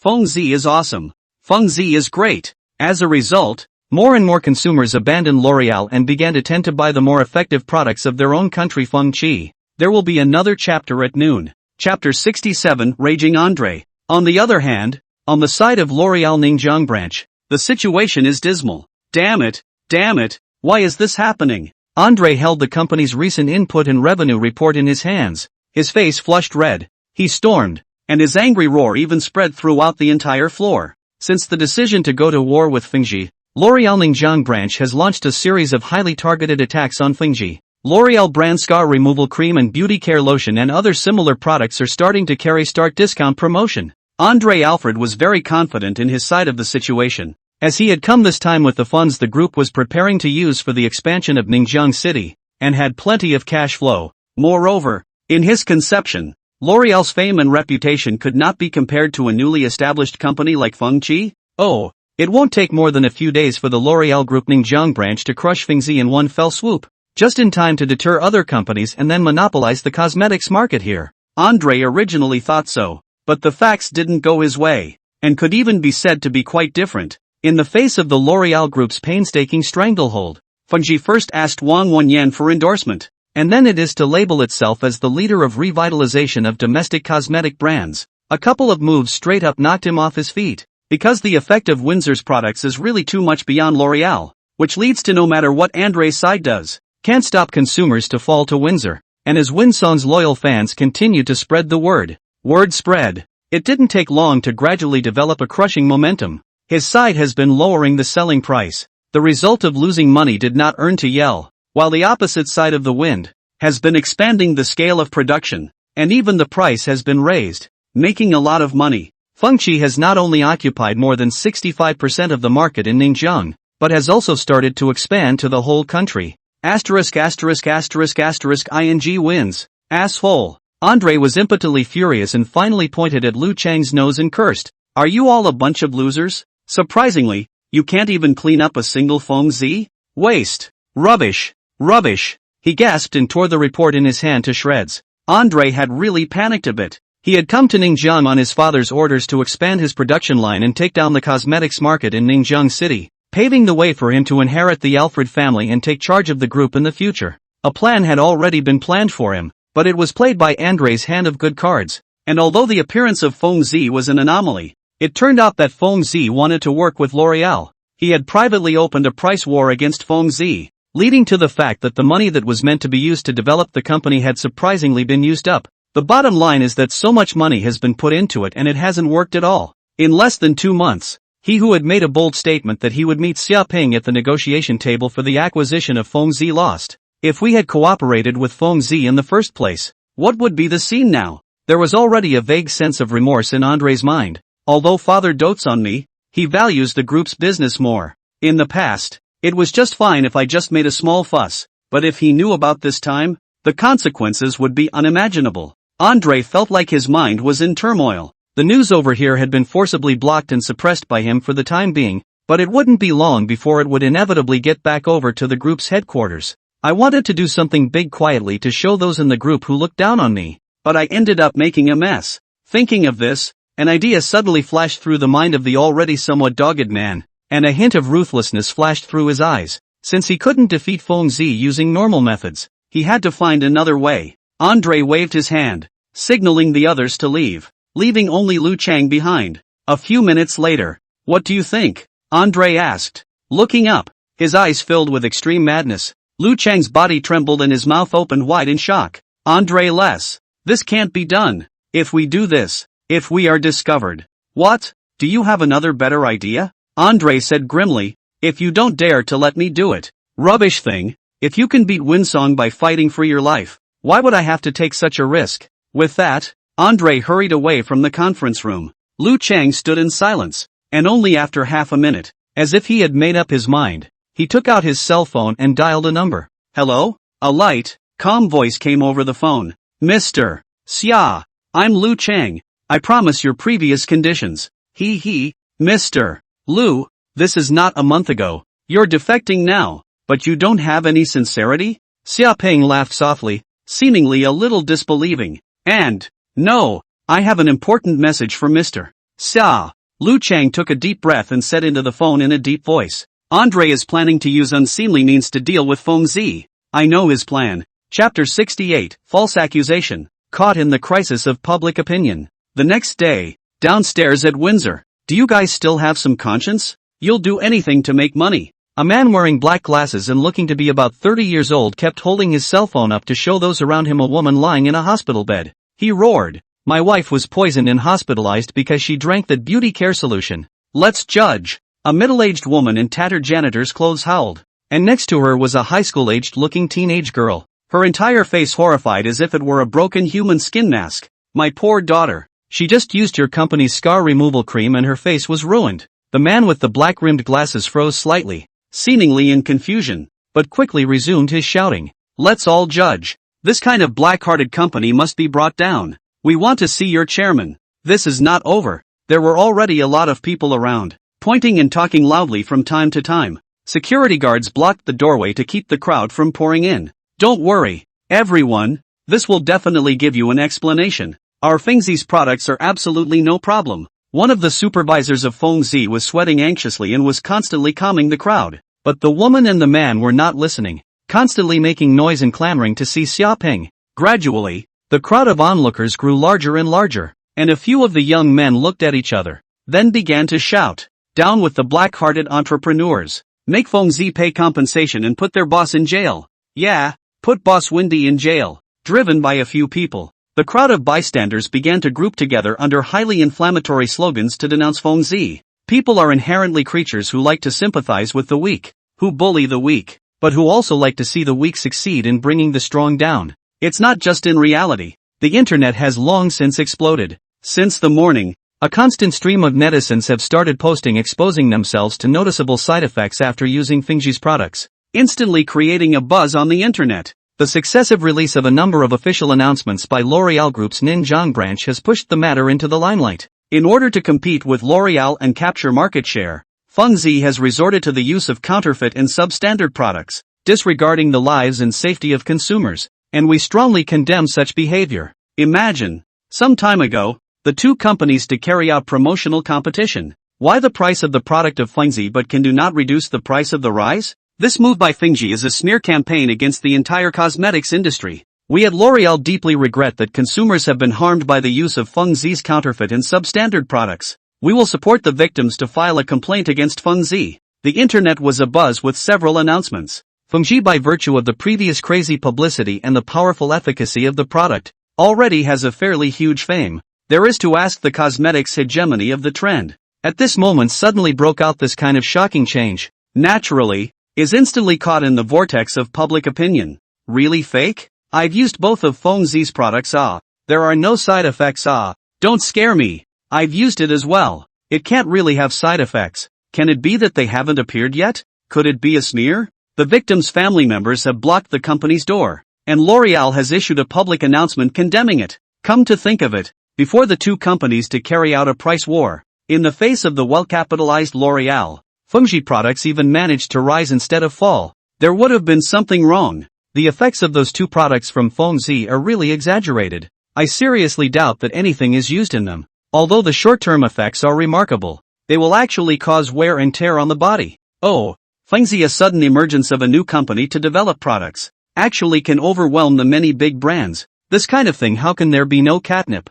Use your brain. Numerous posts quoting scripture and rhetoric began to expose the dark secrets and conspiracies. Most of them were water armies hired by Andre, who were constantly spreading rumors against Fengji on the internet. With the guarantee of L'Oreal's reputation of more than 100 years, the crowd has begun to be skeptical. Windsor, in a very short period of time, stood in the limelight, suffered major doubts, and the previously hard-earned reputation of the brand was in jeopardy. Gee, that's pretty lively. Inside the Fengji headquarters, Xiaoping scat out as he watched the news on the internet while looking at the growing crowd of people gathered below. Mr. Xia, what should we do now? A lot of people on the internet are bashing Fengji. The situation is very unfavorable for us. In addition, Wan Wenyan's agent just made several phone calls inquiring about it, hoping for an explanation from our side. Inside the chairman's office, many company executives were as anxious as ants on a hot pan. But the formula was all provided by Xiaoping, and they didn't understand it at all. And Xiaoping didn't even instruct them to engage in a defense or public opinion confrontation, letting the situation unfold as if he had acquiesced. It can't be. There's really something wrong with the company's products, right? At the thought of this possibility, they couldn't help but have a shiver run through their bodies and a wave of despair run through their hearts. What's the point of panicking? On Wang Wenyan's side, tell him to stay honest. This won't affect him. Xiaoping looked calm and relaxed, and smiled. Moreover, isn't this just the right time to advertise for us? Look, all the people who didn't know about Fengji before now know about our company. This is a good thing. The management is in a hurry. You're too optimistic, aren't you? We're famous for our style, but we're infamous. Alright, it's about time to count the hours. It's about time for them to get mad. Before the words fell, only to see a group of reporters holding cameras outside of Fengji had already surged towards this place. Seeing this, Xiaoping faintly asked, Qi Jing, have the people from Dragon Media been called? It's been mixed in with the reporters the other side invited to follow them in. Qi Jing nodded her head, although she didn't know why Xiaoping, as if he didn't think it was a big enough deal at this time, had purposely brought in the reporters from Dragon Media. But come to think of it, Xiaoping must have had a deeper meaning in doing so. Come on. Go down and meet them. Let them get to know me as a black-hearted boss. A cold smile spreading from the corner of his mouth, Xiaoping directly rushed towards the downstairs surrounded by the crowd. Chapter 69, Public Confrontation. Although the crowd didn't know exactly what the chairman of Fengji looked like, by the time Xiaoping led the many management staff to the downstairs, they quickly judged a fact through the aura of the group. The one who could run the show had arrived. At once, the crowd of eaters who had been fooled and incited by the invited trustees shouted even more vigorously. Let the chairman of Winsong come out. Let him be sanctioned by the law. Down with Windy Z. Down with the black-hearted merchants. The people around Xiaoping had a fit of physical trembling in that sea of vocalizations, and their faces couldn't help but turn white. A few commanders mixed in the crowd saw this scene, and a smug smile appeared on their faces. They had seen Xiaoping's picture long beforehand, so they naturally knew who the person coming was. Chairman Feng Zi really couldn't take the pressure to show his face. Not many people can keep a level head in the midst of such hundreds and thousands of insults. As long as Xiaoping's brain was hot, his mouth scooped, and he said the wrong thing, they would pursue the matter and put a lid on the whole thing. Quiet. Xiaoping reached out to signal the noisy crowd to quiet down. But many people had long since gotten into the mood and were still shouting with unparalleled forgetfulness and vigor. Quiet. His face sank.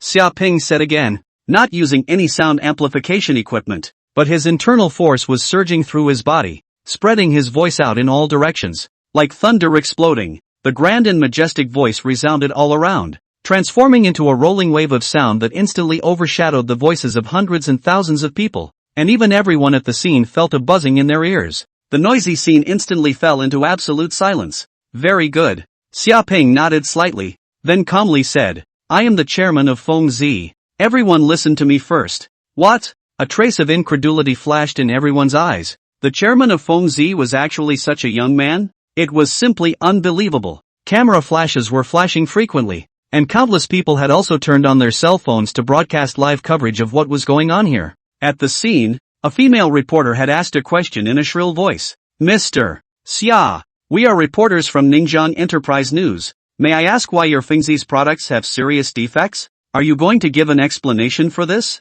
Your Fengzi. The words are directly used as facts and prerequisites that there is something wrong with the Win-style product. I said shut up and listen to me for a minute. Xiaoping faintly swept her a glance. If you don't want to hear it, get lost. You. This female reporter's face was violently stagnant, completely not expecting Xiaoping to dare to be so arrogant at such a time, and was immediately choked speechless. Xiaoping, however, ignored him and continued to look at the crowd, saying calmly, some people say that Feng Zi's scar-removing cream and beauty-nourishing liquid will have drastic side effects, will cause serious wear and tear to one's body, and is a way to achieve beauty and scar removal by squeezing the body's potential, which is simply nonsense. The hearts of these people who spread rumors with bad intentions are punishable. There's absolutely nothing wrong with the products of Feng Zi. You're talking nonsense. My daughter is like this because of your Windsor scar removal cream. The middle-aged woman from before dragged her daughter forward crying and howling, her eyes red. You people don't think that just because you have money you can get away with randomly harming people and escaping the law.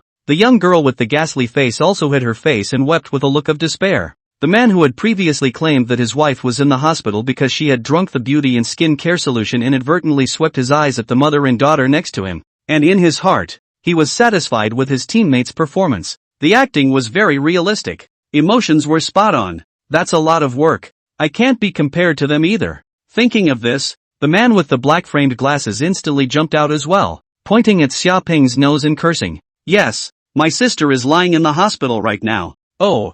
Are you guys sure that it's face products that are causing the problem? Are you guys ready to take the consequences that come with slandering and rumor-mongering about Fengzi? Xiaoping's eyes narrowed slightly as his gaze swept over the three. The man instantly felt a coldness in his body, as if his entire being had been completely seen through, with no secrets to speak of in his heart at all. But when they thought of the identity of the person behind them, as well as the remuneration given by the other party that was enough to make ordinary people go crazy, their bottom line instantly became sufficient again. The man stepped forward and snapped, in public, in full view. Are you trying to threaten us? Don't think that just because you have money, you can cover the sky with one hand and do whatever you want. The middle-aged woman and the not-so-young teenage girl even put on a look of fear, as if they were intimidated by Xiaoping's statement, with a hesitant look on their faces. This scene immediately aroused the sympathy of the crowd in the arena, and many people even voiced their support. Don't be afraid. There will be justice for you. Yeah, we're all here. Don't believe they'll dare do anything. There will be a satisfactory result for you. Oftentimes, humans are known to unconditionally sympathize with the weak and even make irrational judgments as a result. No, I'm just reminding you guys. There were no waves in Xiaoping's eyes. Humph. Since you're saying that we're slandering, how about daring to go and find a Feng Zi store and take out your products to check them? It's such a short period of time now. You don't have time to destroy your products. The man said in a cold voice, if there's no problem with the products that Fengzi produces, why don't you testify against yourselves in public? And we'll invite a person from the city's cosmetic quality inspection center to come and check it out? You're stalling here now. Are you not trying to destroy evidence? Good. Then let's just pick a random physical store of Fengzi and go take a look. Xiaoping raised his eyebrows and said, but to be fair, the QC testers should be invited at random? The man's heart was already in ecstasy. Hooked. However, his face showed a hint of hesitation for a moment before he said, well, that does ensure fairness. In his heart, however, he had already laughed coldly. Chairman Fengzi was afraid that he thought they wanted to make a move on the quality inspectors, right? He must not have imagined that they had actually secretly switched the products shipped by Fengzi. There's a traitor within the ranks of Winsong. 10 minutes later, a few hundred meters away from the headquarters of Fengzi Company, in a Fengzi physical store, the man personally selected several boxes of scar removal creams and beauty care potions from the warehouse, and then took out several of them. A short while later, after consultation, a member of the Cosmetic Quality Control Center arrived promptly. It was a middle-aged man with a serious expression. His name was Samuel Jiang, and he was a staff member of the Ningjiang City Cosmetics Quality Inspection Center, randomly selected by the crowd, with no possibility of buying his way out in advance. Don't worry, everyone, I will test carefully and realistically and give you a satisfactory result, Jiang Hui said with a serious expression. Then, in the prepared room, using the equipment brought in, he began to meticulously carry out the testing of the two products. Xiaoping, on the other hand, moved a chair and sat down with a calm expression, seemingly without a bit of tension. This makes the crowd of onlookers cannot help but drum in their hearts, chattering and discussing. Is there really no problem with the products of Fengzi? Is someone really framing Fengzi? The man next to him, however, held up his own black-rimmed glasses and could no longer help but let out a loud laugh. Stupid. The products in the warehouse inside your physical store have long since been swapped. Once the test results come out, Fengzi will be finished. About half an hour later, Jiang Hui walked out slowly from the house price, deeply serious. The crowd held their breath and waited for the test results of this Cosmetic Quality Inspection Center quality inspector. Chapter 70, Surprisingly Fake Teammate? Hey! The man had an excited look on his face, as if he had already seen the scene where the angry crowd surrounded Xiaoping, who had a stunned and unbelieving look on his face.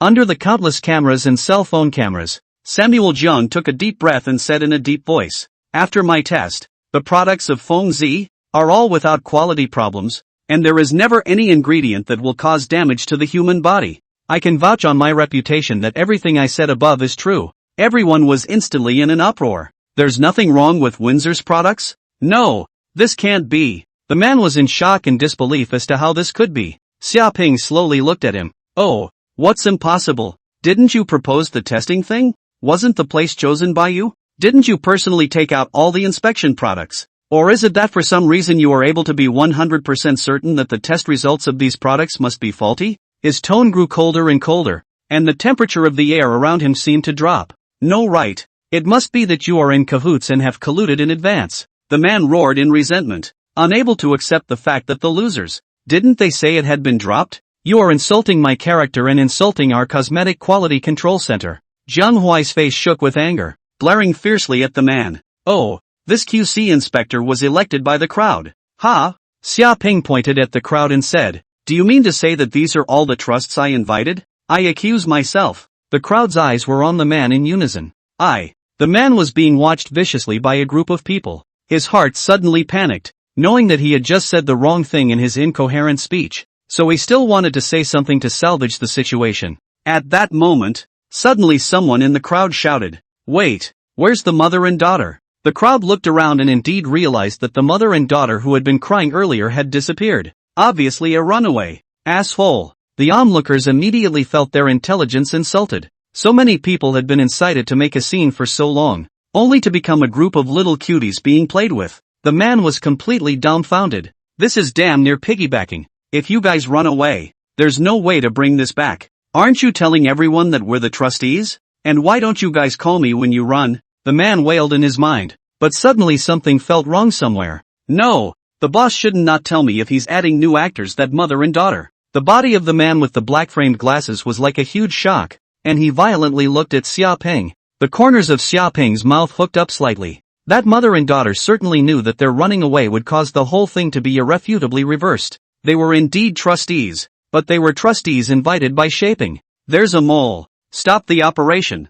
You. The man shivered with anger and reached out to point at Xiaoping, subconsciously wanting to expose the matter. But on second thought, he was dumbfounded. How can I reveal it? Tell those people out there that I'm a trustee hired by L'Oreal's Ningjiang branch, and that the mother and daughter are actually trustees hired by Feng Qi? That we're not real teammates? The gazes cast over by the crowd grew more and more chilling, and the man couldn't help but shiver and try to slip away as well. Get him for me, Xiaoping snapped, and several security guards quickly swooped in and grabbed the man. Drip! There was a message coming in, and Xiaoping picked up his cell phone and glanced at it, a smile on his face. Ningjiang City, suburbs, in a dilapidated warehouse. Ooh-hoo! In the dimly lit warehouse, Master Andre Alfred sat on the cold floor, his body bound, a blindfold over his eyes, and a ball of cloth in his mouth. He struggled violently, his body trembling. There was a creak and the sound of the warehouse door being opened. Snap!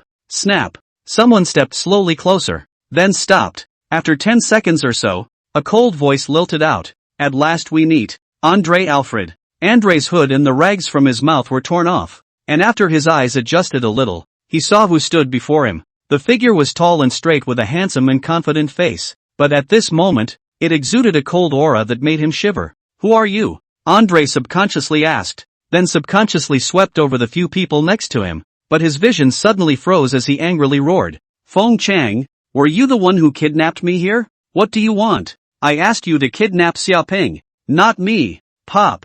Feng Chang's face was filled with anger and he directly reached out to give him a big ear. I'm going to you. Do you know that Xia is my boss? How dare you ask me to kidnap my boss? Feng Chang was on fire just thinking about this. A few days ago, this guy named Andre even approached himself with money and asked for his help to kidnap the chairman of Fengzi. The bid is $20 million. Such a simple mission would have such a generous reward. Feng Chang felt like it was completely pie in the sky, but when he saw the picture of the mission's target, he almost jumped out of his skin in shock. The person in the photo was clearly Xiaoping. Feng Chang almost didn't hold back to pull out his gun and shoot him at that time, letting himself go to kidnap Xiaoping. Was this too much for him to live long? However, he realized that this was not a simple matter and agreed on the surface, then immediately reported it to Xiaoping. After receiving Xiaoping's instructions, they followed his orders and lied that they had kidnapped him, tricked Andre out and knocked him out, and brought him to this abandoned warehouse. What? Andre was dumbfounded. Xiaoping was actually Feng Chang's elder brother? Does that count as shooting yourself in the foot? TSK, young Master Andre. I didn't think we would meet in this way. What a shame. Xiaoping sighed and shook his head. It's really a good ploy to think of. First finding someone to falsely accuse Fengji products and create public opinion. Then kidnapping me to create the illusion that I'm fleeing from the crime?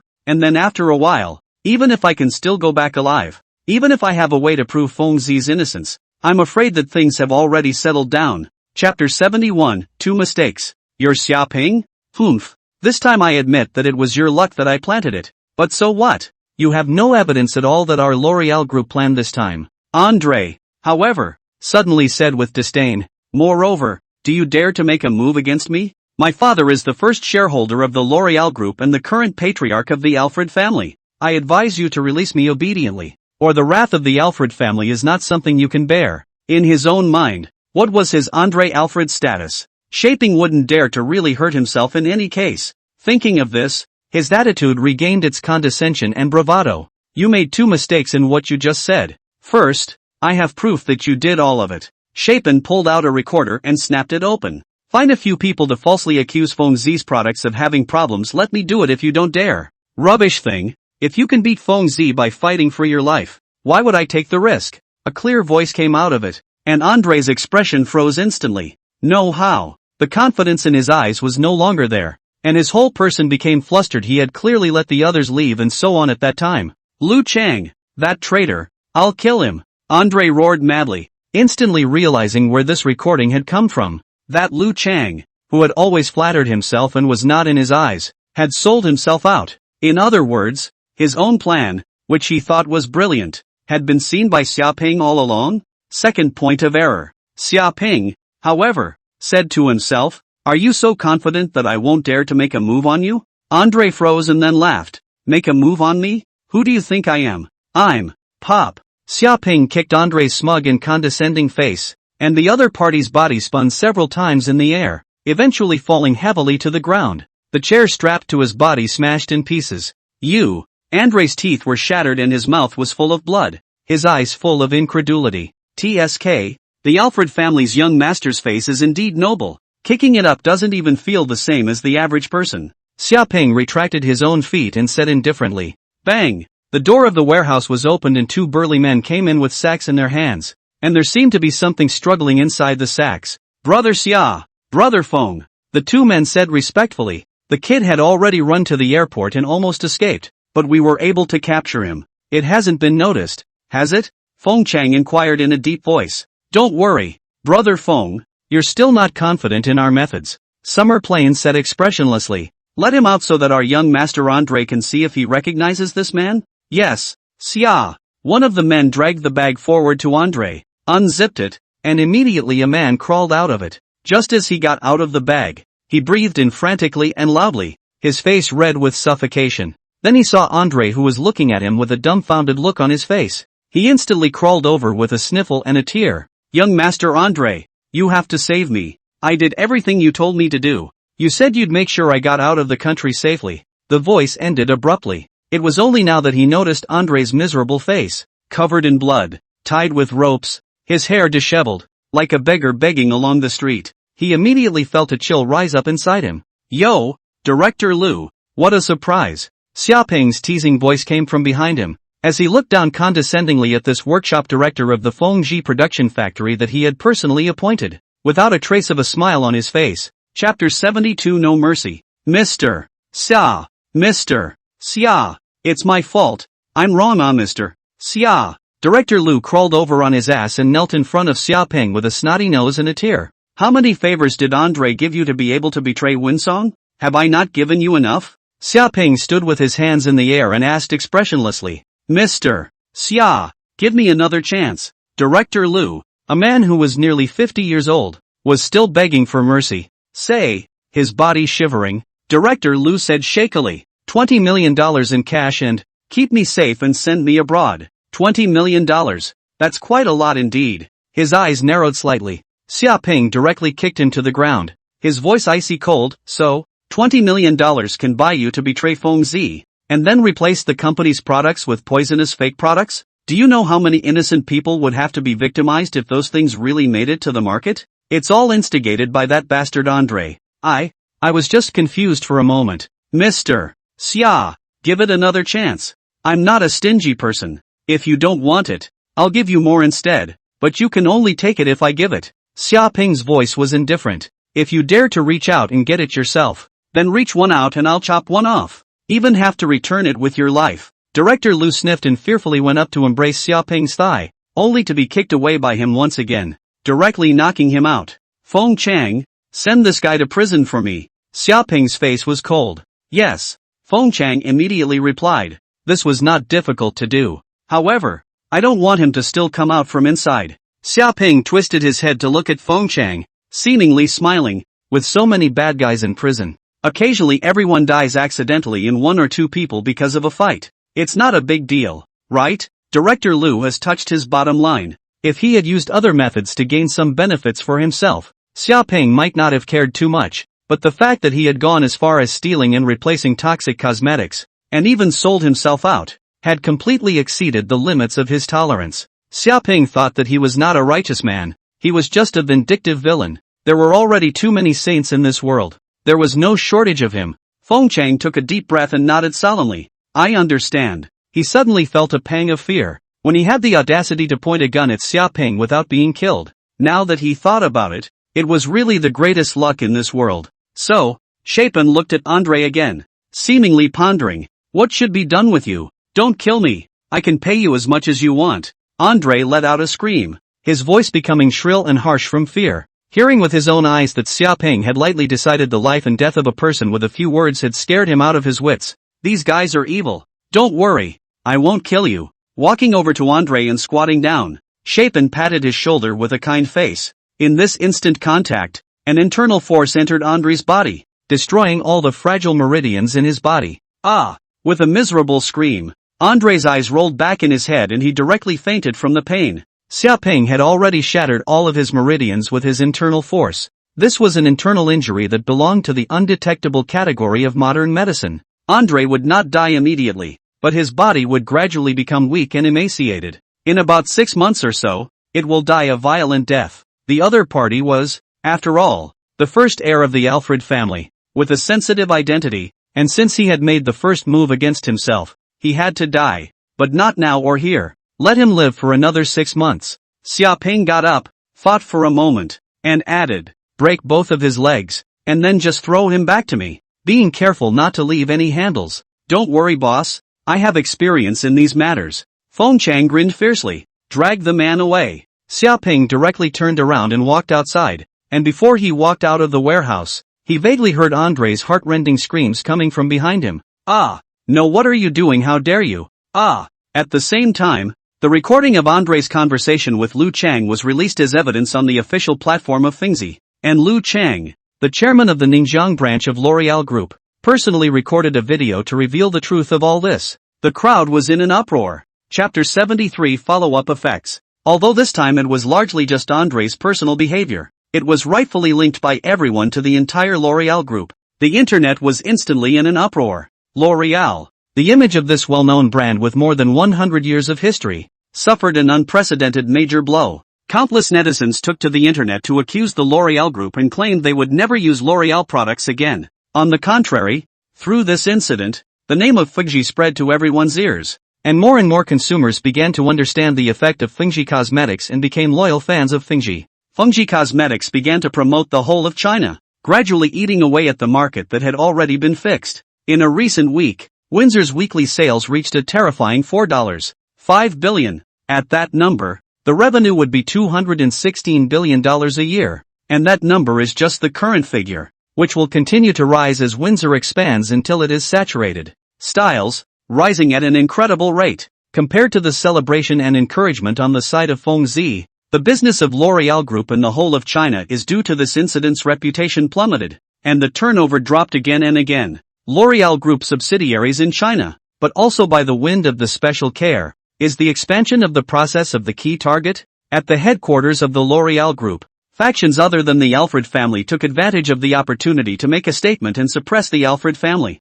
The Alfred family has been at the helm of L'Oreal for nearly 70 years. No one has been able to shake its position. There have been many people who are dissatisfied, and everyone wants it to move a bit. The current patriarch, Baptiste Alfred, was so enraged at the news that he had already announced that he was abolishing Andre's status as first heir and recalling Andre to the country. But these things, Xia Ping did not care at all. Andre had offended him, then he had to pay the price. Even the Alfreds, so what? Otherwise, wouldn't everyone think that he, Xia Ping, was deceivable? Paris, France, St. Roche's Grand Manor. Inside an exquisite study. Pop. A precious antique was dropped to the ground and turned into worthless pieces. Those can be the matriarch's usual favorite collection. Or I go to the world's auctions and museums to spend a large price to collect, or the first time to see the matriarch so angry. The butler stood by, trembling and not daring to speak. It seems that young Master Andre's matter has really moved the matriarch to true anger. Baptiste Alfred stormed out, roaring in constant fury, feeling like he was losing his temper. Asshole. Asshole thing. Asshole. What the hell did Andre do? Does he have to piss me off before he stops? After a half-dozen curses, Baptiste Alfred's anger subsided a little, and with a ragged breath, he asked, has Andre come back yet? My Lord Patriarch, Master Andre will arrive in Paris tomorrow morning. When the time comes, lock that asshole up and don't let him out. And I don't want to see him. Baptiste grimaced. Yes, the butler replied, but in his heart, he shook his head and secretly said, the Patriarch still cares about young Master Andre in his heart. Putting him under house arrest at this time is more like a form of protection than punishment. In addition, Lord Patriarch, the group side will be holding a board meeting in the afternoon, and you are invited to come. The butler bowed. Humph, those guys really couldn't resist making their move. Baptiste's face was covered in gloom as he waved his hand. Arrange a trip for me. I'd like to see how they dare. Get me in touch with Edmund. Some of the previous setups will have to be used as well. Mr. Xia, we have acquired 38.5 shares of L'Oreal Group's Ningjiang branch and have become the first shareholder. Continue to purchase. Only when the shares in my hands reach more than 51% can I hold the L'Oreal Ningjiang branch. Inside the Purple Moon No. 1 Villa. Xiaoping leisurely sipped his tea while commanding over the phone. It won't be long before this L'Oreal's headquarters in China, as well as its most important base, is going to be taken down by me? TSK, it's really the way of the world. As for the person who will run the company, Xiaoping smiled like a fox in a happy mood. Let that Lu Chang continue to be the president of the company. As for his willingness or unwillingness, it could not be within Xiaoping's consideration. After defecting to Xiaoping, he had already lost the right to choose. Who else in other companies dared to want him as a second child? Right. Got to go see how it's going over at Songwei's end.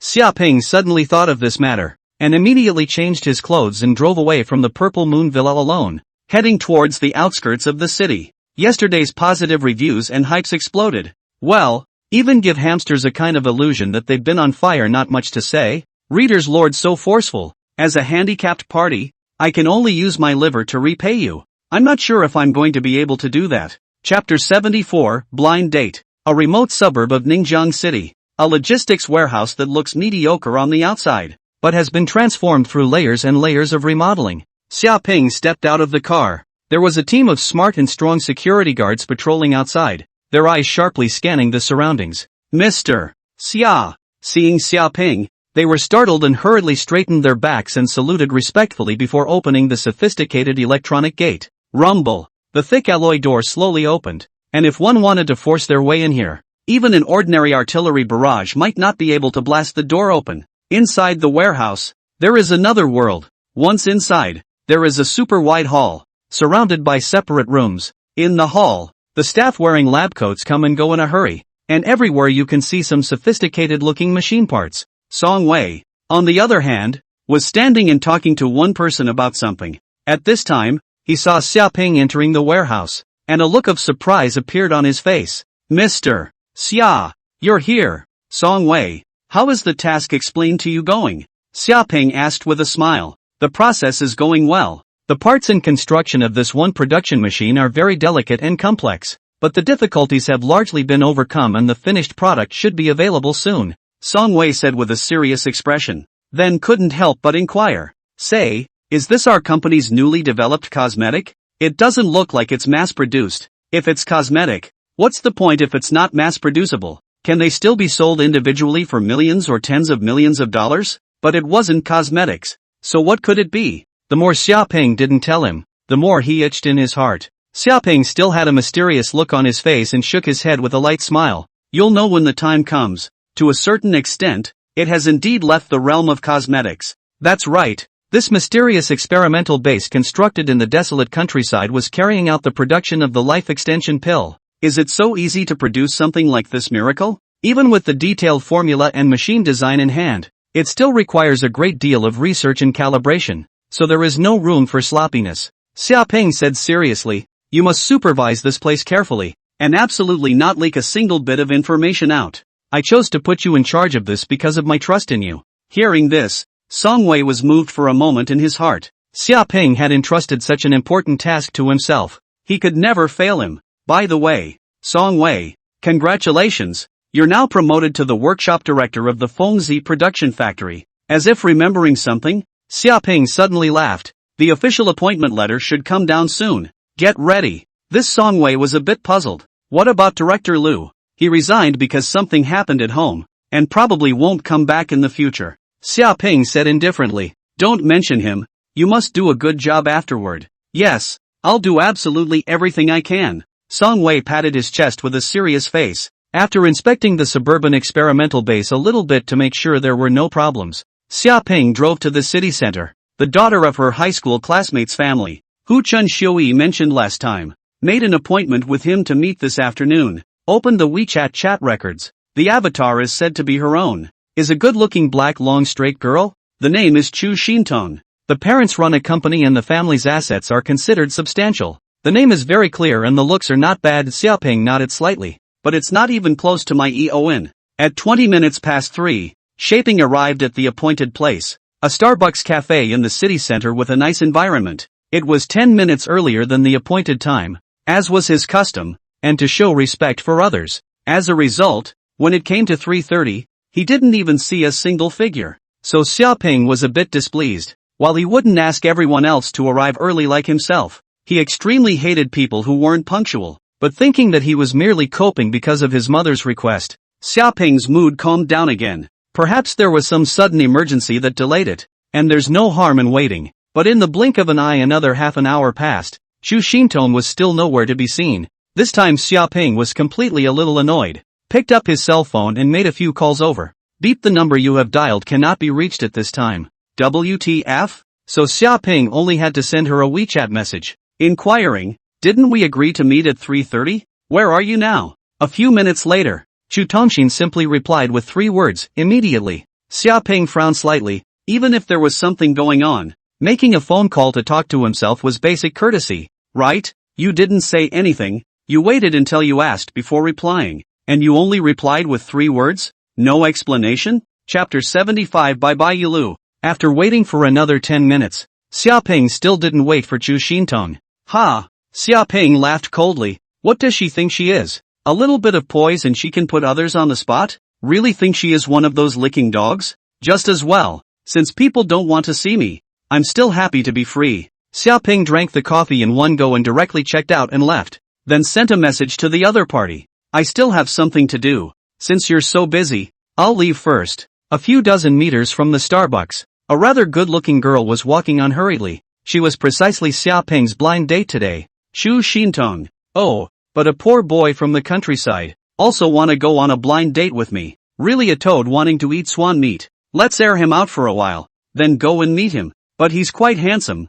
so he can be considered as a spare tire to hold up the scene when there's a need. Chu Xintong looked at her cell phone and sneered disdainfully. Her own family assets at least have tens of millions of dollars. She herself is a key university-graduated elite high school students. And this Xiaoping, in addition to a face, what else? I heard that it was a small staff of a game company, still renting a house to live in. This kind of goods also deserve to be with themselves? But after all, he was the son of his mother's classmate, so he had to meet him after all. Drip. Coming. She smiled and looked to her cell phone, only to have her entire body momentarily freeze. That Xiaoping even said he had something to do and then left first? What a joke. How dare that guy run off alone without waiting for me? Just a poor bastard. What's the point of pretending with me here? Chu Xintong was instantly furious, stomped her foot violently, and hurriedly tweeted to Xiaoping, hey, how could you run off without me? You're a boy, so you're not being too rude or too careful, are you? I've seen a lot of guys like you trying to get a girl's attention by being a maverick and purposely acting like you don't care.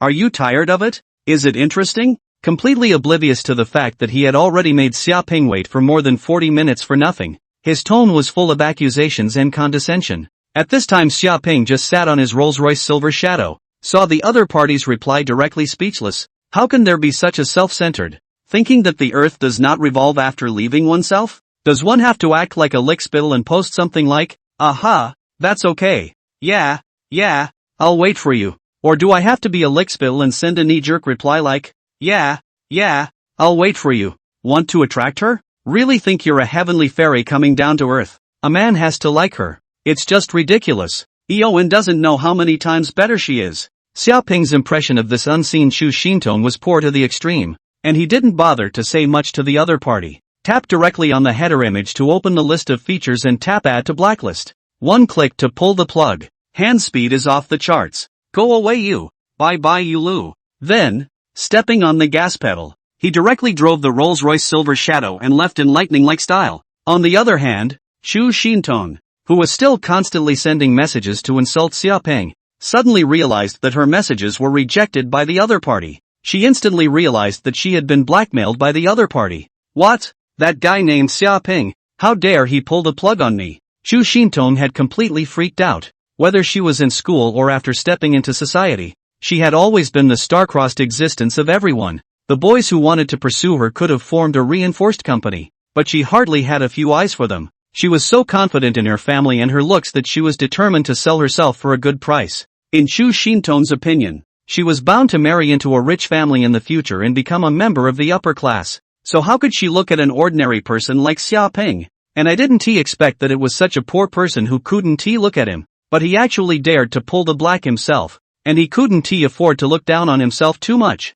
She was holding her fire when she heard the hum of a roaring engine and looked up to see a silver and white Rolls-Royce sports car not far away in the dust. Rolls-Royce! Chu Xintong exclaimed. admiration and excitement flashing in her eyes. Damn! If only I had gone earlier. It must be one of the rich young masters. I can't believe I missed such a great opportunity. She was secretly chagrined in her mind, but immediately afterward her eyes were filled with confidence and longing. It's just one missed opportunity. One's future is destined to be with this kind of tycoon, going out for a ride with him in a Rolls-Royce sports car. So what if that Xia Ping is pretending now? Reality is always reality. He and I are not even in the same world. With a belly full of fire, Chu Xintong returned to her home, a small villa located in the Yangjing neighborhood. When she gasped and opened the door to go in, a woman with a graceful and luxurious temperament came over. She was Chu Xintong's mother, Wang Feng, that is, Chen Xiuyi's classmate from the early years. Wang Feng was a bit surprised.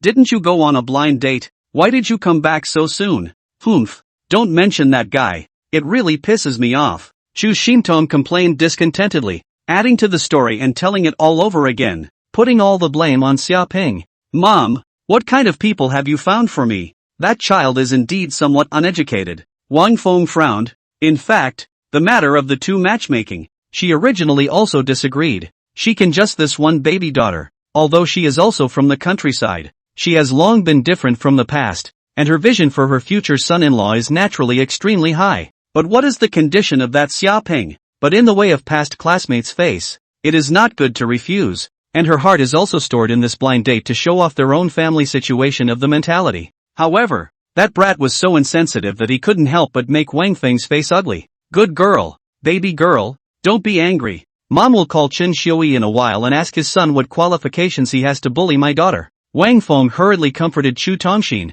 then said, Gu Xian just came to our house, now upstairs. You two haven't seen each other for a long time. Go and have a chat. Gu Xian is here. Chu Xintong's face revealed a look of surprise as she hurriedly ran upstairs. Chapter 76, Gu Xian's Invitation. Gu Xian, let me tell you, I went on a blind date with a guy today and it really pissed me off. A small staff poor actually left me and ran away because I was late for a while, and also pulled my WeChat black. That guy also thinks too much of himself. Chu Xintong counted down Xia Ping one by one, and then suddenly both her eyes glowed. By the way, I also saw someone driving away in a Rolls-Royce in front of the coffee shop today, and anyone who can drive a car like that is the one I'm going to attack in the future. I think it's still best to be with someone you like. Two lovers, Gu Xian said with a serious face. You. When Chu Xintong heard this, she instantly hated it. So you're rejecting Su Zhengyan's pursuit because of this ridiculous idea? He's Su Ho's nephew. Do you even know what Su Ho represents? That's the vice president of that popular Feng Zi right now. L'Oreal Ningjiang branch is the headquarters of L'Oreal Group in China, with tens of billions of dollars in assets, but it was acquired and annexed by Feng Zi. The other party has such a tough background and isn't bad looking, and you don't even bother with them. It's not like I like him. Gu Xian frowned cutely. Chu Xintong was furious and continued to persuade. You figure it out, eh? Now that Feng Zi is rising so fast, leaning on this big mountain, won't the future be unlimited? You are also open cosmetics entity chain stores. If you have Su Zhengyan's relationship, in the supply to give you some concessions is not an easy thing, then I don't like it either. I'll only be with people I like. Gu Xian looked determined. Chu Xintong smiled angrily and asked back, you can't even look at Su Zhengyang, so who else can you look at? Do you know someone even better than him? Why doesn't Xiao Yang like me? Chu Xintong sighed in her heart. The other party was an excellent candidate from all aspects, but this perfect marriage partner of her dream even preferred this silly Gu Xian. Where is she inferior to her? A trace of imperceptible jealousy flashed through her eyes as she looked at Gu Xian. A favorite? Gu Xian murmured. Then the figure of Xia Ping, who had saved herself from the thugs that night, flashed violently before her eyes. Handsome face, cold and confident demeanor, and, well, touched his feet. Her face turned a burning red at the thought, and she couldn't help but bury her head whole into the pillow. By the way, I've had a few chats, but I've never gotten around to buying him dinner to show my appreciation. Thinking of this, Gu Xian hurriedly raised her head, pulled out her cell phone, and began to send a message to Xia Ping. Purple Moon Villa No. 1. Inside the gym, Xia Ping was continuously strengthening his control over the internal force within his body.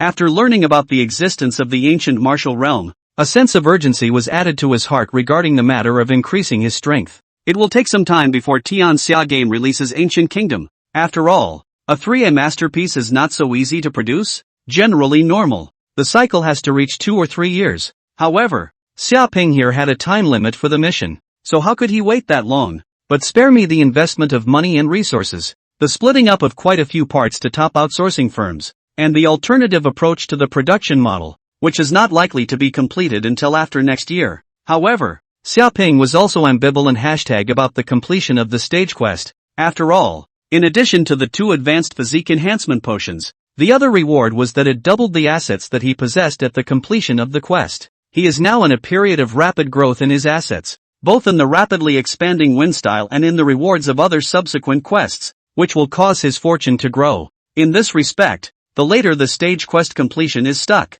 the more you can maximize the effect of this property doubling bonus. Tangled up. However, Xiaoping was still inclined to get the advanced physique enhancement potion quickly to advance to Mingjin Grandmaster as soon as possible and enhance his strength. It is more reassuring to have great strength in oneself than wealth and power. Strength in itself, that no one can take away. Until then, all I can do is to keep my skyrocketing strength under control as much as possible so that I can take the advanced physique enhancement potion quickly after getting it. I don't have a corresponding ancient martial arts cultivation technique, so I can't grow my internal strength through cultivation, but it doesn't matter, because compared to the effects of the physique enhancement potion, cultivating on my own is just too slow, and I don't have that kind of patience to practice hard. Xiaoping sat on his knees, his breathing long and drawn out, feeling the flow of the internal force in his body between each breath, enhancing his familiarity with it. It was only after a long time that he slowly exhaled a mouthful of turbid air and opened his eyes. Taking a look at his cell phone, he found that the girl named Gu Xian, whom he had previously saved on his way home from the class reunion because of a special mission, had invited himself to go out to dinner tomorrow, saying that he wanted to thank himself for his help. To be honest, Shaping himself had almost forgotten that there was such a thing. Rather a grateful girl. Xiaoping smiled faintly. He was just trying to fulfill his mission at that time, but it was only human for the other party to want to express their gratitude, and it would seem a little bit not so good for him not to go. Moreover, if it wasn't for that special mission, he wouldn't have been able to obtain the 3 super cosmetic formulas, and in a way, Xiaoping should still be thanking her for that. Good. Shapin replied briefly. Great. On the other side, Gu Xian, who was looking at the screen with bated breath, looked at the message that suddenly swiped out and violently jumped up from the bed. Her pretty face was red with excitement, and she was looking forward to seeing Xiaoping again when she thought that she would be seeing him again tomorrow. What's wrong with you? Chu Xintong said in confusion. It's the guy who saved me last time.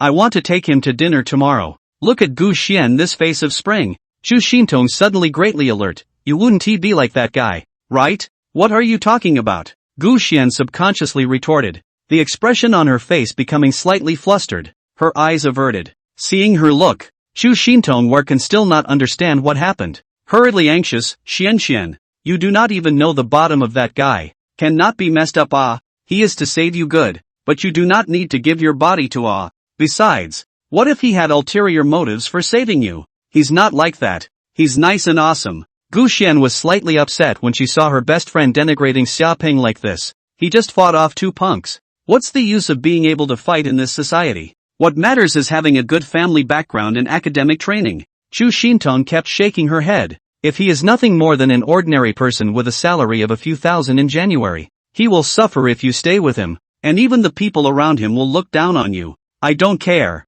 Gu Xian muttered. Chu Xintong couldn't help but feel a little anxious at the sight. He had promised Su Zhanyang to help him chase Gu Xian to his hand, and the other party had also promised to help him introduce a couple of powerful sons to him. As a result, now a guy who came out of nowhere suddenly intervened and sabotaged her plans, naturally causing Chu Xintong to be disgruntled. Looking at the stubborn Gu Xian, Chu Xintong rolled her eyes and said, Then I'll go with you tomorrow. He saved my good friend. I have to go and thank him too. Gu Xian hesitated for a moment, but there didn't seem to be any problem with Chu Xintong's statement, so she agreed. Chapter 77 Ridicule. The next morning, according to the agreed time, Xiaoping drove towards the agreed place, the Lakeview restaurant. Because it was a private meeting, Xiaoping did not wear his own brand of formal wear, but casually changed into a casual outfit. Lakeview Restaurant, as the name suggests, is a high-end restaurant that builds its dining room on the lakeside. Those on the lakeside are ordinary private rooms, while in the lake there are even 18 luxurious lakeside private rooms, with beautiful scenery and quiet environment, which is a good place for enjoying good food. And the location that Gu Xian told Xiaoping was the 7th box of the Lakeview restaurant. TSK, to be able to invite me to eat here. That Gu Xian doesn't look like an ordinary person. Xiaoping felt slightly emotional. Of course, it was only a little bit. With his current financial resources, there was almost nothing that he couldn't experience already. Along the long corridor that extended from the shore into the lake, Xiaoping arrived outside the 7th box and knocked on the door. The door was immediately opened, and the person who opened the door hurriedly said, "Aya, you're the one who saved Xian Xian before, right? Really, thank you very much. I'm her ah." In the middle of his words, his voice ended abruptly as if it had been caught on a fishbone, and then there was an incredulous shriek. Xiaoping's eyebrows also jumped, his heart greatly surprised. It's a small world. Isn't this the green tea blind date Chu Xintong that mom introduced herself to yesterday? Why is she here? Xintong, what's wrong? Gu Xian came to the door suspiciously, and when she saw Xiaoping, her face showed joy. "You're here? Come in quickly." Xiaoping entered the box and directly asked, "Are you two?" "Oh, Chu Xintong is my good friend." "Why? You two know each other?" More than recognizing, Chu Xintong's face was grim as she pointed at Xiaoping and said, "This is the person my mom introduced me to yesterday to go on a blind date. Gu Xian. This kind of person who saved you is definitely impure in mind and has some plans. Don't you dare to be fooled by him." Xiaoping said with a slight frown, "If you don't welcome me here, then I'll leave." It was only because Gu Xian stubbornly wanted to thank him that he came. Don't. Gu Xian was so anxious that she jumped to her feet. On one side was her good friend. On the other side was the benefactor who saved her from the thugs. It was not appropriate for her to help either side. Humph. Pretending. Not knowing what's going on. Just another way to attract girls' attention by pretending to be high and mighty. You think we'll eat your? Chu Xintong's expression was icy cold. You don't look at how much weight you have. And you still want to go on a blind date with me? And now you're here to hook up with Gu Xian. What a toad wanting to eat swan meat. Are you not a little too high on yourself and too low on me? Xiaoping said indifferently. His heart has been hidden some anger. The other party is the daughter of his own mom's classmates, but that bit of face is also a limit. Belittle you? Chu Xintong felt a bit amused. It's come to this point and you're still pretending? Your parents are just ordinary countryside peasants, and you're only not a small employee of a small game company. Tell me instead, where have I slighted you? If it wasn't for Gu Xian's invitation today, with your small salary you wouldn't have had the chance to eat in the Lakeview Restaurant's Lake Center box in your life, right? No matter how unwilling you are, this is the truth. You and us are people of two worlds. Chapter 78, How can you be my brother? Ha, Xian Xian? Suddenly there was a sound, and a young man with gold-rimmed glasses and a gentlemanly look stood outside, looking through the open door of the box. Su Zhangyang, why are you here? Gu Xian frowned, seemingly somewhat displeased. Oh, I followed the elders of my family here. Then I heard your voices, and surprisingly, it really is you and Chu Xintong here. Chu Xintong, who was still haughty and indifferent before, but her face suddenly changed and she greeted him with a smile. Isn't this Su Zhangyang? Come in, come in. The big change in attitude before and after is really comparable to a Sichuan opera face change. Xin Tong. Gu Xian was dissatisfied and wanted to say something, but Chu Xintong glared at him before she had pulled Su Zhangyang in. Xiaoping, let me introduce to you. This is the nephew of the vice president of Fengshe, Su Ho, Su Zhangyang, who was Gu Xian's loyal suitor. Chu Xintong's tone was full of lofty pride, and in passing, she gave Su Zhangyang a wink. Now, this kid should be able to understand the gap between us. If he's sensible, he should now give up some unrealistic ideas and then apologize for his rude behavior yesterday. Su Zhangyang's brows furrowed as if he understood something, his eyes narrowing slightly. He hadn't even bothered to look at Xiaoping more than once before, and withdrew his gaze after a slight glance. His identity and background were enough for him to have this base of arrogance over others, and with the rise of Feng Zi, lately, he didn't know how many big names that he used to need to look up to were now coming up to flatter him. But a wink from Chu Xintong was what made him understand something. Looking at Xiaoping's ordinary line, his heart could not help but sneer. How dare you try to poach me? You really don't know the sky and the earth. If I, Su Zhangyang, have my eye on a woman, how can I let others interfere? Now he was so high-eyed that he didn't give unusual people a second thought. In particular, Xiaoping's incredibly handsome face caused a trace of jealousy to rise in his heart. But what's the use of just being handsome? Stick out a little thumb yourself and run over it in minutes. Oh, this brother Xiaoping doesn't know what he does? Holding up his glasses, Su Zhangyang asked with an unsuspecting gaze. Without waiting for Xiaoping to speak, Chu Xintong had already interjected. He's just a small employee of a game company. The contempt on Su Zhenyan's face added one more point. That's it? With this amount of strength, you also want to pursue Gu Xian and fight with yourself? He directly stepped forward and came to Xiaoping's side, softly saying, "This brother, I would advise you to better stay away from Gu Xian." On one hand, Su Zhengyang intended to save face for Xiaoping, and on the other hand, he did not want to leave a bad impression of aggressiveness in Gu Xian's eyes. In his opinion, the other party should know better. But Xiaoping was saying, "Who gave you the right to call me brother?" The expression on Su Zhenyan's face instantly stiffened. What? The anger in his heart continued to rise. He didn't expect the other party to be so ungrateful, and it was the first time he had seen such a crazy person. If you don't have a matching identity, it's better to keep a low profile as a human being, otherwise it's easy to get into trouble. Su Zhengyang said sorrowfully. "Oh, so your identity is impressive?" Xiaoping asked casually. "Were you deaf just now?" Su Zhengyang said with a haughty face. "Fengzi's vice president Su Ho is my own uncle. You wouldn't even know Fengzi, would you? The nephew of the vice president of Winsong? What a big bully." Only to see Xiaoping but coldly said, "But let alone you. Even if Su Ho himself is here, he wouldn't dare to talk to me like this." "Oh yeah, I'd like to see who's so wild." In an icy voice, a man in a suit walked in. The man wore an 8-pointed beard and looked majestic. Chapter 79, People of Two Worlds. Su Ho, Chu Xintong and Gu Xian were stunned. They didn't expect Su Ho to be here. Could it be that when Su Zhengyang said that he followed his elders here before, he was talking about Su Ho? This is the end of the kid. Chu Xintong couldn't help but applaud and laugh in his heart. He was afraid that he didn't expect that he had blabbered about blowing his power and ended up running into the right person. Right? Maybe, this time, we can even use Su Zhengyang's hand to get acquainted with this big shot Su Ho. She glanced at the pale Gu Xian, and couldn't help but secretly say, Xian, I'm also doing this for your own good. This Xiaoping is just a person whose heart is higher than the sky, but in reality has no skills at all. You'd better recognize the reality earlier." Gu Xian had anxiety in her eyes and hurriedly went forward to pull Xiaoping, saying in a loud voice, "Xiaoping, you should quickly apologize to Mr. Su." Then she looked at Su Ho and said in a panic, "Mr. Su, this friend of mine is just joking." The fact that Gu Xian dared to jump out and plead for herself at this time at the risk of offending Su Ho made Xiaoping somewhat surprised. Su Zhengyang even sneered. "This kid doesn't know that Uncle Su and I came together. Now that he has charged Uncle Su head on, let's see how he ends up." Thinking of this, Su Zhengyang looked at Su Ho with a quick look on his face. He thought that he must be grim-faced and furious right now, but when he really looked at the expression on his uncle's face, he froze. Su Ho's forehead was covered in cold sweat, and his face was constantly twitching with a strange expression to the extreme. After a long time, Su Ho met Xiaoping's smiling but not smiling gaze,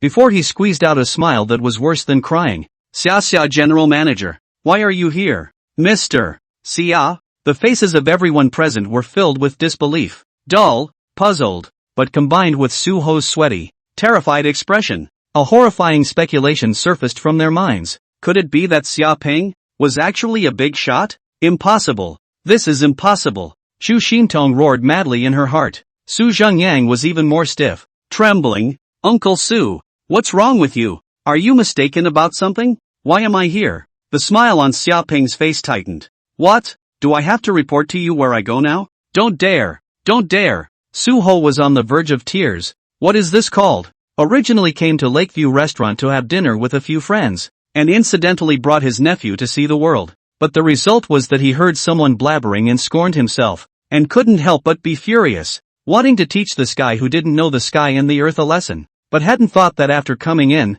he saw Xiaoping. This is not the old man eating arsenic, looking for death. Su Ho felt like he finished the ballet and waltz on the brink of death, and then hoofed it to a set of military boxing. "You're the vice president of Winsong. You're a very powerful person. Even your nephew is so arrogant and threatened to clean me up. What do you think?" Su Ho's body shivered, directly turned around, and gave Su Zhengyang a slap, directly slapping him to find his way, half of his face swollen. "Asshole! How dare you offend Mr. Xia? Why don't you get your ass over there and apologize?" Where has Su Zhengyang ever seen his own uncle so angry? "Know that I am afraid that I have caused a big trouble." Walked to the front of the summer plane said in fear. "Xiaoping brother Xiano, General Manager Xia, I'm wrong. You're an adult. Don't take it out on me. His palms were bleeding from pinching. How has he, Su Zhengyang, ever been humiliated like this? Or in front of the girl he was pursuing? Xiao Sua, this being a human being,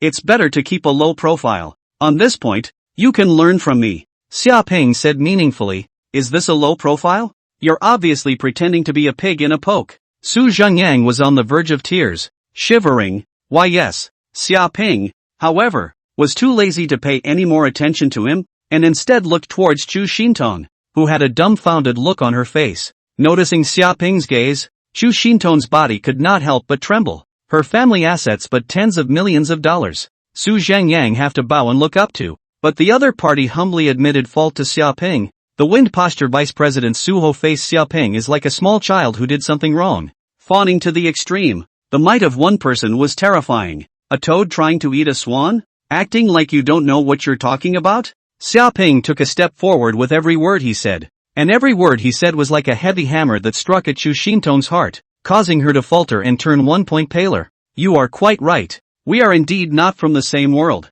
This last sentence completely crushed Chu Xintong. It's clear who is ignorant and arrogant. Gu Xian's eyes were looking at Xia Ping at the moment, removing the shock that was hard to hide, but there was also a hint of pride and admiration. The boy that he had looked at really wouldn't be an ordinary person, much less something that could be compared to the foxfake Su Zhengyang stream. It was just that in her eyes as she looked at Chu Xintong, there was a trace of disappointment that was hard to hide. The other party's performance was really too disappointing to her. Go, Xia Ping said indifferently to Gu Xian. Ha? Where to? Gu Xian froze a bit, not knowing what this meant. Xia Ping said, let's change the place. It's just too pandemonium and disturbing here. Then, he took a step towards the outside, and the two pairs of uncles and nephews, Su Ho and Su Zhengyang, hurriedly made way, while Gu Xian also hurriedly followed. Uncle, who the hell is he? Su Zhengyang couldn't help but ask at this time. Su Ho wiped a cold sweat from his face and glared at him fiercely.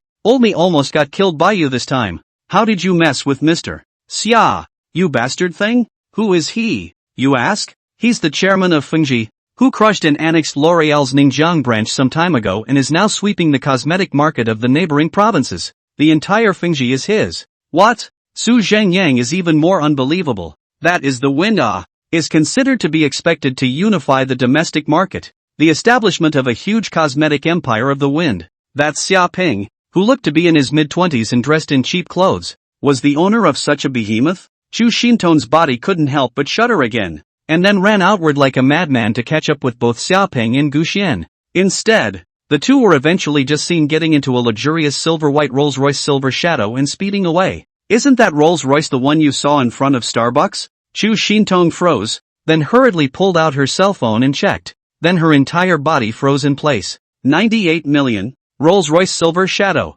Information about the mysterious tycoon in Ningjiang City who drove a nearly $1 billion limited edition prestigious Rolls-Royce sports car and angrily flung $1 billion to auction off the Purple Moon. No. One villa instantly surfaced from her memory. Extreme remorse flashed through her heart. Such a person was originally going to be matched with herself. Chu Xintong, Chu Xintong. You think you're sensible and shrewd, but you didn't realize that from the beginning to the end you're the stupidest one. You're the frog at the bottom of the well, sitting on your ass. Chapter 80 Running away after touching. How exciting. After Xia Ping took Gu Xian away, he drove to a coffee shop with a quiet environment. A mocha, please, Xia Ping said to the waiter. Me too. Gu Xian glanced at Xia Ping after she finished speaking and said hesitantly, I'm really sorry for what happened just now.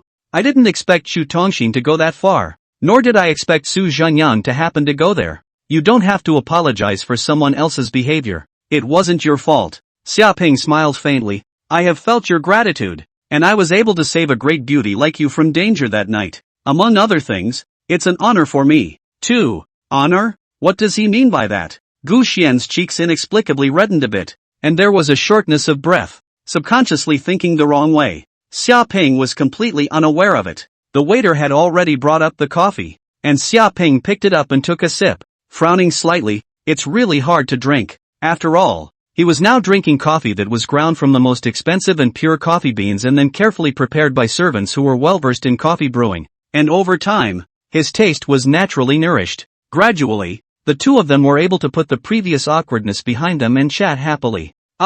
You're the chairman of the board of Winsong? Gu Xian couldn't help but shriek as the rest of the coffee shop looked toward her, and she hastily covered her mouth. Is it that incredible? Xia Ping laughed. Of course, you only look so young to be the chairman of such a big company. Gu Xian couldn't help but say, I kind of understand why Suho was scared like that. I didn't think it would be him either. Xia Ping goated his shoulders and said half-jokingly, I should say that it's fortunate that it's Suho. If it was anyone else, they might have taken me for a young man who doesn't know what's good for him because they don't know me, and then beat me up severely. Put. Gu Xian couldn't help but laugh out loud at his humorous banter. And it's a coincidence that your family owns a chain of stores selling cosmetics. Xia Ping spoke, if you want to cooperate with Feng Zi, just report my name directly and I will greet them. How is this going to work? Gu Xian said in a panic. You saved me in the first place, and now you're helping me so much. How can I be so kind? But why did Xia Ping help her so much? Could he be interested in himself as well?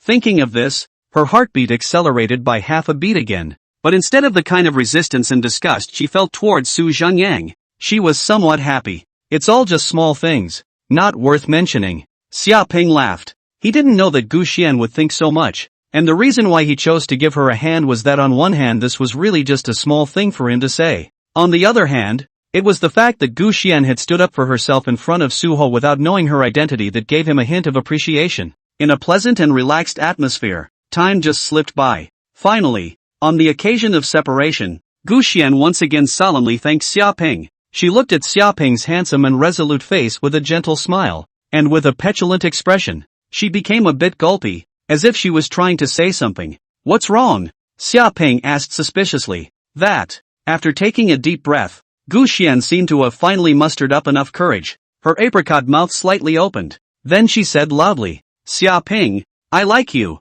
Xia Ping saved him from the vicious thugs, and as she lay in Xia Ping's chest, she looked at his calm yet handsome face and felt so safe and secure. It was then that she developed a crush on Shapen, and Xia Ping's kind of dominance and austerity when facing Suho and Su Zhengyang made her irresistibly enamored with him. Now, Gu Xian was finally unable to suppress the feelings in her heart and revealed her feelings to Xia Ping. Happiness? You need to strive for it with your own efforts. Meow meow meow? Xia Ping was flabbergasted. Did this development really come after the hero saved the beauty? Ding! The host triggers the special randomized quest Sudden Confession. Task content, agree to the confession of the beautiful woman in front of you. Mission success reward, plus 5 billion in assets. Mission failure penalty, assets minus 5 billion. Air. Xia Ping held his forehead and smiled bitterly. The system was simply making things difficult for himself with this task. Gu Xian stared at Xia Ping with a nervous face, waiting for his reply. After half a dozen moments, Xia Ping let out a sigh and said to Gu Xian, Sorry, don't you like me? Her body trembled, and Gu Xian's eyes seemed to be welling up with tears. No, you're a very nice girl, pretty and kind. How could any man not like that? Xia Ping scratched his head and said seriously, but I already have a girlfriend, so I can't accept your confession. Ding! Failed to complete the special randomized quest Sudden Confession. Ding! Host property 5 billion. The corner of Xia Ping's mouth twitched imperceptibly, feeling his heart dripping blood. $5 billion. His mind was already frantically yelling, I accept, I'll accept it, I'll accept it, I'll accept it. But of course in reality he didn't really say it. So, Gu Xian suddenly broke into a smile, wiped her own tears, and said, I thought you hated me because of what happened today. As long as you don't hate me, I'm happy. That means I still have a chance, doesn't it? But this is the first time I've confessed to someone, and it's still slightly sad that I've been rejected. Looking at Gu Xian's face of seriousness and determination, as well as a hidden hint of sadness, her pretty face was drizzling with pear blossoms, making people unable to resist wanting to protect and pity her. This appearance of the other party caused the Xia Pingren to hold back a sigh of relief. Only slowly did he lower his head, his body leaning closer and closer. What's this? Are you going to kiss yourself? Gu Xian felt a surge of nervousness. Her pupils instantly narrowed, and her heart's beating rate rapidly spiked. Puff puff. Eyes closed, Gu Xian waited, feeling as if she was suffocating. It was his first kiss, but she wasn't half as unhappy to be able to offer it to the man in front of her. Two blushes were heavy on both sides of Gu Xian's cheeks, and a pair of bright and clear eyes were tightly closed due to nervousness, leaving only the long eyelashes constantly fluttering. But after waiting half a day, no touch waited on his lips. When she opened her eyes, she only saw Xia Ping's beaming face. Xia Ping, who leaned over, just touched her hair, messing it up so much that it almost became a chicken nest. Touchdown. I think that you still look better when you smile. So, goodbye. Xiaoping waved his hand, got into his Rolls-Royce Silver Shadow, started it up, stepped on the gas pedal, and in one fell swoop, without waiting for Gu Xian to react, he scampered out with a whoosh. It's so exciting to touch and run. Gu Xian couldn't help but laugh out loud as she stood still and looked at Xiaoping, who left as if he was running away. She touched her cheek and murmured, "What an interesting person. But I won't give up so easily. I'm not going to completely give up chasing you until the day you get married." Chapter 81, becoming the third largest shareholder of Jinjiang. In the Rolls-Royce Silver Shadow, Xiaoping couldn't help but sneeze and rubbed his nose, then was quite emotional. He himself just gave up 5 billion but gained a touch kill on a beautiful woman. So that counting words special code is not a blood loss? You should have kissed up yourself. Shapen was painfully aware of this. Ding! Congratulations to the host for completing the achievement quest Fidelity and rejecting the confession from a beautiful girl. Ding! Congratulations to the host for obtaining the achievement reward. 16% of Jinjiang International Group shares. The host has become the third largest shareholder of Jinjiang Group. Asterisk asterisk asterisk asterisk. Xiaoping's hand holding the steering wheel was nearly unsteady. The whole person was in a state of stagnation. This is also good? 16% of Jinjiang Group. This surprise comes as a surprise, right? Jinjiang is a famous hotel brand that is a household name in China, and as a result, he or she has now become the third largest shareholder directly. Search, Jinjiang Group. Unable to suppress the excitement in his heart, he quickly used the Brain Domain Assist system to start searching for Jinjiang Group's detailed data. Jinjiang Group, founded in 1991, is one of the largest comprehensive tourism enterprise groups in China, with hotels as its core industry and involving in catering services and tourism passenger transportation. According to the latest year's data, the market capitalization of Jinjiang Group had reached $35 billion, or more than 240 billion Chinese dollars. And although it was not comparable to the kind of L'Oreal's big group with more than 100 years of inheritance and companies opening all over the world, the strength of the group was also quite impressive. In recent years, it has been actively developing domestic and overseas business, and its Jinjiang International Hotel has ranked No. 1 in China, and its ranking in the world's hotel industry has risen to No. 3. It's second only to big, well-known hotel brands like Hilton and Intercontinental. 240 billion. I now own 16% of the shares. Wouldn't that be close to almost 40 billion? A rough calculation in his mind. Xiaoping also could not help but stare. Happy to fly. Lost 5 billion, but returned so much. This deal is cost-effective. It's simply not too easy to make money on your own. This wave, no less. Magic City, Yendong Road, a luxurious commercial building. It was clearly labeled Jinjiang International Group. Inside the chairman's office, a country-faced man of about 50 years of age was reviewing documents. He is the helmsman of Jinjiang International Group, Yu Minliang, who is also the first shareholder of Jinjiang, holding 27.8% of the shares in his hands. At that moment, the phone in his hand suddenly rang. Yu Minliang frowned slightly, picked up the phone, and said, "Hello, Chairman. We have just received news that Dahang Ventures has given up the 16% of Jinjiang Group's shares held in its hands, and has offered to transfer them to a person named Xiaoping." What? Yu Minliang was stunned. Why would Dahang Ventures suddenly give up the shares in its hands, knowing that the current Jinjiang Group is flourishing and its stock is constantly appreciating? What price did the other party give? Moreover, who was this Xiaoping and why had he never heard of him? Any explanation from DAL Ventures? No, there was no prior debriefing there, and they are refusing to accept to give any response at this time. Yu Minliang pondered slightly for a moment and said, "Since he's now the third largest shareholder of my Jinjiang Group, it's only natural to get acquainted. Find a time to make an appointment for me to meet this Xiaoping, and in addition, check his information to see what he's really about." Although there are doubts about this matter, but since Xiaoping is now the real third shareholder of Jinjiang Group, it is necessary to contact and pull together in advance. Perhaps it will become a good partner? Yes, Chairman. I'll arrange it for you right away. About half an hour later, Xiaoping received a phone call. The other party claimed to be the assistant to the chairman of the Jinjiang International Group, and sent an invitation to himself in the name of the chairman, Yu Minliang. Xiaoping instantly realized that the other party was aware of the matter of equity transfer. After all, it was an invitation from the chairman of Jinjiang International Group, and the other party also belonged to a party of business bigwigs. so he still had to give face. Okay, I promise. This Thursday then. Okay, thank you for your support, Mr. Chapin. The assistant respectfully hung up the phone. The third day after Yu Minliang sent an invitation to meet Xiaoping. Magic City. Stormwind Airport. The entire airport was specially cleared out. Enough to be able to park more than a dozen private planes of the site is now all empty. A small black dot suddenly appeared in the distance, and a huge private jet landed on the runway with a surge of air, then slowly pulled into the parking lot. Oh man,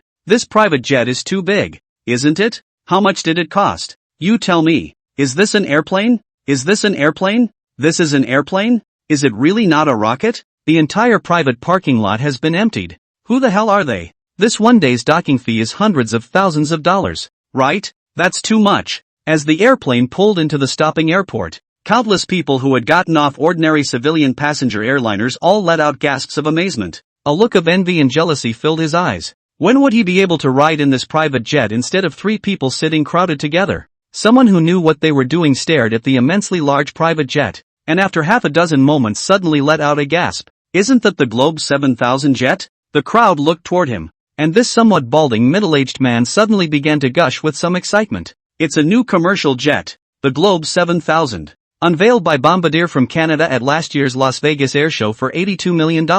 It is currently the largest private jet in the world with 4 living areas and an ensuite master bedroom that can accommodate hundreds of passengers. Although it is a commercial airplane, it can reach an amazing speed of Mach 1.85, flying as fast as a fighter jet. Oh my god, I can't believe I got the honor of seeing it. The balding middle-aged man let out a disbelieving sigh. Holy, $82 million? Wouldn't that be over $500 million? Landlord, that's a real landlord.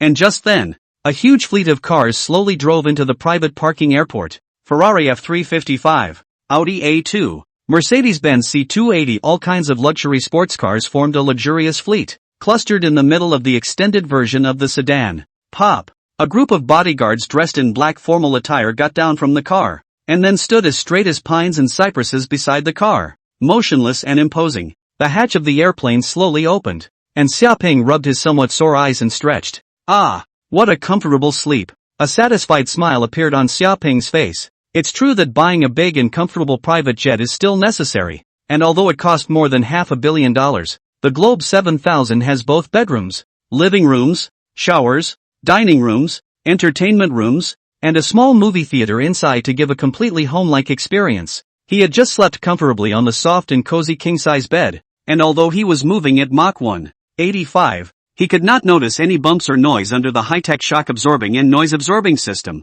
Stretching his body, Sharpay walked down the airplane ramp toward the bottom. Chapter 82, Dare You Send Your Daughter? Shocked, Xiaoping had just taken a few steps on the string ladder when he spotted the huge caravan below. Tisk, it's very grand. Kinda looks up to me. Ha! Xiaoping laughed. In the center stretch limousine, Yu Mingliang slowly stepped down to the string ladder. This really made Xiaoping's heart a little surprised. Yu Minliang had personally come to greet himself? The other party was, after all, the first shareholder and highest power holder of Jinjiang International Group. There was no need to be so polite to himself. This is knowing that you're the owner of Fengzi? Or even knows that he's a purple striped black card owner? Thoughts turned in his head. Xiaoping pondered, but the movement of his feet was unceasing, walking all the way to the ground. Ha ha, mister. You actually came to the airport to greet me personally. This really makes me terrified. I just felt something good was going to happen on the plane. I was so excited I couldn't even sleep.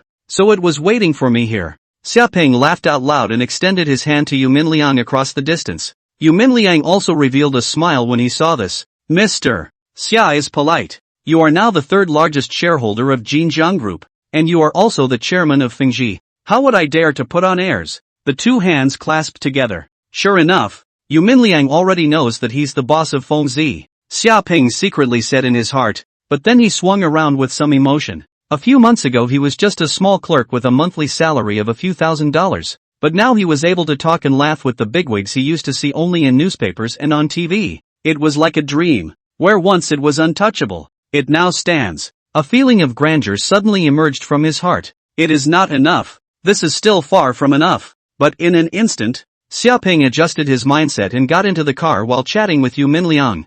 and this huge fleet of cars left the airport in great numbers. Magic City, Huangpu River Bund, Wangjiang Pavilion. Wangjiang Pavilion is a famous top luxury restaurant in Mordor, with the appearance of an octagonal pavilion and a beautiful view of the Huangpu River. When Xia Ping and Yu Minliang arrived, there was already a girl sitting at the table, a great beauty, to be exact. The first thing that drew attention to her were those big, bright eyes, like the smoky surface of a bay of the Ning River. A googly-eyed face is also very delicate and unforgettable to see. Her blonde curly hair was casually draped behind her like a raging waterfall, and she wore a long red dress with a black ribbon tied around her waist, accentuating her luscious figure more and more perfectly. This was a top-notch great beauty, not even inferior to Iwan. However, unlike the elegance and composure of a lady of the house on AI1, this woman had more of that Western style of flirtatiousness and enchantment. By way of introduction, this is my daughter, Yu Yan, a dual master's degree in finance and management from the Massachusetts Institute of Technology, MIT, who just graduated and returned to China not long ago. Rice seafarers? Xia Ping realized. No wonder he had that Westerner's temperament on him. And, to get a dual faculty master's degree from MIT is pretty impressive, to say the least. An elite high achiever. Hello, Mr. Summer. Yu Yan smiled coquettishly and said politely, but in her heart, she already couldn't help but exclaim, "So handsome." Yu Minliang said smilingly, because Yan kept clamoring to come. I couldn't argue with her, so I let her come. Dad. Yu Yan instantly pounced on him and pouted in dissatisfaction. There are guests present. What an appearance. Yu Minliang pretended to be serious and put up a face to reprimand, but the kind of favor in his eyes, but how can't hide it. Daughter control. Xia Ping spat in his mind without changing his face. The people were seated. Exquisite dishes and drinks were served in turn. Yu Minliang's attitude had been very enthusiastic, and under his deliberate management, the atmosphere of the table was quite cordial and lively. Yu Minliang and Xia Ping talked freely about everything. He deliberately asked some more specialized questions about economic development and enterprise business strategy, and Xia Ping, who possessed the brain domain assist system, naturally answered them well. Even when Yu Minliang asked some niche topics about antique collection and archaeological relics, Xia Ping was able to answer with eye-opening insights. This shook Yu Minliang to his core and left him in awe. The other party was only in his 20s, so where did he get such a wealth of experience? Yu Minliang sighed with emotion. Mr. Xia is really young and promising. Not only did he create a great career at a young age, but he is also very knowledgeable. Compared to that, I have the feeling that I've been living in vain for more than 50 years. Fearful afterlife. Where some small achievements are not worth mentioning, and some of Mr. Yu's views are marvelous. Mr. Xia is too modest, Yu Minliang said with a smile, but in his mind, he remembered the shock he had received after he had asked his assistant to investigate Xia Ping's identity and received feedback earlier. Did you find out what this Xia Ping is really about? Only found out that Xia Ping's name has two companies. One is a medium-sized game company. The other is the recently famous Feng Zi. While his information a few months ago cannot be traced at all, the slightest intention of forcibly tracing will receive a variety of unknown counterattacks and warnings. In addition, your old friend, Mr. Zhang of the Dragon Group seems to know something about the situation. He said, "Say what?" Xia Ping has the purple striped black card. Yu's thoughts returned to the table and he raised his glass with a smile and a toast. Ha ha ha, since we're both sympathetic, let's do it. Not since. Xia Ping smiled faintly and clinked glasses with Yu Minliang, and the two of them drank once again. Yu Yan, on the other hand, propped her head on the side with her hand and kept sneaking glances at Xia Ping. Slender figure, low voice, almost perfect features. More attractive is when he talked with Yu Minliang. No matter what the issue, can be eloquent and powerful aura, as if overlooking the living beings. Simply charming. Although Yu Minliang was the host of the banquet, the most dazzling and eye-catching person on the table was undoubtedly Xia Ping. Even Yu Minliang lost more than one step in terms of aura. This shook Yu Yan's heart quite a bit. She grew up with a deep admiration for her father, who started from nothing and built the huge Jinjiang International Group in just a few decades, and considered Yu Minliang as her goal. And Yu Minliang himself is a very proud person who has never bowed down to anyone. But such a proud father sighed to himself in front of a young man in his 20s. Yu Yan kept staring at Xia Ping, and as she watched, she couldn't help but become a little infatuated. How can there be such a perfect person in this world? While Yu Minliang noticed his own baby girl's expression of being a nymphomaniac, he was not at all unhappy. and even the corners of his mouth couldn't help but evoke a smile. Ahem. When the atmosphere of the banquet was reaching its climax, Yu Minliang suddenly coughed and then asked in a seemingly casual manner, I wonder if Mr. Xia has a girlfriend now? Xia Ping was instantly alerted. There is something to be aware of. Looking at Xia Ping's puzzled expression, Yu Minliang rubbed his hands together and continued, my family Yin Yan is about the same age as Mr. Xia, but has not been able to find a suitable object. What? What do you mean? Xia Ping was shocked in his heart and was scared out of English on the spot. I dare you to send your daughter. Amazing. He was flabbergasted, completely confused by this turn of events. It's true that if you don't have anything to offer, you're not a thief. So you've been craving my body all along. You old fart. Chapter 83 Hesitation will defeat. Decisiveness will be given in vain. Dad. What are you talking about? Yu Yan was immediately shy and grabbed Yu Minliang's arm and kept shaking it, but it looked as if she didn't resist and was still a bit happy. Even a pair of big bright eyes looked directly at Xia Ping, with a frown and a secret glance. It's quite a Western kind of brashness and openness. This Missy, what the hell are you up to again? Xia Ping was shocked in his heart and finally said, that I already have a girlfriend. Why does it feel like I've already said this once recently? Is it an illusion? It's gotta be an illusion, right? Geez, that kind of thing doesn't matter at all. Yu Minliang laughed bashfully. Yan wasn't born to my current wife either. Yu Yan also nodded deeply. What's wrong with your family? Xia Ping hurriedly poured himself a glass of wine, and then drank it all in one go. He needed to suppress the shock. Seeing this kind of reaction from Xia Ping, Yu Minliang said half jokingly, half seriously, Mr. Xia, although the laws of modern society do not allow a person to have multiple wives, but that is nothing more than a paper contract in the end. So what's the big deal for us to have a few lovers? His demeanor was not fake. He looked serious. I beg to differ with that thought. Xia Ping shook his head. That's just it. Let's not talk about it. Let's continue. Yu Minliang was very good at reading people, and immediately changed the subject, and the atmosphere relaxed again. In the end, it was a good meal. Yu Yan finally invited Xia Ping to play in Magic City for a few days. She planned to accompany Xia Ping to have a good stroll. Yu Minliang naturally praised this, and hoped that the two young people could communicate and exchange feelings more often. Looking at Yu Yan's pleading, watery eyes, Xia Ping where could he still say the words of refusal and could only agree with a bitter smile. Great! Yu Yan cheered. Then said, then tomorrow morning at 8 o'clock. I'll go to the hotel to look for you. I won't see you there. After the banquet, Xia Ping and his father and daughter said goodbye, and under the special car arranged by Yu Minliang, he came to a Jinjiang 5-star hotel in Magic City to settle down. Lying on the bed, Xia Ping couldn't resist picking up the bedside mirror and scrutinizing his face. It's all the fault of being too handsome. Sure enough, if you hesitate, you lose. And if you're too handsome, you get nothing. Lu Sun is sincere. Inside the Wangjiang Pavilion, the father and daughter duo of Yu Minliang and Yu Yan were not in a hurry to leave. Dad, you just sold your daughter? Yu Yan said in a seemingly disgruntled manner. You've got a bargain. Yu Minliang lost her smile and said, I should give you a mirror so that you can see your flamboyant face during the dinner with Mr.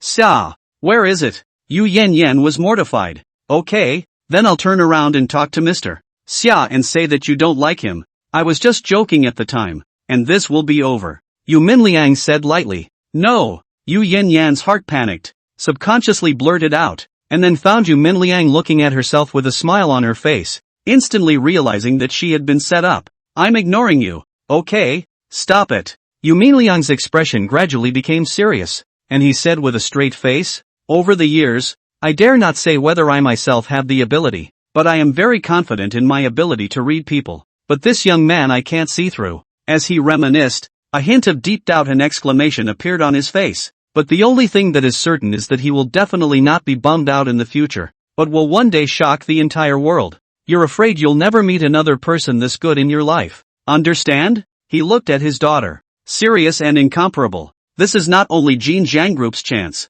but also your chance. And whether or not you can seize this opportunity depends on your own efforts.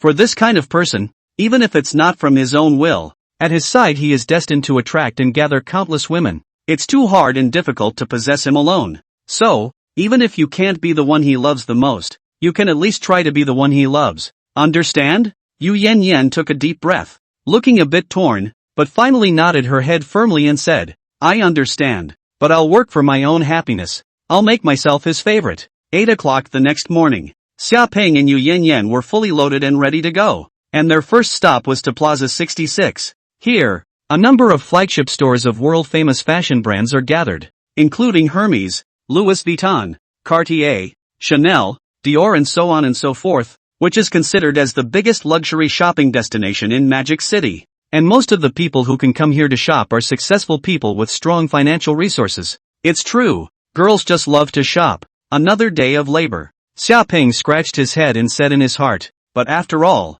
it was a girl who had invited herself out to hang out, so he could only cheer up and accompany the other party. For Yu Yan, this kind of big lady was born with a golden spoon. There is no lack of all kinds of luxury goods, so shopping up more in accordance with their own preferences rather than the price of goods. Look, Sharpay, this doll is so cute, Yu Yan said excitedly. Ooh, nice. Shapen looked at the piggyback doll in her hand and nodded with a confused expression. Wow, this one is not bad either. Yu Yan picked up another small Doraemon pendant with a happy face. Ooh, a whole kinda thing. Xia Peng nodded his head in approval with a numb face. But, it's good. There's nothing wrong with it. It's awesome. Xia Peng did not expect Yu Yan's hot, seductive appearance to hide such a budding young girl's heart. The contrast is too great. Okay, accompanying a girl shopping, Xia Peng naturally was not interested in letting Yu Yan pay out of her own pocket, and nothing she bought was expensive, so Xia Peng just paid for her. Yu Yan did look happy along the way. However, the amount of stuff she bought was just a little too much for several bags. Xia Peng naturally acted as a backpack messenger again, carrying 5 or 6 big bags by himself, which were all filled with things such as hand puppets and dolls. Among them there is also a huge 3D real-life body pillow. Is a secondary Yuan mature seduction department cute girl? And how Xia Peng look with the side of the Yu Yan have so a little similarity. And because the size is too huge, the store gave the bag is not big enough. Even if Xia Peng used all his strength to stuff inside, this secondary pillow is still exposed half of the body. That's why Xia Peng was highly noticed by pedestrians along the way, and was the prettiest cub in the crowd. Many people exuded meaningful glances, and some geeky-looking young men even revealed lewd smiles of like-mindedness. I'm not. It's not mine. Summerface was expressionless and embarrassed, resisting the urge to find a crack in the ground, rather like a social death. He couldn't help but yell in grief in his mind. My whole life's reputation has been ruined by this. Chapter 84, You Go to Hell. Yu Yan seemed to gradually react from her indulgence in shopping and looked at the large bags that Xia Peng was carrying. An embarrassed look appeared on her face. I'm sorry. I'm tired of making you carry so many things. Not bad. Shapen sighed and shrugged. Originally it is not something very heavy. Say with his arm strength now. Not to mention a few dolls. Even if Yu Yan bought an elephant he can also give back to carry. It's really too embarrassing. So let me make it up to you. Yu Yan walked up with a delicate smile and naturally took hold of Xia Peng's arm, sticking her entire body on Xia Peng's body, and even intentionally or unintentionally pressed the fullness of her chest on his arm. Hiss. Yu Yan's body came from the fragrance if anything, and the warm and soft touch from his arm made his mind unstable. This seductive little goblin, Xia Peng exclaimed in his heart, his eyebrows twitching and his heart swirling. What's wrong? Yu Yan looked at Xia Peng with a smile. Then her body came up even more, and she could even feel the other person's burning breath. She whispered in Xia Peng's ear, Shy. Xia Peng was instantly mortified. When he was in college, at least he was also the school grass. Male god-level characters never lack of pursuit of their own girls, and now in Yu Yan's mouth. But it is as if he has become a pure love little boy general. How can he tolerate this? Xia Peng directly wrapped his arm around him and Yu Yan's body turned to his side in a startled cry. Instead, his right hand, which was carrying several bags, was raised as if it were nothing, propped up against the wall, cornering the other man. Classic move, wallop. What do you want? Yu Yan, who was very bold just a moment ago, suddenly became alarmed at this time, her cheeks turning red. What do you think I'm going to do? Well, how shall I punish you for daring to mock me? The corner of Xia Peng's mouth hooked up slightly. Then his body moved closer and closer to the other party. Oh, looks like a passionate, experienced look. In fact, not much experience at all and now once the passive party, the original form immediately revealed. As Xia Peng's face leaned closer and closer, Yu Yan could not help but close her eyes and nervously covered her chest, feeling her heart thumping. Is he this going to kiss himself also? And not unwillingly, but it's too sudden. There's no atmosphere, and I'm still on my first kiss. Her mind was a jumble of thoughts. But instead of the expected touch on his lips, there was a sudden sinking in his hand. Yu Yan opened her eyes with a puzzled face and realized that she already had several more shopping bags in her hands. There was another bag in it, revealing half of Peppa Pig's body, and Peppa Pig's face was facing her, grinning nervously at her. Xia Ping was at the moment, but he was already located a few meters away, looking at her with a serious face. As a punishment for you, just let you take half of the stuff. Yu Yan was confused. You weren't just going to. To do what? Sharpay said with a confused look on his face, putting on a good face. Go to hell. Yu Yan gave her an annoyed look before turning her head away angrily. You can go on your own. I'm not joining you. Oh, so I'm leaving? As Xia Ping said this, he walked straight to the other side. Hey, you guys, still really leaving without me? It didn't take long for Yu Yan's exasperated voice to come from behind as she jogged along and followed. Weren't you the one who told me to go by myself? I changed my mind. Yu Yan hummed and took Xia Ping's arm again. With an ATM like you, why don't I use it? Xia Ping couldn't help but curl the corners of his mouth again. This guy was quite cute. It's fun to molest and flirt. As the two walked out of the mall, a surprised voice suddenly sounded beside them. Yan? Xia Ping looked sideways. It was a boy of about 27 or 8 years old, with short hair, wearing a white shirt. A hint of arrogance was revealed inadvertently between his eyebrows. Yu Yan also looked sideways, but her face revealed a somewhat revolted look and said, Why is it you? What bad luck? Opening his mouth, he bluntly expressed his displeasure, making Xia Ping slightly surprised. So direct? The man, however, did not care about Yu Yan's attitude, but instead looked towards Xia Ping and Yu Yan's arms that were intimately held together with a somewhat ugly expression. Yan, who is this person? With a hint of gloom on his face he said, It wouldn't be your boyfriend, would it? Xia Ping instantly realized that this guy was afraid that he was not Yu Yan's suitor.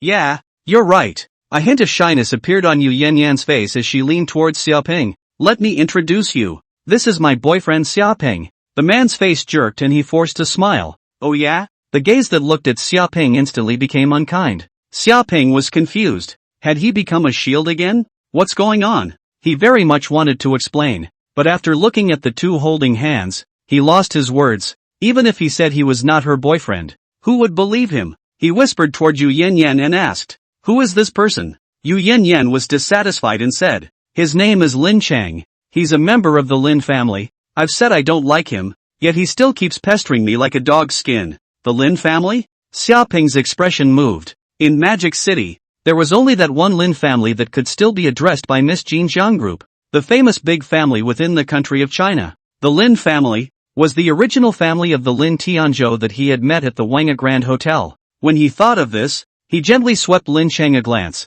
and his expression instantly turned cold. It was true that they were all from the same clan, and the kind of condescension on their faces that they didn't know where it came from were all so similar. Disgusting. Because of Lin Tianzhou's collateral relationship, coupled with his first impression, it made his guangon of this Lin Chang in front of him instantly become very bad. Help me deal with him. Pretend to be my boyfriend. This guy is so annoying. Good. Xia Ping did not refuse this time. But of course, half of the reason for agreeing was because of his dislike for this Lin Chang. Hello, I'm Yu Yan's boyfriend. He looked at Lin Chang and said with a full face, intending to directly disgust this guy. Lin Chang's face was indeed slightly gloomy as he swept Xia Ping away without even greeting him, as if he hadn't seen him, that contempt undisguised. He didn't even bother to inquire about Xia Ping's background in Magic City. Who was their Lin family afraid of? Thinking of this, that arrogant look on his body grew even more. By the way, Yan, I'm planning to organize a party for my friends at the beach in 2 days. Do you want to come along and play? Readjusting his facial expression, Lin Chang extended an invitation to Yu Yan with a warm smile on his face. Yu Yan frowned slightly and just wanted to subconsciously refuse, but seemed to have thought of something. The beach? That would be a good place to enhance your relationship. She stole a glance at Xia Ping next to her. Her eyes rolled, and she guffawed at Lin Chang. Yes, I'll go. However, the next sentence caused the trace of joy that Lin Chang had just generated to directly go up in smoke. But I'm going to be with my boyfriend. Can you invite Shapen along? Chapter 85, this girlfriend you're talking about, is she me? Xia Ping glanced at Yu Yan, but he did not retort. After all, His current persona was the other party's boyfriend. Since he had already decided to help, let's help people to the end. Besides, hadn't he originally agreed to play in Magic City for a few days? That beach seems like a good choice too. The last time he'd gone to the beach seemed like a long time ago. This. Lin Chung hesitated, a difficult look on his face. What? No? Then I'd better not go. Yu Yan said decisively. Okay. Lin Chang almost gritted his teeth as he said these words. Then only at this time did he look squarely at Xiaoping and said with a leathery smile. This brother, be sure to come then. He had already thought about it. When the time came, he must find a way to properly humiliate Xiaoping and make him lose face fiercely, and it would be best if he could just break the two apart. Yu Yan can only belong to himself. Anyone else cannot get their hands on it. Definitely. Xiaoping looked deeply at the other party. How could Lin Chang's little thought be hidden from him? However, he didn't bother to poke holes in it. If Lin Chang wanted to use any tricks on himself, the only one who would suffer at that time would probably be himself. Want to play with him? Let him know what it means to have a gap in segments. This guy is downright annoying, sticking around all day like a piece of dog poo. Yu Yan muttered and disgustedly flapped her palms in the direction Lin Chang had left as if she was repelling flies. Also, don't take a look in the mirror to see what he is. Always acting like I'm the intended boyfriend. Arrogant and bossy. I'll see that sooner or later he's going to be the same as that split family Lin Tianzhou.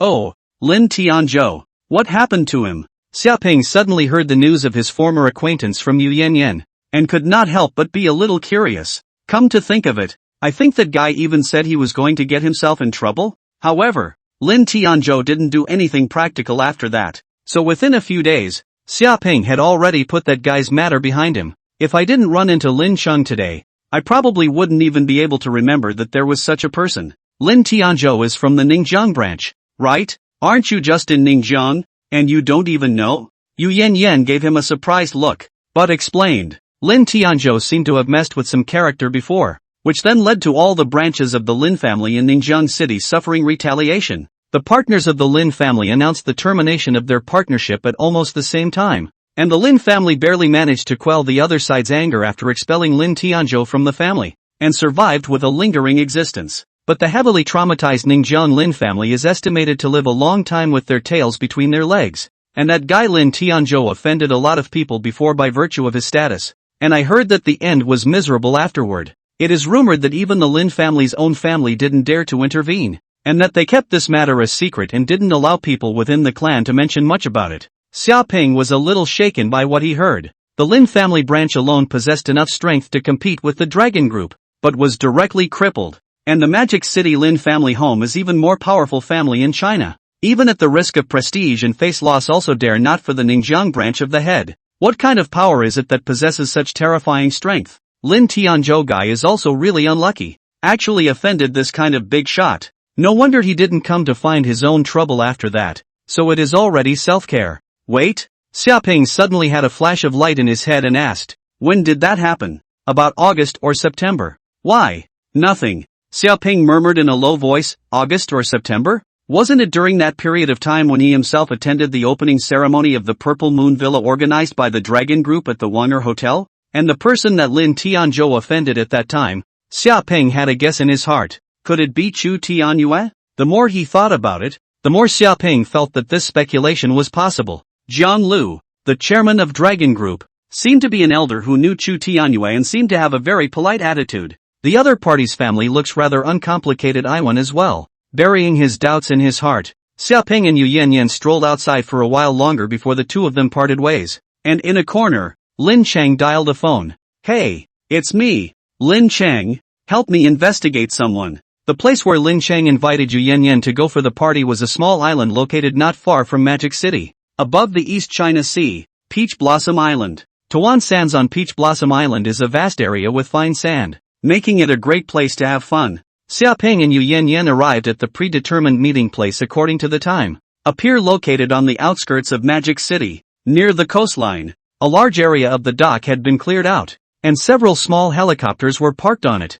all of which, judging by their models, were of the decent performance type. Yo, Yun you're here. Lin Chang had already arrived and came up to greet him with a smile. There were quite a few other people around him, both men and women, boys mostly, all wearing clothes worth a lot of money, and all of them with if anything condescension on their faces. Those who could be friends with the young master of the Lin family naturally couldn't be ordinary people, and ordinary people could never enter their circle. We'll leave right away. Besides us, there are quite a few young models and celebrities who have been invited to help us out. They're not all the way with us and will head straight to Peach Blossom Island. Lin Cheng smiled and said to everyone before walking off to the side to start making arrangements. The other boys who had come to the party couldn't help but have ambiguous smiles on their faces, and a number of them had even whistled frivolously. Yu Yan sniffed, and the expression on her face was a little less than happy. A bunch of horny, smelly men. It's still more shapen. She looked to Xia Ping on her side, and when she realized that there was also a hint of anticipation in his eyes,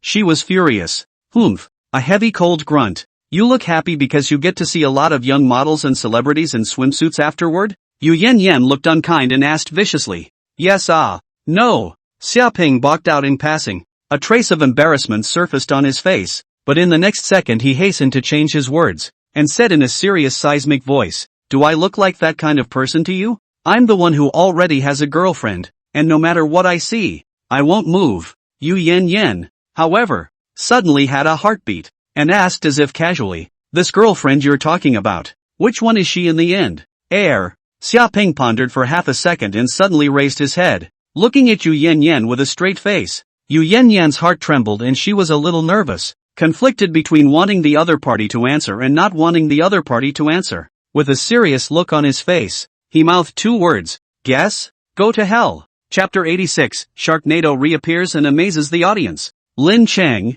however, suddenly hurried over at this time, with an apologetic face. Yan, brother Xia Ping, I'm sorry, the helicopter seems to be a little less than adequate, and can only accommodate 2 more people right now. Why don't you come with me first, Yan, and then pick up your boyfriend afterward? Xia Ping sneered in his heart. Sure enough, it's here. But this Lin Cheng's tactics were really as clumsy and obvious as a child's. Why can't we both go first and then you stay here? Yu Yan said with some dissatisfaction. She didn't want to be separated from Xia Ping, nor did she want to be with Lin Cheng. I'm the party organizer. I need to go over there to set up and arrange some things first. A look of helplessness appeared on Lin Cheng's face as he spread out his hands, clearly having already prepared an explanation accordingly. Hey, hurry up you guys. People can't wait. That's right. Ringo, why are you two so slow? The sound of urging sounded behind us, and only the last helicopter had yet to take off. Lin Cheng took the opportunity to say, Yan, let's go. Everyone is rushing. Although not too willing, Yu Yan eventually walked forward, and Lin Cheng's mouth immediately revealed a treacherous smile as he glanced at Xia Ping, his eyes full of provocative colors. Wait, Xia Ping, however, grabbed Yu Yan's hand and pulled her back, faintly saying, The 2 of us will go together later. Lin Cheng immediately showed his face and said in a cold voice, Are you planning to let Yan, a girl, wait here with you all the time? Having a boyfriend like you? After saying this, Lin Cheng was secretly pleased. If he could separate the two and have a chance to spend time with Yan, it would naturally be to his liking. But if Xia Ping insisted on leaving Yu Yan behind, he could even take the opportunity to accuse and make Yu Yan dissatisfied with Xia Ping. Either way, it's a win for yourself. Lin Cheng could no longer help but let out a loud laugh. Not ashamed of me. Who says we have to wait here forever? Lin Cheng's brows were slightly furrowed, not quite understanding what Xia Ping meant by these words, and just as he was about to open his mouth to inquire, he heard a roaring sound coming from not far away. Looking up, his body suddenly stiffened. A smile appeared on Xia Ping's face. Coming! The giant helicopter inscribed with the shark emblem had circled down from the sky with a cold, stern silhouette, churning the wind like a king of the air. The wild shark. After arriving in Mordor, Xia Ping had already sent his own private pilot to drive the wild shark over, just in case of emergency. I didn't expect it to come in handy at a time like this. Compared to the wild shark, the helicopters Lin Cheng had found were like children's remote control toys. Geez, this helicopter is so cool. I want to ride in that one too. Holy, that's too big. It's awesome. All of the previous urging disappeared and was replaced by unceasing gasps of amazement. Many of the boys were mesmerized by the Sharknado, and were mesmerized by the powerful momentum and the roar of the engine. And look at what you've done on your side. It feels like a put-together Legos toy. Wow. Xia Ping, you're amazing. Yu Yan lunged towards Xia Ping and said excitedly. Then without a trace, he swept his eyes at Lin Cheng who was on the side, and his mouth turned away. seemingly disdainful. It's not like some people, who can't even do such a little thing. Lin Chang's body stiffened. Go! Xiaoping smiled and directly boarded the wild shark ship that was like a mobile fortress in the air with Yu Yanyan, not even bothering to look at Lin Chang. Lin Chang was simply too childish in his eyes to be of much interest. The wild shark rose up into the air, flung its tail in a provocative manner, and left at a very high speed. The violent air currents lifted up, scraping the hair of Lin Chang, who was standing in place with a blue face, into a messy, wretched mess. Lin Chang's teeth clenched and his eyes turned red. He had never suffered such a strange humiliation. Just wait. It won't end that simply. The shark roared across the expanse of the sea, catching up with the helicopter that had taken off earlier and quickly overtaking it. The young men and women who came to the party in the helicopter, left far behind by the shark, looked confused. They were even more shocked when they looked at the numbers measured by the speed observer. Naya, 328 kilometers per hour? Is this really a private airplane? It's a military helicopter gunship, right? Holy, this is too arrogant. Let's hurry up and catch up. Chase your head. Can't you take your head? Ah woo. Yu Yanyan looked through the window at the endless sea outside and let out a shout. Wow. Shapen. Look. It's a dolphin. She suddenly perked up and pointed outside, yelling. At those words, Xiaoping also couldn't help but come over and look outside. Sure enough, on the surface of the sea, there was a group of dolphins jumping out of the water happily, splashing white waves, and after showing their athletic posture in the sunshine, they fell back into the water, just like the elves in the sea. It's nice to come to the beach once in a while. A smile appeared on Xiaoping's face. Looking at an azure, all-encompassing sea, he felt that all the negative emotions in his entire body had been washed away and he became relaxed and happy.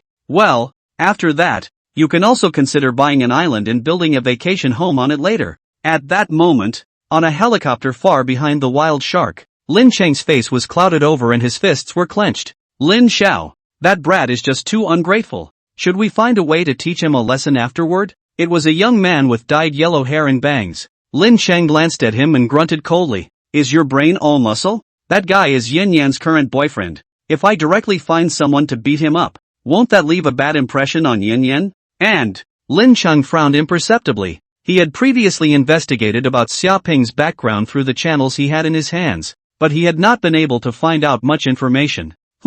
So what if he has some background? Could he still be more powerful than our Lin family? Lin Chang smiled coldly. There were indeed some others in the country that were stronger than the Lin family, but those were the top great families in China. Moreover, he basically knew or had at least heard of all the top sons of those big families, and there was simply no such a person as Xiaoping. Just wait. I'll make sure you lose face and break up with Yan, if you really don't know what's good for you. Lin Chang's face was expressionless, and his voice grew poisonous. At a terrifying speed, the wild shark had already arrived at Peach Blossom Island. Looking at the golden sandy beach and lush forest, Xiaoping was also in a good mood. Feeling playful, looking at Yu Yanyan who was eager to try, he couldn't help but have a bad smile on his face. So just as the pilot was planning to descend downwards, Xiaoping stopped him and then looked at Yu Yanyan with a smile. Playing without planning to have some fun? Chapter 87, a 100-meter drop. Exciting? What are you going to do? Yu Yanyan was quite curious, blinking her big eyes. Yes, I want to play. Just don't get scared and cry when the time comes. Xiaoping, however, laughed. Crying in fear? What do you take me for? Yu Yanyan proudly puffed out her chest. Surfing, bungee jumping, climbing, there's nothing I wouldn't dare to play. I was in the adventure club when I was in the Massachusetts Polytechnic University, and I belonged to the athletes in the school. Oh, you're pretty good. Xiaoping was a bit surprised, but immediately afterward, he smiled faintly. In that case, it's a good thing. He looked to the pilot. Hansen, hover at an altitude of 100 meters above the beach. Ice. Sir. Wild Shark's pilot Hansen is a middle-aged MiG with a big beard. Once served in the MiG Air Force. Is an ace pilot, proficient in all kinds of planes and helicopters, and his professional skills can be said to be at full level. After retiring from the military, because of the arrogance of an ace pilot, he never found a suitable job, and his life began to become poor until he was hired by Xiaoping as a private pilot at a high price. He is now in charge of flying the Sharknado and Xiaoping's new private jet, the Globe 7000. Although he was puzzled by what Xiaoping wanted to do, as a former soldier, Hansen had long since developed the habit of obeying orders, without asking why. He maneuvered the plane straight to 100 meters above a stretch of soft sandy beach at Tawan Sands on Peach Blossom Island and hovered there. Chapin opened the side hatch of the helicopter and looked down.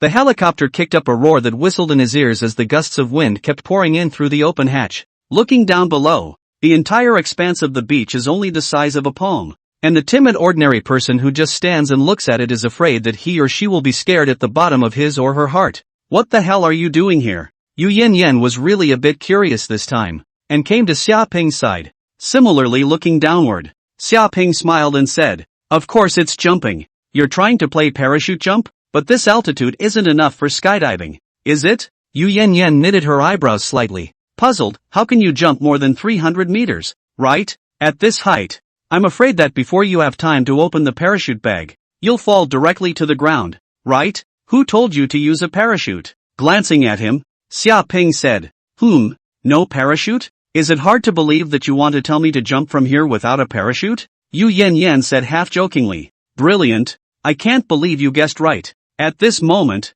Xia Ping suddenly pulled Yu Yan's arm violently, then led her, leaping down from the Wild Shark helicopter. What? Hansen in the driver's seat had been completely dumbfounded. What had he just seen? His boss had jumped out of a helicopter with that girl without a parachute? What the hell? That's 100 meters in the air. Even if there was a beach below, under that kind of impact, one would surely die. This is a job I just got. I'm unemployed again? Ah! Yu Yan directly let out a scream, her voice already completely twisted and distorted. The violent wind whistled in his ears. The biting air currents scraped his face like knives, and the sense of weightlessness brought about by the freefall movement wildly stimulated his brain and sent an alarm to his body. Are you crazy? We'll die. Yu Yan's guts are indeed bigger than ordinary girls. Unusual people in this kind of unforeseen situation, I'm afraid that they would have already been scared silly. Where can they still say something? Ha ha, I thought you said you wouldn't be afraid? Xia Ping, however, did not look unworried at all and let out a loud laugh.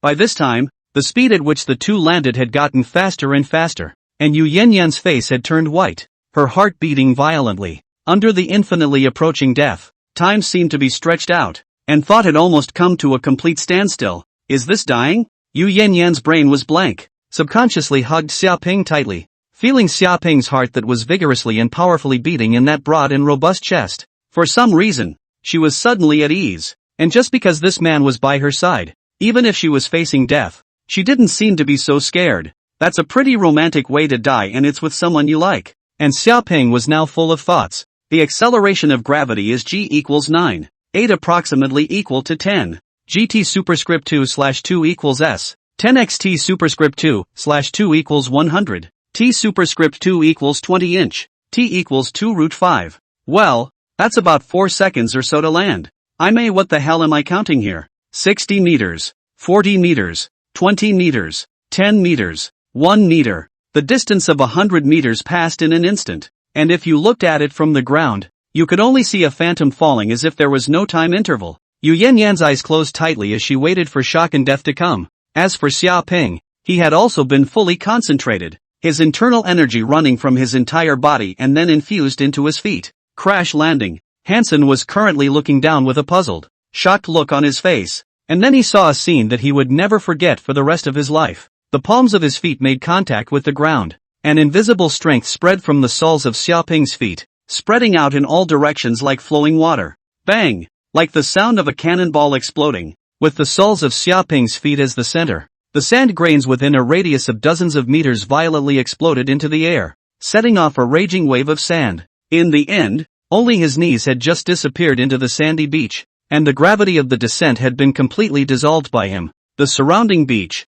on the other hand, had become a shambles, as if it had been plowed over by shells. Oh, my God! Hansen's eyes went wide. They actually fell from 100 meters without any protection, without any injuries. Is the boss he a Superman? Or a devil or an angel? The only thing he was certain of in his mind was that there was absolutely no way a normal human could do such a thing. What kind of boss one is with? Hansen let out an unacceptable groan. Yu Yan only felt a slight tremor in her body before the weightlessness disappeared. Her eyes snapped open, and then she saw Xia Ping with a smile at the corner of his mouth. How was it? Exciting enough? Is this heaven? Yu Yan had a confused face and looked around suspiciously. Landing from a height of 100 meters must have been a death sentence, right? The surroundings are pretty nice. That would be ascending into heaven. This isn't heaven. We're still alive. Xiaoping slightly froze, then laughed helplessly and put down Yu Yan in his arms. Is this us alive? Yu Yan looked around and finally came back to her senses.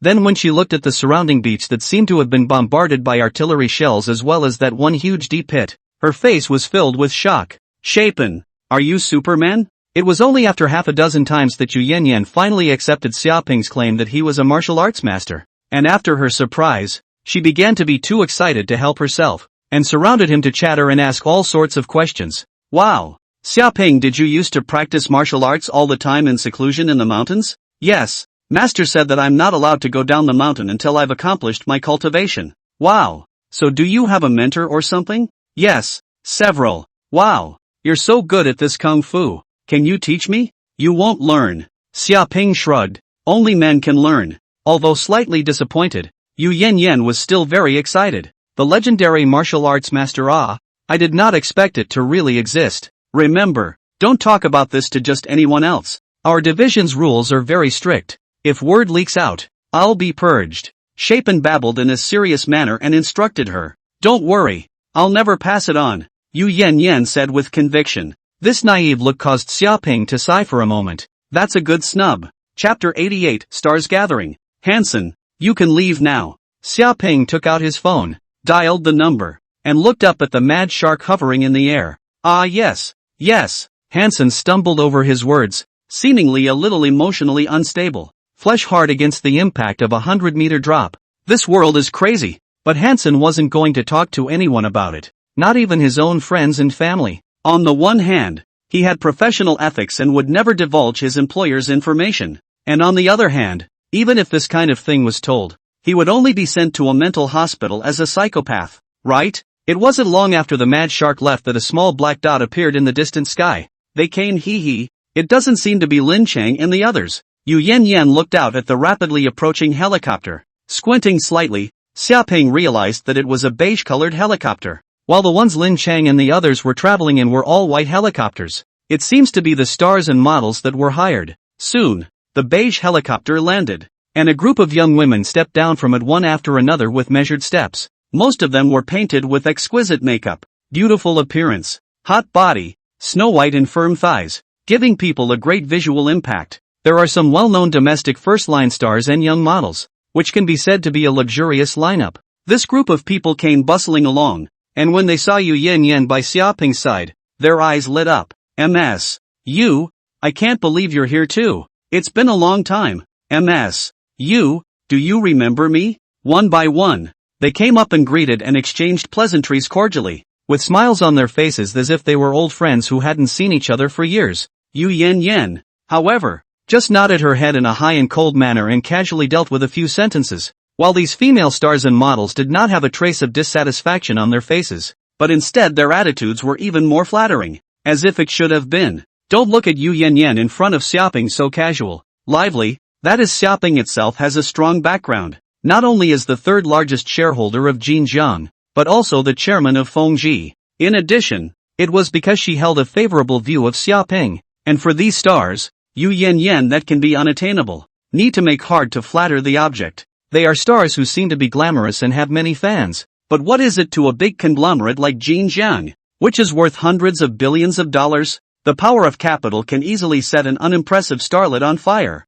but it can just as quickly make a big star fall from the altar. The number of actresses who have been blocked because they offended big directors and entrepreneurs is unknown. Seeing the scene in front of him, Xiaoping could not help but feel some emotion. Those fans who see their idols as unattainable goddesses are afraid that they won't think about how the goddesses in their hearts are groveling behind their backs when they face the real big shots, right? Much less would they have thought that their idols, who are usually as hard to get a glimpse of as they are to get a glimpse of in real life, would all converge just because of a beach party for a bunch of rich kids, probably wearing swimsuits later on, and being stared at by a bunch of men with impunity. Between ordinary people and the rich, there is really an insurmountable gap. Fortunately, however, Xiaoping was now also one of the rich and powerful in the upper echelons of society. Just one word. Fragrant. MS. You. This is. Someone noticed Xiaoping next to Yu Yan. The relationship between the two looked as if they were very close. Oh, this is my boyfriend. Shaping.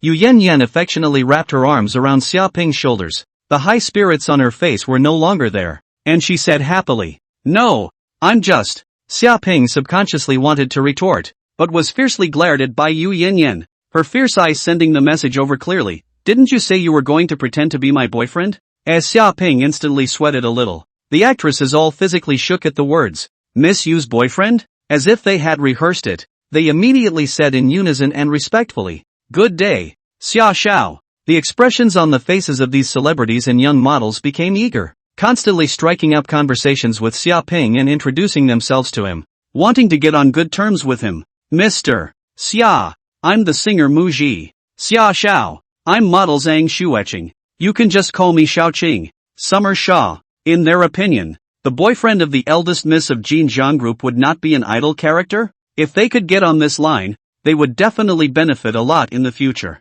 And Xia Ping is just too handsome. How in the world can there be someone so handsome? Unbelievable. Even though these actresses had seen a lot of male celebrities in their regular shoots, it was still hard to resist being mesmerized by Xia Ping at this moment and becoming deeply intoxicated. 95 points of charisma. Starry as hell. A straight and slender figure. A head of refreshing short hair. Perfect features are exuding a seductive power that all women cannot resist. The kind of overpowering aura revealed inadvertently is more than comparable to those fresh meat with only a face. The actress's beautiful eyes flashed, itching to pounce on Xia Ping and hang on him as a pendant. Their attitudes flattering. If I can hold on to this golden son-in-law's thighs, I'll be on my way. Unfortunately, he already had a name and a husband. The women couldn't help but feel sorry in their hearts when they thought of this. Where to find such a perfect golden owner? I'm afraid that only a goddess like Yu Yanyan, who has both talent and looks and a first-class family background, can capture this kind of man. But these actresses and models did not see the glimmer of gloom that flashed across the bottom of Yu Yanyan's eyes the moment Xia Ping subconsciously retorted. After she glared at him fiercely, the keenly perceptive Xia Ping naturally detected the tiny change in her mood. Apparently his reaction just now made her a little sad. Xia Ping looked on, but could only secretly sigh. He is not a Japanese harem comic hero kind of Elm Goosebumps. Yu Yanyan's feelings for him, how can he not notice? With such a woman who had the looks, the body and the figure, and who spared no effort in pouring on herself, it would be a lie for Xia Ping to say that he was not moved at all. It's not like he's a saint. Men are supposed to be sentimental creatures, but that kind of heartfelt feeling is more just superficial, physically attracted to it. Xia Ping already had someone he liked, so it was naturally impossible for him to accept Yu Yanyan's feelings. All I can do is play the role of her boyfriend for a few days, and when I leave Mordor, this will all be over. Xia Ping said in his heart, why hasn't Tan Xiaoqing come out yet? She seems to be applying makeup, right? Really? How can she let us live when she's already so pretty and still cares so much about makeup? That name seems familiar. Xia Ping suddenly froze, somewhat doubting his hearing. It can't be such a coincidence, can it? Chapter 89 Beach Party. I'm coming. A figure descended from a distant helicopter, then ran over panting, plump, with flirty, slanted bangs, wearing skinny jeans and a black top. You're too slow, MS. Yu is here. Oh yeah, this is MS. Yu's boyfriend, Xia Xiao. Miss Yu. Hello, Tan Xiaoqing said warmly, then looked at Xia Ping next to her. How are you, GA? She looked at Xia Ping, her expression frozen, then stumbled for half a day, unable to speak. On the contrary, Xia Ping directly gave him a warm smile. Hello, MS. Tan. I've heard a lot about you. I'm a fan of yours. The other actresses couldn't help but show envy as well as a vague look of jealousy on their faces. Why was Tan Xiaoqing the only one favored by Xia Ping? Tan Xiaoqing. Who knew the truth? But her face burned red. Fans? If he hadn't told him that time he was at the airport, he wouldn't have known that there was such a person as himself in the world. Soon, the several helicopters that Lin Chang and the others were traveling in also arrived on top of Peach Blossom Island. The rave party has officially begun. The awnings and lounge chairs are all set up. The grill, the beer, and the assortment of seafood are all ready for the evening's slaughter. And during the day, it's natural to have a good time. The men changed into swim trunks and went topless, while the girls all changed into a variety of swimsuits, especially the group of actresses and young models that Lin Chang had invited here. All of them had changed into a variety of sexy swimsuits, and there were even bold ones that directly wore bikinis. Their bodies that originally surpassed those of ordinary people were even more on display, and at this moment, they were even striking all kinds of seductive poses, standing in a row, just like soldiers waiting for a general to review them. And the most glamorous of them all is Tan Xiaoqing. She was wearing a bikini, her snow-white and smooth thighs, and her breasts that were almost ready to burst open, making these rich young men gulp and drool and feast their eyes. Lin Cheng even swept through them one by one with somewhat greedy eyes and laughed loudly. Good, good, not bad. Even Xiaoping took a deep breath, his heart vaguely agitated. He wasn't Willow. How could he not react when so many stunningly beautiful stars in revealing women's clothing were in front of him? Ah, what a delight for the eyes. Well, I was just admiring it, and definitely didn't have any nasty thoughts. Xiaoping, Yu Yanyan's slightly shy voice came from the side. Help me with this bathing suit. Does it look good? Xiaoping subconsciously turned his head to look, but he could not help but suck in a breath of cold air. Hiss! Yu Yanyan wore a light purple bathing suit with slim straps that wrapped around her back and tied around her neck, and a purple ribbon tied around the waist of her bathing suit. The blonde wavy curly hair was even tied into a small ponytail, and instead of appearing contradictory to the kind of mature temperament on her body, it had a unique falling beauty, and her slender thighs were even more appealing to the eye. Charming little goblin indeed. Xiaoping had a moment of unsteady mind. His eyes straightened directly, and after reacting, he quickly used a cough to hide his embarrassment. Well, it's not bad. It suits you. After calming his mood, Xiaoping said with a smile. Ah, really? Thank you, Natsuai. I'm so happy. As soon as she heard Xiaoping's comment on her swimsuit, Yu Yanyan's face immediately blossomed with an eye-catching radiance and she smiled happily. Simply beautiful under the swimsuit's backdrop. Lin Cheng, who was on the side, his eyes were even more glazed over, salivating as he looked at the absolutely beautiful Yu Yanyan. It's beautiful. Yu Yanyan sensed the burning gaze. A look of disgust flashed in her eyes, and said to Xiaoping, let's go over there and play. Find a secluded place, okay? Sure, no problem. Xiaoping's expression moved, and he obviously understood Yu Yanyan's thoughts and said cooperatively. With that said, the two grabbed an awning and table and chairs and headed for an unoccupied area. Originally, when Lin Cheng saw that Yu Yanyan was only looking for Xiaoping to show her swimsuit alone and that the two of them were chirping, a thick flame of jealousy had already risen in his heart. Now that the two had left alone, it was even more so that the anger in the bottom of his heart could no longer be suppressed. What do you two want? Alone? In a deserted place? Ah, the slightest imagination of that scene made Lin Cheng's face black as a lump of coal. Glancing at the group of flirtatious actresses and young models in front of him, he could no longer raise his interest, and could not even catch his eye. Compared to Yu Yanyan, who was high and cold, enchanting, and incredibly beautiful, as stunning as a goddess in the sky, these guys scratching their heads in front of them were simply like women on the side of the road waving their handkerchiefs to solicit customers, which was revolting to look at. Break it up, all of you, Lin Cheng suddenly said impatiently, waving his hand. The women looked at each other, wondering why Lin Xiao was suddenly in an unhappy mood, but they didn't dare to refute it, so they just obediently dispersed, and if any of the rich kids invited them, they greeted them with a dainty smile. Lin Cheng's face was grim, and after half a second a cold light flashed in his eyes as he casually beckoned the young man with yellow-dyed hair. Lin Xiao, what are your orders? Go, you go get Tan Xiaoqing here. Lin Cheng ordered with a cold smile. The yellow-haired young man led the order and left, and in a short while, he found Tan Xiaoqing. Young Lin wants to see me? Tan Xiaoqing's heart was a flurry of excitement. Now that he had summoned himself alone, could it be that Lin Xiao had taken a liking to him? Lin Cheng, that was the young master of the Lin family in Magic City, an unattainable existence to her. It would be one's great luck if one could hook up with a big shot of this level. He himself was now barely among the ranks of the top stars in the country,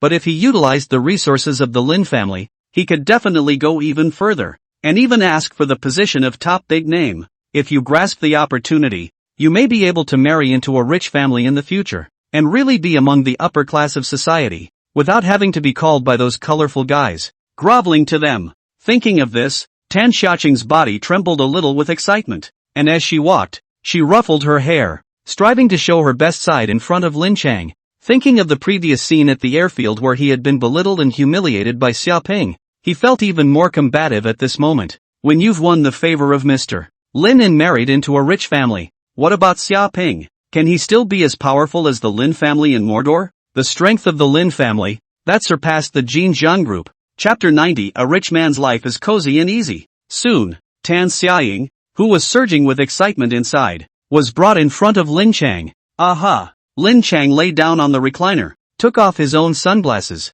and looked Tan Xiaoqing up and down. One's guess was indeed correct. Lin Xiao is looking at oneself, feeling the other party's gaze. Instead of being unhappy, Tancha's heart even burst with excitement. She also pushed her chest's proud bosoms up hard, revealing a smile that she thought was the most seductive. Very nice. Lin Chang had a satisfied look on his face and looked at Tan Xiaoqing in a pleasant manner. Lin Xiao, Tan Xiaoqing said poutingly while she was planning to come forward. Lin Chang, however, smiled. Ms. Tan, how about doing me a favor? Help? Tan Xiaoqing froze and stopped her body. Could it be that Lin Xiao didn't find himself here because he had a crush on him? Thinking like this, there was an instant disappointment in her eyes that was hard to hide, but she still forced a smile and said, Young Lin is joking. What can I do to help you? No, no, no, you can help a lot. I can't do this. Only you can. Lin Cheng laughed softly. I want you to help seduce Xia Ping and destroy her relationship with Yu Yanyan. What? Tan Xiaoqing's body suddenly stiffened. Lin Xiao called himself here to actually let himself seduce another man? And it's still shapen. Her anger surged at the thought of this man, who had disgraced himself earlier at the airport and had become a complete joke. And now, to ask yourself to seduce him? She was at least a first-tier star. If she were to dedicate her body in order to please rich young masters and big shots, it wouldn't hurt. But to seduce Xia Ping in order to ruin their relationship for Lin Chang, she still couldn't accept it somehow. And he's now the boyfriend of Yu Yanyan, the daughter of the chairman of the Jin Zhang group. And that's Jin Zhang's big lady. Isn't he digging at her? If he really tied himself to the thighs of the Lin family, perhaps he would not goad her. But just based on her Tan Xiaoqing's current status, would offending Yu Yanyan have good fruit to eat? No Lin Xiao, this is something I'm afraid. Tan Xiaoqing's face was a bit ugly, obviously wanting to reject this matter. You don't have to if you're worried about Yu Yanyan's revenge. Lin Chang said indifferently. Don't you still trust my Lin family? Besides, if things work out, I guarantee that you'll go further in the entertainment industry and become that level of a song queen. After the song, Tan Xiaoqing instantly felt her throat go a little dry. That was a title that all the stars in the singing world could only dream of. Becoming the queen of songs, it was too much of a temptation for her. If it wasn't for the support and promotion of the big man, she was afraid that she wouldn't have been able to climb to that position in her life. And at that level, they are considered influential big shots in the entertainment industry and don't have to be flattered like they used to be. A look of violent struggle appeared on Tan Xiaoqing's face. Although the Jin Zhang group was powerful, if there was a guarantee from the Lin family, it wouldn't be a big problem. You can't even trust Lin Xiao's words? The yellow-haired young man also sneered from the side. After a long time, she licked her lips as if she had made up her mind. I'll do it. Very good. A look of appreciation appeared on Lin Cheng's face. There's never a shortage of smart people in this world. And most of the people who can succeed aren't smart people, but people like you who can seize opportunities. Trust me, you won't regret the decision you made today. Also, he stood up from the recliner, his body poking out, and came up to Tan Xiaoqing's ear, gently tapping her shoulder. Don't be so rigid when doing this. It's best to be able to directly seduce Xia Ping and make Yu Yanyan break up with him out of disgust. But if not, it might as well take some more direct means. Well, lips opened and closed almost silently, and a sound that only Tan Xiaoqing could hear clearly came out of his mouth. Tan Xiaoqing's body trembled violently as she looked at Lin Chang. Looking at Lin Chang's leathery face, she knew that she had no chance to regret it. If she tried to withdraw herself from this matter now, Lin Chang would never let her go, and her life would be over. Tan Xiaoqing's eyes gradually became firm. Whether she could grab the Lin family's thigh and leap through the dragon door and ascend to the position of Song Queen depended on this fight. I understand, and I'll get this done. A somewhat hoarse voice came out of her mouth. Here, open your mouth. In a remote corner far away from the crowd,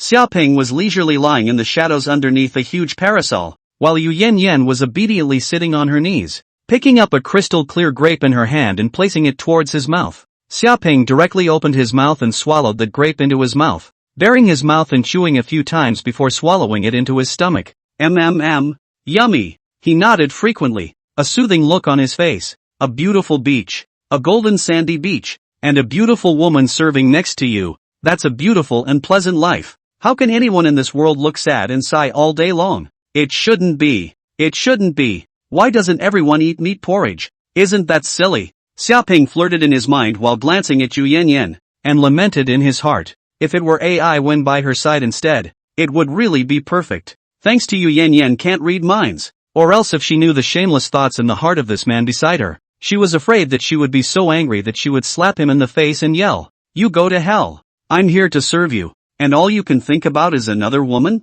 Crawl for the old lady. However, the unknown Yu Yan was still quietly sizing up Xia Ping, and her face could not help but blush. How can there be such a perfect man in this world? Exquisite features, inhuman strength, profound knowledge, and powerful charisma. With Xia Ping together for a long time, more and more can feel the gap between other men and him that is as insurmountable as a chasm. Just as the two of them were enjoying their leisurely beach time at the seaside, Tan Xiaoqing suddenly hurriedly ran from the other side, panting, "Ms. You, Lin Xiao invited you over. What's he calling me for? I'm not going." Yu Yan responded coldly. She didn't want to be with that doggy. "Miss you. You've misunderstood. It's not that Lin Xiao is looking for you alone. It's that everyone is waiting for you, including some of your female companions. Without you, everyone can't have fun," Tan Xiaoqing said with a smile. Well, Yu Yan pondered slightly. After all, she had accepted the invitation to come, and there were several of her female friends among those people. It was indeed not good to keep hiding alone over here in Xiaoping leisurely. "Okay, I'll go now." After she finished speaking, she looked at Xiaoping, a glint of light flashing in her eyes. "Xiaoping, come along? I'll pass," Xiaoping said indifferently. "I don't know them well, and I don't really like being around them. Most of those guys were just a bunch of rich second-generation playboys." With Xiaoping's current vision and status, how could he possibly look at them? Naturally, he was too lazy to go over. In this azure boundless sea, golden soft sand, bright hot sunshine, think about the true meaning of life. Wash out the whole body of impatience. Let the mind get snap. Well, to put it humanly, Sharpay just wanted to be quiet and salty for a while, not wanting to move, not even bothering to roll over. Although she could not help but feel some disappointment in her heart, Yu Yan did not ask for too much and stood up from the beach before reluctantly planning to leave. After all, Xiaoping was only pretending to be her boyfriend because of her request and was not obligated to do anything for her. Before leaving, she also threw Xiaoping a wink. "If you miss me, you can come find me." Oh. Originally this plot seeks to write a little bit, the result of looking at a glance to find more than 10 chapters. What is the situation? Scratch your head, since I think a little bit of water. So the hamster dare not 3 chapters today. Today directly burst more 12,000. The transition to the next plot. My liver is going to explode. The back will continue to be cool, asterisk smiley face asterisk. Chapter 91, Do unto others as you would have them do unto you. But not long after Yu Yan left, Xiaoping suddenly frowned. This was because he realized that Tan Xiaoqing was still standing in the same place and had no intention of leaving. "Why are you still here?" "Xia Xiao. About what happened at the airport last time. It was my own misunderstanding, and my fans spoke out of turn more than a little bit. On behalf of myself and my fans, I would like to express my sincere apologies to you, and I hope that you don't mind." Tan Xiaoqing took a deep breath, his face full of sincerity, and bowed to apologize to Xiaoping. "Oh, I know, that incident wasn't on my mind. You can leave now," Xiaoping said indifferently. It would have been just a small thing. If he hadn't met Tan Xiaoqing again today by chance, he was afraid that he wouldn't have thought about it at all. How would he care about Tan Xiaoqing now? Tan Xiaoqing, however, continued to approach forward with a hint of grudge in her eyes. "Does Xia Xiao hate me that much?" She came directly to Xiaoping's side and leaned down towards his body, her body touching Xiaoping's skin if anything. Xiaoping, however, did not move a muscle and looked at her with a calm face, saying, "What are you trying to do?" A pair of soft and silky small hands in Xiaoping's body constantly caressing. Tan Xiaoqing charming eyes like silk, exhale like orchids. In his ear with burning breath said, "As long as you want, let me do anything can be. Oh, here now only the two of us. No matter what to do will not be found." The seductive words that made the heart and soul stir came softly. To be honest, Tan Xiaoqing, in terms of looks, is not even much inferior to the streams of Ai Wen and Yu Yan, and the only thing that is lacking is just temperament and cultivation. Of course, for the vast majority of ordinary people, Tan Xiaoqing's sexy and seductive style was rather more to their liking. If it were a normal man, I'm afraid he would have already blushed and gulped and lost his mind and pounced on it. But as a dark force expert, Xiaoping's control over his body had reached a very high level, far beyond that of an ordinary person. So in the face of this scene that was enough to make all men go crazy, Xiaoping, however, hooked an imperceptible cold smile at the corner of his mouth, and then fiercely got up, directly pouncing Tan Xiaoqing onto the beach. "Really do anything?" Xiaoping seemed to smile, leaning down to stare at Tan Xiaoqing's face. The light revealed in his eyes was as dark and cold as if he was a beast staring at its prey. Sure, Tan Xiaoqing said with a delicate smile, but her body couldn't help but stiffen, her heart shaking a little. Xiaoping extended his right hand towards Tan Xiaoqing's face, and she directly closed her own eyes with a look of being at her mercy. Tan Xiaoqing felt the hair around her ears being lifted. Dozens of seconds later, Tan Xiaoqing, who realized that there was no follow-up action, opened her eyes violently, but she saw that Xiaoping was holding a black button-like object in her hand. A cold smile lifted the corners of his mouth as he carefully toyed with and surveyed the object in his hands. What's going on? Why don't you continue? Tan Xiaoqing couldn't help but ask. Pop. Without a word, Xiaoping directly pinched and exploded the object in his hand, and there was a crackling sound similar to electricity. This? Tan Xiaoqing froze, her heart jumping suddenly as an unbelievable thought flashed through her mind. It looks like you really don't know. Xiaoping, who had been observing the change in Tan Xiaoqing's face, said abruptly, and then his hands violently propped up the ground, and his entire body reared up. So, let me guess the situation. Someone probably wanted you to seduce and tempt me, and also installed miniature surveillance on you without your knowledge? Tan Xiaoqing froze and sat on the ground with a disoriented face, sniffing subconsciously. No, I just what? Do you really think that guy believes you? Hey, he's just using you. After that, as long as he quietly recovers the miniature camera, with your handle in hand, he's still afraid that you'll make any small moves? Glancing at her, Xiaoping casually said, I know even if you don't say it. Besides Lin Chang, who else has the motive to do this? The others have no benefit at all from doing this kind of thing, nor do they have the ability to make you do this at all. Say, what else did he ask you to do? I can't say, mumbled Tan Xiaoqing with a devastated expression. If Lin Xiao knew that he had not only failed in his mission, but had also sold him out, he would be finished. Who didn't know about the hegemony and tactics of the Lin family in Magic City? Instead, Xiaoping squatted down and violently cupped her chin, making her face squarely facing him. I'm not discussing with you, understand? Lin Chang can destroy you, so can I. It's even going to be easier. Xiaoping's voice did not contain a trace of emotion, as cold and piercing as steel, surging with suffocating pressure. Her heart couldn't help but chill. As Tan Xiaoqing gazed at the dark pupils of Xiaoping's eyes, she couldn't help her body from trembling. Eventually, the rising sense of fear, coupled with a hint of resentment towards Lin Chang, prompted her to shiver and open her mouth. Lin Xiao said that if the plan to seduce you during the day didn't work, he'd wait until the night to put a potent aphrodisiac in your wine, then find an excuse to take you aside when the drug kicks in. Then I pretended to be the victim calling for help to draw everyone in. Meh. Xiaoping's face gradually sank. He hadn't expected that Lin Chang to be so ungrateful. If it was just a matter of getting some small tricks like before, he wouldn't bother with the other party. But he even got an inch. Well, maybe this can be used in reverse. With a movement of his eyes, Xiaoping looked towards Tan Xiaoqing, who was sitting paralyzed on the ground, and the corner of his mouth hooked up slightly. I've thought of how to punish that Lin Chang, so I'll do the same to him. But well, it'll be a bit more exciting than the original. Peach Blossom Island. At night, under the bright starry sky, the beach at night has a unique flavor, and on the grill that had been prepared earlier, countless fresh and precious seafood and meat ingredients had been skewered and placed on the coals of the fire to be roasted. Various kinds of valuable spices were sprinkled on top, and a tantalizing aroma of meat was emitted. The tantalizing food, coupled with the ice bucket of chilled beer, was a real treat. Dozens of people gathered together for a good time. In the rich atmosphere, Tan Xiaoqing toasted all the way and won a burst of applause with his amazing capacity for alcohol. Good. Awesome. Xiaoqing's sister. The alcohol capacity of the truly a woman of honor. Responding to the crowd's flirting. In a short while, Tan Xiaoqing came next to Xiaoping and smiled charmingly at him. Xiao Xia.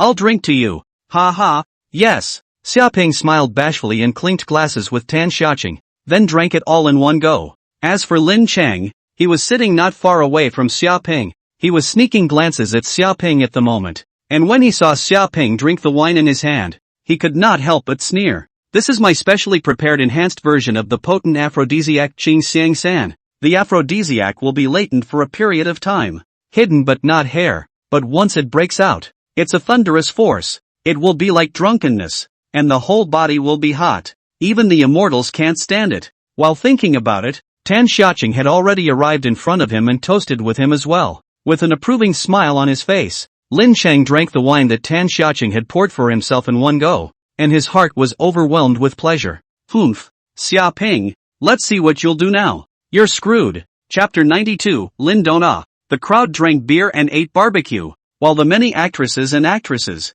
too, were in full costume. There were singers who offered their voices and sang with forgetfulness and devotion. Coffee on the left bank, by the Seine. A cup in my hand to savor your beauty. Lipstick on the mouth. Florist Rose. Wrong name. Who? The wind is blowing across the street. Smile. Fly in the sky. You said you're a little hard to catch, trying to get me to back off. You don't have to pick the most expensive gift, as long as the leaves of the champs are falling. Oh, a romantic date. I'm not afraid to screw it all up. If I have you, I have the whole world. Darling, I've been in love with you since that day. Sweet and easy. The young models are the scene to a section of the modeling show. They twisted waist, slowly walking, causing the whole audience a holler. There were also people with gorgeous fireworks in their hands to cheer them up. The whole party quickly reached a climax with smiles on everyone's faces. Lin Chang was also unusually excited at the moment, and even felt a little dry in the mouth, as if he was a little on top of things. Yes, he licked his somewhat dry mouth and shouted. It wasn't long before he felt a little dizzy. What's going on? I didn't drink a lot either. Lin Chang tore off his own clothes and stood up in a daze, but he felt his consciousness growing fuzzy, and stumbled and fell directly to his knees on the beach. Are you okay, Ringo? The yellow-haired boy doggedly asked curiously as he saw that Lin Chang was not in the right state. Are you holding your pee? He hesitated and tried to ask aloud. When the people around them heard this, they couldn't help but look over. But there were even some people who just let out a giggle. I'm holding Nima back. Can you people talk or not? And can you not yell so loud? Lin Chang felt everyone's gazes gazing over and his face darkened with the urge to slap him to death. It's okay, probably a little on the nose, Lin Chang said with his remaining consciousness. But the situation was getting worse. That's pretty drunk. Xia Ping suddenly came up with a concerned look on his face. He frowned and said to the yellow-haired young man, What's wrong with you? You don't even look after him. How did you let young Lin drink so much? Quickly, I'll join you and send him back to his tent to rest first. Oh, the yellow-haired young man was dumbfounded by Xia Ping's volley of reprimands, and subconsciously nodded his head in response. But after he was confused and moved Lin Chang inside the tent with Xia Ping, he suddenly came back to his senses. That's not right. This guy is clearly Brother Lin's love interest, and it seems like he doesn't have a good relationship with Brother Lin, so why does he care about him so much? After settling Lin Chang down, he just couldn't help but turn his head to question Xia Ping, but he was suddenly grabbed by someone's hand. Lin Ringo? The yellow-haired young man watched as Lin Chang gripped his wrist tightly with one hand while the other covered his chest. Lin Chang stared closely at his blonde hair and seemed to think of something, suddenly muttering in a low voice, a smile on his face. The yellow-haired young man was stared at by his own boss and subconsciously broke free with the intention of leaving the tent. But the curtains had been closed and locked from the outside. Who the hell did this? Yellow hair growled up to the sky, while humming a small song. Xia Ping leisurely walked towards the place where the crowd was having a rave party. With his keen hearing, he heard a cry from behind him, if not from the ground. TSK, young people nowadays, what a lot of energy. Xia Ping couldn't help but lament. Well, have a good night then. Chapter 93, Bah, Scum, where did it go? When Xia Ping returned to the party, Yu Yan glanced at him and asked curiously, Take a break, Xia Ping said unconcernedly, picking up a skewer of grilled squid and taking a big bite, but Yu Yan had already lifted her wineglass and came over, saying, regardless of that, let's continue. Ahem, less alcohol for the girls. Xia Ping spoke out to remind him. He saw that Yu Yan was already a little on top. Che, don't underestimate me. I've never lost at drinking. Maybe you can't even beat me. How should you go back if you are drunk? Xia Ping said helplessly. Hiccup. Yu Yan burped and laughed drunkenly. You'll take me back anyway, right? You're my boyfriend. I can't vouch for what's going to happen when you're like this. Xia Ping looked at her with a serious face. Yu Yan seemed to be stunned for a moment, then laughed loudly as she came up to Xia Ping's body and stared into his eyes. You say this, then I would rather have you send me back. Giggle giggle giggle giggle giggle giggle giggle giggle giggle giggle giggle giggle giggle giggle giggle. A night of indulgence that lasted until late at night, when the orgy came to a quiet end. Many people were so drunk that they were carried back. And of course, there were actresses and rich kids who looked right at each other and walked back to their tents with their arms around each other. And those are needless to say. As for Yu Yan, she was also carried back to the tent that belonged to her by Xia Ping. and she had already drank to the point of being completely unable to find her way out of the tent, and her mouth was constantly muttering, "Really? Since you can't drink, don't act like you're a great drinker." Xia Ping helplessly put Yu Yan into the tent, covered her with a blanket, and was about to get up and leave when his wrist was suddenly grabbed. "No, don't go," Yu Yan muttered, and unexpectedly slowly sat up, the quilt on her body falling aside. Natsu hi, I like you," she muttered vaguely under her breath. Xia Ping froze, then sighed and removed the other party's hand, saying, "You're drunk, go to bed early, don't go." Yu Yan however grabbed Xia Ping's hand once again and even staggered to her feet. In the next instant, she was unsteady and stumbled forward. "Careful." Xia Ping subconsciously pulled her back. Then Yu Yan's body directly collapsed on top of Xia Ping's body, which made his heart skip a beat. Gulp! Xia Ping instantly felt his mouth dry up. He is also just a normal boy, and is in the age of blood and vigor. So in this kind of scene undoubtedly also instantly produced a normal man should have the reaction. Hoo! Yu Yan gasped slightly, her cheeks turned red, and she began to reach out and tug at her clothes. "Shapen, I'm a little hot." Xia Ping instantly felt his blood rushing up and his heart beating even faster. Where the hell can you stand it? The physical urge was gradually going to overcome reason,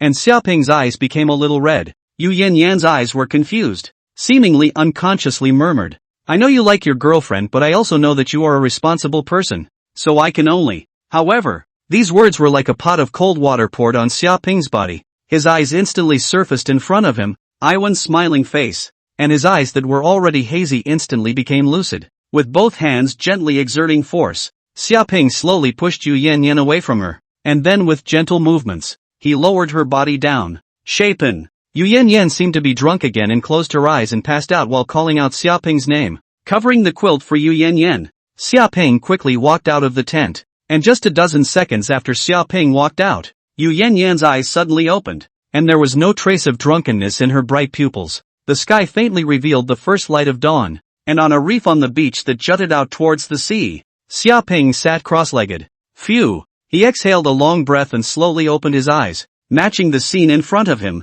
rather like a hidden expert ending his cultivation. Then, Shapen rubbed his black eyes. How can he sleep after what happened? Xia Ping can't do that kind of realm. If not for Yu Yan suddenly mentioned Iwan, I'm afraid he could not control himself at that time. He had been sitting on the beach all night like that, the restlessness in his heart dissipating. Leaping up from the reef, he went to Yu Yan's tent and called her up. "The Wild Shark helicopter has landed on Peach Blossom Island." Then Xia Ping dragged Yu Yan boarded the airplane and left in style, not intending to wait for the others to join him. As for a certain man surnamed Lin and his yellow-haired lapdog, the end was no longer in doubt, and I'm afraid that in this lifetime, I don't know if I can ease up from this time. The whirring helicopter. Xia Ping and Yu Yan sat opposite each other, and the atmosphere was slightly silent. "It's so embarrassing.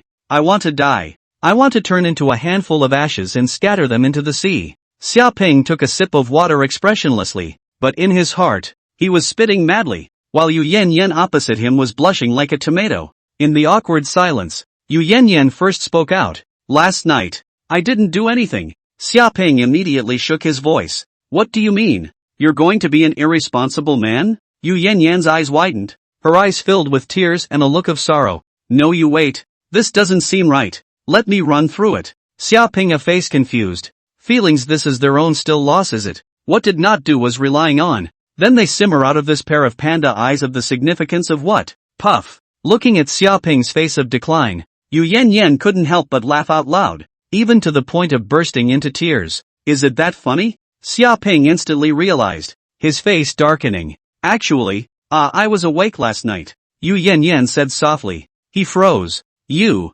Yan's eyes, however, did not have much frustration or sadness in them. Instead, she made a face towards Xia Ping and smiled brightly. "There is no relationship. Oh, you like this rather more, make me feel that I have not seen the wrong person. I think you are more attractive yet." "Sorry." Xia Ping laughed bitterly. Yu Yan stood up and came to Xia Ping's side, staring at him. "What's wrong?" Shapen was stunned. "Pop." Yu Yan suddenly reached out and huffed over with a slap.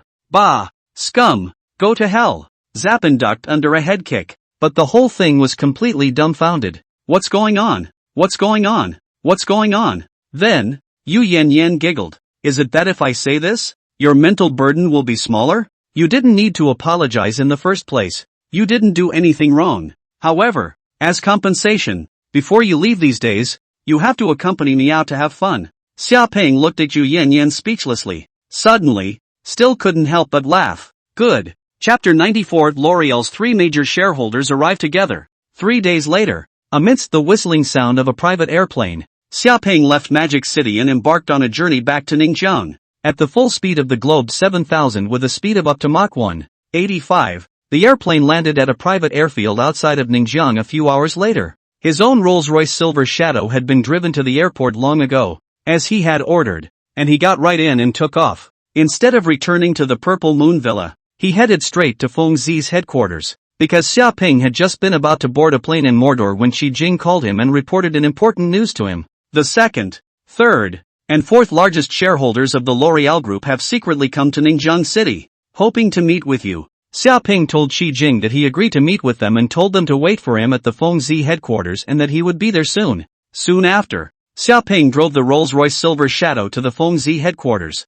Now, the turnover and company size of Feng Zi showed a snowball expansion speed, and the company's employees had also doubled several times, so Xia Peng simply bought the entire building and meticulously renovated it. The headquarters of the Hall of Style can't look shabby and make people look at it. Oh, several major shareholders of the L'Oreal Group, as well as the main members of the board of directors who hold the power to hold the group, actually secretly came to Ningjiang during this period of time to see themselves, and, leaving out the chairman of the board, the current head of the Alfred family, Baptiste Alfred, a meaningful smile appeared on Xia Peng's face. The meaning of this was really worth savoring. Just as well, let's go and meet them. Taking the elevator, Xia Peng quickly arrived in front of a parlor on the upper floors of the building. Shi Jing just walked out from inside and saw Xia Peng, jogging all the way over and said, "Mr. Xia, several directors of L'Oreal Group are waiting inside. Did they reveal the purpose of this one?" While walking, Xia Peng casually asked. "No, they are very tight-lipped, saying that they can only start talking if they see you personally." Mr. Xia, is that so? Xia Peng directly pushed open the door of the parlor, in which 3 people were already sitting at the moment. All 3 were dressed in suits, with dignified faces and a superior's might that could only be cultivated by a long period of time in a high position. With a casual sweep, the 3 men's profiles came to mind. With a bald head and cunning and shrewdness in his eyes is Claude, the second largest shareholder of the L'Oreal Group. The plain-looking but elegantly mannered man who revealed an aristocratic demeanor was the third largest shareholder. Lion. The last and tallest is Benoit, the fourth largest shareholder of L'Oreal. As Xia Peng entered, all 3 of them looked over, their gazes as sharp as razor blades, seemingly able to peel back the layers of a person and then analyze them clearly. Down and dirty? Comparing Qi with me? You guys are playing the wrong game. Xia Peng could not help but sneer in his heart. Striding forward, his body's internal force surging and running, and his eyes stared back without hesitation. His eyes were like electricity, and the ferocious pressure immediately came out through his body, as if it was substantial, surging out in all directions, completely acting on the 3 people. A dark strength master is known as a party master. The might of a patriarch was not comparable to a group of pampered businessmen, even in front of dozens of thousands of people. It is enough to scorn and look down upon. In ancient times, it is even a person who can fight thousands of soldiers and horses of the god of war, not to mention the district of 3 ordinary people. Immediately, under that invisible oppression, the breath on the 3 L'Oreal Group shareholders stagnated. Their faces were all slightly white, and as they glanced at each other, they all saw that horror in each other's eyes. The formation of aura should be accumulated over years and years. Xia Peng was only a young man around 20 years old. How could he have such a terrifying aura and pressure? It's unbelievable. They had wanted to give Xia Peng a head start, forming psychological hints so that they could occupy a more favorable position in the ensuing negotiations. However, they didn't expect that in the end. It was instead the 3 of them who were completely suppressed in terms of their aura and fell behind. It's simply a cocoon, slapping itself in the face. At once, the remaining trace of contempt and the idea of leaning on the old in their eyes disappeared without a trace. The 3 of them scrambled to get up. Their attitudes completely changed from before, and said with a small smile on their faces, "Mr. Xia, on our first meeting, you really are young and talented." Well, you guys are right. Xia Peng, on the contrary, expressed his approval of their polite words without modesty, and directly sat down on the sofa opposite them. The 3 shareholders looked at each other. choked for a moment, not knowing what to say. Why doesn't this guy follow the rules? What is it that you have come to see me about? It's not exactly a close friendship between Feng Zi and L'Oreal, is it? Xiaoping raised his eyebrows and said directly, I'm a very busy man. I don't have time to bull asterisk with you guys here. So if you have something to say it quickly. Glancing at each other, the three also hurriedly sat down and opened the door. To be honest, we came here this time because we want to talk to Mr. Xia about cooperation. Cooperation? I had previously made a request for cooperation to L'Oreal, but I didn't expect to eat a closed door. And now that L'Oreal is in a complete rout in China, they come to talk to me about cooperation? You guys, don't you think it's funny? Xiaoping snorted and said nonchalantly, Ahem, Mr. Xia. Among the three, it was clearly Claude who was the leader. He rubbed his bald head and said helplessly, all of the previous events were all due to that idiot Andre blocking the news and taking matters into his own hands, and our group headquarters was actually unaware of it. We would like to apologize to you on behalf of the group and Andre, and hope that you will look past this and seriously consider our cooperation. Xiaoping pondered slightly. Of course he knew that the previous matter was all Andre's personal capriciousness. After all, it was impossible for a large group to make that kind of stupid decision. So the reintroduction at this moment was nothing more than a heartfelt attempt to squeeze them a bit. But since the other party was sincere and directly admitted his mistake, there was no need to hold on to it.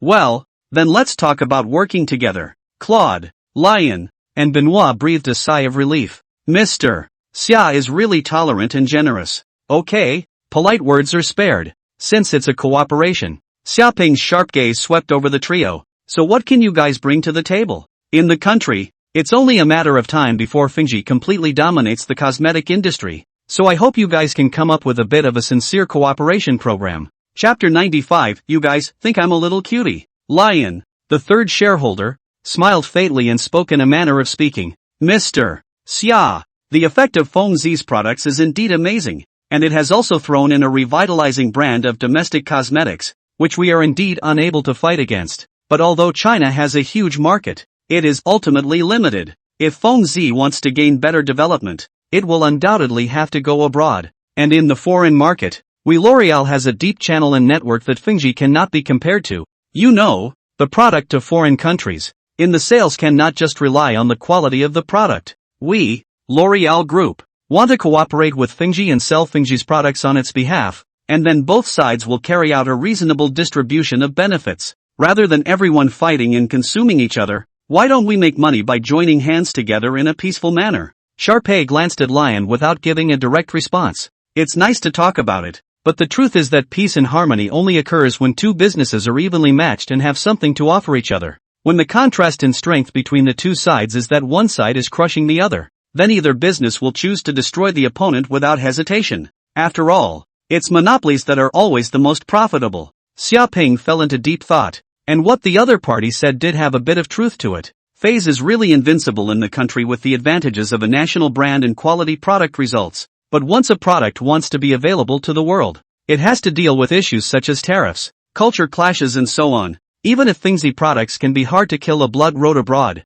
they may even face malicious suppression at the national level, such as launching anti-dumping investigations, increasing tax rates, and even seizing products. Such things can be done. These are not without precedent. No matter how powerful the product is, if it is interfered by the state power in a foreign country, then it is still screaming. Leon could see that Xiaoping had already been moved, and hurriedly continued to encourage and persuade from the side. After pondering for a long time, Xiaoping slowly said, So, how do you plan to distribute the benefits? Feng Zi provides the products. We are responsible for utilizing channels and resources to sell abroad. As for the profit, we L'Oreal Group take 30% and Feng Zi takes 70%. How about it? Although the products are all provided by the wind, L'Oreal looks like picking up money for nothing. But the opening of channels and resources is also the need for money to support. Really want to open up the market for the wind themselves. Absolutely not to get the cooperation of 70% so much. That's a good faith percentage.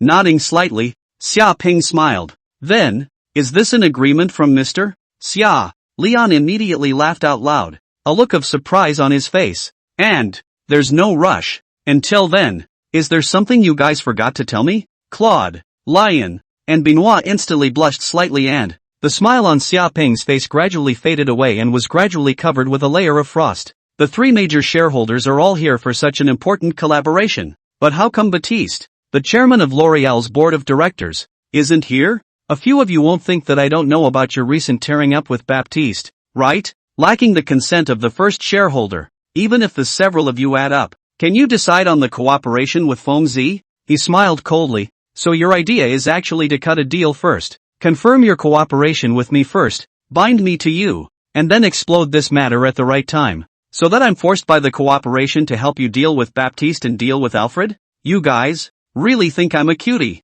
No way. Xiaoping slammed the table, his body's fury surging out. A bitter smile appeared at the corner of Claude's mouth. Mr. Xiaoping, please forgive us. We had no choice but to do this, and we genuinely want to cooperate with Fengzi. Xiaoping slowly leaned back on the sofa and said indifferently. So, if you want to cooperate, you should be open and honest first, and only after that can you talk about cooperation. As for whether or not I'm willing to cooperate, it's up to me when the time comes. Sighing, Claude could only say, we were going to take advantage of this opportunity to buy up the bulk of the shares, quickly convene the board of directors, and a few of us join forces to force Baptiste to resign as chairman of the board. But I didn't realize that Edmond, L'Oreal's fifth largest shareholder, had been bought out by that cunning fellow long ago. Originally, our shares combined had exceeded those of the Alfred family, but just because of Edmond's sudden betrayal, it's still Baptiste who has the upper hand within the board. Eyes aiming at Xiaoping, Claude continued, Baptiste being cleared out must also be what Mr. Xiaoping wants to see, right? Otherwise it is unlikely that Baptiste, who extremely favors André, would have agreed to the proposed cooperation with Fengzi, and in this regard, the interests of both of us coincide. That's true. Xiaoping nodded, but his eyes remained unperturbed, however. What do you want to do? I can't meddle in the internal affairs of the L'Oreal Group right now. A smile appeared on Claude's face. The L'Oreal Group. Right now, the Alfred family side holds a total of 38.7% of the group's shares, and the three of us, as well as some of our allies, combined, have 33% of the group's shares, and there's still about 7% of the shares within the group, scattered across China. The loose shares held in the hands of these Chinese shareholders are, according to the group contract, prohibited from being sold to us, the major shareholders on the group's internal board, in any form, but for Mr. Xia, there is no restriction at all, and we really don't have the extra money to acquire any more shares. So, you guys want me to acquire these loose shares and then help you kick Baptiste out at the board meeting? Xiaoping thought for a moment and suddenly smiled. Yes, I promise. Really? Claude, Lion, and Benoit were all pleasantly surprised. These days they could be said to be burnt out in the face of the Alfred family's counterattacks, and they had no choice but to come to the aid of Xiaoping, who had the same enemy as them. However, in light of your previous behavior of concealing the situation, afterward, Fengzi's cooperation with the L'Oreal Group, Fengzi is going to take 75% of the proceeds, Xiaoping said unflinchingly, and the scope of cooperation does not include China. L'Oreal Group's forces in China need to be withdrawn automatically. This is too much. Benoit couldn't help but say indignantly, we pay so much for channels and resources, but we can only get 25% of the profit? And China's market is also very important to us. It's one of our L'Oreal's roots. Lion, who had been poised and elegant as a gentleman, also darkened his face. Sir, this is a condition we cannot accept. It is absolutely impossible for us, L'Oreal, to fully give up the market in China. Xiaoping had a calm face. This is my final bottom line. Agree and cooperate. Disagree and we are still enemies. Chinese, you are too arrogant. Benoit's forehead was bruised and his face was red from congestion. Oh, it looks like there's no need to talk about it. Xiaoping said word by word. As for the L'Oreal Group's industries in China, if you don't give them up voluntarily, then I will crush and acquire them little by little, leaving no one behind. He closed his eyes and said leisurely, now, you may leave. Chapter 96 Convening of a questioning session. The three of them were thinking pretty good thoughts. Empty gloves? Foreign cooperation is because L'Oreal has its advantages, but in the country, Fengzi has become a crushing force over other brands. Why need to cooperate? You want to dip into the light of the windy products to make money, but also want to keep the interests in China. He had made a promise to expel and crush L'Oreal out of China, so he would definitely do it and fulfill his words. Humph. Since Mr. Xia is like this, then let's just go. The slightly grumpy Benoit stood up straight away, while Lion, with a slight hesitation, also rose. Sit down, Claude snapped angrily, his face grim.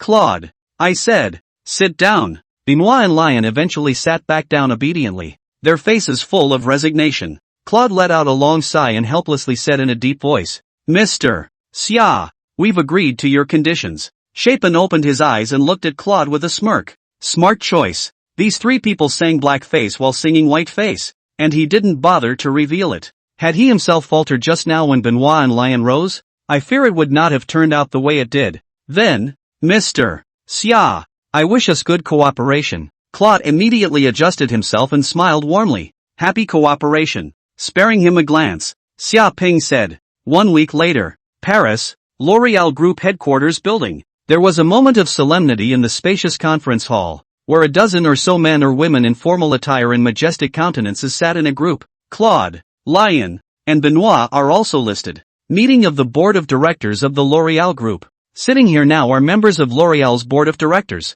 most of whom are major shareholders who hold shares. It can be said that these dozen people can represent L'Oréal. All the decisions are passed in their hands. Even the Alfred family, which owns the largest number of shares in L'Oréal, has to go through the Board of Directors' deliberations and resolutions on major decisions, even though it is able to practically control the L'Oréal Group by virtue of the highest percentage of shares. The atmosphere in the conference room was slightly anxious. The eyes of the directors of the faction headed by Claude and the faction in which the Alfred family was located were almost bursting with invisible sparks as their eyes met in the air. Everyone knew that this board meeting was different from the previous ones, no longer discussing the group's major deployments, but rather, those who were dissatisfied with the Alfred family's years of dictatorship were going to take advantage of the previous incident with André to launch a questioning of Baptiste Alfred. Claude, is there any news from Xiaoping? Has he finished his share acquisition yet? Didn't he say he wouldn't delay things? The board meeting is but about to start. Benoit couldn't help but inquire in a low voice,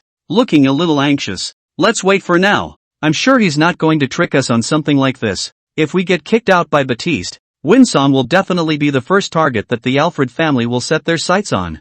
For now, our mutual interests are aligned for the time being. Claude was actually very anxious in his heart, but on the surface he had to remain calm and put on a winning appearance to give the people on his side of the faction the backbone and confidence. Otherwise, some wavering wallflower would likely fall to the Alfred family and to board chairman Baptiste. That was a situation that he could never allow, and was completely unable to live with its consequences. 5 minutes had passed since the meeting began. Pop! The door to the conference room was pushed open, and Baptiste Alfred entered it, with a dragon's stride and an imposing presence. The crowd looked a little shaken. It had become customary for Baptiste Alfred to like to be deliberately late for the board meeting and hang everyone out to dry for a while first. However, due to the Alfred family's position in the group, no one had dared to raise an opinion in the past. But today is a questioning session for Baptiste. And he has the audacity to be so arrogant? Is it because the bottom line is so strong? Baptiste Alfred sat directly on the first seat belonging to the chairman of the board, looked around the room,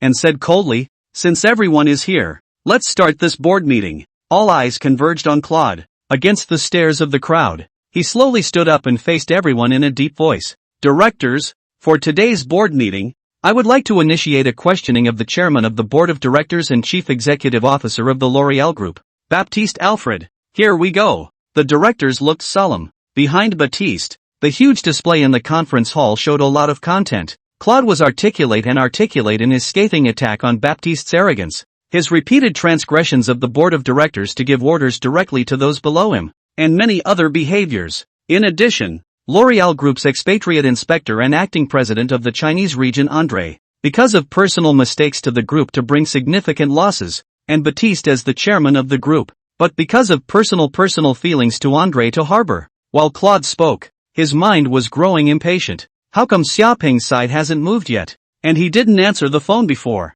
Although he had slowed down as much as he could not delay indefinitely after all. Finally, Claude concluded, at this point, I believe that Baptiste Alfred is no longer fit to serve as leader of the group, and I recommend that he step down as chairman of the group's board of directors and be removed from the board of directors, and that an investigation be launched into his dereliction of duty and malfeasance, and into his misconduct. Claude slowly sat down, but at the bottom of his heart, he had completely given up on the possibility of Xiaoping's side, and was already disappointed in him.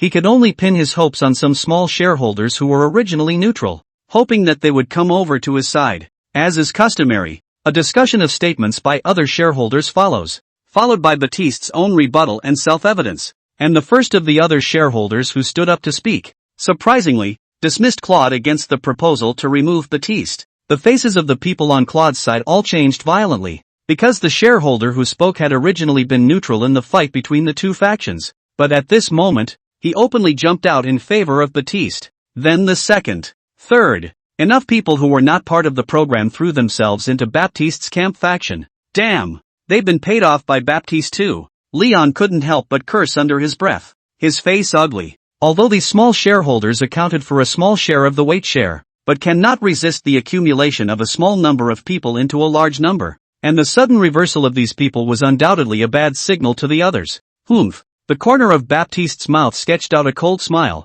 The Alfred family had been in charge of the L'Oreal Group for so many years. Wouldn't they not have a little bit of heritage and prestige? You think you can overthrow me? No way. As the shareholders' speeches came to an end, everyone looked to Baptiste. Baptiste cleared his throat with a hint of mockery and disdain in his voice. The shareholders have stated the matter very clearly, and I believe that you can discern right from wrong and make the right judgment. So, without further ado, let's get straight to the voting, and I'm sure you'll all give me a fair result. Throwing his hand up in the air, Baptiste looked around at everyone and said, "Next, those in favor of removing me, Baptiste Alfred, from my position as chairman of the board of directors and group executive, please raise your hands and vote in favor. Conversely, if you don't raise your hand, you are voting against it." Before the words fell, his hand was violently lowered, then suddenly stopped when it was about to touch the table, and then curled his fingers to knock lightly. Bam! The crisp chirping echoed through the conference room, as if it were a taunt and a slight to Claude and the others. He swept contemptuously over everyone present. I, Baptiste Alfred, object. Chapter 97, a close call and a reversal of the situation. Claude, Lion and the others naturally raised their hands in favor with a grimace, and one after another. Some other directors also raised their hands. On L'Oreal's board of directors, voting weights are determined by the number of shares. A casual glance shows that the weight of votes in favor of removing Baptiste is actually very close to that of the opponents, but it's that small difference that makes the whole result very different. Even if it's just a 0.1% difference, it's a total loss. The people from Claude's faction immediately became pale. Claude had sworn to tell them before that this plan would definitely succeed. They had already completely torn their faces with the Alfred family, and with Baptiste's overbearing personality, they would definitely have no good fruit to eat afterward. Decades of planning and patience, all destroyed in one move. There were even two minority shareholders who hesitated and put their raised hands back down, meeting the cold and angry gazes of Claude and the others. The two minority shareholders also blared back without hesitation. "Don't drag us down with you when your plans go awry." A smug look surfaced on Baptiste Alfred's face, followed by a flash of viciousness. "No one can defy Alfred. No, all those involved in this will pay for it. And right now, it's time to fight back. In that case, the result is clear. I declare." As Baptiste was about to announce the final vote to make it effective, the expressions of all the directors present suddenly became a little dull, staring blankly at Baptiste's back. "Aha, what's going on? There's something to see back there." Baptiste, too, was unable to speak, and craned his head backward to follow the puzzled gaze of the crowd. Then he, too, froze violently. Behind him, the huge display that had been turned off after Claude's speech came back on at some point. After the screen flickered for a while, a young man suddenly appeared on the screen. Black hair, black pupils, yellow skin, handsome features, and a hint of a smile on his face. Chinese? Everyone was confused. "Yo, y'all." The voice came out of the screen, and it was surprisingly pure French with a standard pronunciation. You are." Baptiste froze and immediately recognized the man on the screen. His face quickly turned livid as he roared at the screen. "Xia Ping? Hapiong? Who's Xia Ping?" Everyone secretly pronounced the name in their minds before reacting. "The chairman of the board of directors of Styles. Xia Ping." The others were a bit confused about the current situation, but Claude and the others were finally relieved. "Good man. Finally. Can you not be so exciting?" A few seconds later and it would have been over. "Ah, this is Mr. Baptiste Alfred, I believe." Xia Ping smiled and said, "You seem to be a bit agitated. Are you trying to say something to me? I understand your feelings perfectly, but please believe me, I didn't help educate your son and break his legs to get your thanks. That's just what any good person should do. What the hell? Baptiste's nose was on the line. Assholes. Who put this in? How did this damn Chinese get access to our company's internal network?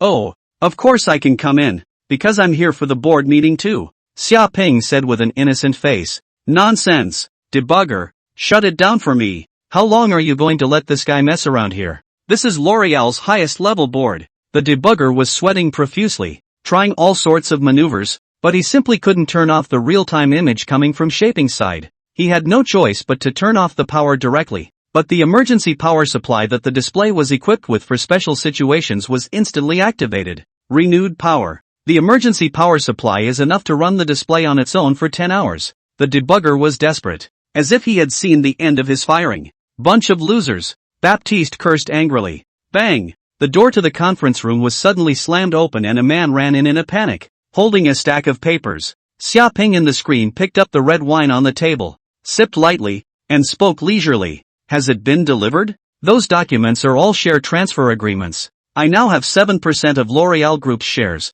officially becoming the group's 5th largest shareholder, and automatically joining the group's board of directors according to the group's bylaws. What? That's impossible. Baptiste jerked the copies of the equity transfer agreements into his hands and perused them. Hands began to become trembling, and his face gradually became pale. Really? Surprisingly, it's all true. He threw all the share transfers violently into the air, throwing them everywhere in a rage. Why would no one notify me when a share transfer of this magnitude occurs? Why? Baptiste yelled like a madman in a seizure. But at the moment no one cares about him. The shareholders look at the papers scattered all over the ground. That a share transfer agreement at the end of all of them is the same flying Chinese name. Xia Ping. So, Shapin said slowly, I endorse Mr. Claude's proposal to abolish the position of chairman of the board of directors and group CEO of Baptiste Alfred, based on the vote count, with a majority in favor. The resolution passes. Ecstasy filled the faces of Claude and the others. They had won.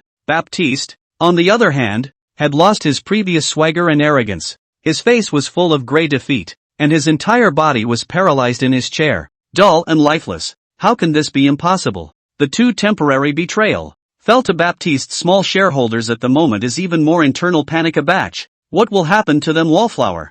Think about it all now. Mr. Claude, I look forward to working with you. So gentlemen, goodbye. Xia Ping smiled and raised the highball glass filled with red wine in his hand, facing each other from a distance of thousands of miles. Cheers, Bear. The screen went out. Same moment. China. Ningjiang City. Purple Moon Villa No. 1. Xia Ping turned off the brain assist system and drank the red wine in his cup in one go. The guys in the way are finally cleaned up. Wait until the cooperation with L'Oreal officially opens up the foreign market. Then the small money is rolling in. Xia Ping said indifferently. Then, wait until the foreign consumers are transformed into loyal users of Fingji. Then you can consider annexing L'Oreal. Claude and the others thought that they could ride the train of the rise of Windsor to profit and grow themselves, but they did not think that they were seeking the skin of a tiger. Should I say they know what they're doing? Or do they have no vision? Xia Ping shook his head inside lightly. In the case of the product effect is completely behind the wind.